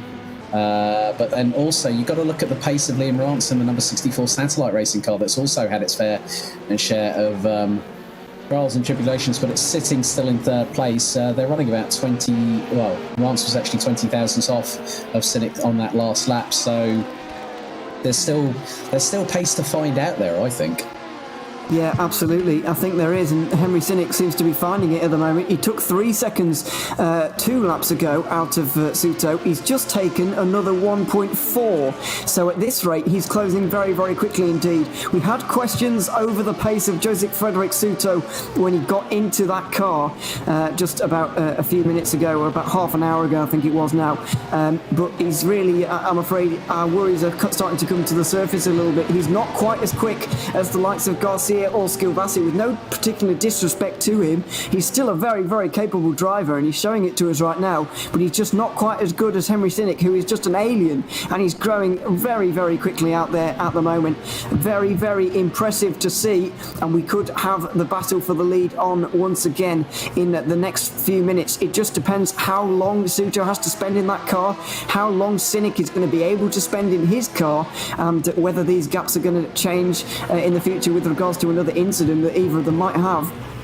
Well, Cynic in the first 2 sectors alone, Ewan, took out a whopping 1.2 seconds out of Suto on this current lap, and the gap now down quite considerably. It's 65 seconds. So both between Hinnick and Hemingberg, that's been really, really good, consistent pace after that massive drama that they suffered earlier. But we do know that they are not going to stop charging forward. I mean, I think that's just been the sort of like the do or die mentality, because they want to start off the season in the right way possible in the hypercar class. But Suto, and everyone else, Garcia, all the team at Omicron will want to keep Drillers Esports at bay, and it will be a case of it's not if, it's when that battle is going to start happening.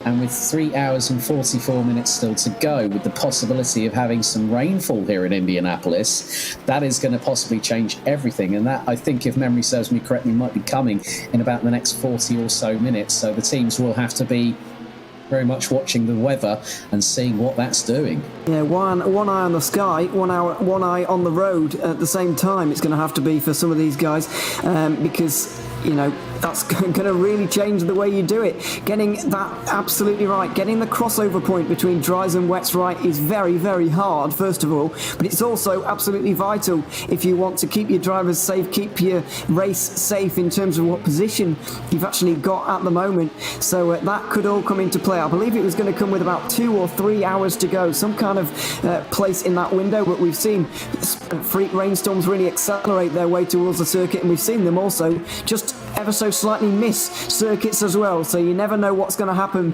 with this particular one. Every cloud is a little bit different, I guess, and this is just going to be another example of that. We never know when the rain's going to come. We don't even know if it's going to come at this point. Well, as they say, that's the beauty of the weather. You never know what's going to happen until it does happen. And through my own real-life commentary experience at karting tracks, my normal phrase is, I'll believe it when I see it. And when we do see it, it could cause havoc here at Indy. Yeah, absolutely. The problem for these guys, though, with the kind of reacting to the situation, you've not really planned for it. If you do indeed take on that kind of cross that bridge when we come to it kind of approach, you don't really know what you're going to do. Are you going to swap driver? Do you have somebody who is a real wet weather specialist to get into that car, ready, available at all times, just to really plug in and just go straight away, and they'll be fast? Are you going to keep in the driver that you've already got because they've seen how the track's evolving right in front of your eyes? You've got to plan for these things. You can't just let them happen too far ahead of you. Obviously, I think you can do too much planning. You can go too far ahead in the race. I think making your first pit stop and trying to back time it to get your last pit stop right is a little bit, in a 12-hour race, is a little bit over the top. But certainly planning for rain is a good idea. You've got to run on instinct as well. We've just had another message from Race Control. We've just been informed that we've had the biggest stop-go penalty of the race so far, a 60-second stop-go penalty, and is for the number 26 GT3 entry of Cyril Marbrun from One Move Motorsport. They drove too fast in the pit, they spun around and drove the wrong direction to get back to the pit, so Race Control have handed them with a 60-second stop-go penalty. That's not going to help the team at all there, is it? No, and that's massive because that's the leader in GT3, the number 26 One Move eSport car. Cyril Malbron is currently driving. He has got a 60-second lead, but that 60-second stop-and-go penalty is obviously going to cost him a little bit more than that. He's going to come out in 3rd or 4th place, maybe even behind Alexander Zakharov in the Unison Racing Aston Martin. That is terrible news for Malbron and all of their team, of course, as well. Just missing his pit, I think missing his pit box on that particular occasion, then driving the wrong way because he wants to go and get his service. Obviously, he probably couldn't have even done another lap. He was probably going to run out of fuel at that particular point. So he's driven backwards in the pit lane, which is a massive no-no. It's given him a 1-minute stop-and-go penalty, and that's really going to cost him. As meanwhile, I believe just saw a change of position in LMP2 there. DEAC Hackers actually getting passed by DSR Nightmare for 7th place. That's been a real ding-dong battle of the last half an hour. They've just been swapping places again and again and again, and they've got a lot of traffic to contend with as well at the moment. This battle could get even more spicy right now. Yeah, just keeping an eye on Daniel Wisner, the current leader in the 117 Varga sim racing car, trying to negotiate his way through backmarker traffic, having already put laps on other cars, which are other LMP2 class cars that were trying to go round the outside, and that was going through into, I believe, that was turn 10. So, well, no, it wasn't. It was actually turn 6 into 7, as Vijda now goes into the 90 left, and it seems like there is a little bit of a LMP duel. I don't think that is for position, but it's been rather elementary, my dear O'Leary. Thanks courtesy to Visner and the team at Varga. They've literally not been troubled by anybody. The closest that have got to them were actually Pin Sim Drillers Esports, who were running quite at the sharp end of the field. They were leading at one point in the number 17, but Varga have absolutely cantered into the distance. Yeah, they've completely obliterated this field of very, very capable drivers indeed, and it's fantastic to see for them. A massive result for Varga and everybody there who's driven today. Daniel Visner, Yuri Toman, Marcel Chinzik has been here. I haven't seen Michal Smedel, I'm afraid, but he has been here in the past, and he will be here throughout the rest of the season as well. But a great performance, leading by 4 laps at the moment to Mugen Sim Racing. And Drillers Esport going to be a little bit disappointed with how today's gone. They're 5th place at the moment. Jacob Reed is currently driving that car, but they're not where they would like to be. They had a similar issue in Le Mans, actually. They had their rear wing off even before darkness fell on Saturday afternoon. They got crashed into by somebody else. They were slowing down to avoid a spinning car, got hit by a GTE car, I think it was, or a GT3. Their rear wing came off, but they were able to recover and take that victory at Le Mans, were Drillers. I don't think they're quite going to have that enough time to do that today, because obviously Le Mans is 2 times the distance of the Indianapolis 12-hour, which is exactly that. It's only a 12-hour race, and you say only 12 hours, but when you're having issues like Drillers have had today, you need more than 12 hours to recover from them. Yeah, very, very true. Roy de Munich comes out of the pits in the 31 one-move esports car.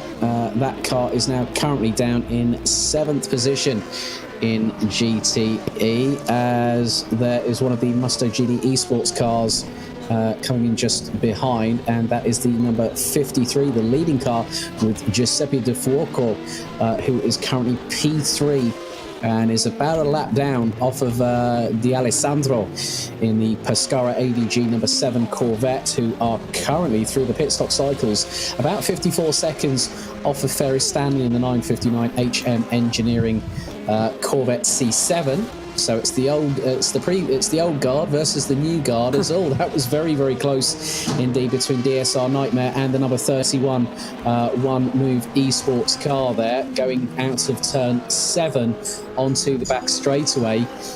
I'm just keeping an eye on some of the movers and shakers up and down in GTE, but you might want to keep your eyes on GT3 because Cyril Malbrun is trying to close on the number 13 of Danish Racing League's Sebastian Hove. I'm just going to go to the number 26 Ferrari. That was leading the GT3 class at one point. He's 3.5 seconds behind Sebastian Hove, so there's still time for that team to find, but it's I think it is the number 41 of Mugen Sim Racing's Jolt Pribek that leads the GT3 class by 14.5 seconds from Sebastian Hove, but that's still after, what is it, we're getting close to 3.5 hours to go, Ewan, and for the top 3 in GT3 being covered by just under 18.5 seconds, that means that battle is still wide open for the victory. Oh yeah, definitely. It's quite remarkable at the moment, the way that GT3 has evolved and changed throughout this race, but all in the end, it is just converged together to what we have right now. A great situation with 4 cars separated by less than 20 seconds, all in the fight for this race win. The reason that Cyril Malbrun is now in this 3rd place for One Move Esport, the French driver had to take his 60-second stop-and-go penalty that he got for reversing and driving the wrong way in the pit lane. He's obviously been in there, taken the pain, and now he's going to have to recover. I do believe that that is the fastest car in this category. It's a very close class, but it is. I think they've just got the edge. I think One Move Esports just got the edge in terms of their pace over a whole stint length, maybe even on 1 lap pace as well. But the interesting thing for us now is that Malbrun has to make his way through the traffic. First, Sebastian Hove of the Danish Racing League 13, and then Mugen Sim Racing, the number 41, a further 14 seconds up the road. But these are all battles that I believe are going to happen in the next, in these final 3.5 hours. Yeah, well, Malbrun's already making up some time in the last sector. On the last time around, he was 3/10 up on Sebastian Hove. So the French driver getting some work, the work rate in now, and the team is probably telling him, look, you need to push like crazy. So just seen now, one of the biggest recoveries we've had this evening is the DSR Dream Team. The dream is sort of, in a way, finally being realised as the 766 has just been into the pit lane. So they are the last of the classified LMP2 cars, down in 24th overall in this race so far. But along with them, also the LMP2 car of the number 68 of E-Team Brit, Stuart Ross French in the 68, still behind the wheel. They are 33 laps off of the leader in their class. But considering that Sandro Ballesteros had a server glitch causing a viewpoint change being unavailable, and it put it on TV view, so he wasn't actually in the car. So for them to come back with Stuart Ross French, Matt Webb and Sandro Ballesteros, they've done an absolutely Herculean effort. And I know for a fact that Max Spooner should hopefully be getting in that car very, very soon. Yeah, I've seen discussions of him getting in the car or not in these last few moments, or in all of the moments that we've had so far in this race. He's been talked about a lot, but I haven't seen very much of him driving yet. Hopefully we can indeed see Max in that car. Just saw a bit of an altercation, by the way, between 3 different classes. We're about to see it again through turn 8. Around the outside of everybody is going the Danish Racing League number 13, the GT3 car, getting held up by everybody. There was a bit of contact going into turns 3 and 4 on that last on that particular occasion they went through there.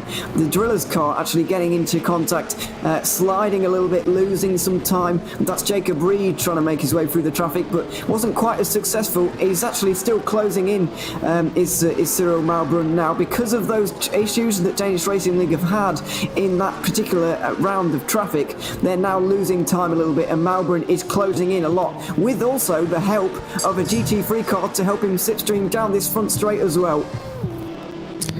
Yeah, that's always going to be the case, because there's always going to be cars in front that's going to give you that opportunity to push forward. The slipstream, very, very effective down the main straightaway coming out of turns 12 into 13. And yeah, I'm just looking at where Sebastian Hove is, and then looking at Cyril Malbrun. This is really, really getting very, very tasty indeed. But then you've also got Alexander Sakirov in the 717. He's about 5.5 seconds away from Malbrun. So if Malbrun's now got a bit of clean air, and one of the cars behind was one of the Musto GD Esports vehicles, one of the pairing of the pairing of the BMW M8s, and they've also got the number 7 of D'Alessandro from Pescara ADG, not too far off of their back bumper either. So this is where it's going to get really interesting. But now that Malbrun's got some clean air, even though he's got GTEs breathing down his neck, including the 54 car, and that's Valeriano behind, that's going to be rather interesting, because the GT3s and the GTEs are pretty comparable on pace, as we've seen through cumulative qualifying, and also the races themselves. There's about a second in the general state of things as they now come flying out of turn 12, and it's 3 abreast nearly going towards turn 13. But then looks like Malbrun has pitted all of a sudden. Yeah, he has. That last pit stop he made, let's not forget, was for a 60-second stop-and-go penalty. So this is his real pit stop now. It's going to kick off the pit stop window for the GT3. So they kind of go in pairs, really. One move and Mugen come in together, or is it the third? I can't quite remember. But one move and somebody else comes in, and then the other two come in about 5 or 10 laps later, kind of pitting in pairs a little bit. As Wojtek Polesny looks like he's been off the road at some point. I'll try and get a view on what's actually happened there, but he's recovered already. So it can't have been a massive issue for him.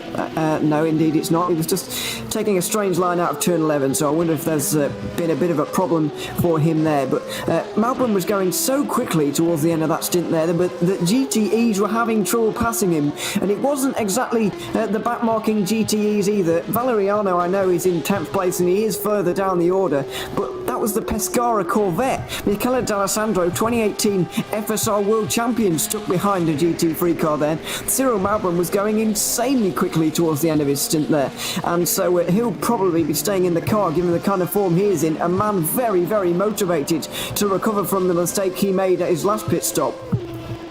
Yeah, I completely agree there, because the gap has actually been coming down between the two GTE leaders, Ferris Stanley in the 959 Corvette C7 and Michele D'Alessandro in the number 7 Pescara Corvette. That is rather looking very interesting indeed. The gap now down.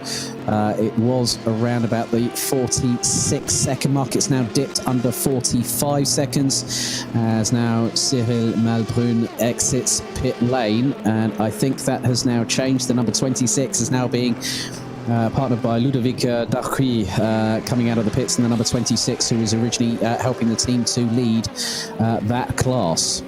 Yeah, very good qualifier actually. He did some magic things on Thursday night in the qualifying session. Friday night it was in the qualifying session to actually manage to get his car up the order. And so he's going to have to do that all over again here today with the setbacks that they have had, but it's going to be fascinating to watch. Also fascinating to watch at the moment is the battle for the lead of this race. It is coming down, and it cannot stop coming down at the moment, this gap for the lead. Omicron Sim Racing getting reeled in by Henry Sinek and Drillers Esports. It's now dipped below 45 seconds. Let's not forget, it was 2 laps at its widest, this gap. After all of the issues that they had, spinning into the air, flipping over the barrier, drive-through penalties and all sorts, stop-go penalties as well. The 10 have really been put through the ringer today, I'm afraid, but they're finally getting themselves together. Real charge on towards the end of this race, and it's 45 seconds for Henry Sinek, who's going to start to believe this is possible. Yeah, 1.6 seconds out of the leaders they took on the previous lap. That is absolutely blistering. And what we've got to also remember is that Henry Sinek has the fastest lap of the race so far, very early on in his actual first stint before he passed the baton over to Martin Hemmingson. 1 minute 19.159, and the Omicron Sim Racing car, the number 80, hasn't really got as close to that as maybe, but now PinSim Drillers Esports are in the pits, so they're going to have another lap added to their tally as a result of that. So it's about what they're going to do now, reference the pit stop strategy. Very nearly saw Michele D'Alessandro having a big moment there. He's trying to make his way through traffic. I believe that's Ludovic Darqui, who's just got into the GT3 one-move car, but he got Michele D'Alessandro very, very sketchy indeed through that corner. Watching that particular portion of the racetrack, because the battle for third in LMP2 is starting to rock into our consciousness a little bit at the moment. Fair Racing Team and Ramada Motorsport. Tony Janssen just getting reeled in by Alexander Baumgarten just a little bit in these final few laps, but he had to go through a load of traffic, did Baumgarten. That's why he got reeled in, Janssen, and Baumgarten is having to do the same thing now, so that gap has just got out to 4 seconds again, as opposed to the 1 second it was just a moment ago. Traffic really does change the way that you do your lap times out here. Just look at this at the moment, 24.5 for Janssen, 25.4 for Baumgarten. He's not a slow driver, but that's still 4 seconds away from where he should be. That is the demonstration of how traffic can really kill your lap time around the circuit, and any circuit.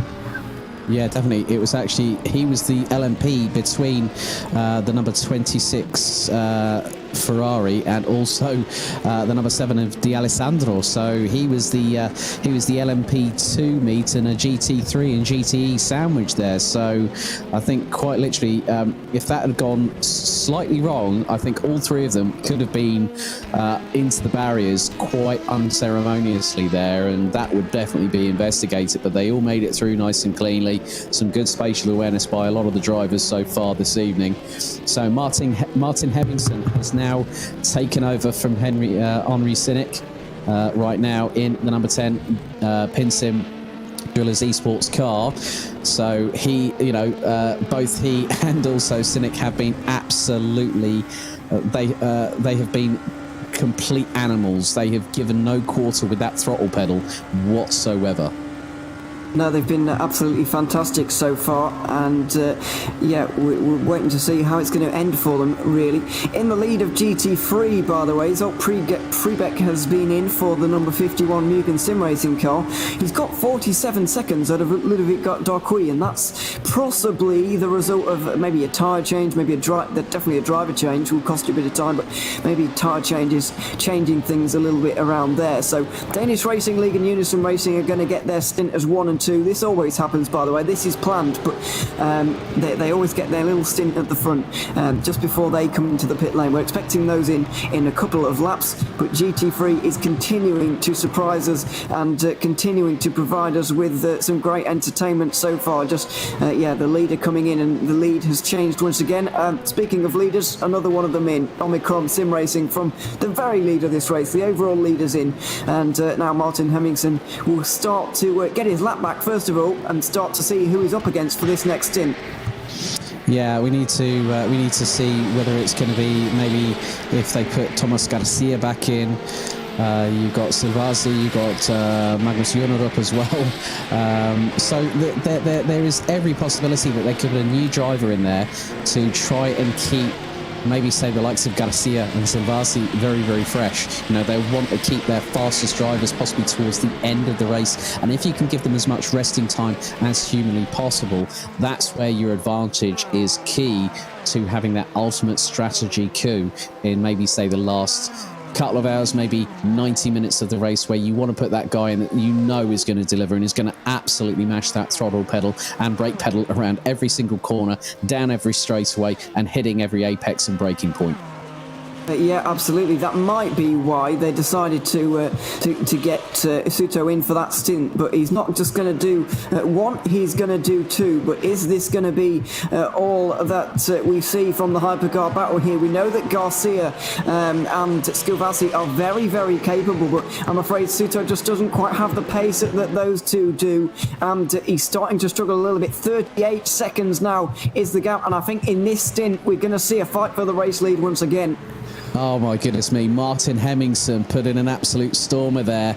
A 1 minute 19.342. He was a second and a half up in Sector 2. And it was a 21-1 in Sector 3, obviously when Suto made the pit stop.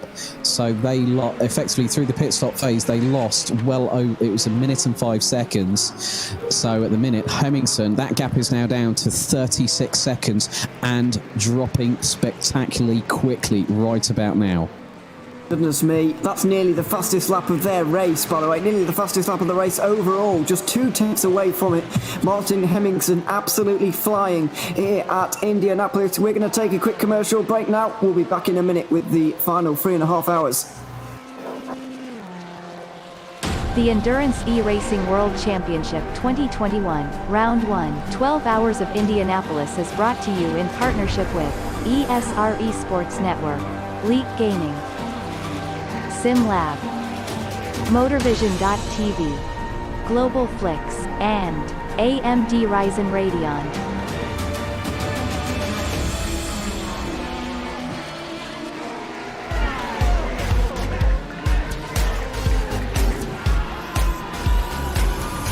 Do you like games? Do you like esports? Do you hate watching laggy streams of tournaments on 13-inch screens? Oh my god! Of course you do. But you don't have to worry about that anymore. He has a jump, son!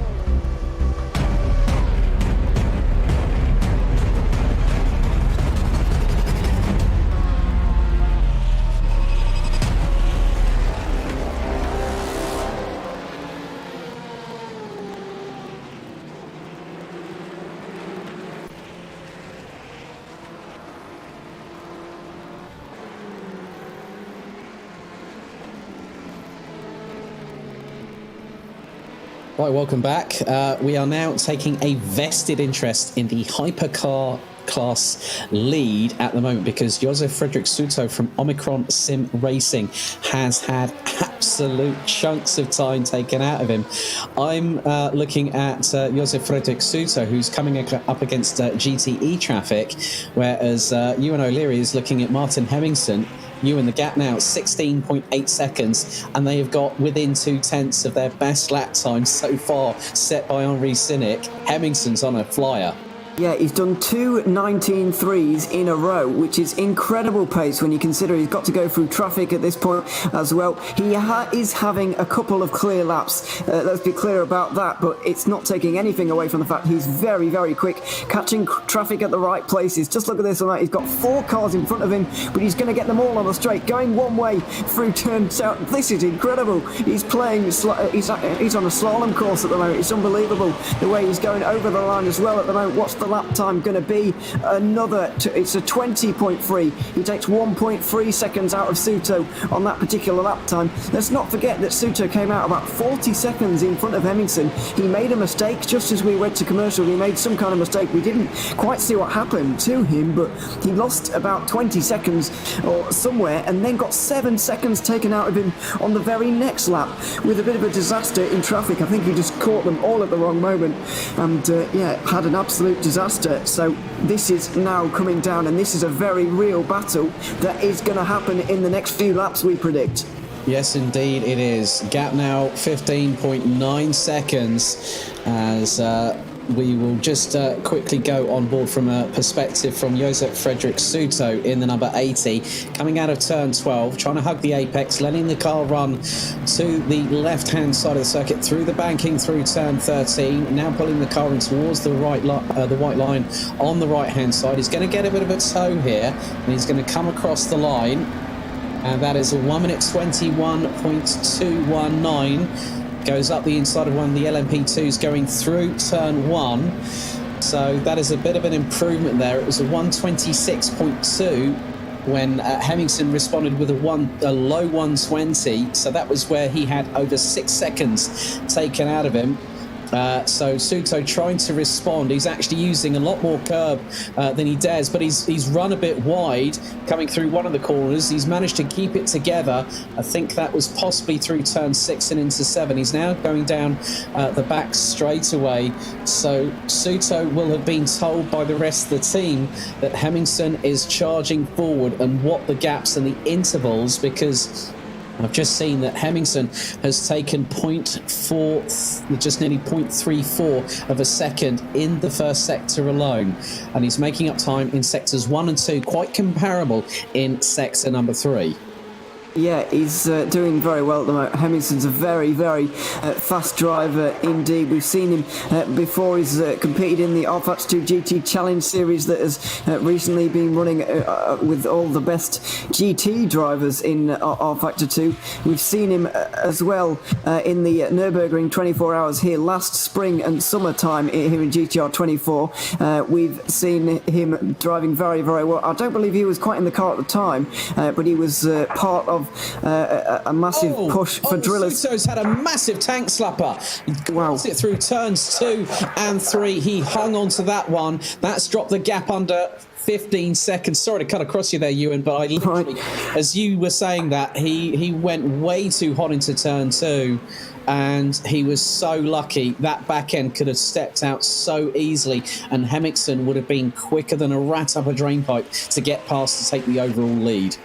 Yeah, you can tell he's under pressure. He's driving like he's under pressure at the moment and really struggling out there. We've also got the moment we're listening in to the number 80 team radio as well to hear what they are saying, if they're at all worried about the situation at the moment. Apologies if we do talk over them a little bit, but the traffic between these guys is constant sometimes, and we can't actually hear what they're saying at the moment, but hopefully you guys at home can indeed hear what they're saying, and you can actually access us your very own view of what they're actually saying. If you go to radio.gtr24h.org, you can get team radio from any of these guys that you want to, uninterrupted, but it does come with a little proviso that is unfiltered, so I apologise for any language that you may hear. These guys very heated at the moment, very, very stressed out as well, and you can say things that you don't really mean when you're in those kind of situations.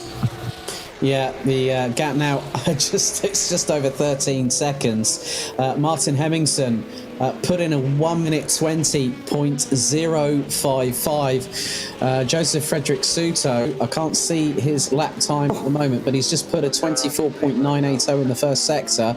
So with that moment, that cost him in the mid-part, well, the thing was, it was a 24.6 in the first sector for Souto on that previous lap where he had that wobbly, and then he lost a proper amount of time, around about 0.6 of a second to Hemmingsen, because obviously that has a bit of a domino effect. When you run wide, you're going to put some dirt on the tyres. The tyre model is then going to compensate for that, and then the car's going to be absolutely loose at the back end.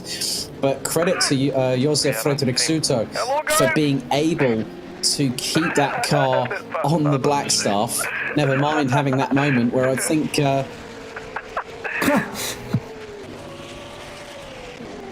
Drillers on the radio, by the way, saying hi to everyone because they know they're on.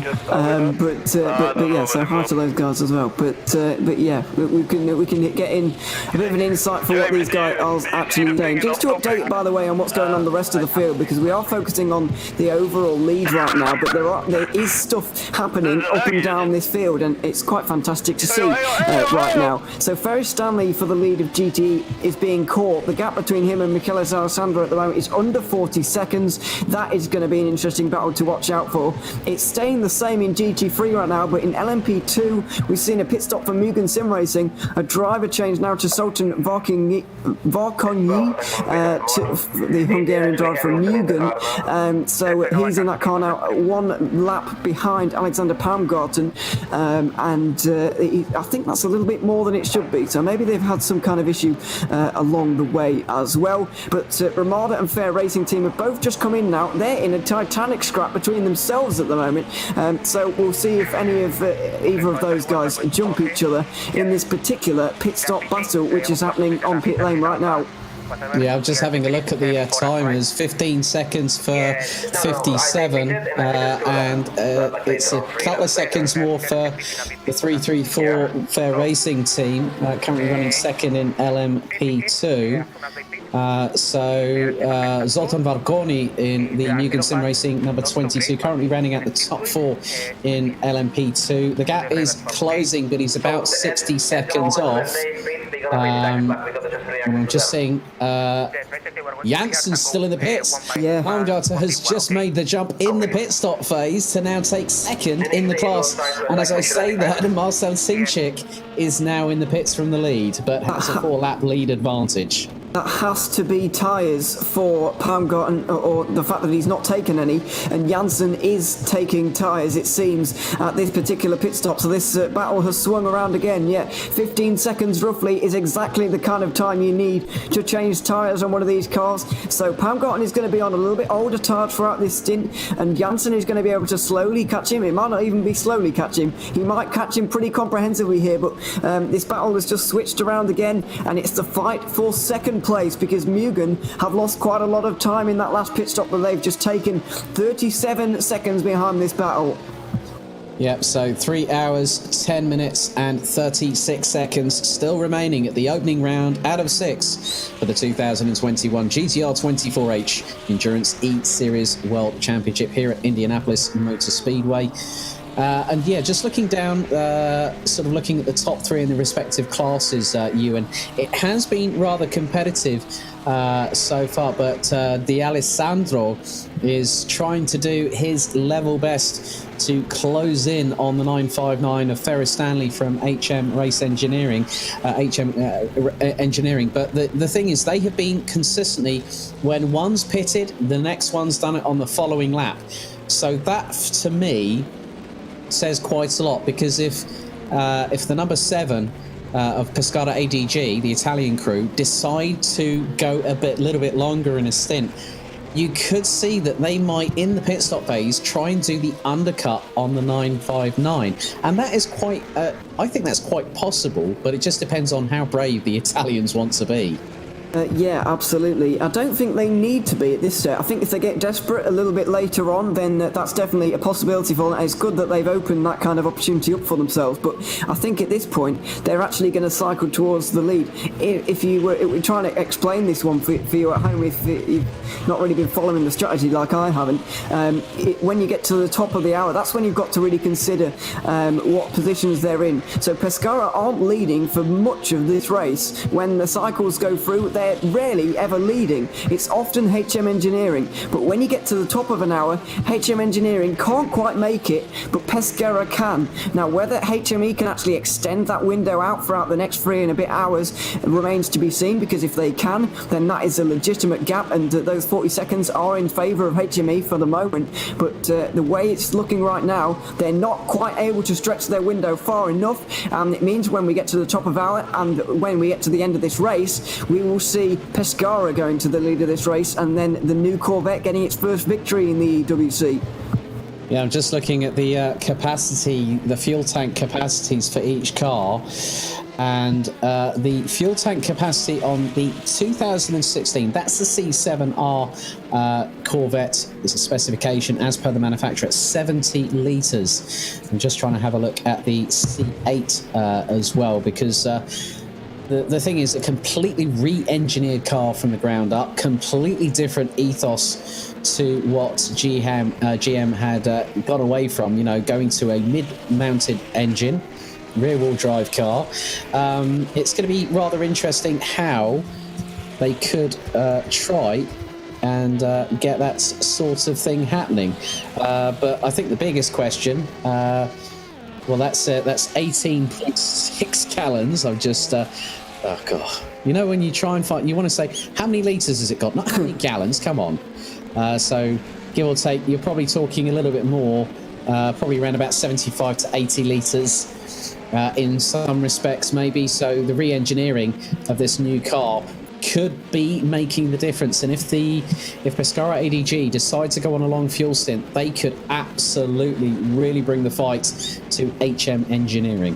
Yeah, they could do, and they're in a good position to do that at the moment. Speaking of a good position to be in, Martin Hemmingsen is in one right now, hunting down Joseph Frederick Suto, who has just been losing time, bleeding time throughout his stint. We're on lap 382, but the gap is only just under 5 seconds at the moment. That is how close we are getting. Just under 9 hours completed in this race at the moment, but that is the gap for the lead of this race. We know there have been issues for drillers, and that is why it is so close at the moment, but that doesn't take anything away from Omicron Sim Racing, who have done a fantastic job in their first GTR 24H Endurance E-Racing World Championship race, and it's been thoroughly enjoyable to watch them, although their stint in the lead may well be over in these next few laps.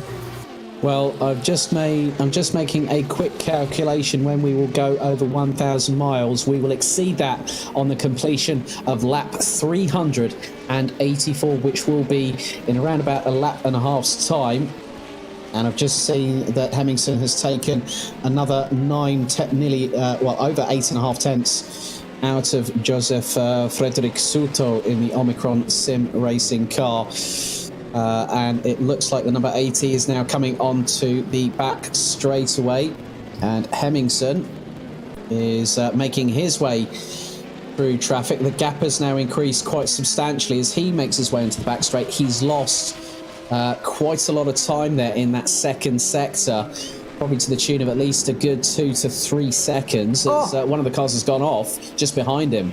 That was a massive crash. I think that was the Ligier of B32 Racing. Let's have a look now. It was indeed B32 Racing, and that's why Hemmingsen lost so much time. You saw the battles in the background. There's a clump of 4 or 5 cars that he had to go through, possibly the worst sector on the racetrack to actually do it. And it's lucky that he actually did get through when he did, because B32 Racing have gone flying into the barriers there at turn 8, and they're going to have damage now. It's given Craig Hyde P9 in LMP2, and it might give some of the guys further down the order who are maybe recovering in this race, the guys like Michael Ciccolini and Kim Pedersen, who's now driving the DSR Dream Team, maybe Team E Brit as well, a couple of positions, because B32 Racing have had a massive slam with the wall there. Yeah, very reminiscent. I mean, I did see a bit earlier on when I was commentating in the broadcast on E-Team Brit with Sandro Ballesteros. He was trying to get past some GTE cars and ended up overcooking it going into turn 8. I think with these colder conditions, the way that the tarmac, okay, yes, it is still dry out there. It is still optimum. It's not green in any way, shape or form. But in these colder conditions, the brakes and tyres are really, really fragile, especially when you outbrake yourself going through a long back straight and into turn 8. It's a 90 left there, Ewan, and that can take no prisoners. Well, he's actually very lucky, whoever's driving that, because he managed to keep it out the wall, did the B32 Racing car. Very, very luckily. He went flying off from the camera angle I had. I thought he was for sure going to damage his car massively there, but he actually managed to keep it out of the wall completely. He just caught the bump at the wrong point. At that kind of moment, at the very end of your braking zone, it's a 90-degree corner, so the trail braking you have to do is limited, but as it would be in more of a kind of curvy corner.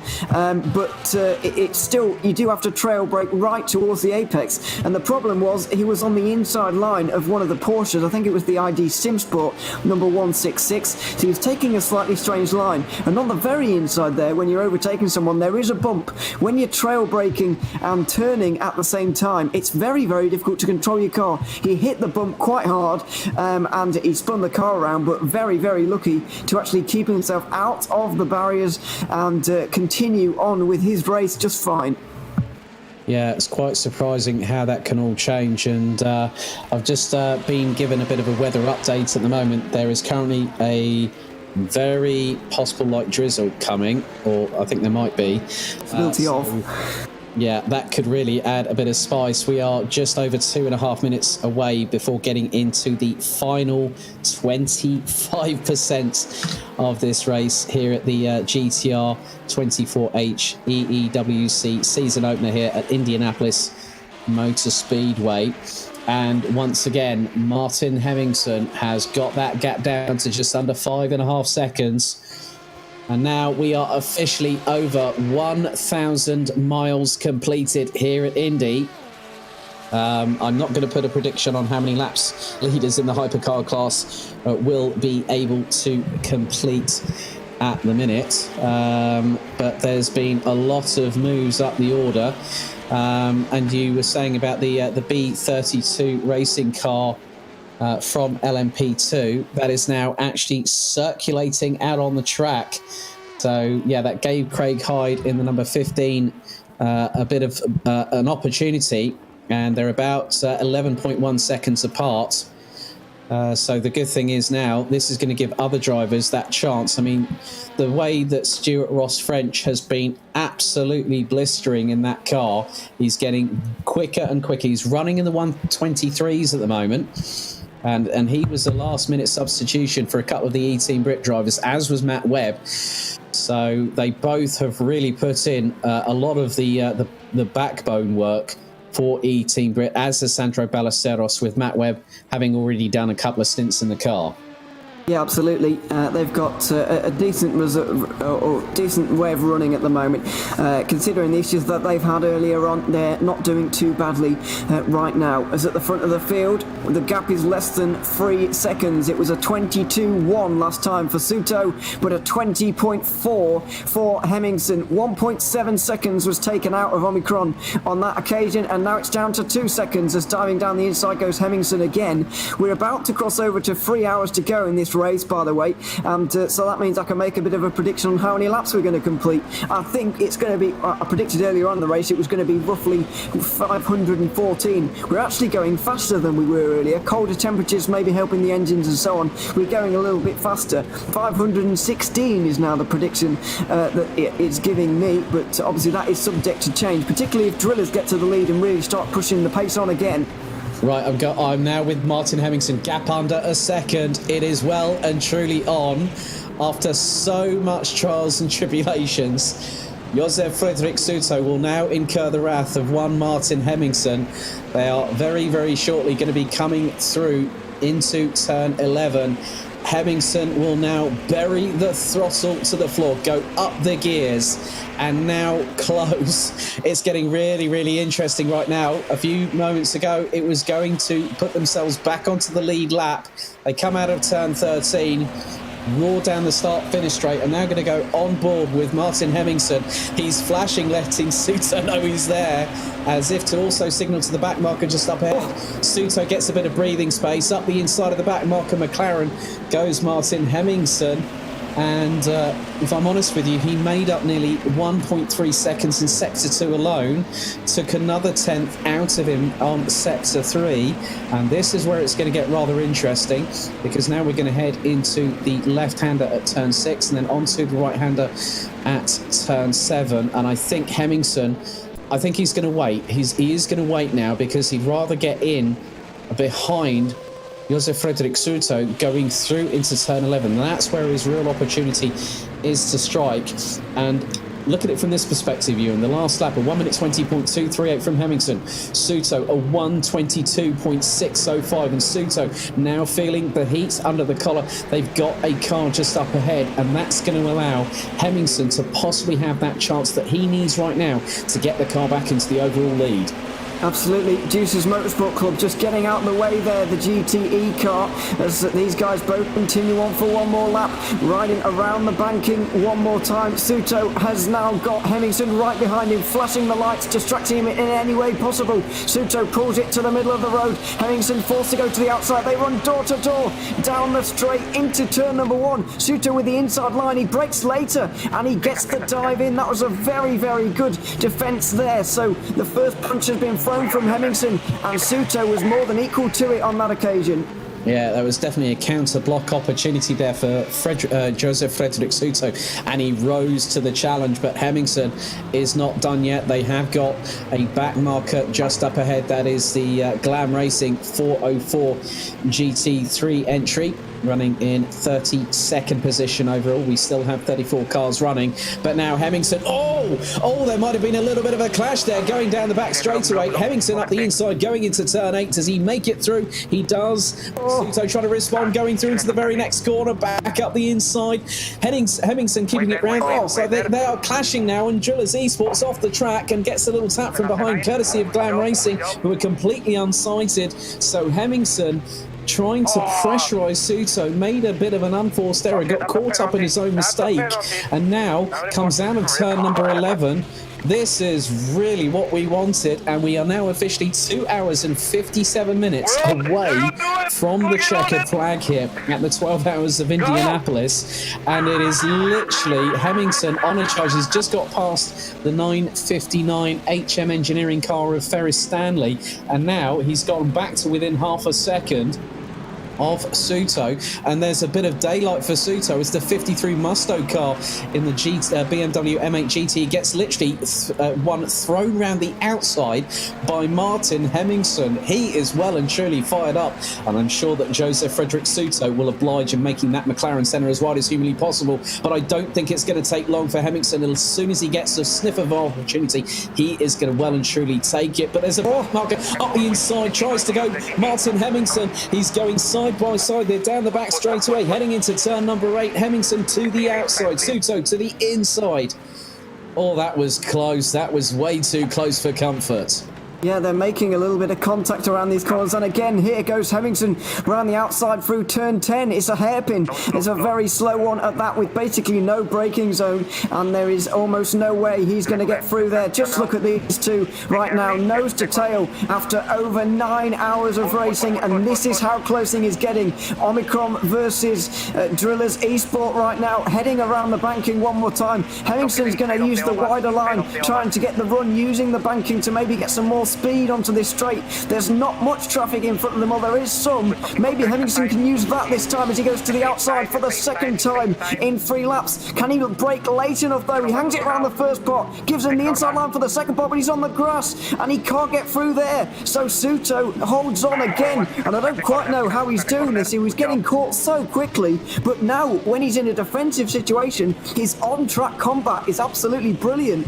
That's the thing. That's the kudos we have to give to Suto right there, because he is absolutely throwing a counterpunch every time Hemmingson throws a haymaker his way, and they've got the 717 Aston Martin. That's the Unison racing car with Max Bunovic behind the wheel, but Hemmingson back in the tow once again, now heading towards turn 8. Back up the inside goes Hemmingson to now try and take the lead. Suto goes back to the inside for turn 9. They nearly bang door panels. Hemmingson trying to keep it around the outside for the next apex. He takes the title line. Will he get it? He is getting very close to doing so. He's put the throttle down, he's mashed it to the floor, and he's powered past Suto eventually. Finally, he's been able to get through, but Suto is not that far behind right now. He's going to be able to use the draft of this straight. Is Hemmingson coming into the pit lane? No, he's not. Thought he was going to do, because he's keeping it to the right-hand side, but these guys have still got plenty left in their tanks right now. Has Suto got enough left, though, to try and get through? Hemmingson weaving to try and get the slipstream away from Suto, away from where Suto wants it. Here he goes. Is he going to go for a dive? It's so late on the brakes, and he can't pull it up in time. He's gone across the corner, he's going to have to go across the grass, and Hemmingson now has really got his opportunity to fly away, because Suto has just overdone it in his desperation to try and get the lead again. He's just gone too deep under brakes, had to go across turn 1 and 2, and that looks like it's it now. Hemmingson's away. Yeah, the gap now going over 1.8 seconds. So Hemmingson now has managed to break Suto in terms of a mental psych-out game. It was Hemmingson trying to force the issue. Suto responded in kind, but Hemmingson delivered that killer blow. Did indeed, and then when it came, Suto was a little bit rash to try and get through straight away once again. I knew that, and he probably knew, that was his only opportunity to repass, really. He wasn't going to be able to do it again. He's not able to keep with the pace of Hemmingson, and that's being demonstrated right now. He went for the real Hail Mary down the inside, down into turn 1. It didn't pay off for him. He gave it a great go. He gave us some great entertainment as well, but I'm afraid that is it. That is it for their stint in the lead. Omicron are now back to second, and Drillers are back to the lead of this race once again, as Omicron come into the pit lane actually. Yep, so with that battle royale between the Hypercar class leaders, we're now going to go to a brief commercial break here on GTR 24H. We'll be back in just a couple of minutes' time. The Endurance E-Racing World Championship 2021, Round 1, 12 Hours of Indianapolis is brought to you in partnership with ESR Esports Network, Leap Gaming, SimLab, MotorVision.tv, Global Flix, and AMD Ryzen Radeon.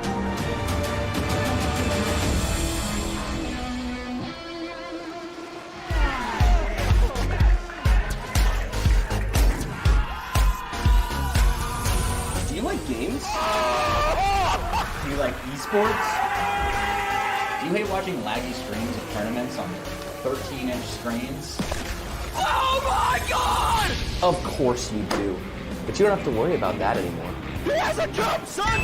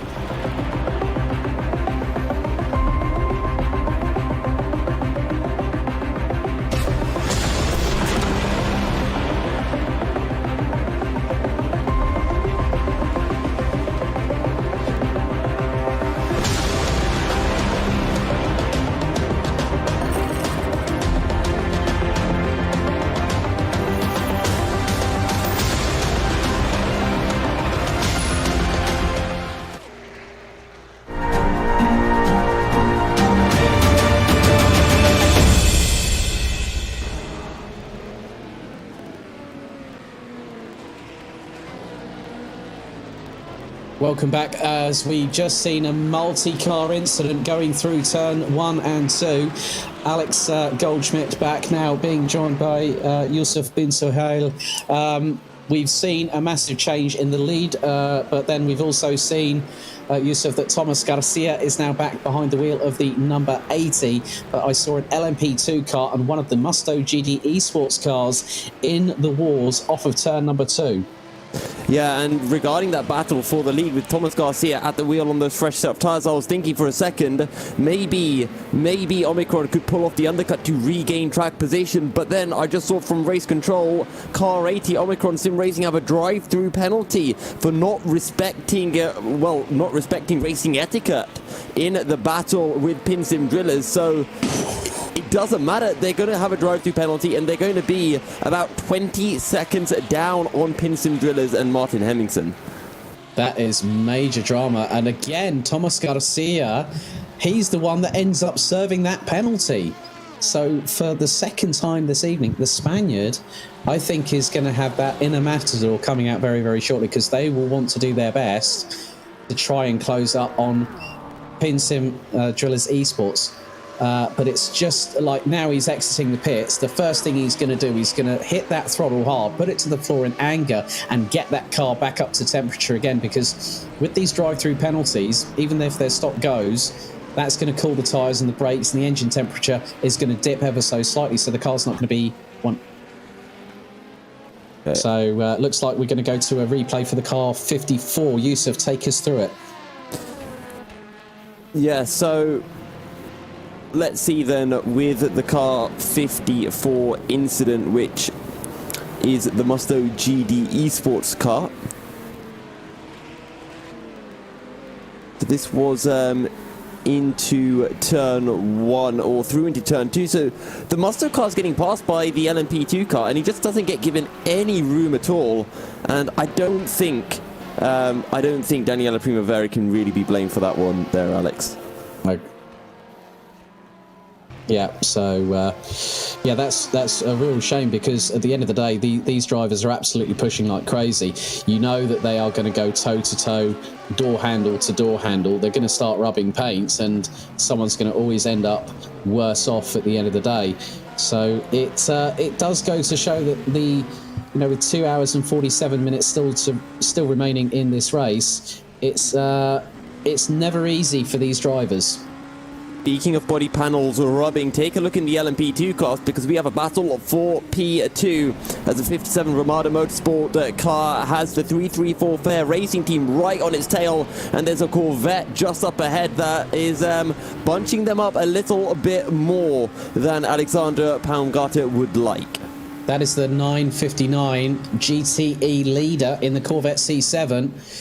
So he quickly got out of the way there, as on board with Tommy Jansen. This is we thought we were going to have the defibrillators on standby, reference the hypercars. Now the LMP2s are bringing the grenades to the party here at Indianapolis, as now they're going to come up to one of the Ferraris, and they're going to both go around the outside.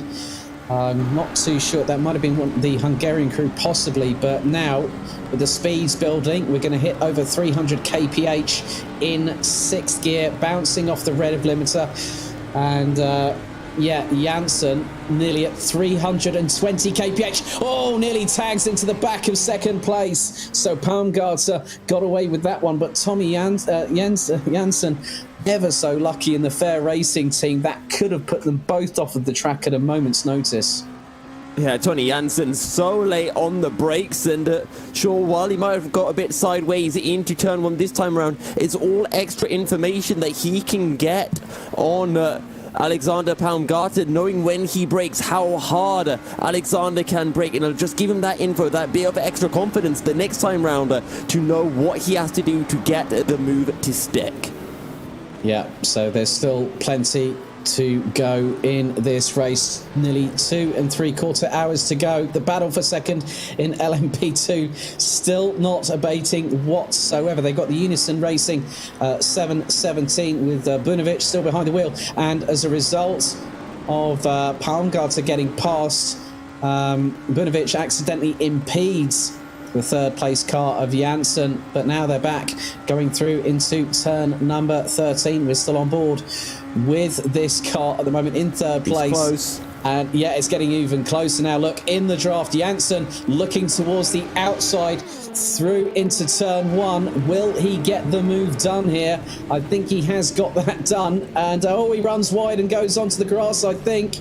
And that has kept Baumgartner into second place. Janssen again for the second lap in succession makes an absolute hash of the first corner. Yeah, well, lap 1 he braked too late, he went very sideways. At lap 2, well, I say lap 2, attempt 2, he runs wide again, but doesn't go sideways, just has a bit of a meeting with the grass, tries out his lawn mowing capabilities in that wrecker. Was he doing a Valtteri Bottas? I think he was. We're now going to have a marker board at Indianapolis just titled Tony Janssen's Lawn Mowing Services. Yeah, it'd be like LMP Eureka grass cutter for free. But you can tell that it's really taking a toll on the drivers. They're absolutely pushing like crazy in these dark conditions. Floodlights ablaze, headlights ablaze on all the cars. They've got to really, really watch the closing speeds. I mean, Janssen is possibly not going to have another bite of the cherry this time around, Yusuf, but they are starting to build speed. Fourth gear, now up to fifth at about 250 kph. And Janssen, I think, has got damage. Now that's a big telling point because he's just pulled into the pits. Yeah, I do wonder if he does have damage. We didn't see him really make contact with Alexander Baumgartner, so maybe he's just looking for the undercut. We'll have to see how long this pit stop is, and if he does drop really far down the audit, it's a drive-through. He must have got a penalty for running off track and picking up too many track limits. Yeah, that's possibly the case. We'll wait for race control, but at the end of the day, Janssen tried his absolute level best in that sort of respect. So we'll keep an eye on how that battle develops. But in the meantime, Martin Hemmingson has pulled out a lead. It is nearly 80 seconds to the bed, and we've just had it confirmed that it was for a track limits abuse there. Well, just basically cutting the track. So the race control quickly putting the drive through onto that car of Tommy Janssen, and now that has put him back down 16 and a half seconds behind Alexandre Baumgartner in the Ramada Motorsport LMP 257 entry. So the 334 getting slapped with a fair penalty there, if I'm honest with you. So they've got a bit of work to do, got some time to find. But the thing that we've been talking about, Yusuf, from the beginning of this race, obviously when our producer Peter talked about the weather, that at the moment the weather hasn't really changed that much. We're still under full dry conditions here. Full dry conditions with just over 2.5 hours remaining, so you can't really see it changing at this point. I did hear rumours of a drizzle, but going quickly back to this battle again, it's such a silly mistake from Tony Janssen because it's an endurance race. You've got 2.5 hours to go. If you can't find a way past on track, you can just look to pit a lap earlier or a lap later, try to get the overcut, but by doing what Tony Janssen has done, he now finds himself almost 17 seconds off at that P2 spot. Yep, so still plenty of time still to go here at the opening round, the Indianapolis 12 hours for the first round of 6 of the GTR 24H Endurance E-Series World Championship, being broadcasted live with myself, Alex Goldschmidt. And so GTE leader, looks like Ferris Stanley has come in, so that meant that Pescara has now gone into the what will be the lead, and they have done so. It's Pescara that's actually gone in because they were leading, so that's going to give the lead back to Ferris Stanley of 959 HM Engineering. Yeah, 29 seconds separating the pair of them before the pit stop came through, and Ferris Stanley will reclaim the lead. He's just put in a pretty quick time of a 28.426, so only a tenth shy of his personal best. Yeah, so we go. So that's going to be rather interesting. D'Alessandro still in the pits at the moment. The gap's starting to extend. It's going to hit at well over 20 seconds, but obviously when we've seen either the 959 or the 7 change position as D'Alessandro now makes his way out of the pit lane, 56 seconds, so that was the longest stop. It's possibly to put a bit more fuel in. So with 2 hours 39 minutes or so to go in this race, I think Pescara ADG are looking for longer stints than the 959 HM Engineering Corvette, and that's where the difference could be won or lost. And if they are going to be consistent, they need to conserve a little bit of fuel, use the slipstreaming if they can, if they're getting along with back markers in GT3 or back markers in GTE. That's where they could really profit. Yeah, I'm just taking a look further down the GTE order. Jose Berenguer closing in onto Roy de Monk, currently 6 seconds separating them.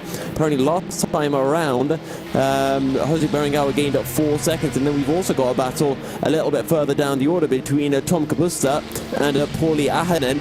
And I'm riding on board with Pauli Ahonen, and you can see the Ferrari of that 128 satellite racing car, and they're pretty much nose to tail into turn 1.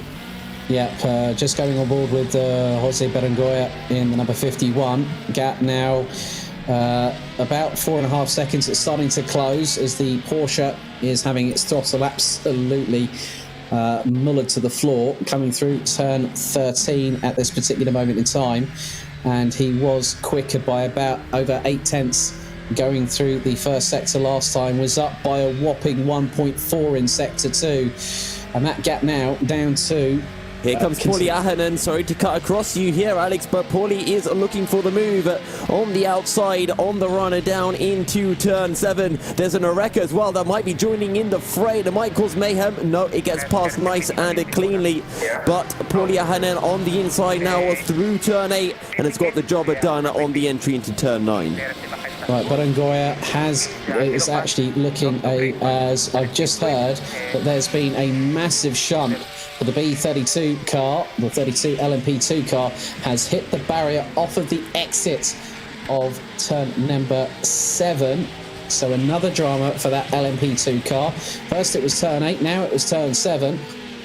And they have now rejoined on the track, but Jose Berenguer has really got a motivation right now because he's got Roy de Monk just up ahead. He can actually see him. The gap now, it's going down all the time. It's 2.5 seconds. So Berenguer, I'm just looking. Roy de Munich last time, a 1 minute 31.2. Jose Berenguer, a 1 minute 28.695. That's nearly 3 seconds that Roy de Munich has lost in the One Move Esports car. I do wonder if there's a bit of damage on that One Move Esports car, because that is a lot of time lost. But then again, you look at Roy de Monk, 131.2. You look at Pauli Ahonen, 31.4. Tom Kapusta, 32.6. As I just see the replay of how the B32 car lost the rear end on the exit of turn 6. But I don't think it's a case of, Roy de Monk being particularly slow. I think Jose Berenguer is just absolutely flying right now. That's very, very true indeed, Yusuf, because I can see... well, I was going to use a weather term, but I might jinx us here on commentary reference. I can see clearly now. I'll let the rest of the people watching at home fill in the blanks on that. But Berenguer is absolutely flying. He is like a rocket ship in that Porsche 911 RSR. And now, the 007 car, the ProSim car, gets in front and actually loses a bit of traction as a result of that. So that is allowing Jose Berenguer to try and close on Roy de Monk at the minutes, and it was a 27.8 on the first sector, a 28.3 for de Monk going through, and that's getting rather close indeed. That gap is definitely being truncated quite severely roundabouts now, so de Monk, it's less than a second. I think in the next 2 or 3 laps Berenguer will be getting his way past that number 31. Well, it was 1.3 seconds quicker last time around from Jose Berenguer. He's a second quicker than DIS, and when you compare him to Ferris Stanley, he's actually 2/10 quicker than Ferris Stanley. And Michele D'Alessandro, both the GTE leaders, putting in a low 29s right now, but Jose Berenguer 29 dead, and he's literally on the tail of Roy de Monk now through a turn 5, so he's absolutely powering it right now. Yeah, I'm still on board with Jose Berenguer. They're going down the back straightaway. It is Weissach's finest in these particular cars here as an LMP2 goes towards the outside into the approach into turn 8 and makes the move past Berenguer, hot on the heels of de Muynck, and this is getting through into turn 9. Possibly, well, there wasn't really much of a, it might have been a little bit of rubbing. Well, rubbing's racing, as they say in the US. But Berenguer is just waiting for that opportunity as they now come through the exit of turn number 11 through into turn 12. And now Berenguer can put the hammer down and try and close up. But then the battle is quickly sanitized because de Muynck goes into the pit. So Berenguer would have passed him, but now he gets the position. That puts him 5th into GTE overall, behind the likes of Ferris Stanley, who still leads the class, Michele D'Alessandro, Giuseppe De Fuoco, the DIS SR Lab 45 Porsche, and then Berenguer will now take 5th place in the class. And we've had, I've just had an incident thrown to my attention. Zoltan Varconi in the 22 Mugen LMP2 car just had a spin at turn number 6, but is now back out on the circuit. So it's still rather tricky as we're just under 4 minutes away from 2.5 hours to go here at Indianapolis. Yeah, and Zoltan Varconi is a lap ahead of Jacob Reed. If he got damage, Jacob Reed might be finding himself in contention of battling for P4, and after the disastrous incidents that have occurred to Pinsim drillers in the LMP2 car, that would definitely be... Oh, sorry to cut across you here, but Zoltan Varconi trying to get into the pit box hits one of the pillars in between the garages on the pits here, and now... keep your eyes on Tommy Janssen. He's trying to close that gap on Alexander Palmgarter again. So that was the battle we saw earlier on, where Janssen was trying to do his level best and got a drive-through from race control for cutting the track off of turns 1 and 2. So that's where it's really going to be rather interesting. And that gap is decreasing all the time. It's now down to 7 seconds or so at this particular moment. Yeah, he is catching it at a vast rate of knots, and he might have learnt from his previous experiences not to be a little bit too silly trying to get past Alexander Palmgarter. He's over a second a lap quicker. He just needs to wait for the opportunity to present itself. And it has, because Palmgarter's in the pits. So the undercut coming through then from Palmgarter. Tony Janssen will have to look for the overcut, and with the pace that he's showing, I wouldn't be surprised if he pulls it off as well. Yeah, I completely agree. So Jacob Reed, I think, has also just pulled into the pits. He's just started his pit stop for Drillers Esports. Currently just over 12 seconds completed in that pit stop as well. Car off the now being dropped onto the 4 tyres. The fronts looks to have been dropped down now. The rears have gone down as well. So we're getting into that stage of where... You know when they say about the leader in a particular class doing a great job. Varga Sim Racing's Marcel Sinchik, 5 laps in the lead in LMP2. Absolutely dominance from Varga Sim Racing at this particular point. Yeah, it's been absolute dominance from Varga. Marcel Cinchik has been absolutely incredible. Same for Jiri Toman. The two of them have just been absolutely incredible, and take nothing away from David Risner as well. I don't think we've seen Michael Smiddle out on circuit for them yet. No, not yet. Obviously, I've seen him compete in other championships such as Virtual Grand Prix in years gone past. He's been associated with the Predator team in years past as well. So to see him as part of this team here at GTR 24H, it's a real privilege to have such great drivers up and down the order. I'm just going to have a quick look at how some of the other Pauli Ahonen in the 66 Volante racing car is now in the pit lane. So whether they're going to do a driver stop there. I've seen that Nick Newcomb's back in the 74 Juices Motorsport Porsche as well. And then Max Spooner has finally got himself behind the wheel of the E-Team Brit car, their team manager in the 68, currently running in 17th position after that massive drama for Sandro Ballesteros early in the race, the first driver swap for the team, and the system glitch with the point of view not working because Sandro's computer was stuck in TV view mode because of the server glitch. They have really been doing ever so well. And when you look about it, they were quite a considerable amount off of Marcel Sinchik, but they're now 35 laps off of the leader, but they are 21 laps off of the number 15 Deuces Motorsport LMP2 car. And behind them, about 40 seconds behind them, is the number 766 LMP2 car. That was another one that has been in the trenches over the past 9.5 hours or so. That is the DSR Dream Team, who are dreaming. They're not dreaming because they're still running at the moment. Are you suggesting that they're just dreaming of this race ending and the nightmare, as it were to speak, ending for them? Well, DSR Nightmare have had a few nightmares of their own, so we'll get back to that one, shall we, in a little bit later on towards the end of the race. But no, I think at the end of the day, they've got to look at it as a positive aspect of really getting to know the car. Obviously, they'll have some of the issues sorted out before the next round, which is in early February.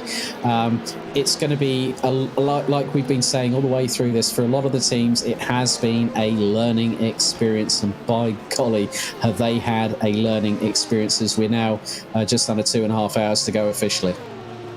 Yep, under 2.5 hours to go. And something I'm interested to see is what can the new One Move Esports driver do? Mathieu Decroix, who I believe is pulling out his first stint for One Move Esports in the 2021 season. He was insanely quick in the LMP2 cars. So was Roy de Monk, but I feel Roy de Monk hasn't transitioned as well as down the inside goes Mathieu Decroix on one of the GT3 cars, and he currently is 6.5 seconds behind Tom Kapusta, and that is a battle for position in the GTE class. Yeah, so looks like he was rather quick on that last lap, and yeah, I think he was actually on that last lap, he was one of the quickest drivers. He was actually second quickest. Jose Berengoya was actually quickest on the last particular occasion by just over 3.5 tenths. Something else to bring up as well, potentially, is Daniela Primavera has had an absolute stonker of the last few stints. I remember when the 54 muscle car was quite a few laps down, and now is within a minute of a Pauli Ahonen, and Pauli is only a few seconds behind Jan Brødsgaard. So Daniela Primavera Muscle could find themselves gaining a few positions come the end of the race. Yeah, there is still a lot of time to be gained in the final. I think it's the business end, effectively, we could call it now, because, there's been a lot of pain suffered by quite a few of the teams. Looking at the pit stops, there's been a very different strategy being taken, if I'm completely honest here. I know that they're 4 laps down off of the lead in the Hypercar class, the Satellite Racing 64 crew, but when you think about it, they have taken 1 less pit stop than PinSim Drillers Esports and Omicron Sim Racing. So are they and they're actually not that far off the pace but Hemmingson still putting in the 1 minute 20.6s as Marcel Sinchik now comes back into the pits. Martin McGurley I think was briefly showing in the pits, but now has got a lot of has got a lot to try and do here to try and move forward. And I think I just saw the Juices Motorsport number 15 turn lower he was I just saw him alongside Martin McGurley, and the Juice's Motorsport car went spinning coming out of turn 12. Ooh, big incident then for turn lower, dropping down the order. And what exactly has happened to him? I'm not too sure whether he might have lost the back end there, Yusuf, because... No. Yeah. I can see the car stationary on my screen as just going back to see what happened. And has he done that through the banking of turn 12? Yeah, I think if he has...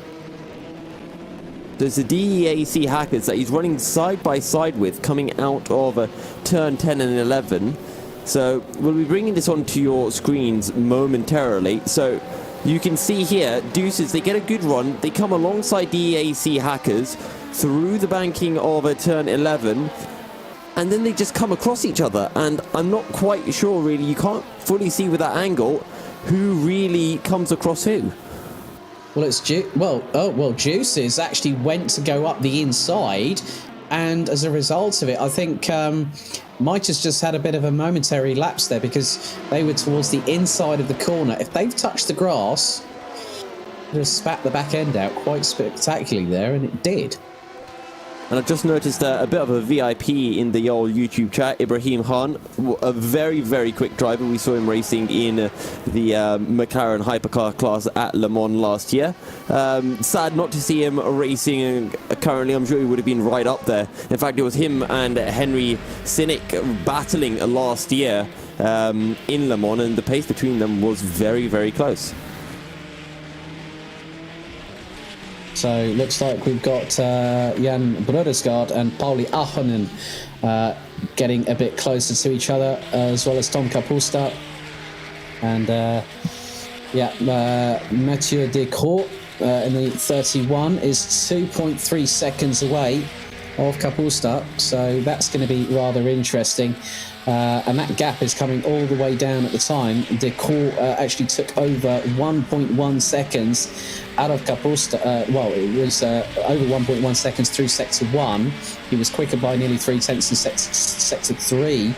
So Kapusta, that was someone running very, very wide indeed behind Descroix. That was one of the Ferraris, and Descroix is not even giving the LMPs a chance to get past, and that was the 777 car from DSR Nightmare. So the DSR Nightmare crew having a bit of a contretemps with Mathieu Descroix in the 31. Yeah, Mathieu is absolutely bombing it right now. He's not giving anyone a chance. He's so quick. Last time around 29.6. The only man who's actually matching his pace right now is Daniela Primavera in the Musto car. So both Mathieu and Daniela are absolutely flying.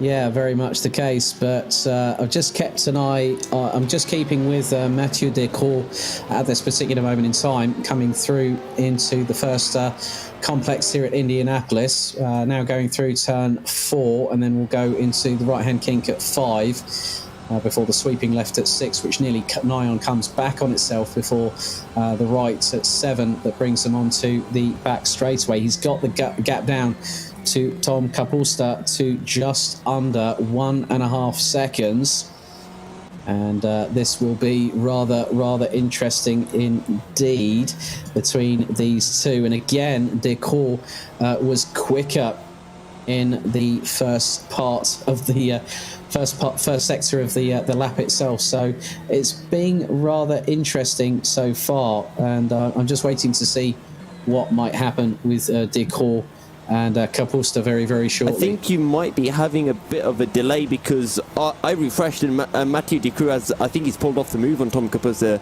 He's 2.5 seconds ahead for me now. Yeah, sorry, I've just refreshed as well, so my apologies there. I think it's just like the timing's been going quite quickly, so I must remember to hit F5 on a regular basis. I did it a bit earlier on, and then I jumped forward about 5-6 minutes. I was like, oh, I guess those 3 battles I was expecting to happen have already concluded.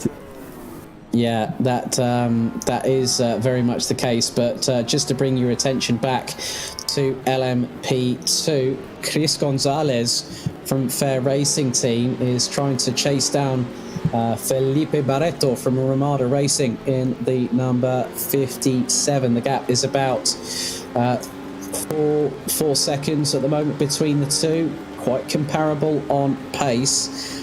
I'm just on board with Chris Gonzalez at the moment. He's just got past one of the back markers. That was one of the Porsches, and he's got the E-Team Brit car and Max Spooner just up ahead as there's another car just coming out of pit lane. So I think whilst we've got this opportunity, let's go to a brief commercial break. We'll be back in just a couple of moments' time. The Endurance E-Racing World Championship 2021, Round 1, 12 Hours of Indianapolis is brought to you in partnership with ESR Sports Network, Leap Gaming, SimLab, MotorVision.tv, Global Flix, and AMD Ryzen Radeon.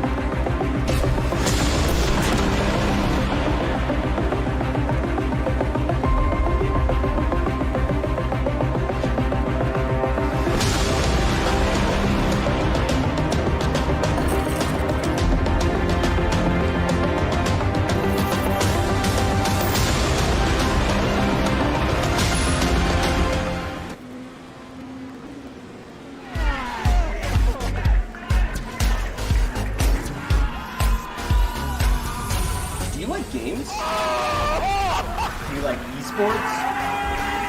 Do you hate watching laggy streams of tournaments on 13-inch screens? Oh my god! Of course you do. But you don't have to worry about that anymore. He has a jump, son!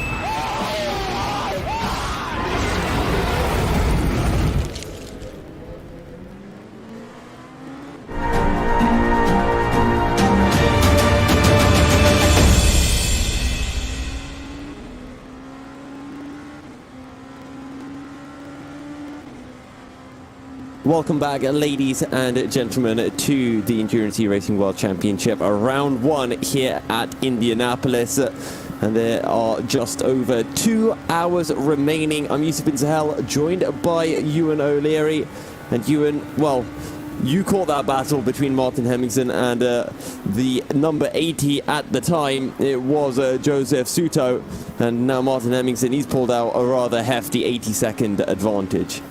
Yeah, he has, aided by that drive-through penalty that was given to Omicron Sim Racing for their behaviour while they were battling together when we saw them a few moments ago. Got a few battles going on around there on the circuit at the moment. Just as we were going to break there, Felipe Barreto and Chris Gonzalez were closing together, but luckily for us, it actually extended during the commercial break, so hopefully it closes again and we can actually watch it live as it is happening. And then further down the order overall, for 28th in the overall and second place in GT3, we have a battle going on, and it's really hotting up actually between Mugen Sim Racing and Danish Racing League, so there's plenty to be looking at here in these next few moments. And don't forget, these two are only 10 seconds off the 717 of Unison Racing, and that is the first place car in the GT3 class. So your top three separated by less than 15 seconds with just over 120 minutes remaining. Yeah, don't be disheartened by the way that Ludovic Darquis is now a bit further away than where he was this time half an hour ago, let's say. He's made a pit stop recently, and so that has meant he's a little bit further behind where he was before. When this all cycles out here in a few moments' time, we'll be able to see what the real gaps are, but he's a little bit further away for the moment. He will catch back up a little bit later on, but this battle between Prebeck and Blom is now really starting to close in less than a second for the first time pretty much all race. It's been a very long time since these guys have been actually battling together, but 2.6 seconds was taken out of Blom on that particular occasion. Prebeck is really starting to fly now. Yeah, he is flying and he is closing in. Remember, this is the 13 of Danish Racing League who found themselves at the top of the Q2 order. And let's see what they can pull out, what kind of defense they can pull out, because of course this isn't just about Matthias Blom versus Zolt Prebeck. You have to remember Ludovic Darquis has already pitted. They've got Max Bunovic up ahead, so I'm interested to see if these two try to work together to close up on to Max, and maybe Matthias Blom will just let Zolt Prebeck pass and just try to stick with him for a few laps.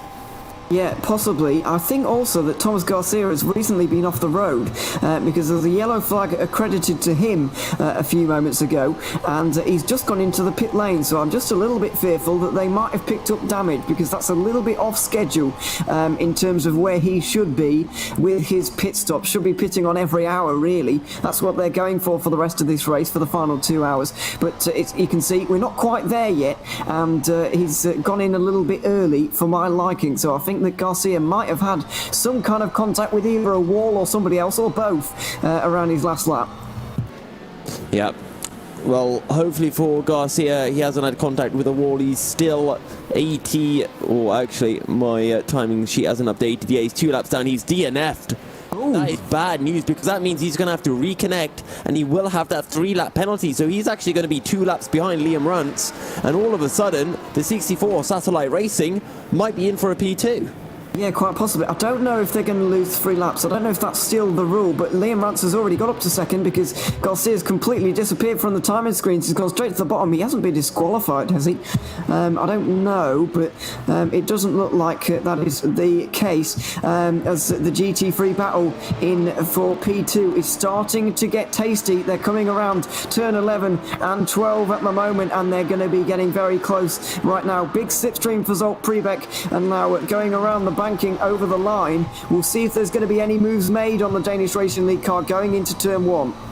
It's super tight between the pair of them. The battle for P2 is on, and Zolt Prebeck goes down the inside and sweeps past Matthias Blom to take a P2 in the GT3 class.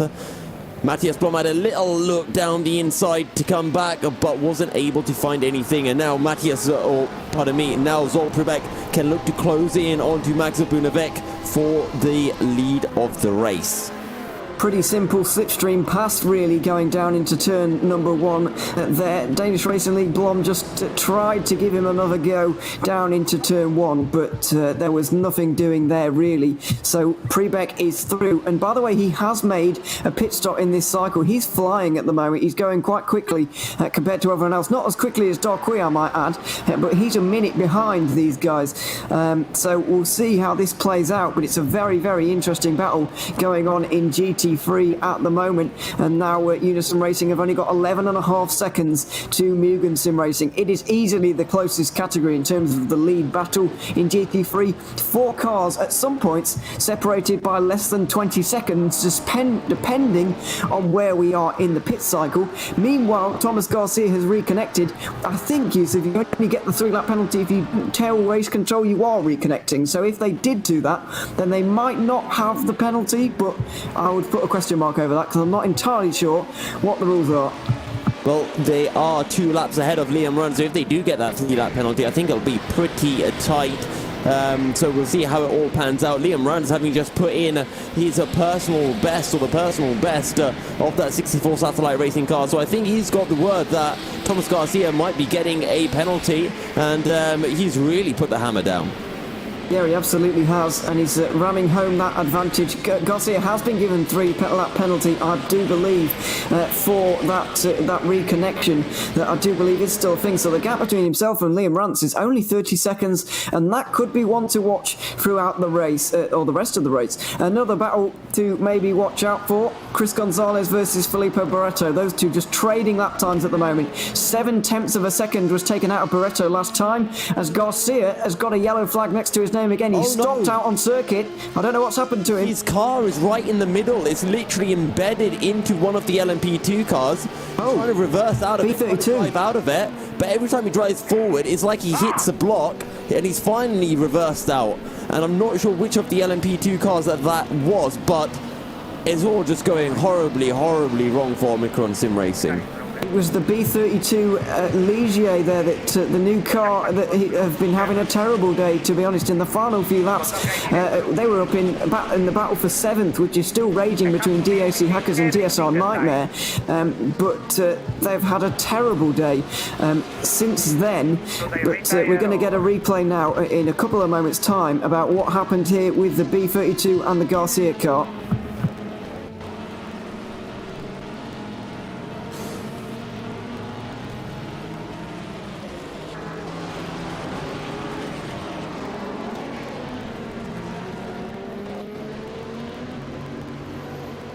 Still down in 10th B32. Oh, sorry, Yusuf. Still down in 10th B32. Just to round off that point, that they've lost laps in the last few moments, and I believe we do now have the replay available to you.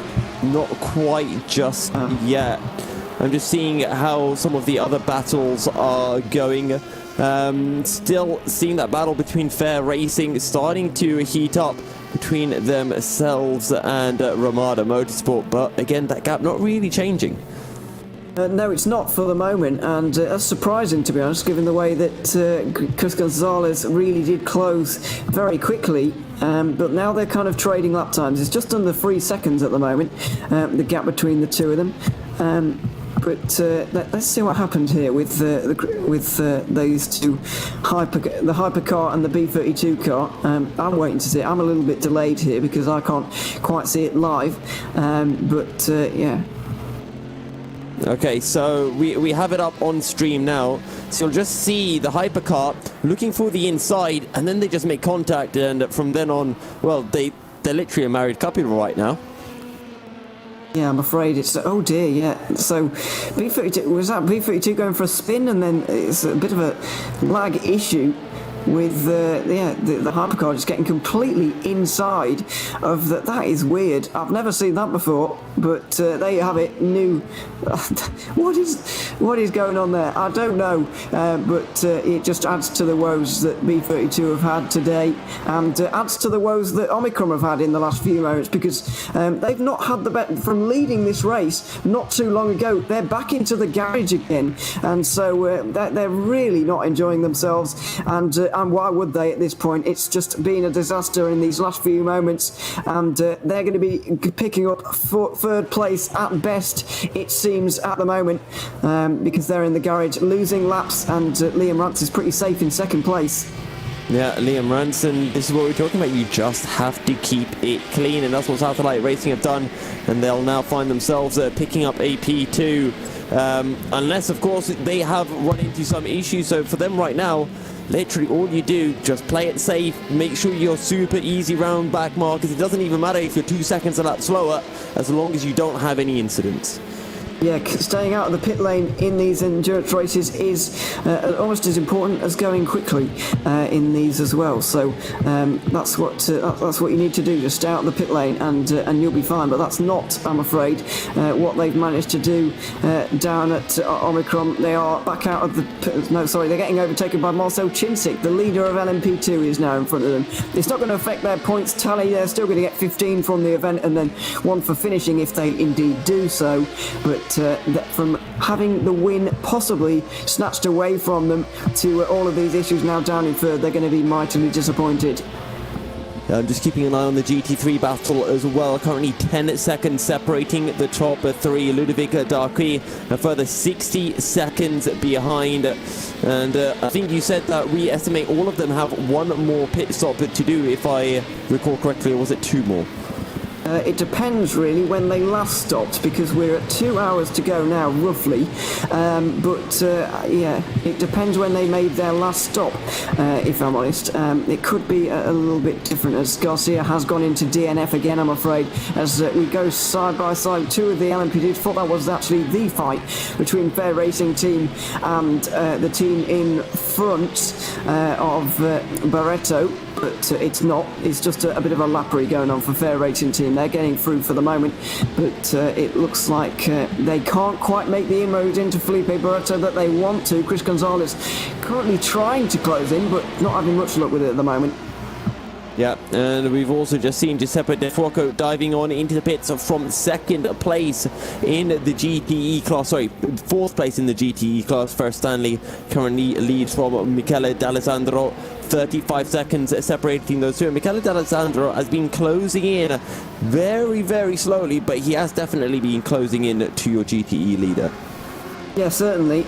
It's going to take a long time to indeed do so, though, as we've seen another very important car into the pit lane. The leader of GT3, Unison Racing, Alexander Zakharov, bringing that car in, I do believe. So they're going to be losing that lead now to Mugen, who get back to the front ahead of Danish Racing League, although that car, the number 13, is also going to be coming in the not too distant future. It's not imminent for their pit stop, but they normally pit at if not the same lap, then the lap after or the lap before the Unison Racing car. So they might just be running that a little bit dry at the moment. But the thing is it's an interesting point you made a second ago there, Yusuf. We've just got over 2 hours to go now. I think this is going to be the penultimate pit stop for the 717 and Danish Racing League. I think this is their penultimate pit stop. Just keep an eye out, Ewan, because Ludovic Darky is making his way on the start-finish straight. How far behind will he be on Max Bunovic? And I think it is just a few seconds behind. So things have not worked out for One Move Esports, because they still have one more pit stop to do, or at least we assume one more pit stop to do, relative to the 717 Unison Racing Team. Yeah, we think so. I think they've still got 2 pit stops to go, but Unison are now in front, as you say, on the racetrack at the moment. Having issues in the, well, not issues, but we've got an update from Race Control once again. 30-second stop and go penalty for car 32. Now, who on earth is that? And who has done that? The car that made contact, that was the B32 racing car. So clearly the stewards have deemed that it was the B32 racing car's fault, and well, you have to feel for Thomas Garcia and for the number 80 Omicron Sim Racing Team. Yeah, you really do. It's been a terrible day for them. Well, it was going so well. They had the lead. They were having a great battle as well with Martin Hemmingson. That actually gave them a drive-through penalty. And ever since that point, it has just been going wrong for them, I'm afraid, and it continues to do so. They'll lick their wounds and they'll go into the next round rejuvenated a little bit in 1 month's time at Silverstone, but they're going to want to do a little bit better than they've done today. Yep. Zolt Prebeck is still pushing, putting in mid-30s, and the question is, what is Max Bunovic doing? Because Max has gone for the undercut, so we would expect him to be that little bit quicker than your new GT3 class leaders in Zolt Prebeck and Matthias Blom. The question is, how much of an undercut can Max Bunovic find? And when he does come back out of the pits, or when Zolt Prebeck comes out of the pits, how much time will he then start to lose? Yeah, I think Prebeck actually has to make 2 more pit stops in this race. I think everybody apart from Unison do. It's just a little bit of a question mark about whether Unison can get to the end with only 1 more stop. It's going to be a stretch for them, but I think that GT3 can do roughly 65 minutes on a stint. It's going to be very close, and it kind of depends when the Hypercar leader crosses the line. Is there going to be 1 extra lap that they're not expecting? It could make them run that tank dry, and they might run out of fuel at the end of this race. We'll see if we get that kind of drama towards the end, but I think they're going to cycle out towards the lead here, and I think they're going to be defending from the front. They're going to be almost out of fuel as well, though. Yeah, and I think we actually saw, a team running out of fuel back in EEWC 2020. I can't remember if it was at Sebring or Nürburgring. And was it One Move Esports, actually, who ran out of fuel on the last lap of the race? I don't know if it was the last lap, but Team Rookie Monsters, who were leading almost the whole of the 12 hours of Sebring last season, they had about a 20-lap lead, but they ran out of fuel in the final hour, and it gifted the number 166 ID Simsbook car the race victory in the end. That was their only race victory of last season, but they still managed to. They were in the race for the whole time. They stayed in despite the fact they had issues and were so far behind Rookie Monsters, but in the final hour they just ran out of fuel, kind of by accident really. It wasn't like they were trying to push it to the end.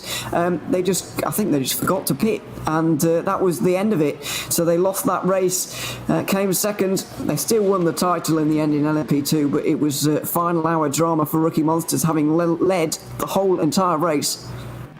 Yeah, speaking of fueling mishaps, I had one of my first ever endurance races on Assetto Corsa Competizione not too long ago. We were racing at Imola, and I made my pit stop. I made sure, I had set everything, and then my teammate Joel went out, and the next thing I heard was Joel saying, "Yusuf, you forgot to put fuel in the car." Oh no.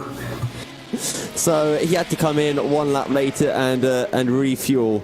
So yeah, sometimes mishaps do happen. Of course, I like to excuse myself by saying that was my first ever sim race, but it was a very, very silly error. But errors can happen.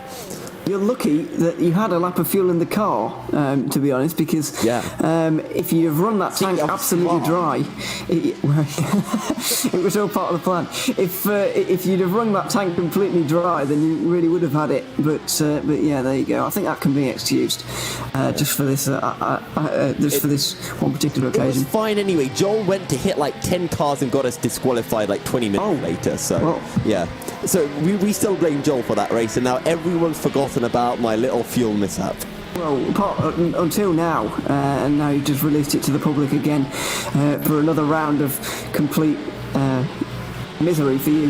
But in GT3 at the moment we have a great battle going on for P number 3, Unison Racing versus One Move Esport.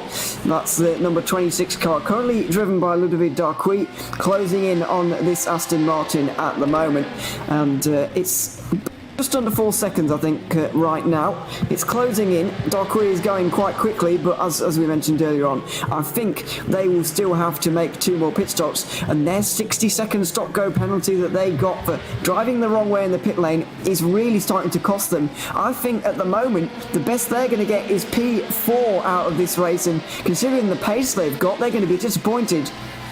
Well, let's see, because if they can stretch out their fuel for another 20 or so minutes, maybe they can get away with a very short splash and dash. So they might lose about 20 seconds or maybe 30 seconds with that splash and dash. So let's see what they can pull out, because they're not out of this just yet. They're putting in very quick times at mid-30s on what are much older tyres than what Max Bunovic has, and Zolta Pribek is putting in mid-30s as well. So Ludovic Darqui might actually find himself just ahead of Zolta Pribek once the number 41 Mugen Sim Racing driver does make his pit stop. Yeah, absolutely, and we'll see when that indeed does take place. But with 2 hours to go, roughly, it's going to be 2 more pit stops from this stage in the race, and not 3, like I was fearing they might have to if they had not done their strategy quite right. But they've only got 2 stops remaining, and this is where we really do start the countback. We start to project where these guys are going to come out, and at the end of all of this, where is it going to end, though? That's the question. We don't know at this point, but we can start to plan for these final pit stops. These guys have been planning their final pit stops for hours. They will have had their strategy all set out nicely, and in GT3, where they've had mostly clean races, it's actually turned out quite well for them. They've got this done pretty well, and their strategies will be going to plan for the moment, but one issue could screw those over completely, put you completely out of sync, and it would get you out of contention for this race win. One mistake in GT3 and you are not going to win this race, because it is just too close for comfort. You cannot make mistakes, or that will be it.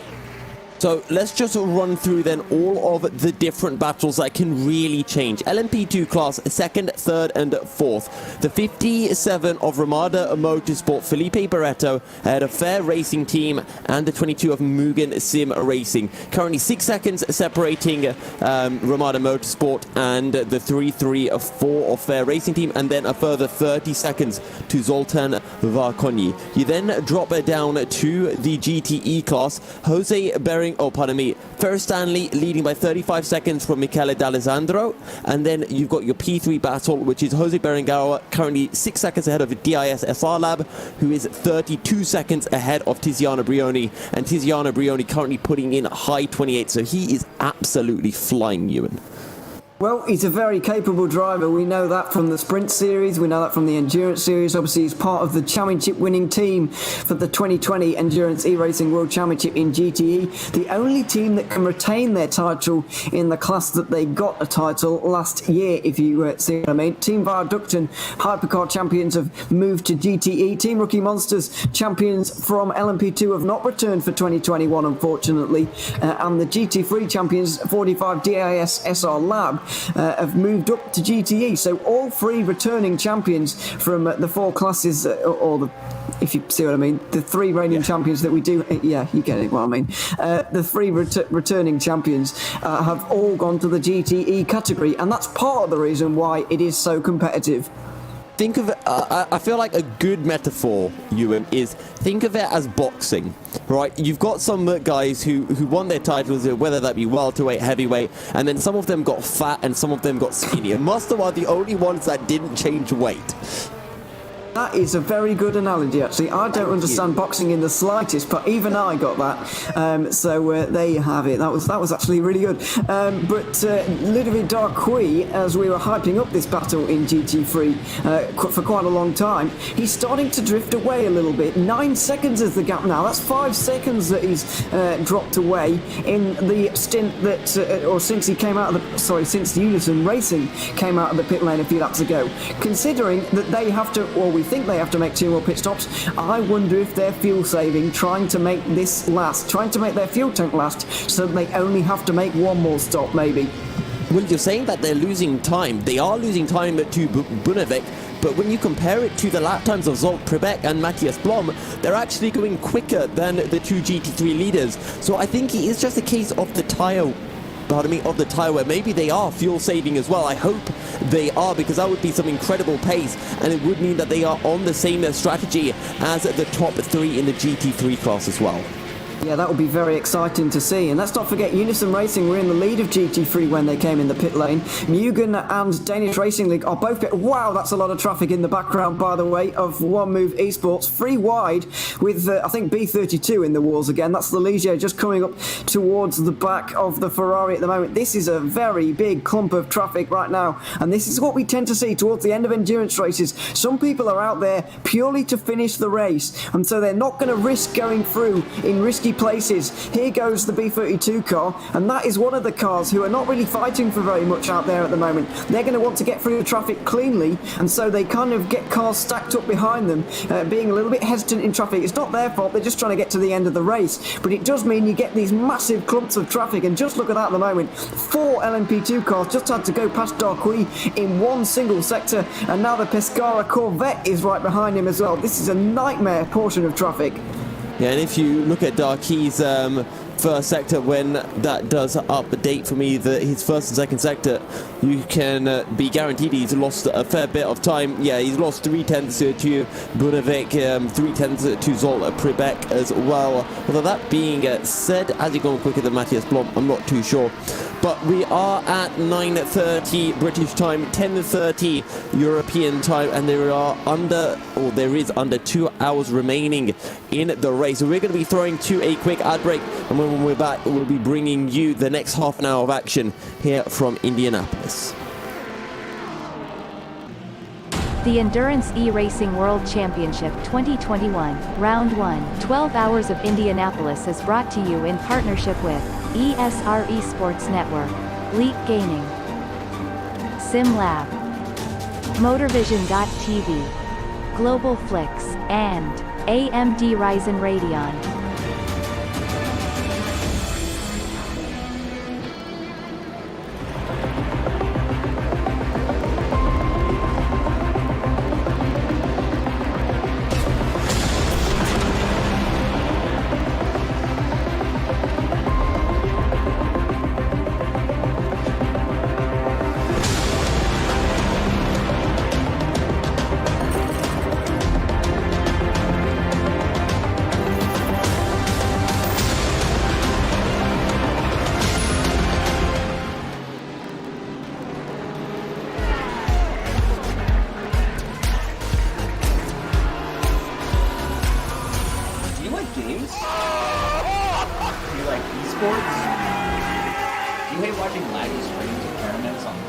13-inch screens?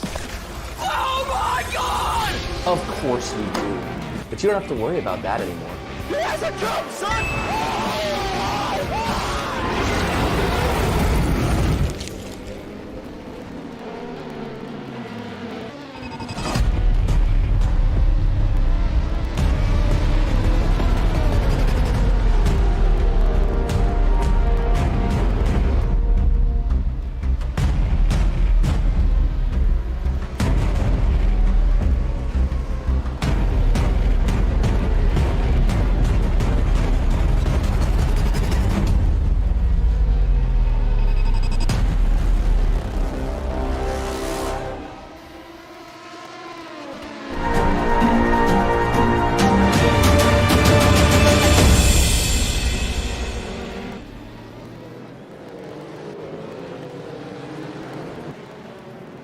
Welcome back, ladies and gentlemen, to the Endurance E-Racing World Championship for round 1 of the 2021 season here at Indianapolis. I'm Yusufin Sahel, joined by Ewan O'Leary, and there are less than 2 hours remaining, Ewan.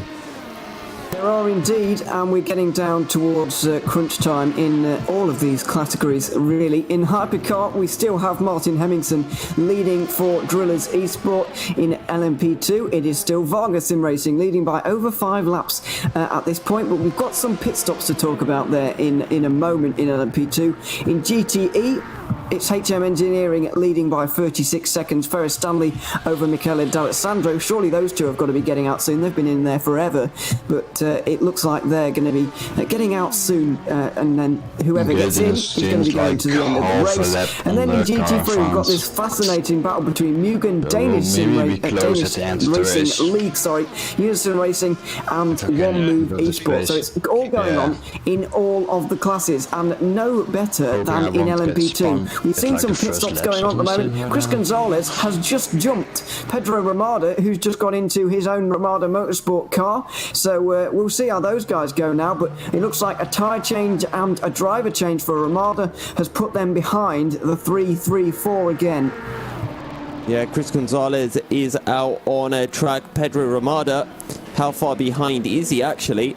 1.7 seconds is what my timing screen is showing. Yeah, it looks like that's going to be the case. But if Ramada's got new tyres on, 8.7. Yeah, but it's still. I do wonder, because they both pitted on the same lap, right, Ewan? So that means that there's more fuel in Pedro Ramada's car, right? Well, I think Ramada pitted 1 lap later. I want to say, maybe. Because Chris Gonzalez was out there on his own, I think.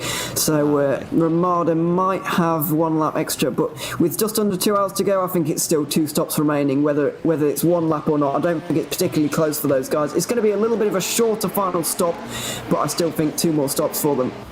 Yeah, and Zoltan Varkoni has made his pit stop in the number 22 Mugen Sim Racing car. He's 40 seconds further down, so he's not out of contention for the podium spots, but is going to be difficult for him. Meanwhile, in the GTE class, DIS SR Lab are currently lapping a few tenths a lap quicker than Jose Berengawa, and this is the battle for P4, currently 4.4 seconds separating the pair of them. It is indeed. 9 tenths did the AS SR Lab car take out of Berengawa, and that's the battle for the final podium spot in GTE. Currently taking the other two, it's HM Engineering and Pescara. The 2 Corvettes have been absolutely mighty so far, leading by about 2.5 laps compared to the rest of the field. They're in their own world, really, but World of Sim Racing trying to hold off DISSR Lab for the moment, and 4 seconds, but it is coming down. We can only assume that there's 1 man behind the wheel of that car at the moment. Yeah, Andy Kurtzen. But then again, I was saying this earlier on in the broadcast, the amount of consistency that DIS have shown makes me almost think that it was Andy Kurtzen driving the entire race for them. That's a good point. They did seem to drop off some point towards the middle. I must admit, there was a point where I looked over and I thought, yeah, it doesn't much look like Kurtzen to me. Not putting down either of the other 2 drivers, by the way. Yannick Gotthardsen and Kasper Hedegaard, incredibly experienced team. Gotthardsen has been sim racing since 2001, which is remarkable. It's nearly 20 years of experience. It is 20 years of experience. He's got, I think it's 20 21. He's got 20 years of experience in sim racing, and Casper Hedegaard, one of the actual founders all the way back in 2007 of the GTR 24H event, won the LAN event in 2009 and 2010 consecutive years. Don't know if that was for the ISSR Lab or not, but the point still stands. Very, very experienced drivers in that car to complement Andy Kurtzen's horrendously amazing pace.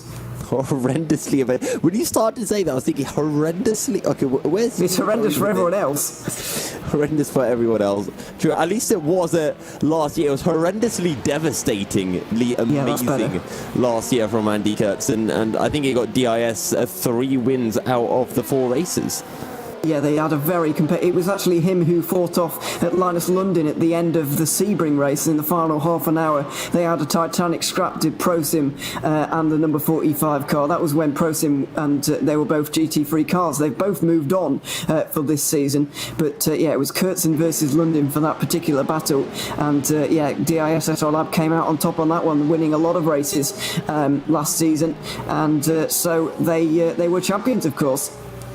Yeah, and it was Andy Kurtzen who pulled off that battle in Suzuka, where he managed to just pip ahead of Team Rookie Monsters, who came out of the pits from a late splash and dash with 10 minutes remaining, came out just ahead alongside actually into turn 1, and he got the job done. So Andy Kurtzen, the hero of DIS, if I could say that, which I think is somewhat appropriate. But either way, this season, DIS, they all look to be right on the pace, and they're showing it right here. And they are on the back of one of the GTE cars. Sorry, no, that's one of the GT3 cars just ahead.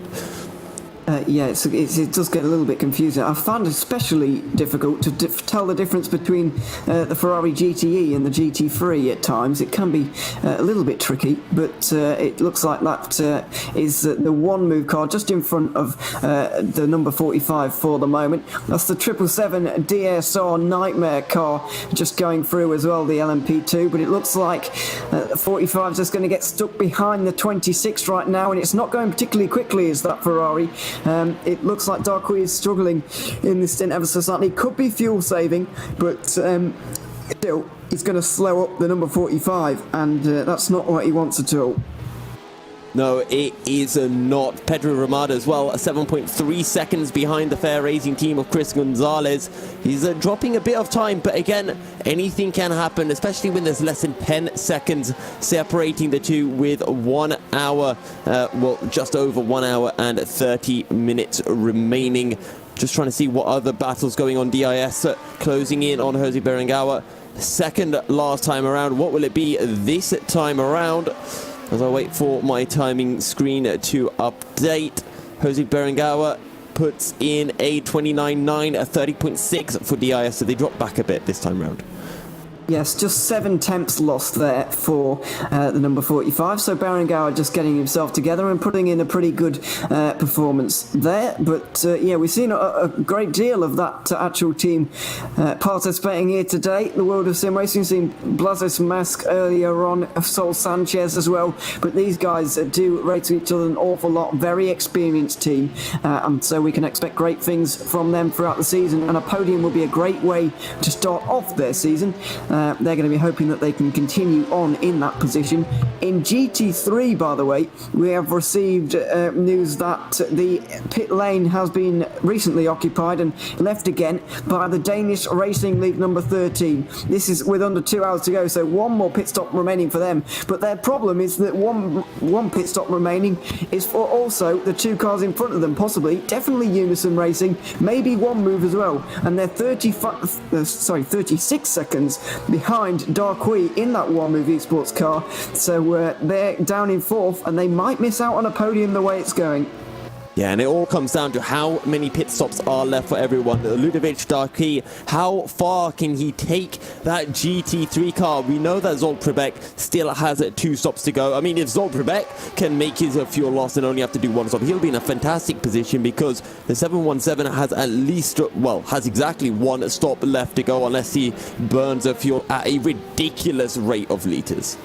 Yeah, that would that's not what he's going to aim to do, certainly, but these GT3 cars are pretty fuel efficient, really, and so he should be absolutely fine with that, as we've got a yellow flag for Mathieu de Crot in the one move 31. I can't quite catch what's happened to him for the moment, but he's clearly gone off somewhere. It's somewhere in the early part of Sector 2, maybe even out of Turn 7 or Turn 8, 7 I meant, but yeah, it looks like he has just... It was, well, the yellow flag was out for him, and I don't quite know why.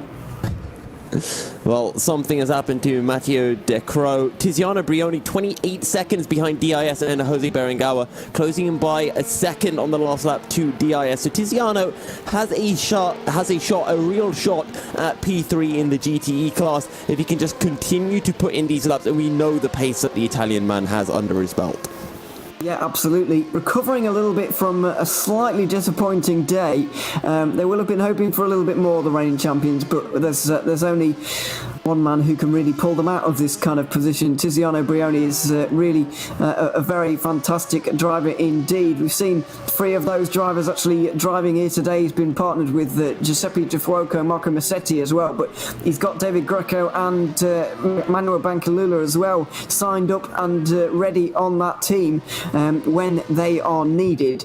And so yeah, they might be needed at some point, and I'm sure we'll see them throughout the season. As word of sim racing, Jose Berengawa has been into the pit lane. This will be his penultimate stop as well, as he pits from 3rd place DAS SR Lab, and they'll take over and occupy that final podium position. I just saw somebody in the garage for LMP2 maybe. Did I see that right? Maybe no, sorry, it's Thomas Garcia who's just dropping down the order. He's still in the garage. Yeah.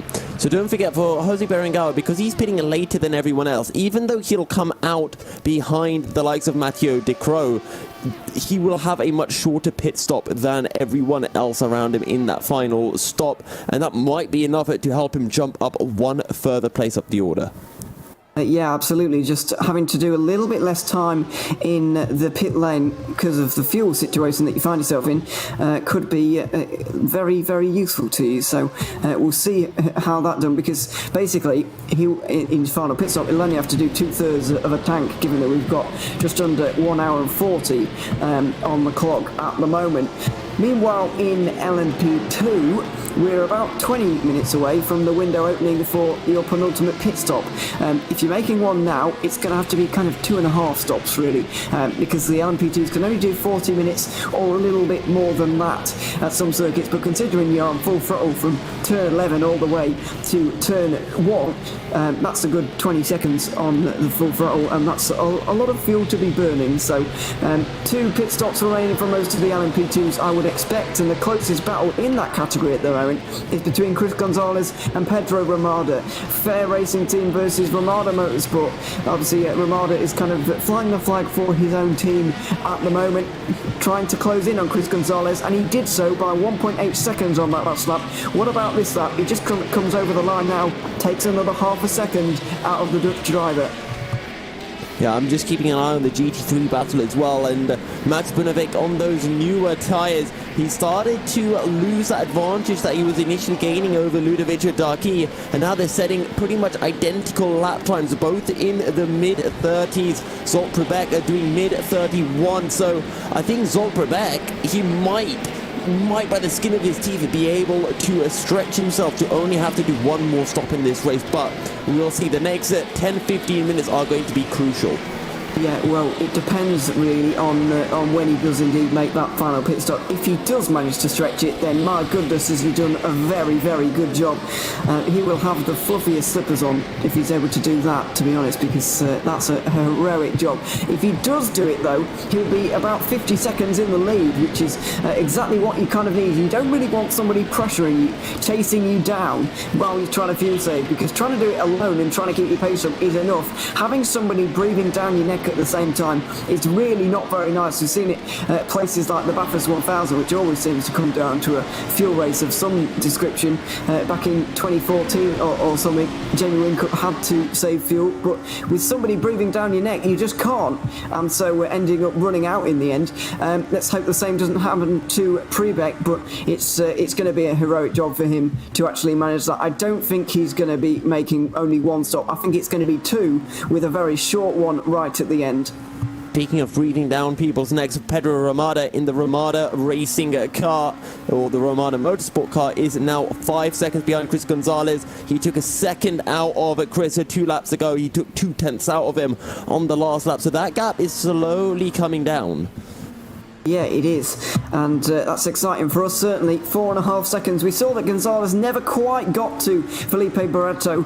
It was really starting to, about this point, he was taking 1 or 2 seconds a lap out of the Ramada Motorsport car, but then he just kind of tailed off, kind of stalled out just a little bit. I don't think it was a dirty air kind of problem. I think he just kind of mashed his tyres a little bit, and the pace evened out just a little bit between the two of them.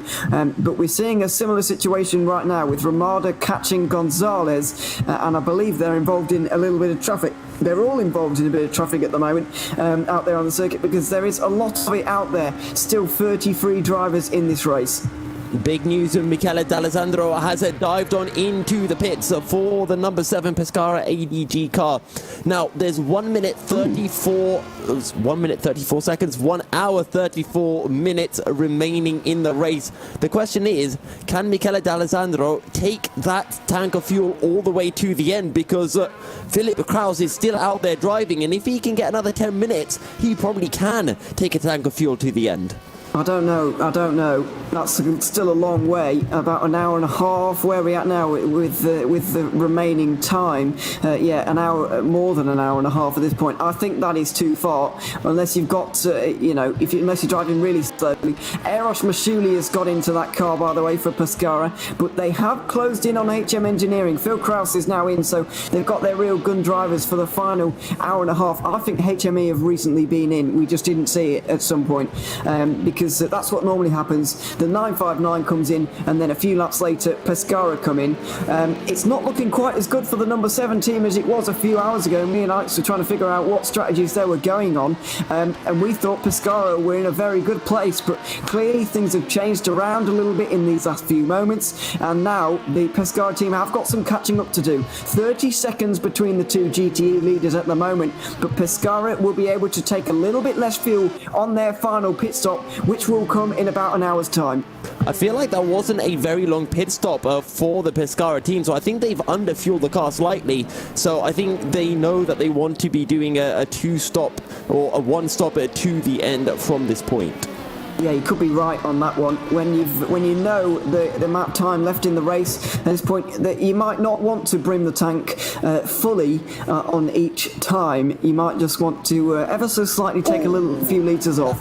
That's a big moment. Pedro Ramada has lost the rear end. That's going into turn 5. He was 3 seconds behind Chris Gonzalez when he lost the back end, and that is disastrous for him. He's now going to be about 10 seconds behind.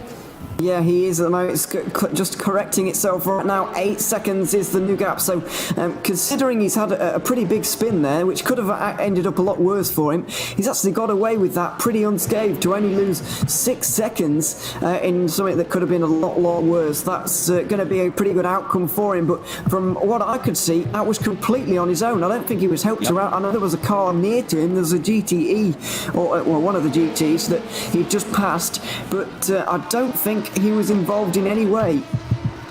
Yep, it was just himself, and Pedro Ramada just lost the back end. I think he just threw the car in a little bit too aggressively into turn 5 and just stepped on the power, and the back end just said, nope, I don't want to stay here, and went around. So Pedro Ramada now 8 seconds behind Chris Gonzalez. He's got Zoltan Varconi 34 seconds further down the order in the GTE class. Philip Kraus 31 seconds ahead of Eric Masquili. And again, coming down to, filling up the tanks to the brim, it's probably quicker if you don't fill up the tanks to the brim because, you've got that lighter fuel. It's probably a little bit nicer and kinder on your tires as a result. But when you do fill up your tanks to the brim, you start to play some mind games sometimes with the rest of the drivers. You think, okay, maybe you'll be 5 seconds slower in the pit stop. And in reality, you're 10, 15 seconds slower in the pit stop. So there's so many different games that you could be playing right now as an engineer. Musto GD Esports, I'm afraid, have got a penalty. 30 seconds stop and go for some contact, I believe, with one move. That might be why Mathieu de Crop was actually causing a yellow flag a few moments ago, or if you remember back at probably was about half an hour ago now. But 30 second stop and go penalty for Tiziano Brioni for his involvement in that collision, and that may well drop them behind one move. Actually, I'm not entirely sure what the gap is between them at the moment. But 48 seconds is right on that delta for a 30-second stop-go penalty. It is indeed. But the interesting thing about one move at the moment is that they are catching Sol Sanchez, who's just got into the world of sim racing, our zone performance GT. So we could even see a free car battle between three of the best teams in sim racing for only 4th place in this race. Yep. And it's absolutely crazy. WOSR having started from the back of the grid, one move just not having...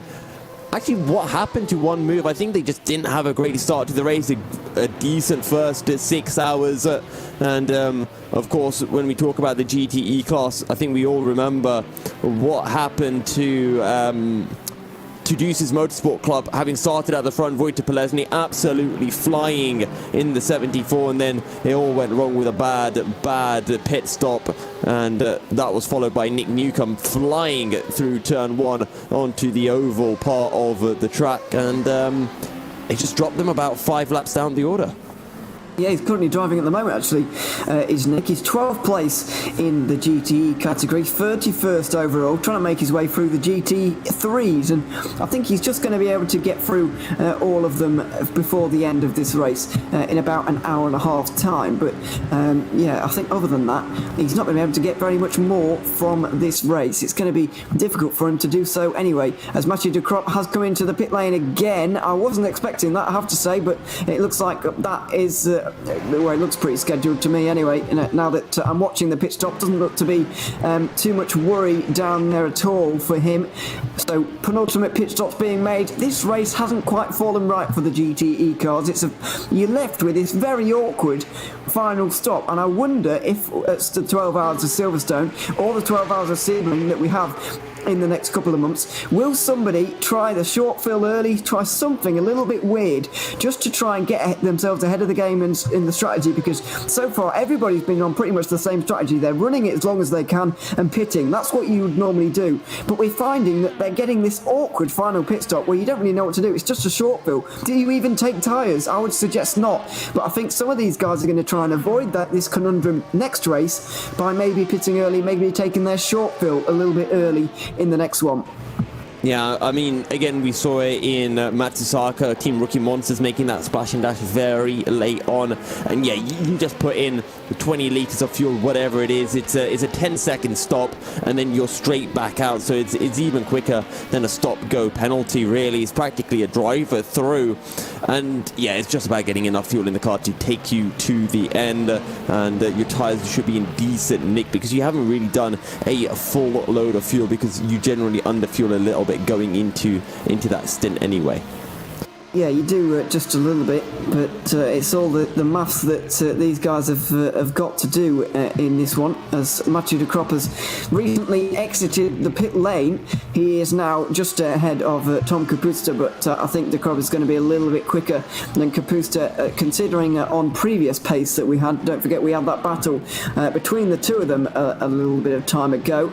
It's probably a few hours ago now, but time really is flying, and we're getting towards the end of this race. About an hour and a half. We're just under now, 90 minutes remaining And we're still no closer to really knowing who's going to win the race in each of the classes, especially in the GT classes. The Hypercar, you could say it's settled 4 laps between Drillers and Satellite, getting closer towards 5 laps at the moment, with Martin Hemmingsen still putting in some consistent lap times. He's not quite going as quickly as he was earlier on.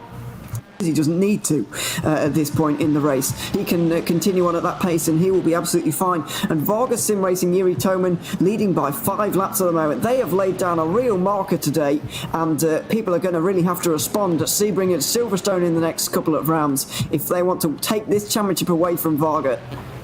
Yeah, and I'm really looking to the number 17 car of Pinsim Drillers Esports. I think they're the only team that have really shown the pace that they could have a match Varga Sim Racing if it wasn't for the incidents that they suffered. They were on the same lap as Varga before all of those issues with penalties, etc. started to come in. So Silverstone is going to be the point for Pinsim Drillers to come back in this title fight strong. Yeah, it is indeed, and they're going to have to. If you remember, they have got the pace, as you might say, from earlier on in this race, but also from the 2020 Le Mans event, where they managed to actually win despite issues that they had early on in the race. They had their rear wing off, but issues for everybody else eventually meant that they cycled back to the front and were able to take the double with the Hypercar and the LMP2 victories. That's not going to be the same here today at the Indianapolis 12-hour, but they do look like they're going to take this overall victory, barring any problems like the ones that they had earlier on, where they got stuck.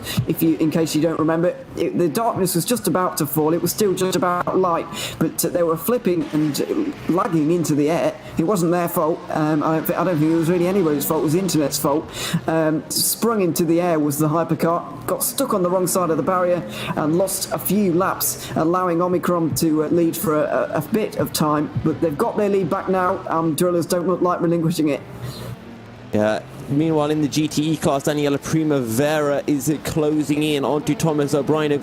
He is now under 13 seconds behind. He's been closing at a fairly consistent rate, and he's taken 2 seconds out of the 166 ID Sim Sport car.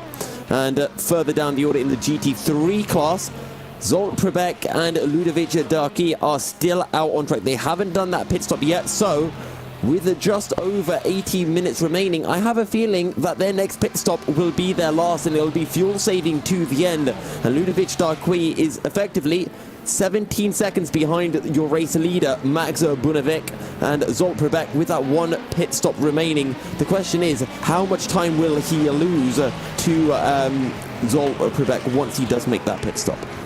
That is a stretch, I think, for one move. I'm not entirely sure about whether they can make it or not. Let's have a look. He's in the pits. Yeah, he is. 1 hour and 24 remaining. That is a very long stint on GT3, on a GT3 fuel tank. I think he's going to have to be very careful. I think that's why he was losing time in this last stint. I think he's been fuel saving because he needs to, but I think at this point he knows that he's not going to make it. Even with a lot of fuel saving, he's just going to be so slow.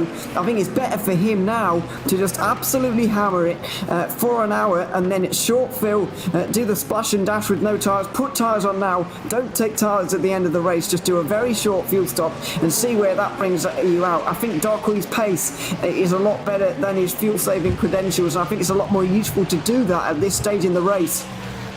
Yeah, so Darky, he comes out of the pit, so he's making his way through turn 2. Sebastian Hove is making his way into turn 7, and Sebastian Hove is the man who's currently in P3 now in the class. So Ludovic Darky about 20 seconds down on that podium spot. Meanwhile, in the last few moments, Paul Ahonen, the Finnish driver, has just made his way through on Tom Kapusta, who's in the Satellite racing car. I believe Ahonen was just in the pit lane, which meant that he was brought out behind Kapusta. As now taking his penalty is Tiziano Brioni. There he is, sat in the box for Musto. Where is that car of the world of sim racing? It is currently Sol Sanchez driving it. He's currently recently got into that car, or very recently got into that car anyway. Let's see how close these two are on the exit, because 52 seconds, he pointed out a little bit earlier on, that's exactly the delta that we have for a 30-second stop-and-go penalty. Let's not forget Musto was given this for contact that was made with the one-move eSport GTE car. That was Machida Krop driving it at the time. Brioni was given a penalty for that. He's rolling now. He releases the pit limiter now, heading towards turn number 1. He's got just a few seconds, about half of the main straight over Sol Sanchez.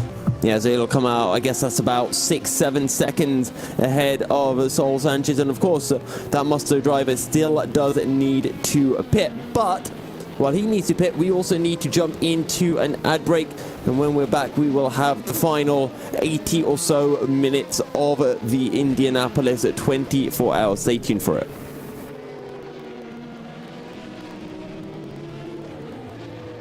The Endurance E-Racing World Championship 2021, Round 1, 12 Hours of Indianapolis is brought to you in partnership with ESR Esports Network, Leap Gaming, SimLab, MotorVision.tv, Global Flix, and AMD Ryzen Radeon.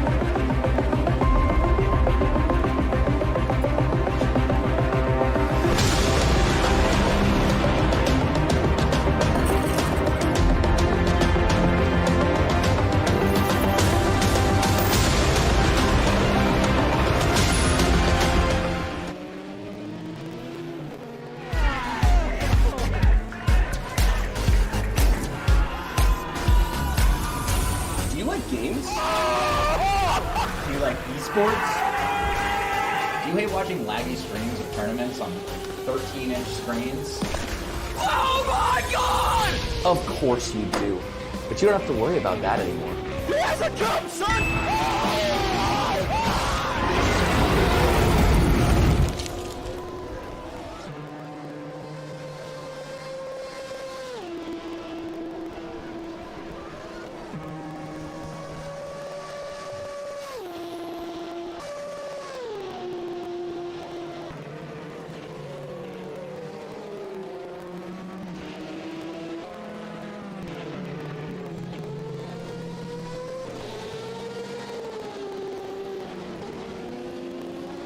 Welcome back. We're getting into the final throws of the first round of the 2021 GTR 24H EEWC. Alex Goldschmidt returning alongside me will be Ossian Puhaka. Ossian, we're getting into the final throws of this, what's been a fantastic 12 hours here at Indianapolis Motor Speedway.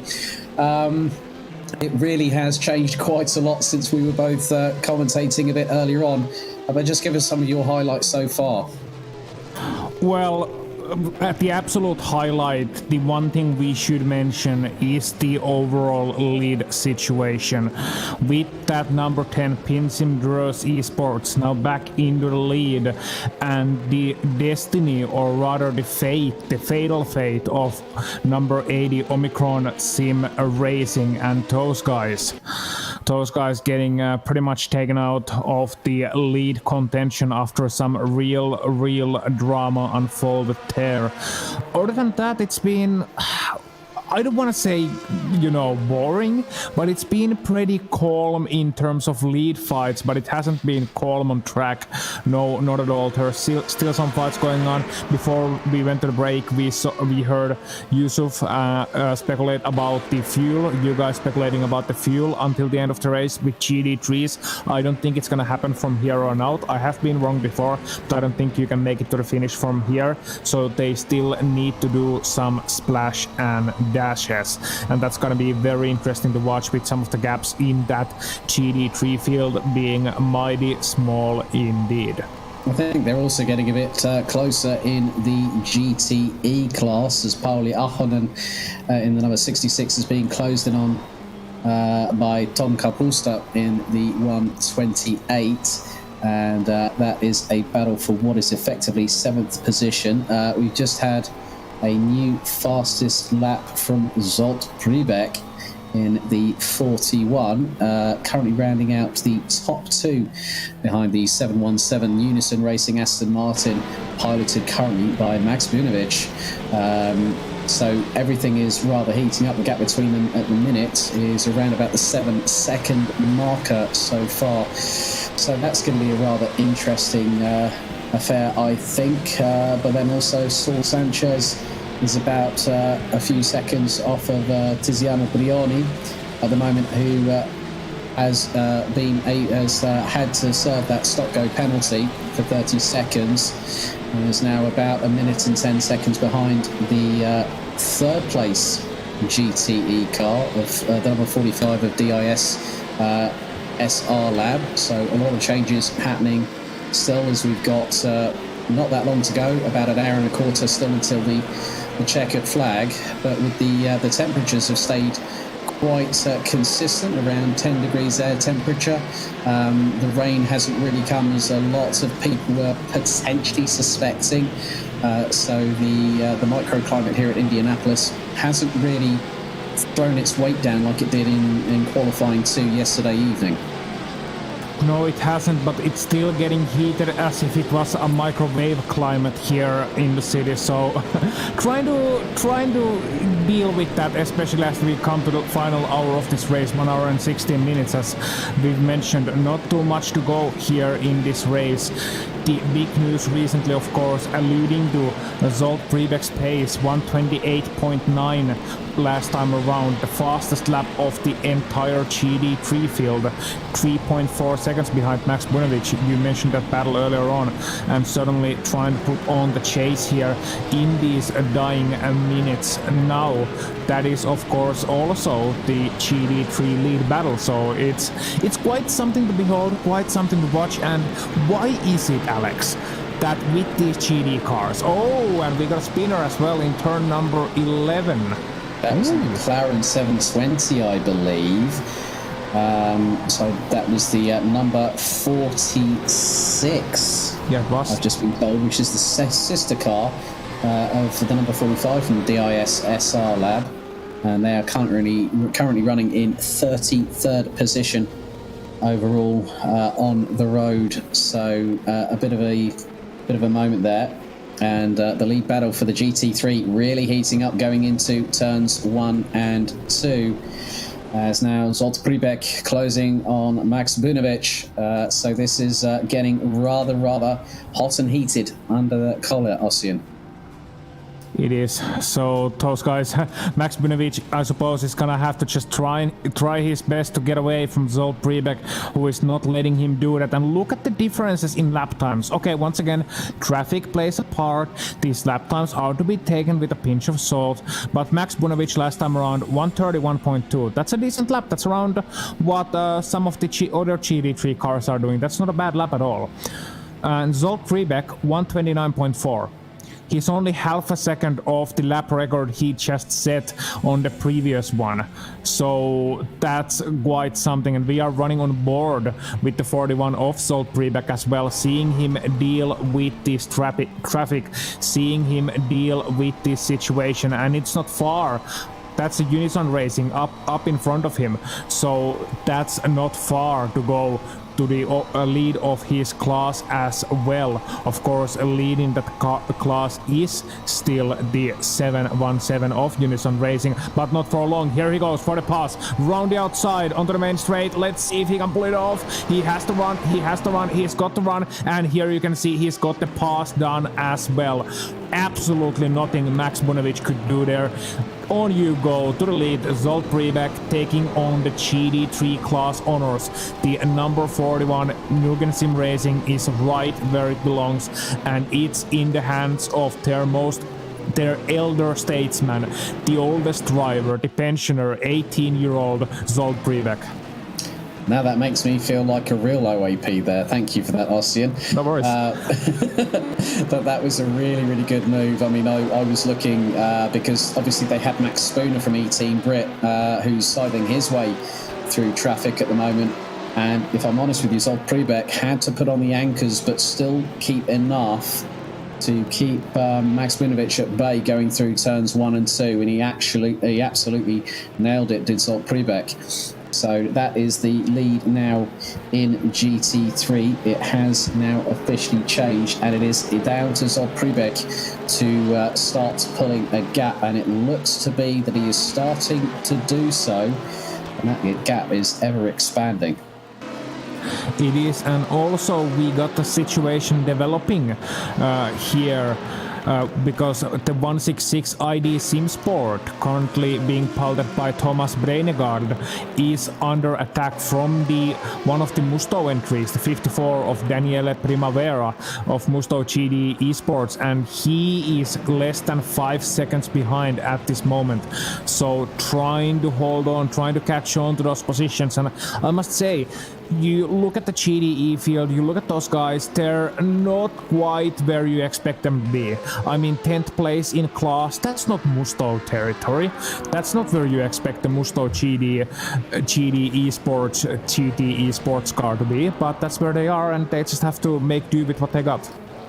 Yeah, I mean, the thing is that Musto have actually been in the trenches, obviously with the incident involving Callum Wilson from Glam Racing in the 404. I think, if memory serves me correctly, it was the 53 that got caught out by a lag spike and ended up with a missing rear wing earlier on during the daylight hours here at Indianapolis. So they're completing the top 4 and also the top 10, and I know we both know for a fact that both of the Musto GD Esports cars would rather be a bit higher up the field, possibly top 3 and top 5 respectively. So they're going to have to put in some work and obviously have a bit more lady luck on their side for round 2 for the 12 Hours of Silverstone. Bit of contact as well between the 717 and the GD3 leader, currently 41. They are very close indeed. They're side by side on the main straight, Zsolt Príbek and Max Bunovic. We are watching them as it is Príbek on the outside now, cutting just ahead of Bunovic, but Bunovic trying it into turn number 1, not quite able to pull it off in traffic, but finding another gear in there. Perhaps the traffic helping Unison Racing out, or perhaps they are now utilizing the draft. Maybe they were being sly. Maybe they allowed Príbek to get a little bit closer, watching, okay, Príbek's pace is gonna be enough, maybe we can let them get a little bit closer, make them chase, make them use up their tires, use up a little bit of more fuel, and then once they do catch us up, then let's give them a little bit of a fight, a little bit of a surprise as well. But that sounds highly unlikely, but I want to give them credit for such plan. Of course, Príbek is still leading that class. Max Bunovic is in the second place, but yeah, it was Bunovic who was doing the chasing earlier on. Not Bunovic being chased, excuse me, Príbek doing the chasing earlier on. So Príbek now has gotten past, and just wondering, Alex, trying to make a point here is that maybe Bunovic made it look a little bit easier than their pace difference would otherwise suggest. Yeah, I completely agree there, Ossian, but also you have to factor in that it was the pair of the number 51 of the WOSR Porsche of Sol Sanchez and then the number 31 of Mathieu Descours that were actually in front, as both Príbek and Bunovic went side by side going into T1. And what has now happened is that Pribeck is starting to pull away from the Aston Martin, who now has Decor just in front. So this is giving an opportunity to literally for Zolt to bolt away into the distance. Yeah, Zolt to bolt, I do like that.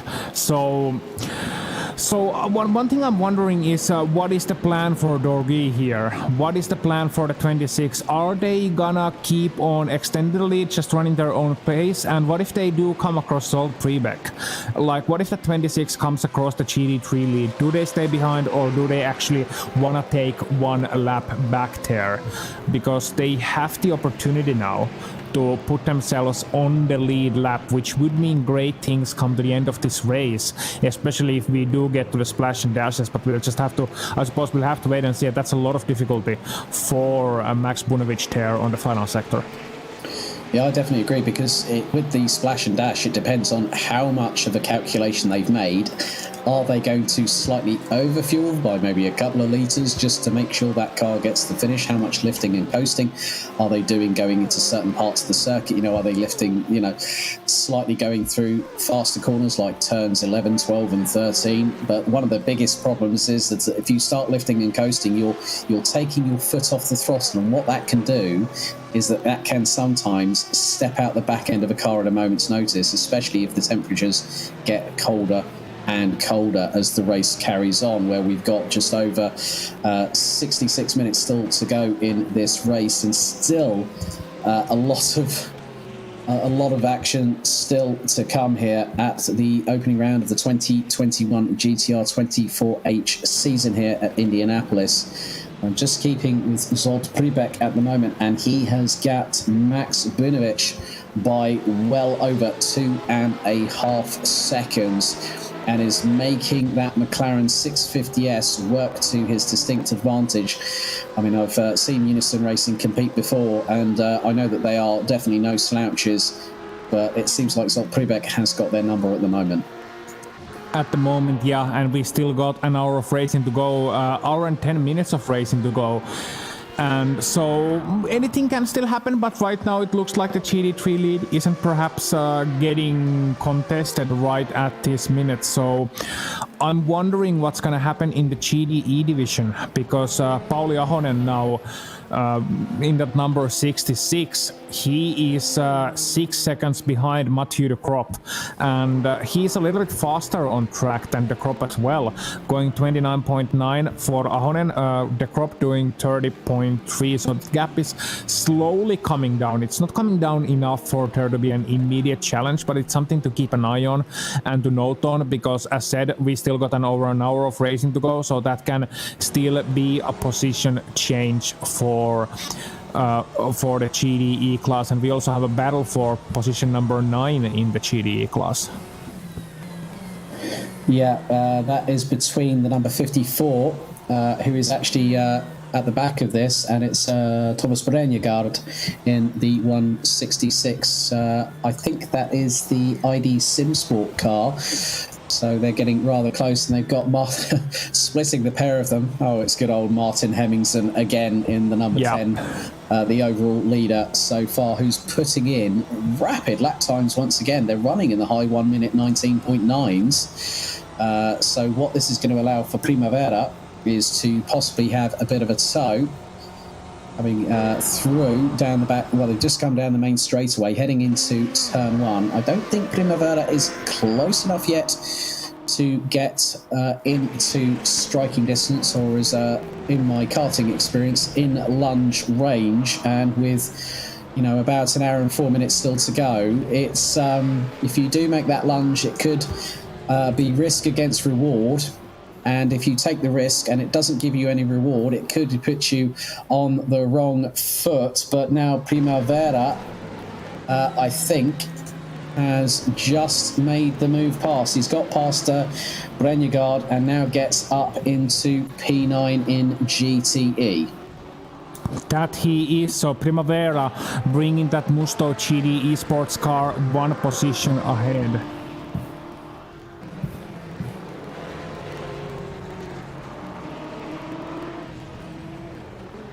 So we are also hearing reports of an incident for number 766 Dream Team, Dennis Sim Racer's Dream Team in the LMP2 class, having a crash earlier on, and seeing what happened between those just in. So they've had some sort of an incident.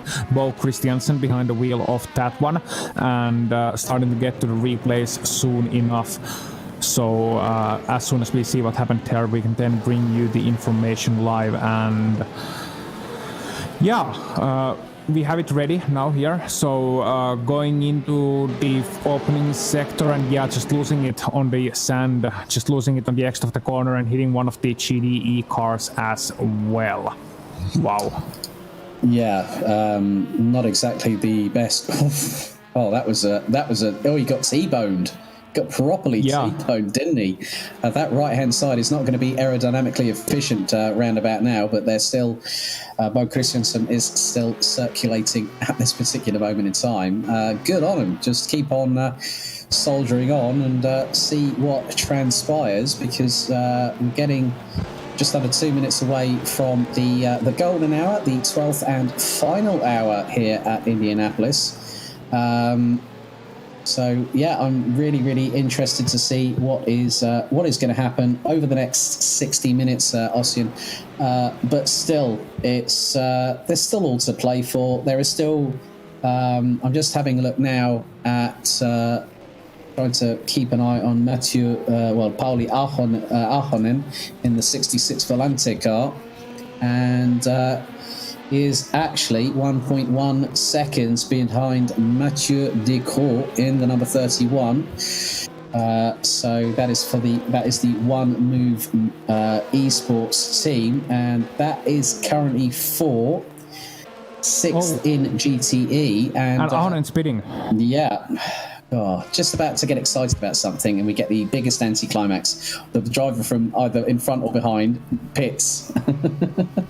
No, I think that's Mr. Murray's tennis career. You remember Murray? Yeah, I remember Andy Murray. Yeah. Yeah, that was an anticlimax.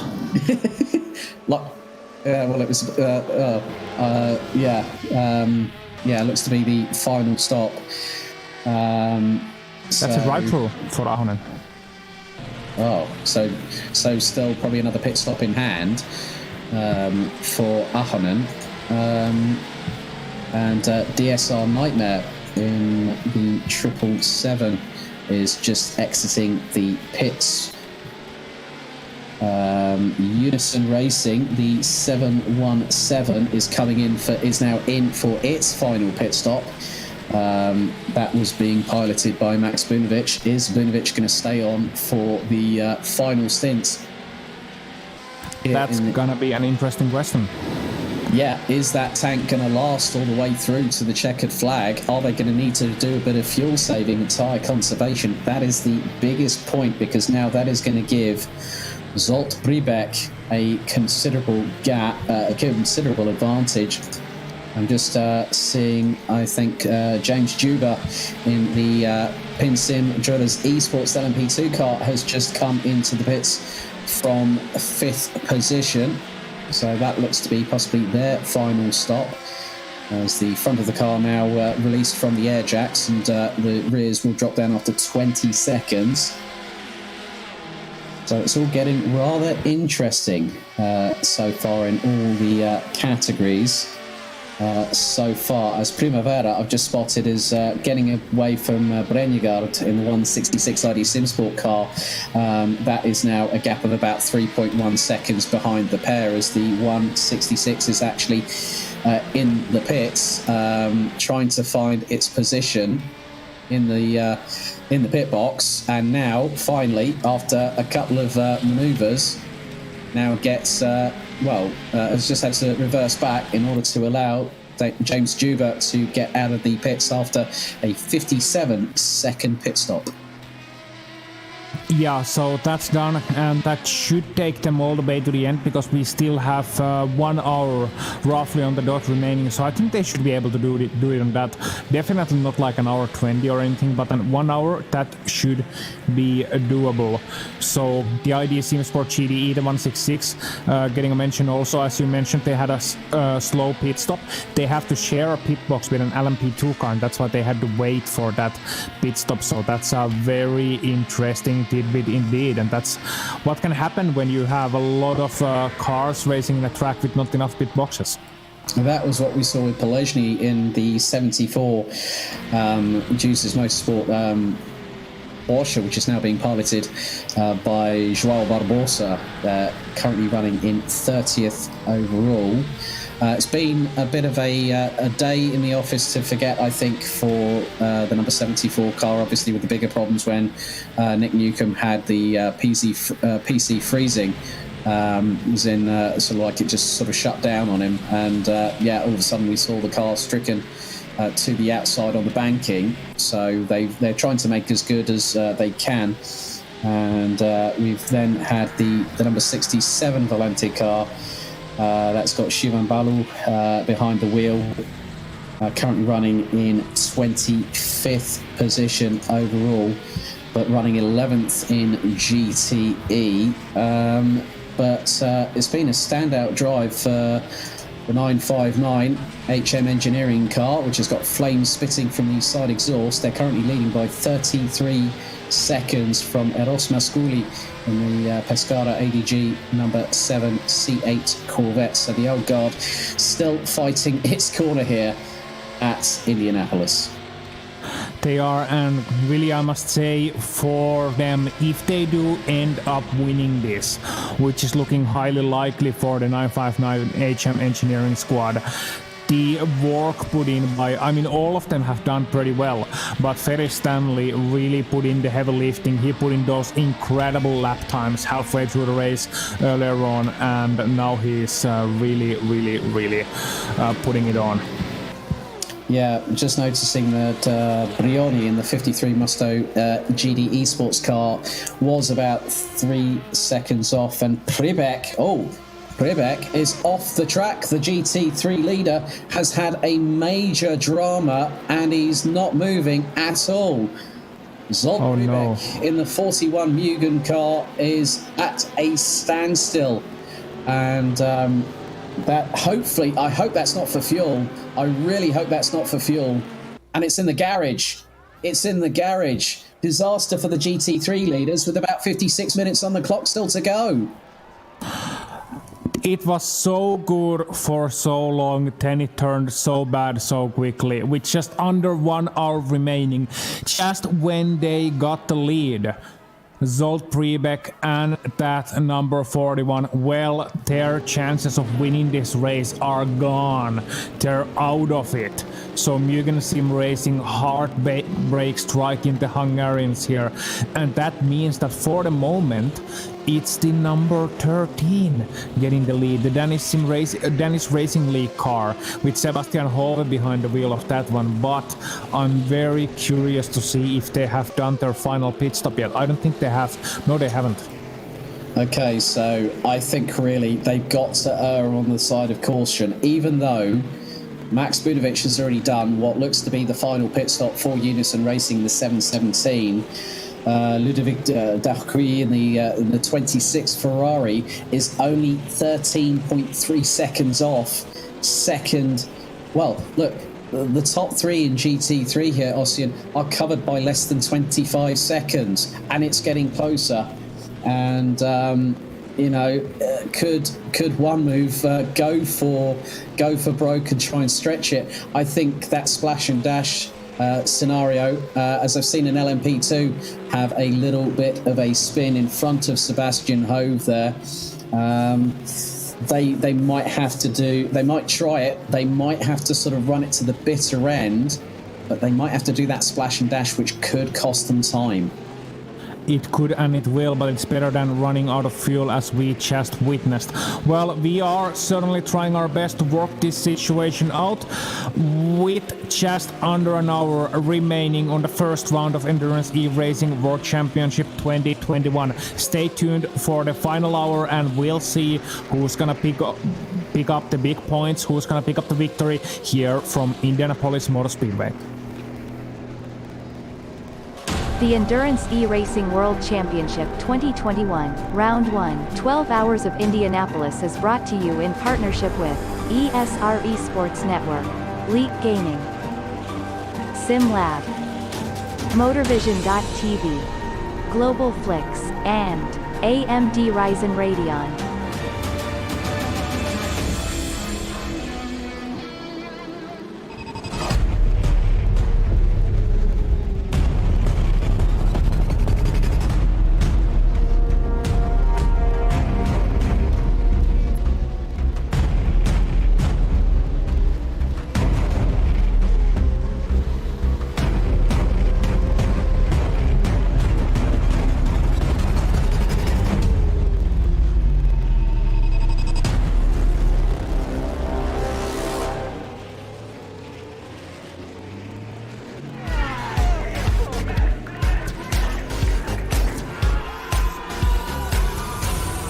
Games? Do you like esports? Do you hate watching laggy streams of tournaments on 13-inch screens? Oh my god! Of course you do. But you don't have to worry about that anymore. He has a jump, son!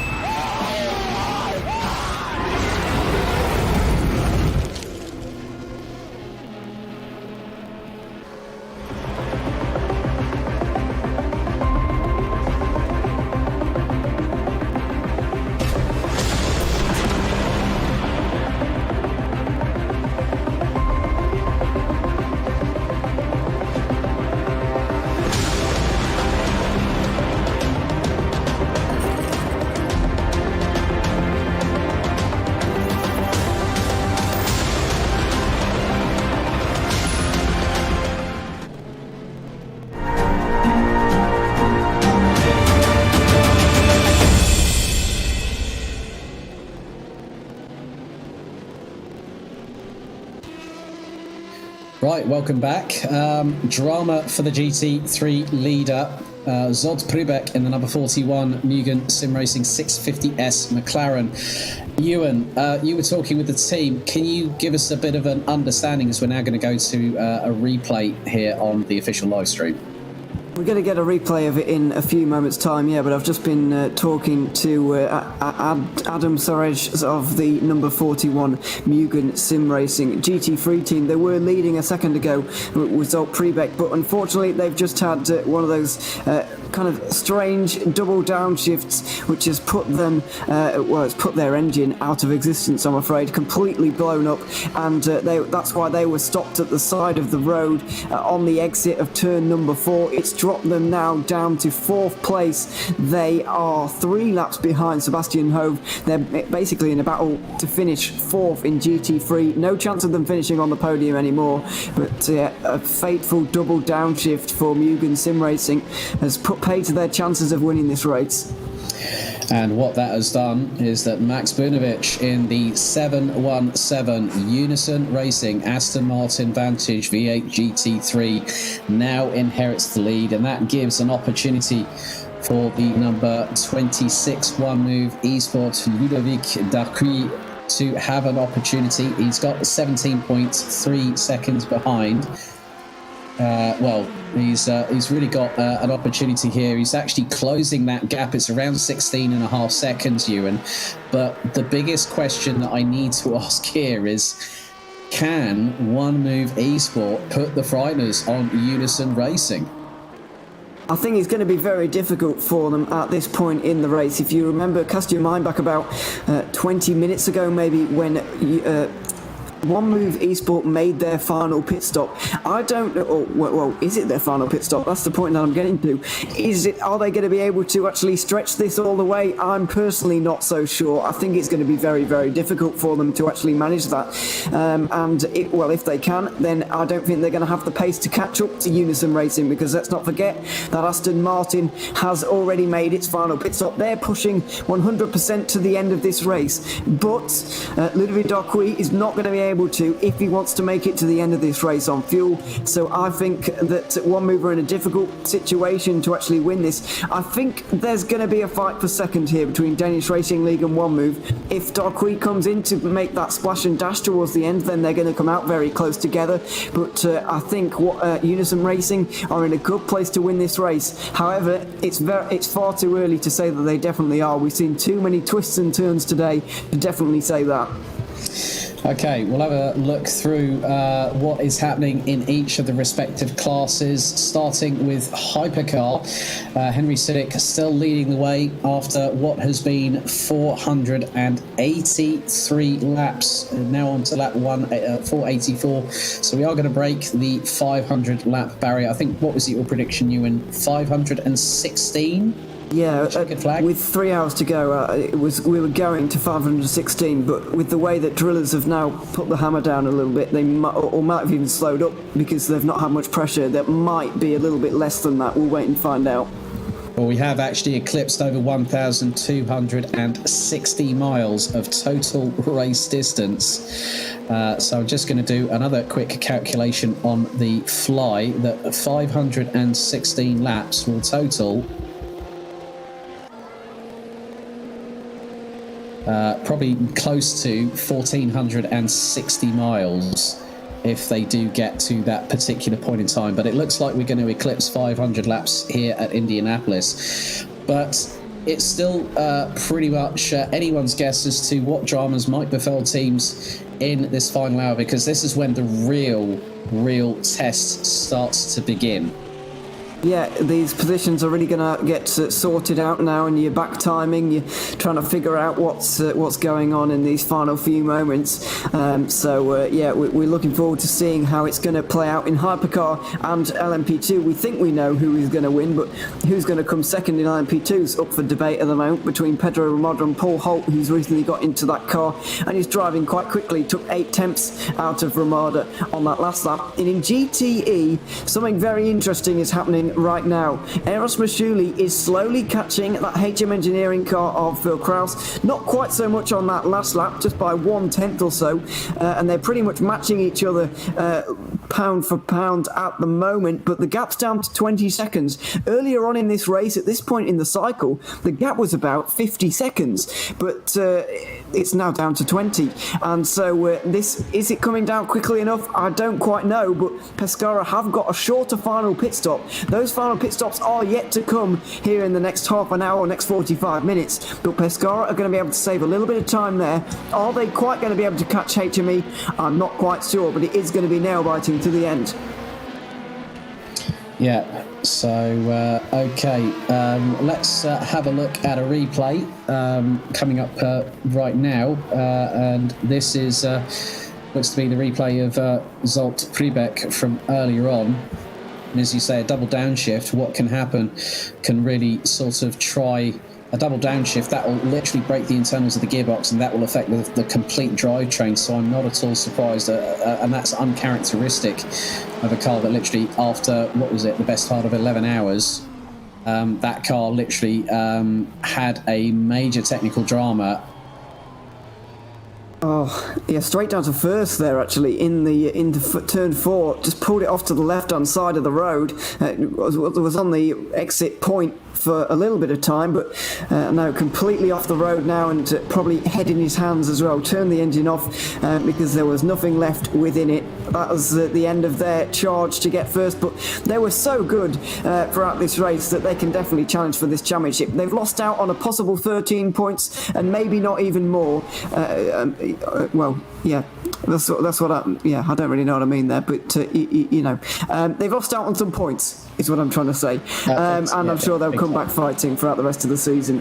Yeah, definitely big time loss of points there, on for There looks to also be now a drive-through penalty. Oh my goodness, I can't believe I'm saying this. That is one move. Mathieu Decaux has just been given a drive-through penalty. And that is going to take them out of the top 5. That's going to give Pauli Ahonen an opportunity to put the that's the Volante racing car, the 66 Aston Martin. Both the 66 and the 67 are now finally, touch wood, having a bit of luck come to their side, especially for Pauli Ahonen. Yeah, definitely. Volante were very quick in qualifying, and surprisingly so in practice as well. I didn't quite circle them as one of the favourites to actually take this in GT. Unfortunately, the race hasn't quite gone their way, but a 6th place in this one will still be a very respectable result. And One Move have just not had the best of days, especially since De Crop has got into that car. Not entirely sure why. Roy de Munich was doing a good job staying out of trouble more than anything, but now that De Crop has gone in, it's kind of falling apart just a little bit, and he's going to be disappointed with how it's gone so far. But either way, they're up into 6th place, and they'll be able to take some decent points from this particular race.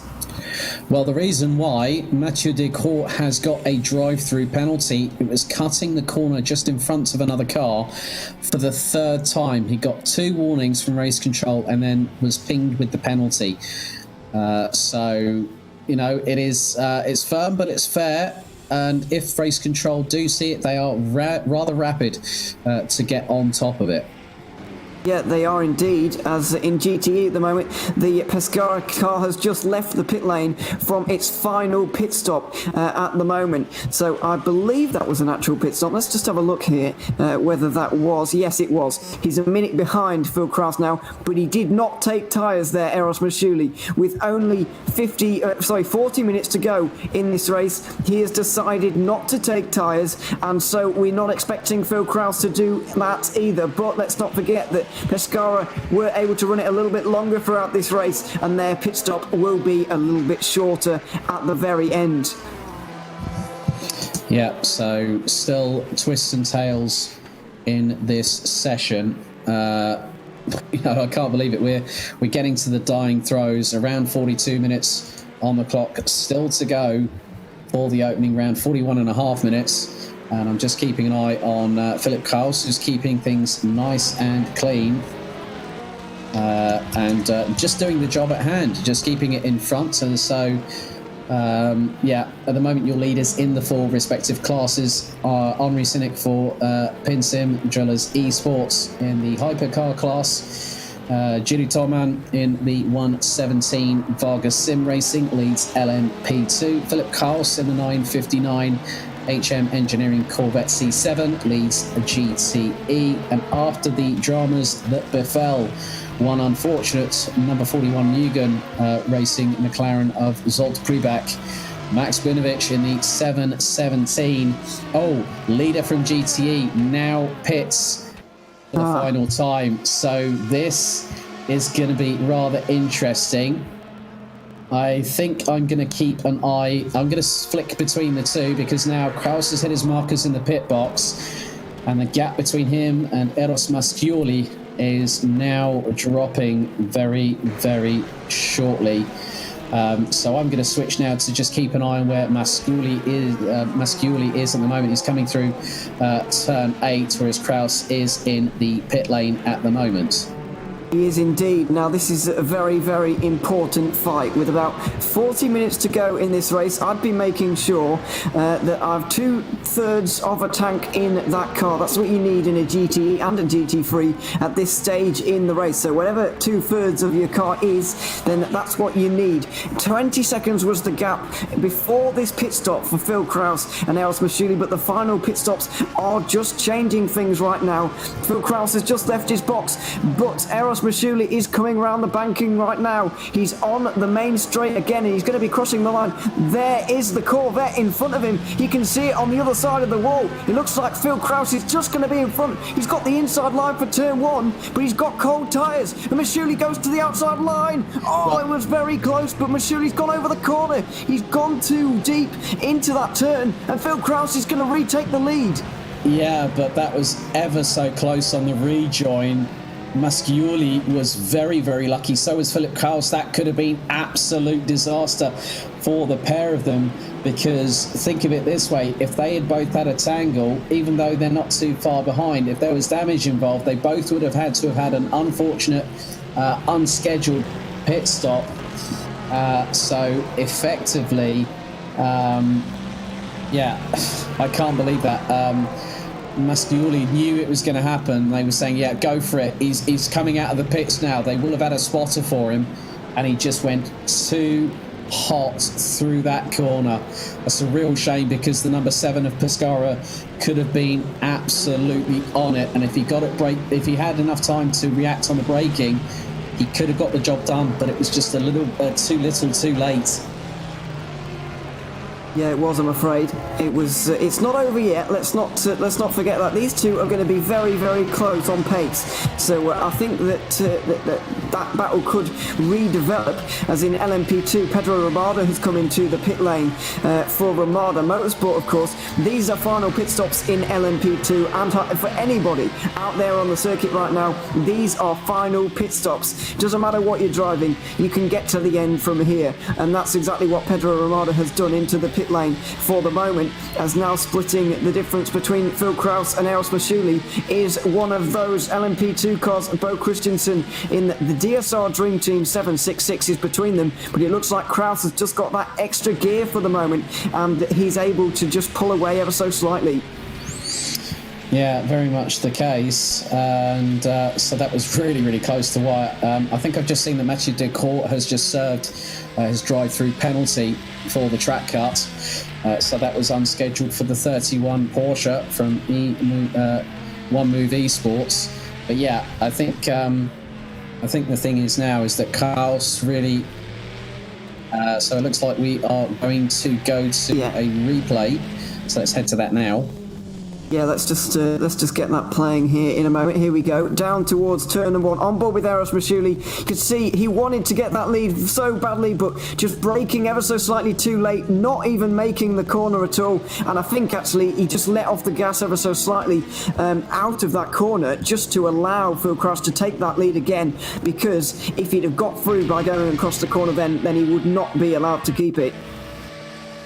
Yeah, and I think in some respects, Masciuli had to sort of pay due diligence there and go, well, I was hoping, and it didn't work out. They are quite literally dropping off the boil at the moment after that massive incident that could have taken them both out, and Masciuli is dropping like a stone. I mean, Philip Kraus is running in the high. He's just done a 128.9, Masciuli a 130.2. So that gap is now expanding. It's gone over 3.2 seconds. So that was that opportunity that just literally went completely wrong. And because of the fact that if Masciuli didn't take tyres, he would have been at a grip disadvantage in comparison with Philip Kraus, who was on brand spanking new rubber. I'd be surprised if Phil Kraus took tyres though, because we've only had 40 minutes left in the race when that actually took place. I get your point about gaining 20 seconds in the pit stop, and I feel like the fuel difference between them wasn't that big. He won't have gained 20 seconds on fuel, so I don't exactly know how he's done that. But if Phil Kraus took tyres, then I would be surprised, although it would now make sense with the fact that he's pulling out this margin ever so slightly. As I said, over 1 second on that last lap. It's 3.5 seconds now the gap. I'm expecting another half a second, maybe 3/4 of a second, to have been pulled out here by the American driver. A 29.0, blisteringly quick for this stage in the race by Phil Kraus, and a 30.0 for Eros Masciuli. That is not a bad lap time, but Phil Kraus has just got the edge for the moment.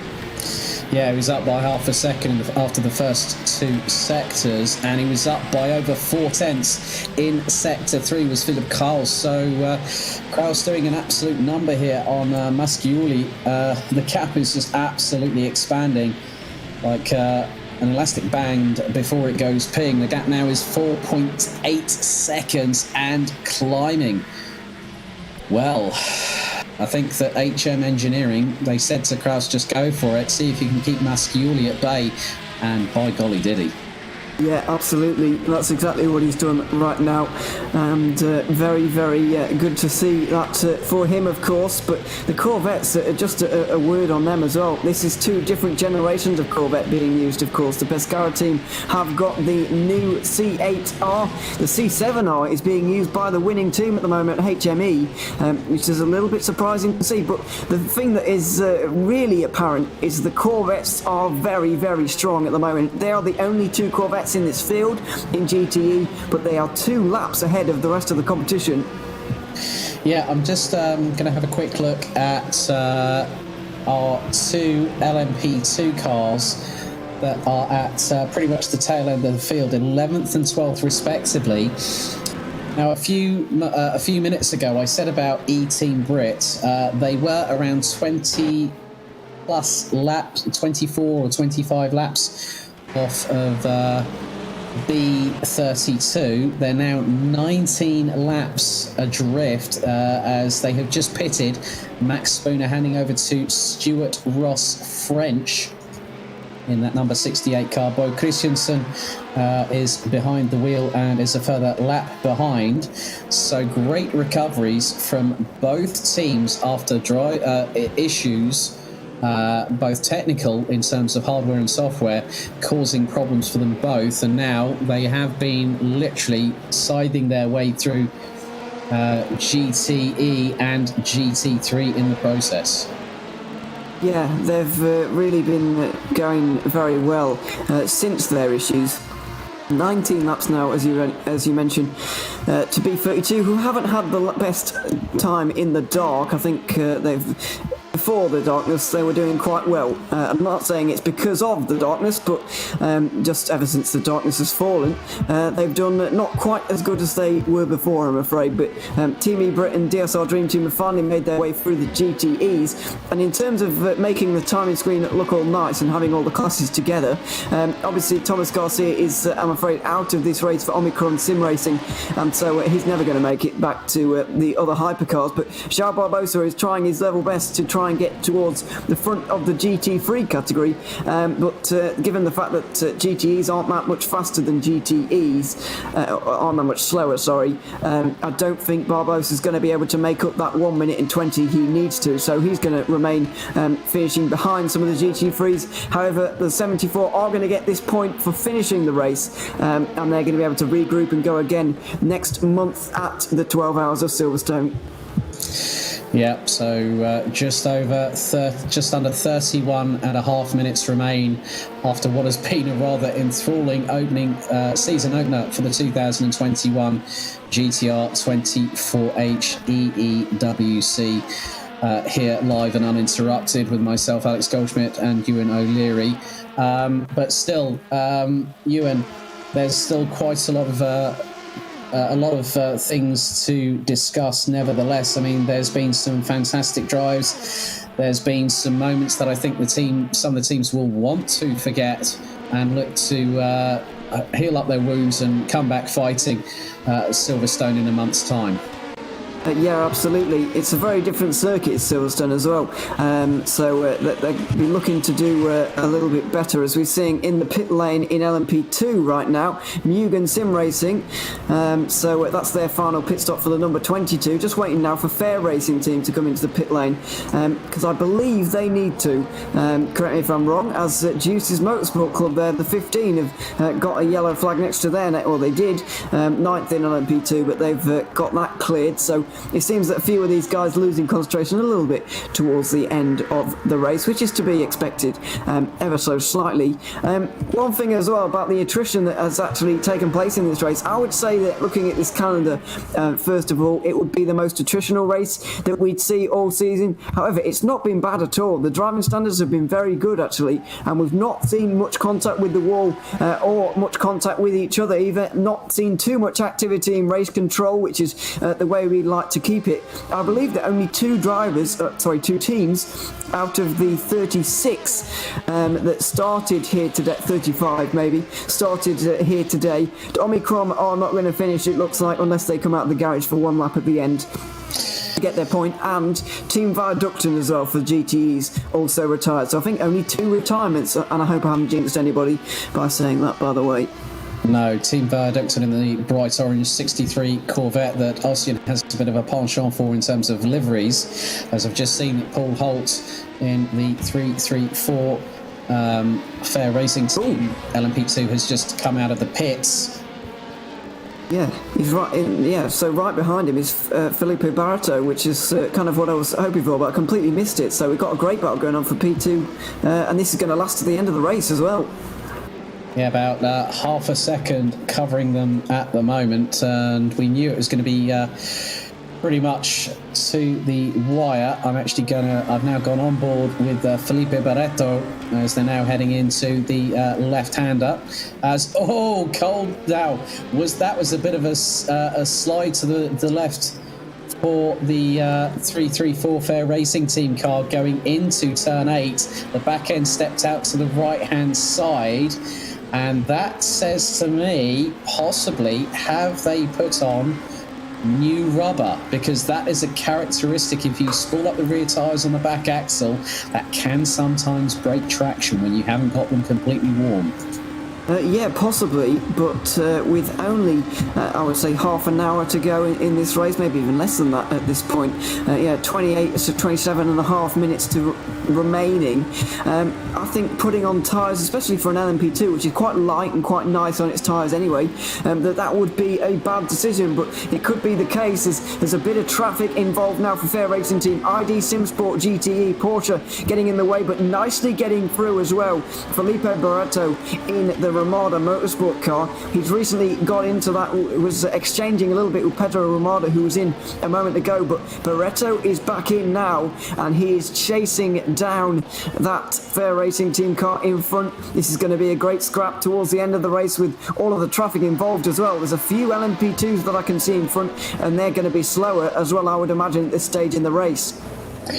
Yeah, so Felipe Barreto in the number 57, hot on the heels, as again they were getting caught up in slower traffic.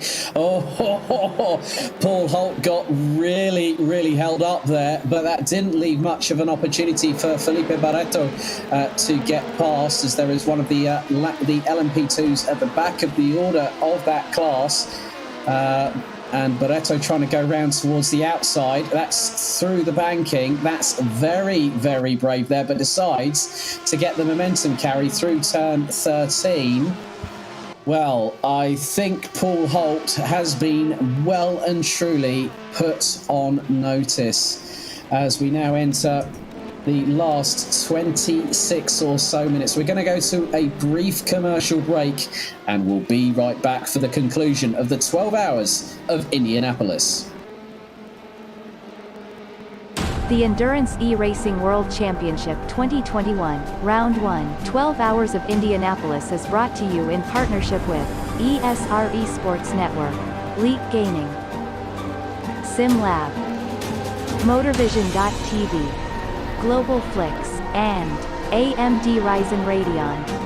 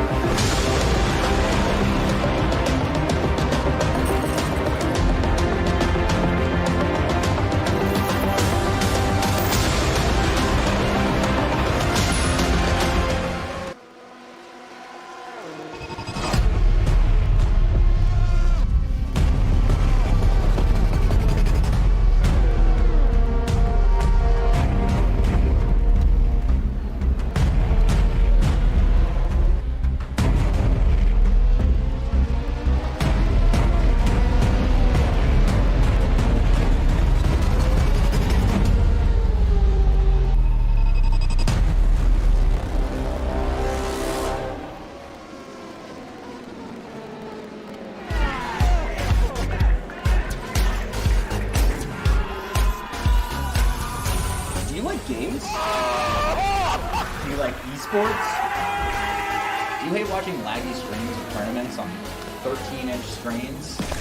Oh my god! Of course you do. But you don't have to worry about that anymore. He has a jump, son! Oh, my God!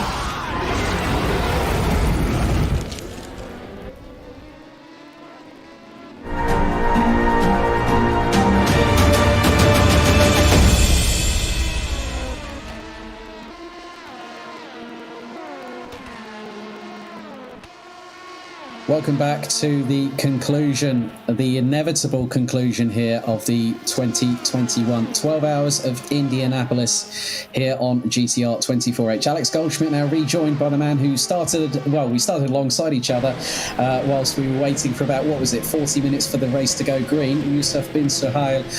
Yusuf, we're now getting into the dying throes and it is really, really getting interesting. We've just had a drive-through penalty issued. The nightmares are out again for the DSR Dream Team in the 766. They had an unsafe release after spinning around, so that was an unsafe rejoin onto the track. Their race has gone up and down a bit like a yo-yo on a string, hasn't it?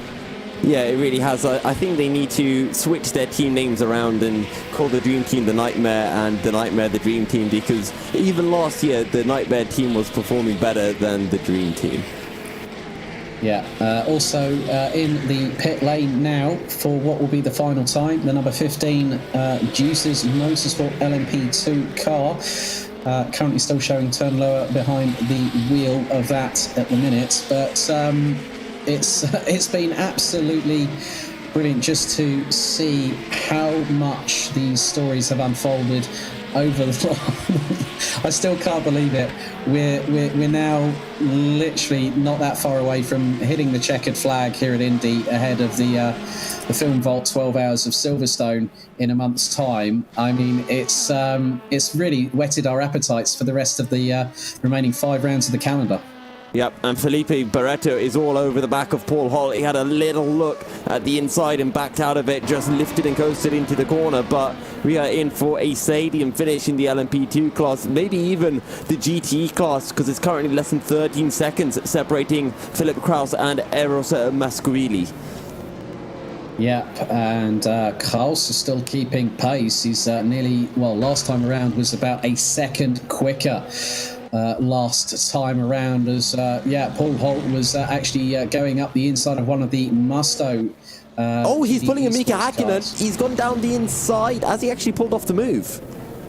Well, that's going to be rather interesting if that has actually transpired. It's worked. He pulled off the Mika Hakkinen. He went on the inside of the Musto car while Paul Holt went round the outside and he got the job done. That was brilliant from Felipe Barreto. Well, stranger things have happened and we've seen plenty of them all the way through the last 11 hours and 40 minutes. There's still, I think, plenty more of that to come. We still have 21 minutes exactly remaining on the clock here. And it could be anyone's guess. So we could have a replay of that. But Paul Holt now on the back foot, 3rd position for the Fair Racing team in the LMP2 category. That was a dynamite move. I'm looking forward to seeing the replay of that one, because that was an absolute joy to behold. Yeah, he was so close and, I mean, you just saw Paul Holt go for the outside. There was barely any space on the inside, and Felipe Barreto just showed his nose, and the Musto car just gave him the room. Okay, so looks like hopefully very shortly we'll be going to that replay, because now the timer is seconds away from hitting 20 to go here at Indianapolis. I just cannot believe what I've seen over the duration of the race. That was a Danny Rick move. Lick the stamp and well and truly send it. I mean, that was just poetry in motion. He overtook 3 cars in one braking zone. That was beautiful to behold. He definitely licked the stamp and send. I think it went across to the other side of the Indianapolis circuit with that one. he probably went into a new area code in Indiana on that one when he absolutely sent it. So that was just poetry in motion. We'll just give you a quick roundout of what's happening in the top 3 positions in each respective class. Obviously, the Hypercar, it is pretty much Pinsim Drillers Esports with Henri Cynic behind the wheel. He started in that car, has put in the fastest lap of the race, and now that they know that they haven't got Omicron Sim Racing, the number 80, who have effectively dropped all the way down. And I've just spotted, look at the bottom of the timing sheets for Ludovic Dacry in the 26. They were showing briefly, they were showing down at the bottom of the timesheets, and they are in the garage. Well, that's a development and a half I didn't see coming. Yeah, they're down in P3. They might drop down to P4 if Zolder Pribet can jump ahead, and that would be great for the 41 car after what happened to them. But I'm actually keeping an eye right now on Mathieu Decroix because he is 1.2 seconds behind Pauli Ahonen, and this is the battle for P6 in the GTE class. Yeah, that's looking rather close indeed. But I think we've got another replay coming up from a different angle. So let's see if we can get that up very, very shortly. And we're actually going on board. It's just really a case of you're going to see possibly from multiple angles here. Oh my goodness me, he's absolutely brazen. He actually has a bit of a tangle with Brioni there. If you saw the LMP2 car on the left-hand side, Brioni got a little bit of contact, and then they come into turn number 8. And that was possibly, I think that might have been Paul Holt that was on the left. Felipe Barreto went to the right-hand side and just absolutely did a number on the whole lot of them in one fell swoop. Yeah, cleanly done. So clean. It was weird because when the move happened, I saw an LMP2 car up ahead, and I thought for a second, is that Paul Holt? How did Paul Holt gain 2 seconds? And I was trying to see, like, where is the third LMP2 car in here? And that's why I was just so tentative to say and to confirm whether Felipe Barreto had pulled the move off. Yeah, so it was absolutely epic stuff there. And just keeping an eye on Mathieu Decroix, currently in what is effectively P7 in GTE. And yeah, looks like it has happened. So that Zolt Pribek is now ahead. Ludovic Dacry is back in the pits, so they possibly, if as long as they've done a announcement to race control that they are reconnecting for the last few moments, but could it that has allowed Callum Wilson in the 404 Glam Racing car to now move up another position. So it's Bunovic from Unison Racing leading the class ahead of Sebastian Hove from the number 13 Danish Racing League Ferrari. And the lead is currently 54 or so seconds. Zolt Pribek in third, Callum Wilson in fourth, but is about 68 or so seconds behind. And this is going to allow the likes of the 46 DISSR Lab GT3 and then the 188 Teleforingen car that has got, I think that might be Gert Nielsen just behind. So, yeah, that could spell disaster for the number 26 from One Move Esport. Their hard work all undone. Yeah, and Callum Wilson, what a recovery drive from Glam Motorsport after that lag incident with the Musto car, back up at 2P4. They're going to be absolutely delighted with that recovery drive. Also, was keeping an eye on Mathieu Decroix. He's lost about 5 seconds over the last couple of laps. Pauli Ahonen has all of a sudden put in his personal best of the race at 28.2 and pulled nearly 3 seconds to the One Move Esports car. Right, okay. Ewan O'Leary will definitely be hearing us on this. The current leader, Henri Cynic, is on what is going to be now. He's going to cross the line now. 508 laps completed. with 14 and a half minutes to go, and he's still running at the 120.4s. Crazy pace from the overall leader. I feel like with about 5 minutes to go, he should put on a new set of boots, nice low fuel, and go for an even faster lap. See if he can get into the 18s in the race. Yeah, I think I'm just going to throw a guesstimate of possibly we are going to exceed over 520 laps with the pace that Cynic is putting in at the moment. I mean, that is just absolutely inhuman at this particular moment in time. But how far above can he get that? So, yeah, it's just it's a big sort of... a big sort of telling point, really. Yep. Another 10 laps or so remaining, just under 14 minutes, which I guess equates to about 10 laps, maybe 11, give or take. And how many have you said Henry Cynic has done so far? He's on lap 5. Well, he's about to complete lap 509 very, very shortly. So, yeah, he's just crossing the line now. 509 in the book, so he's on to lap 510. And he's put in a 1 minute 20.9. So, yeah, that 516 looks very, very much beatable.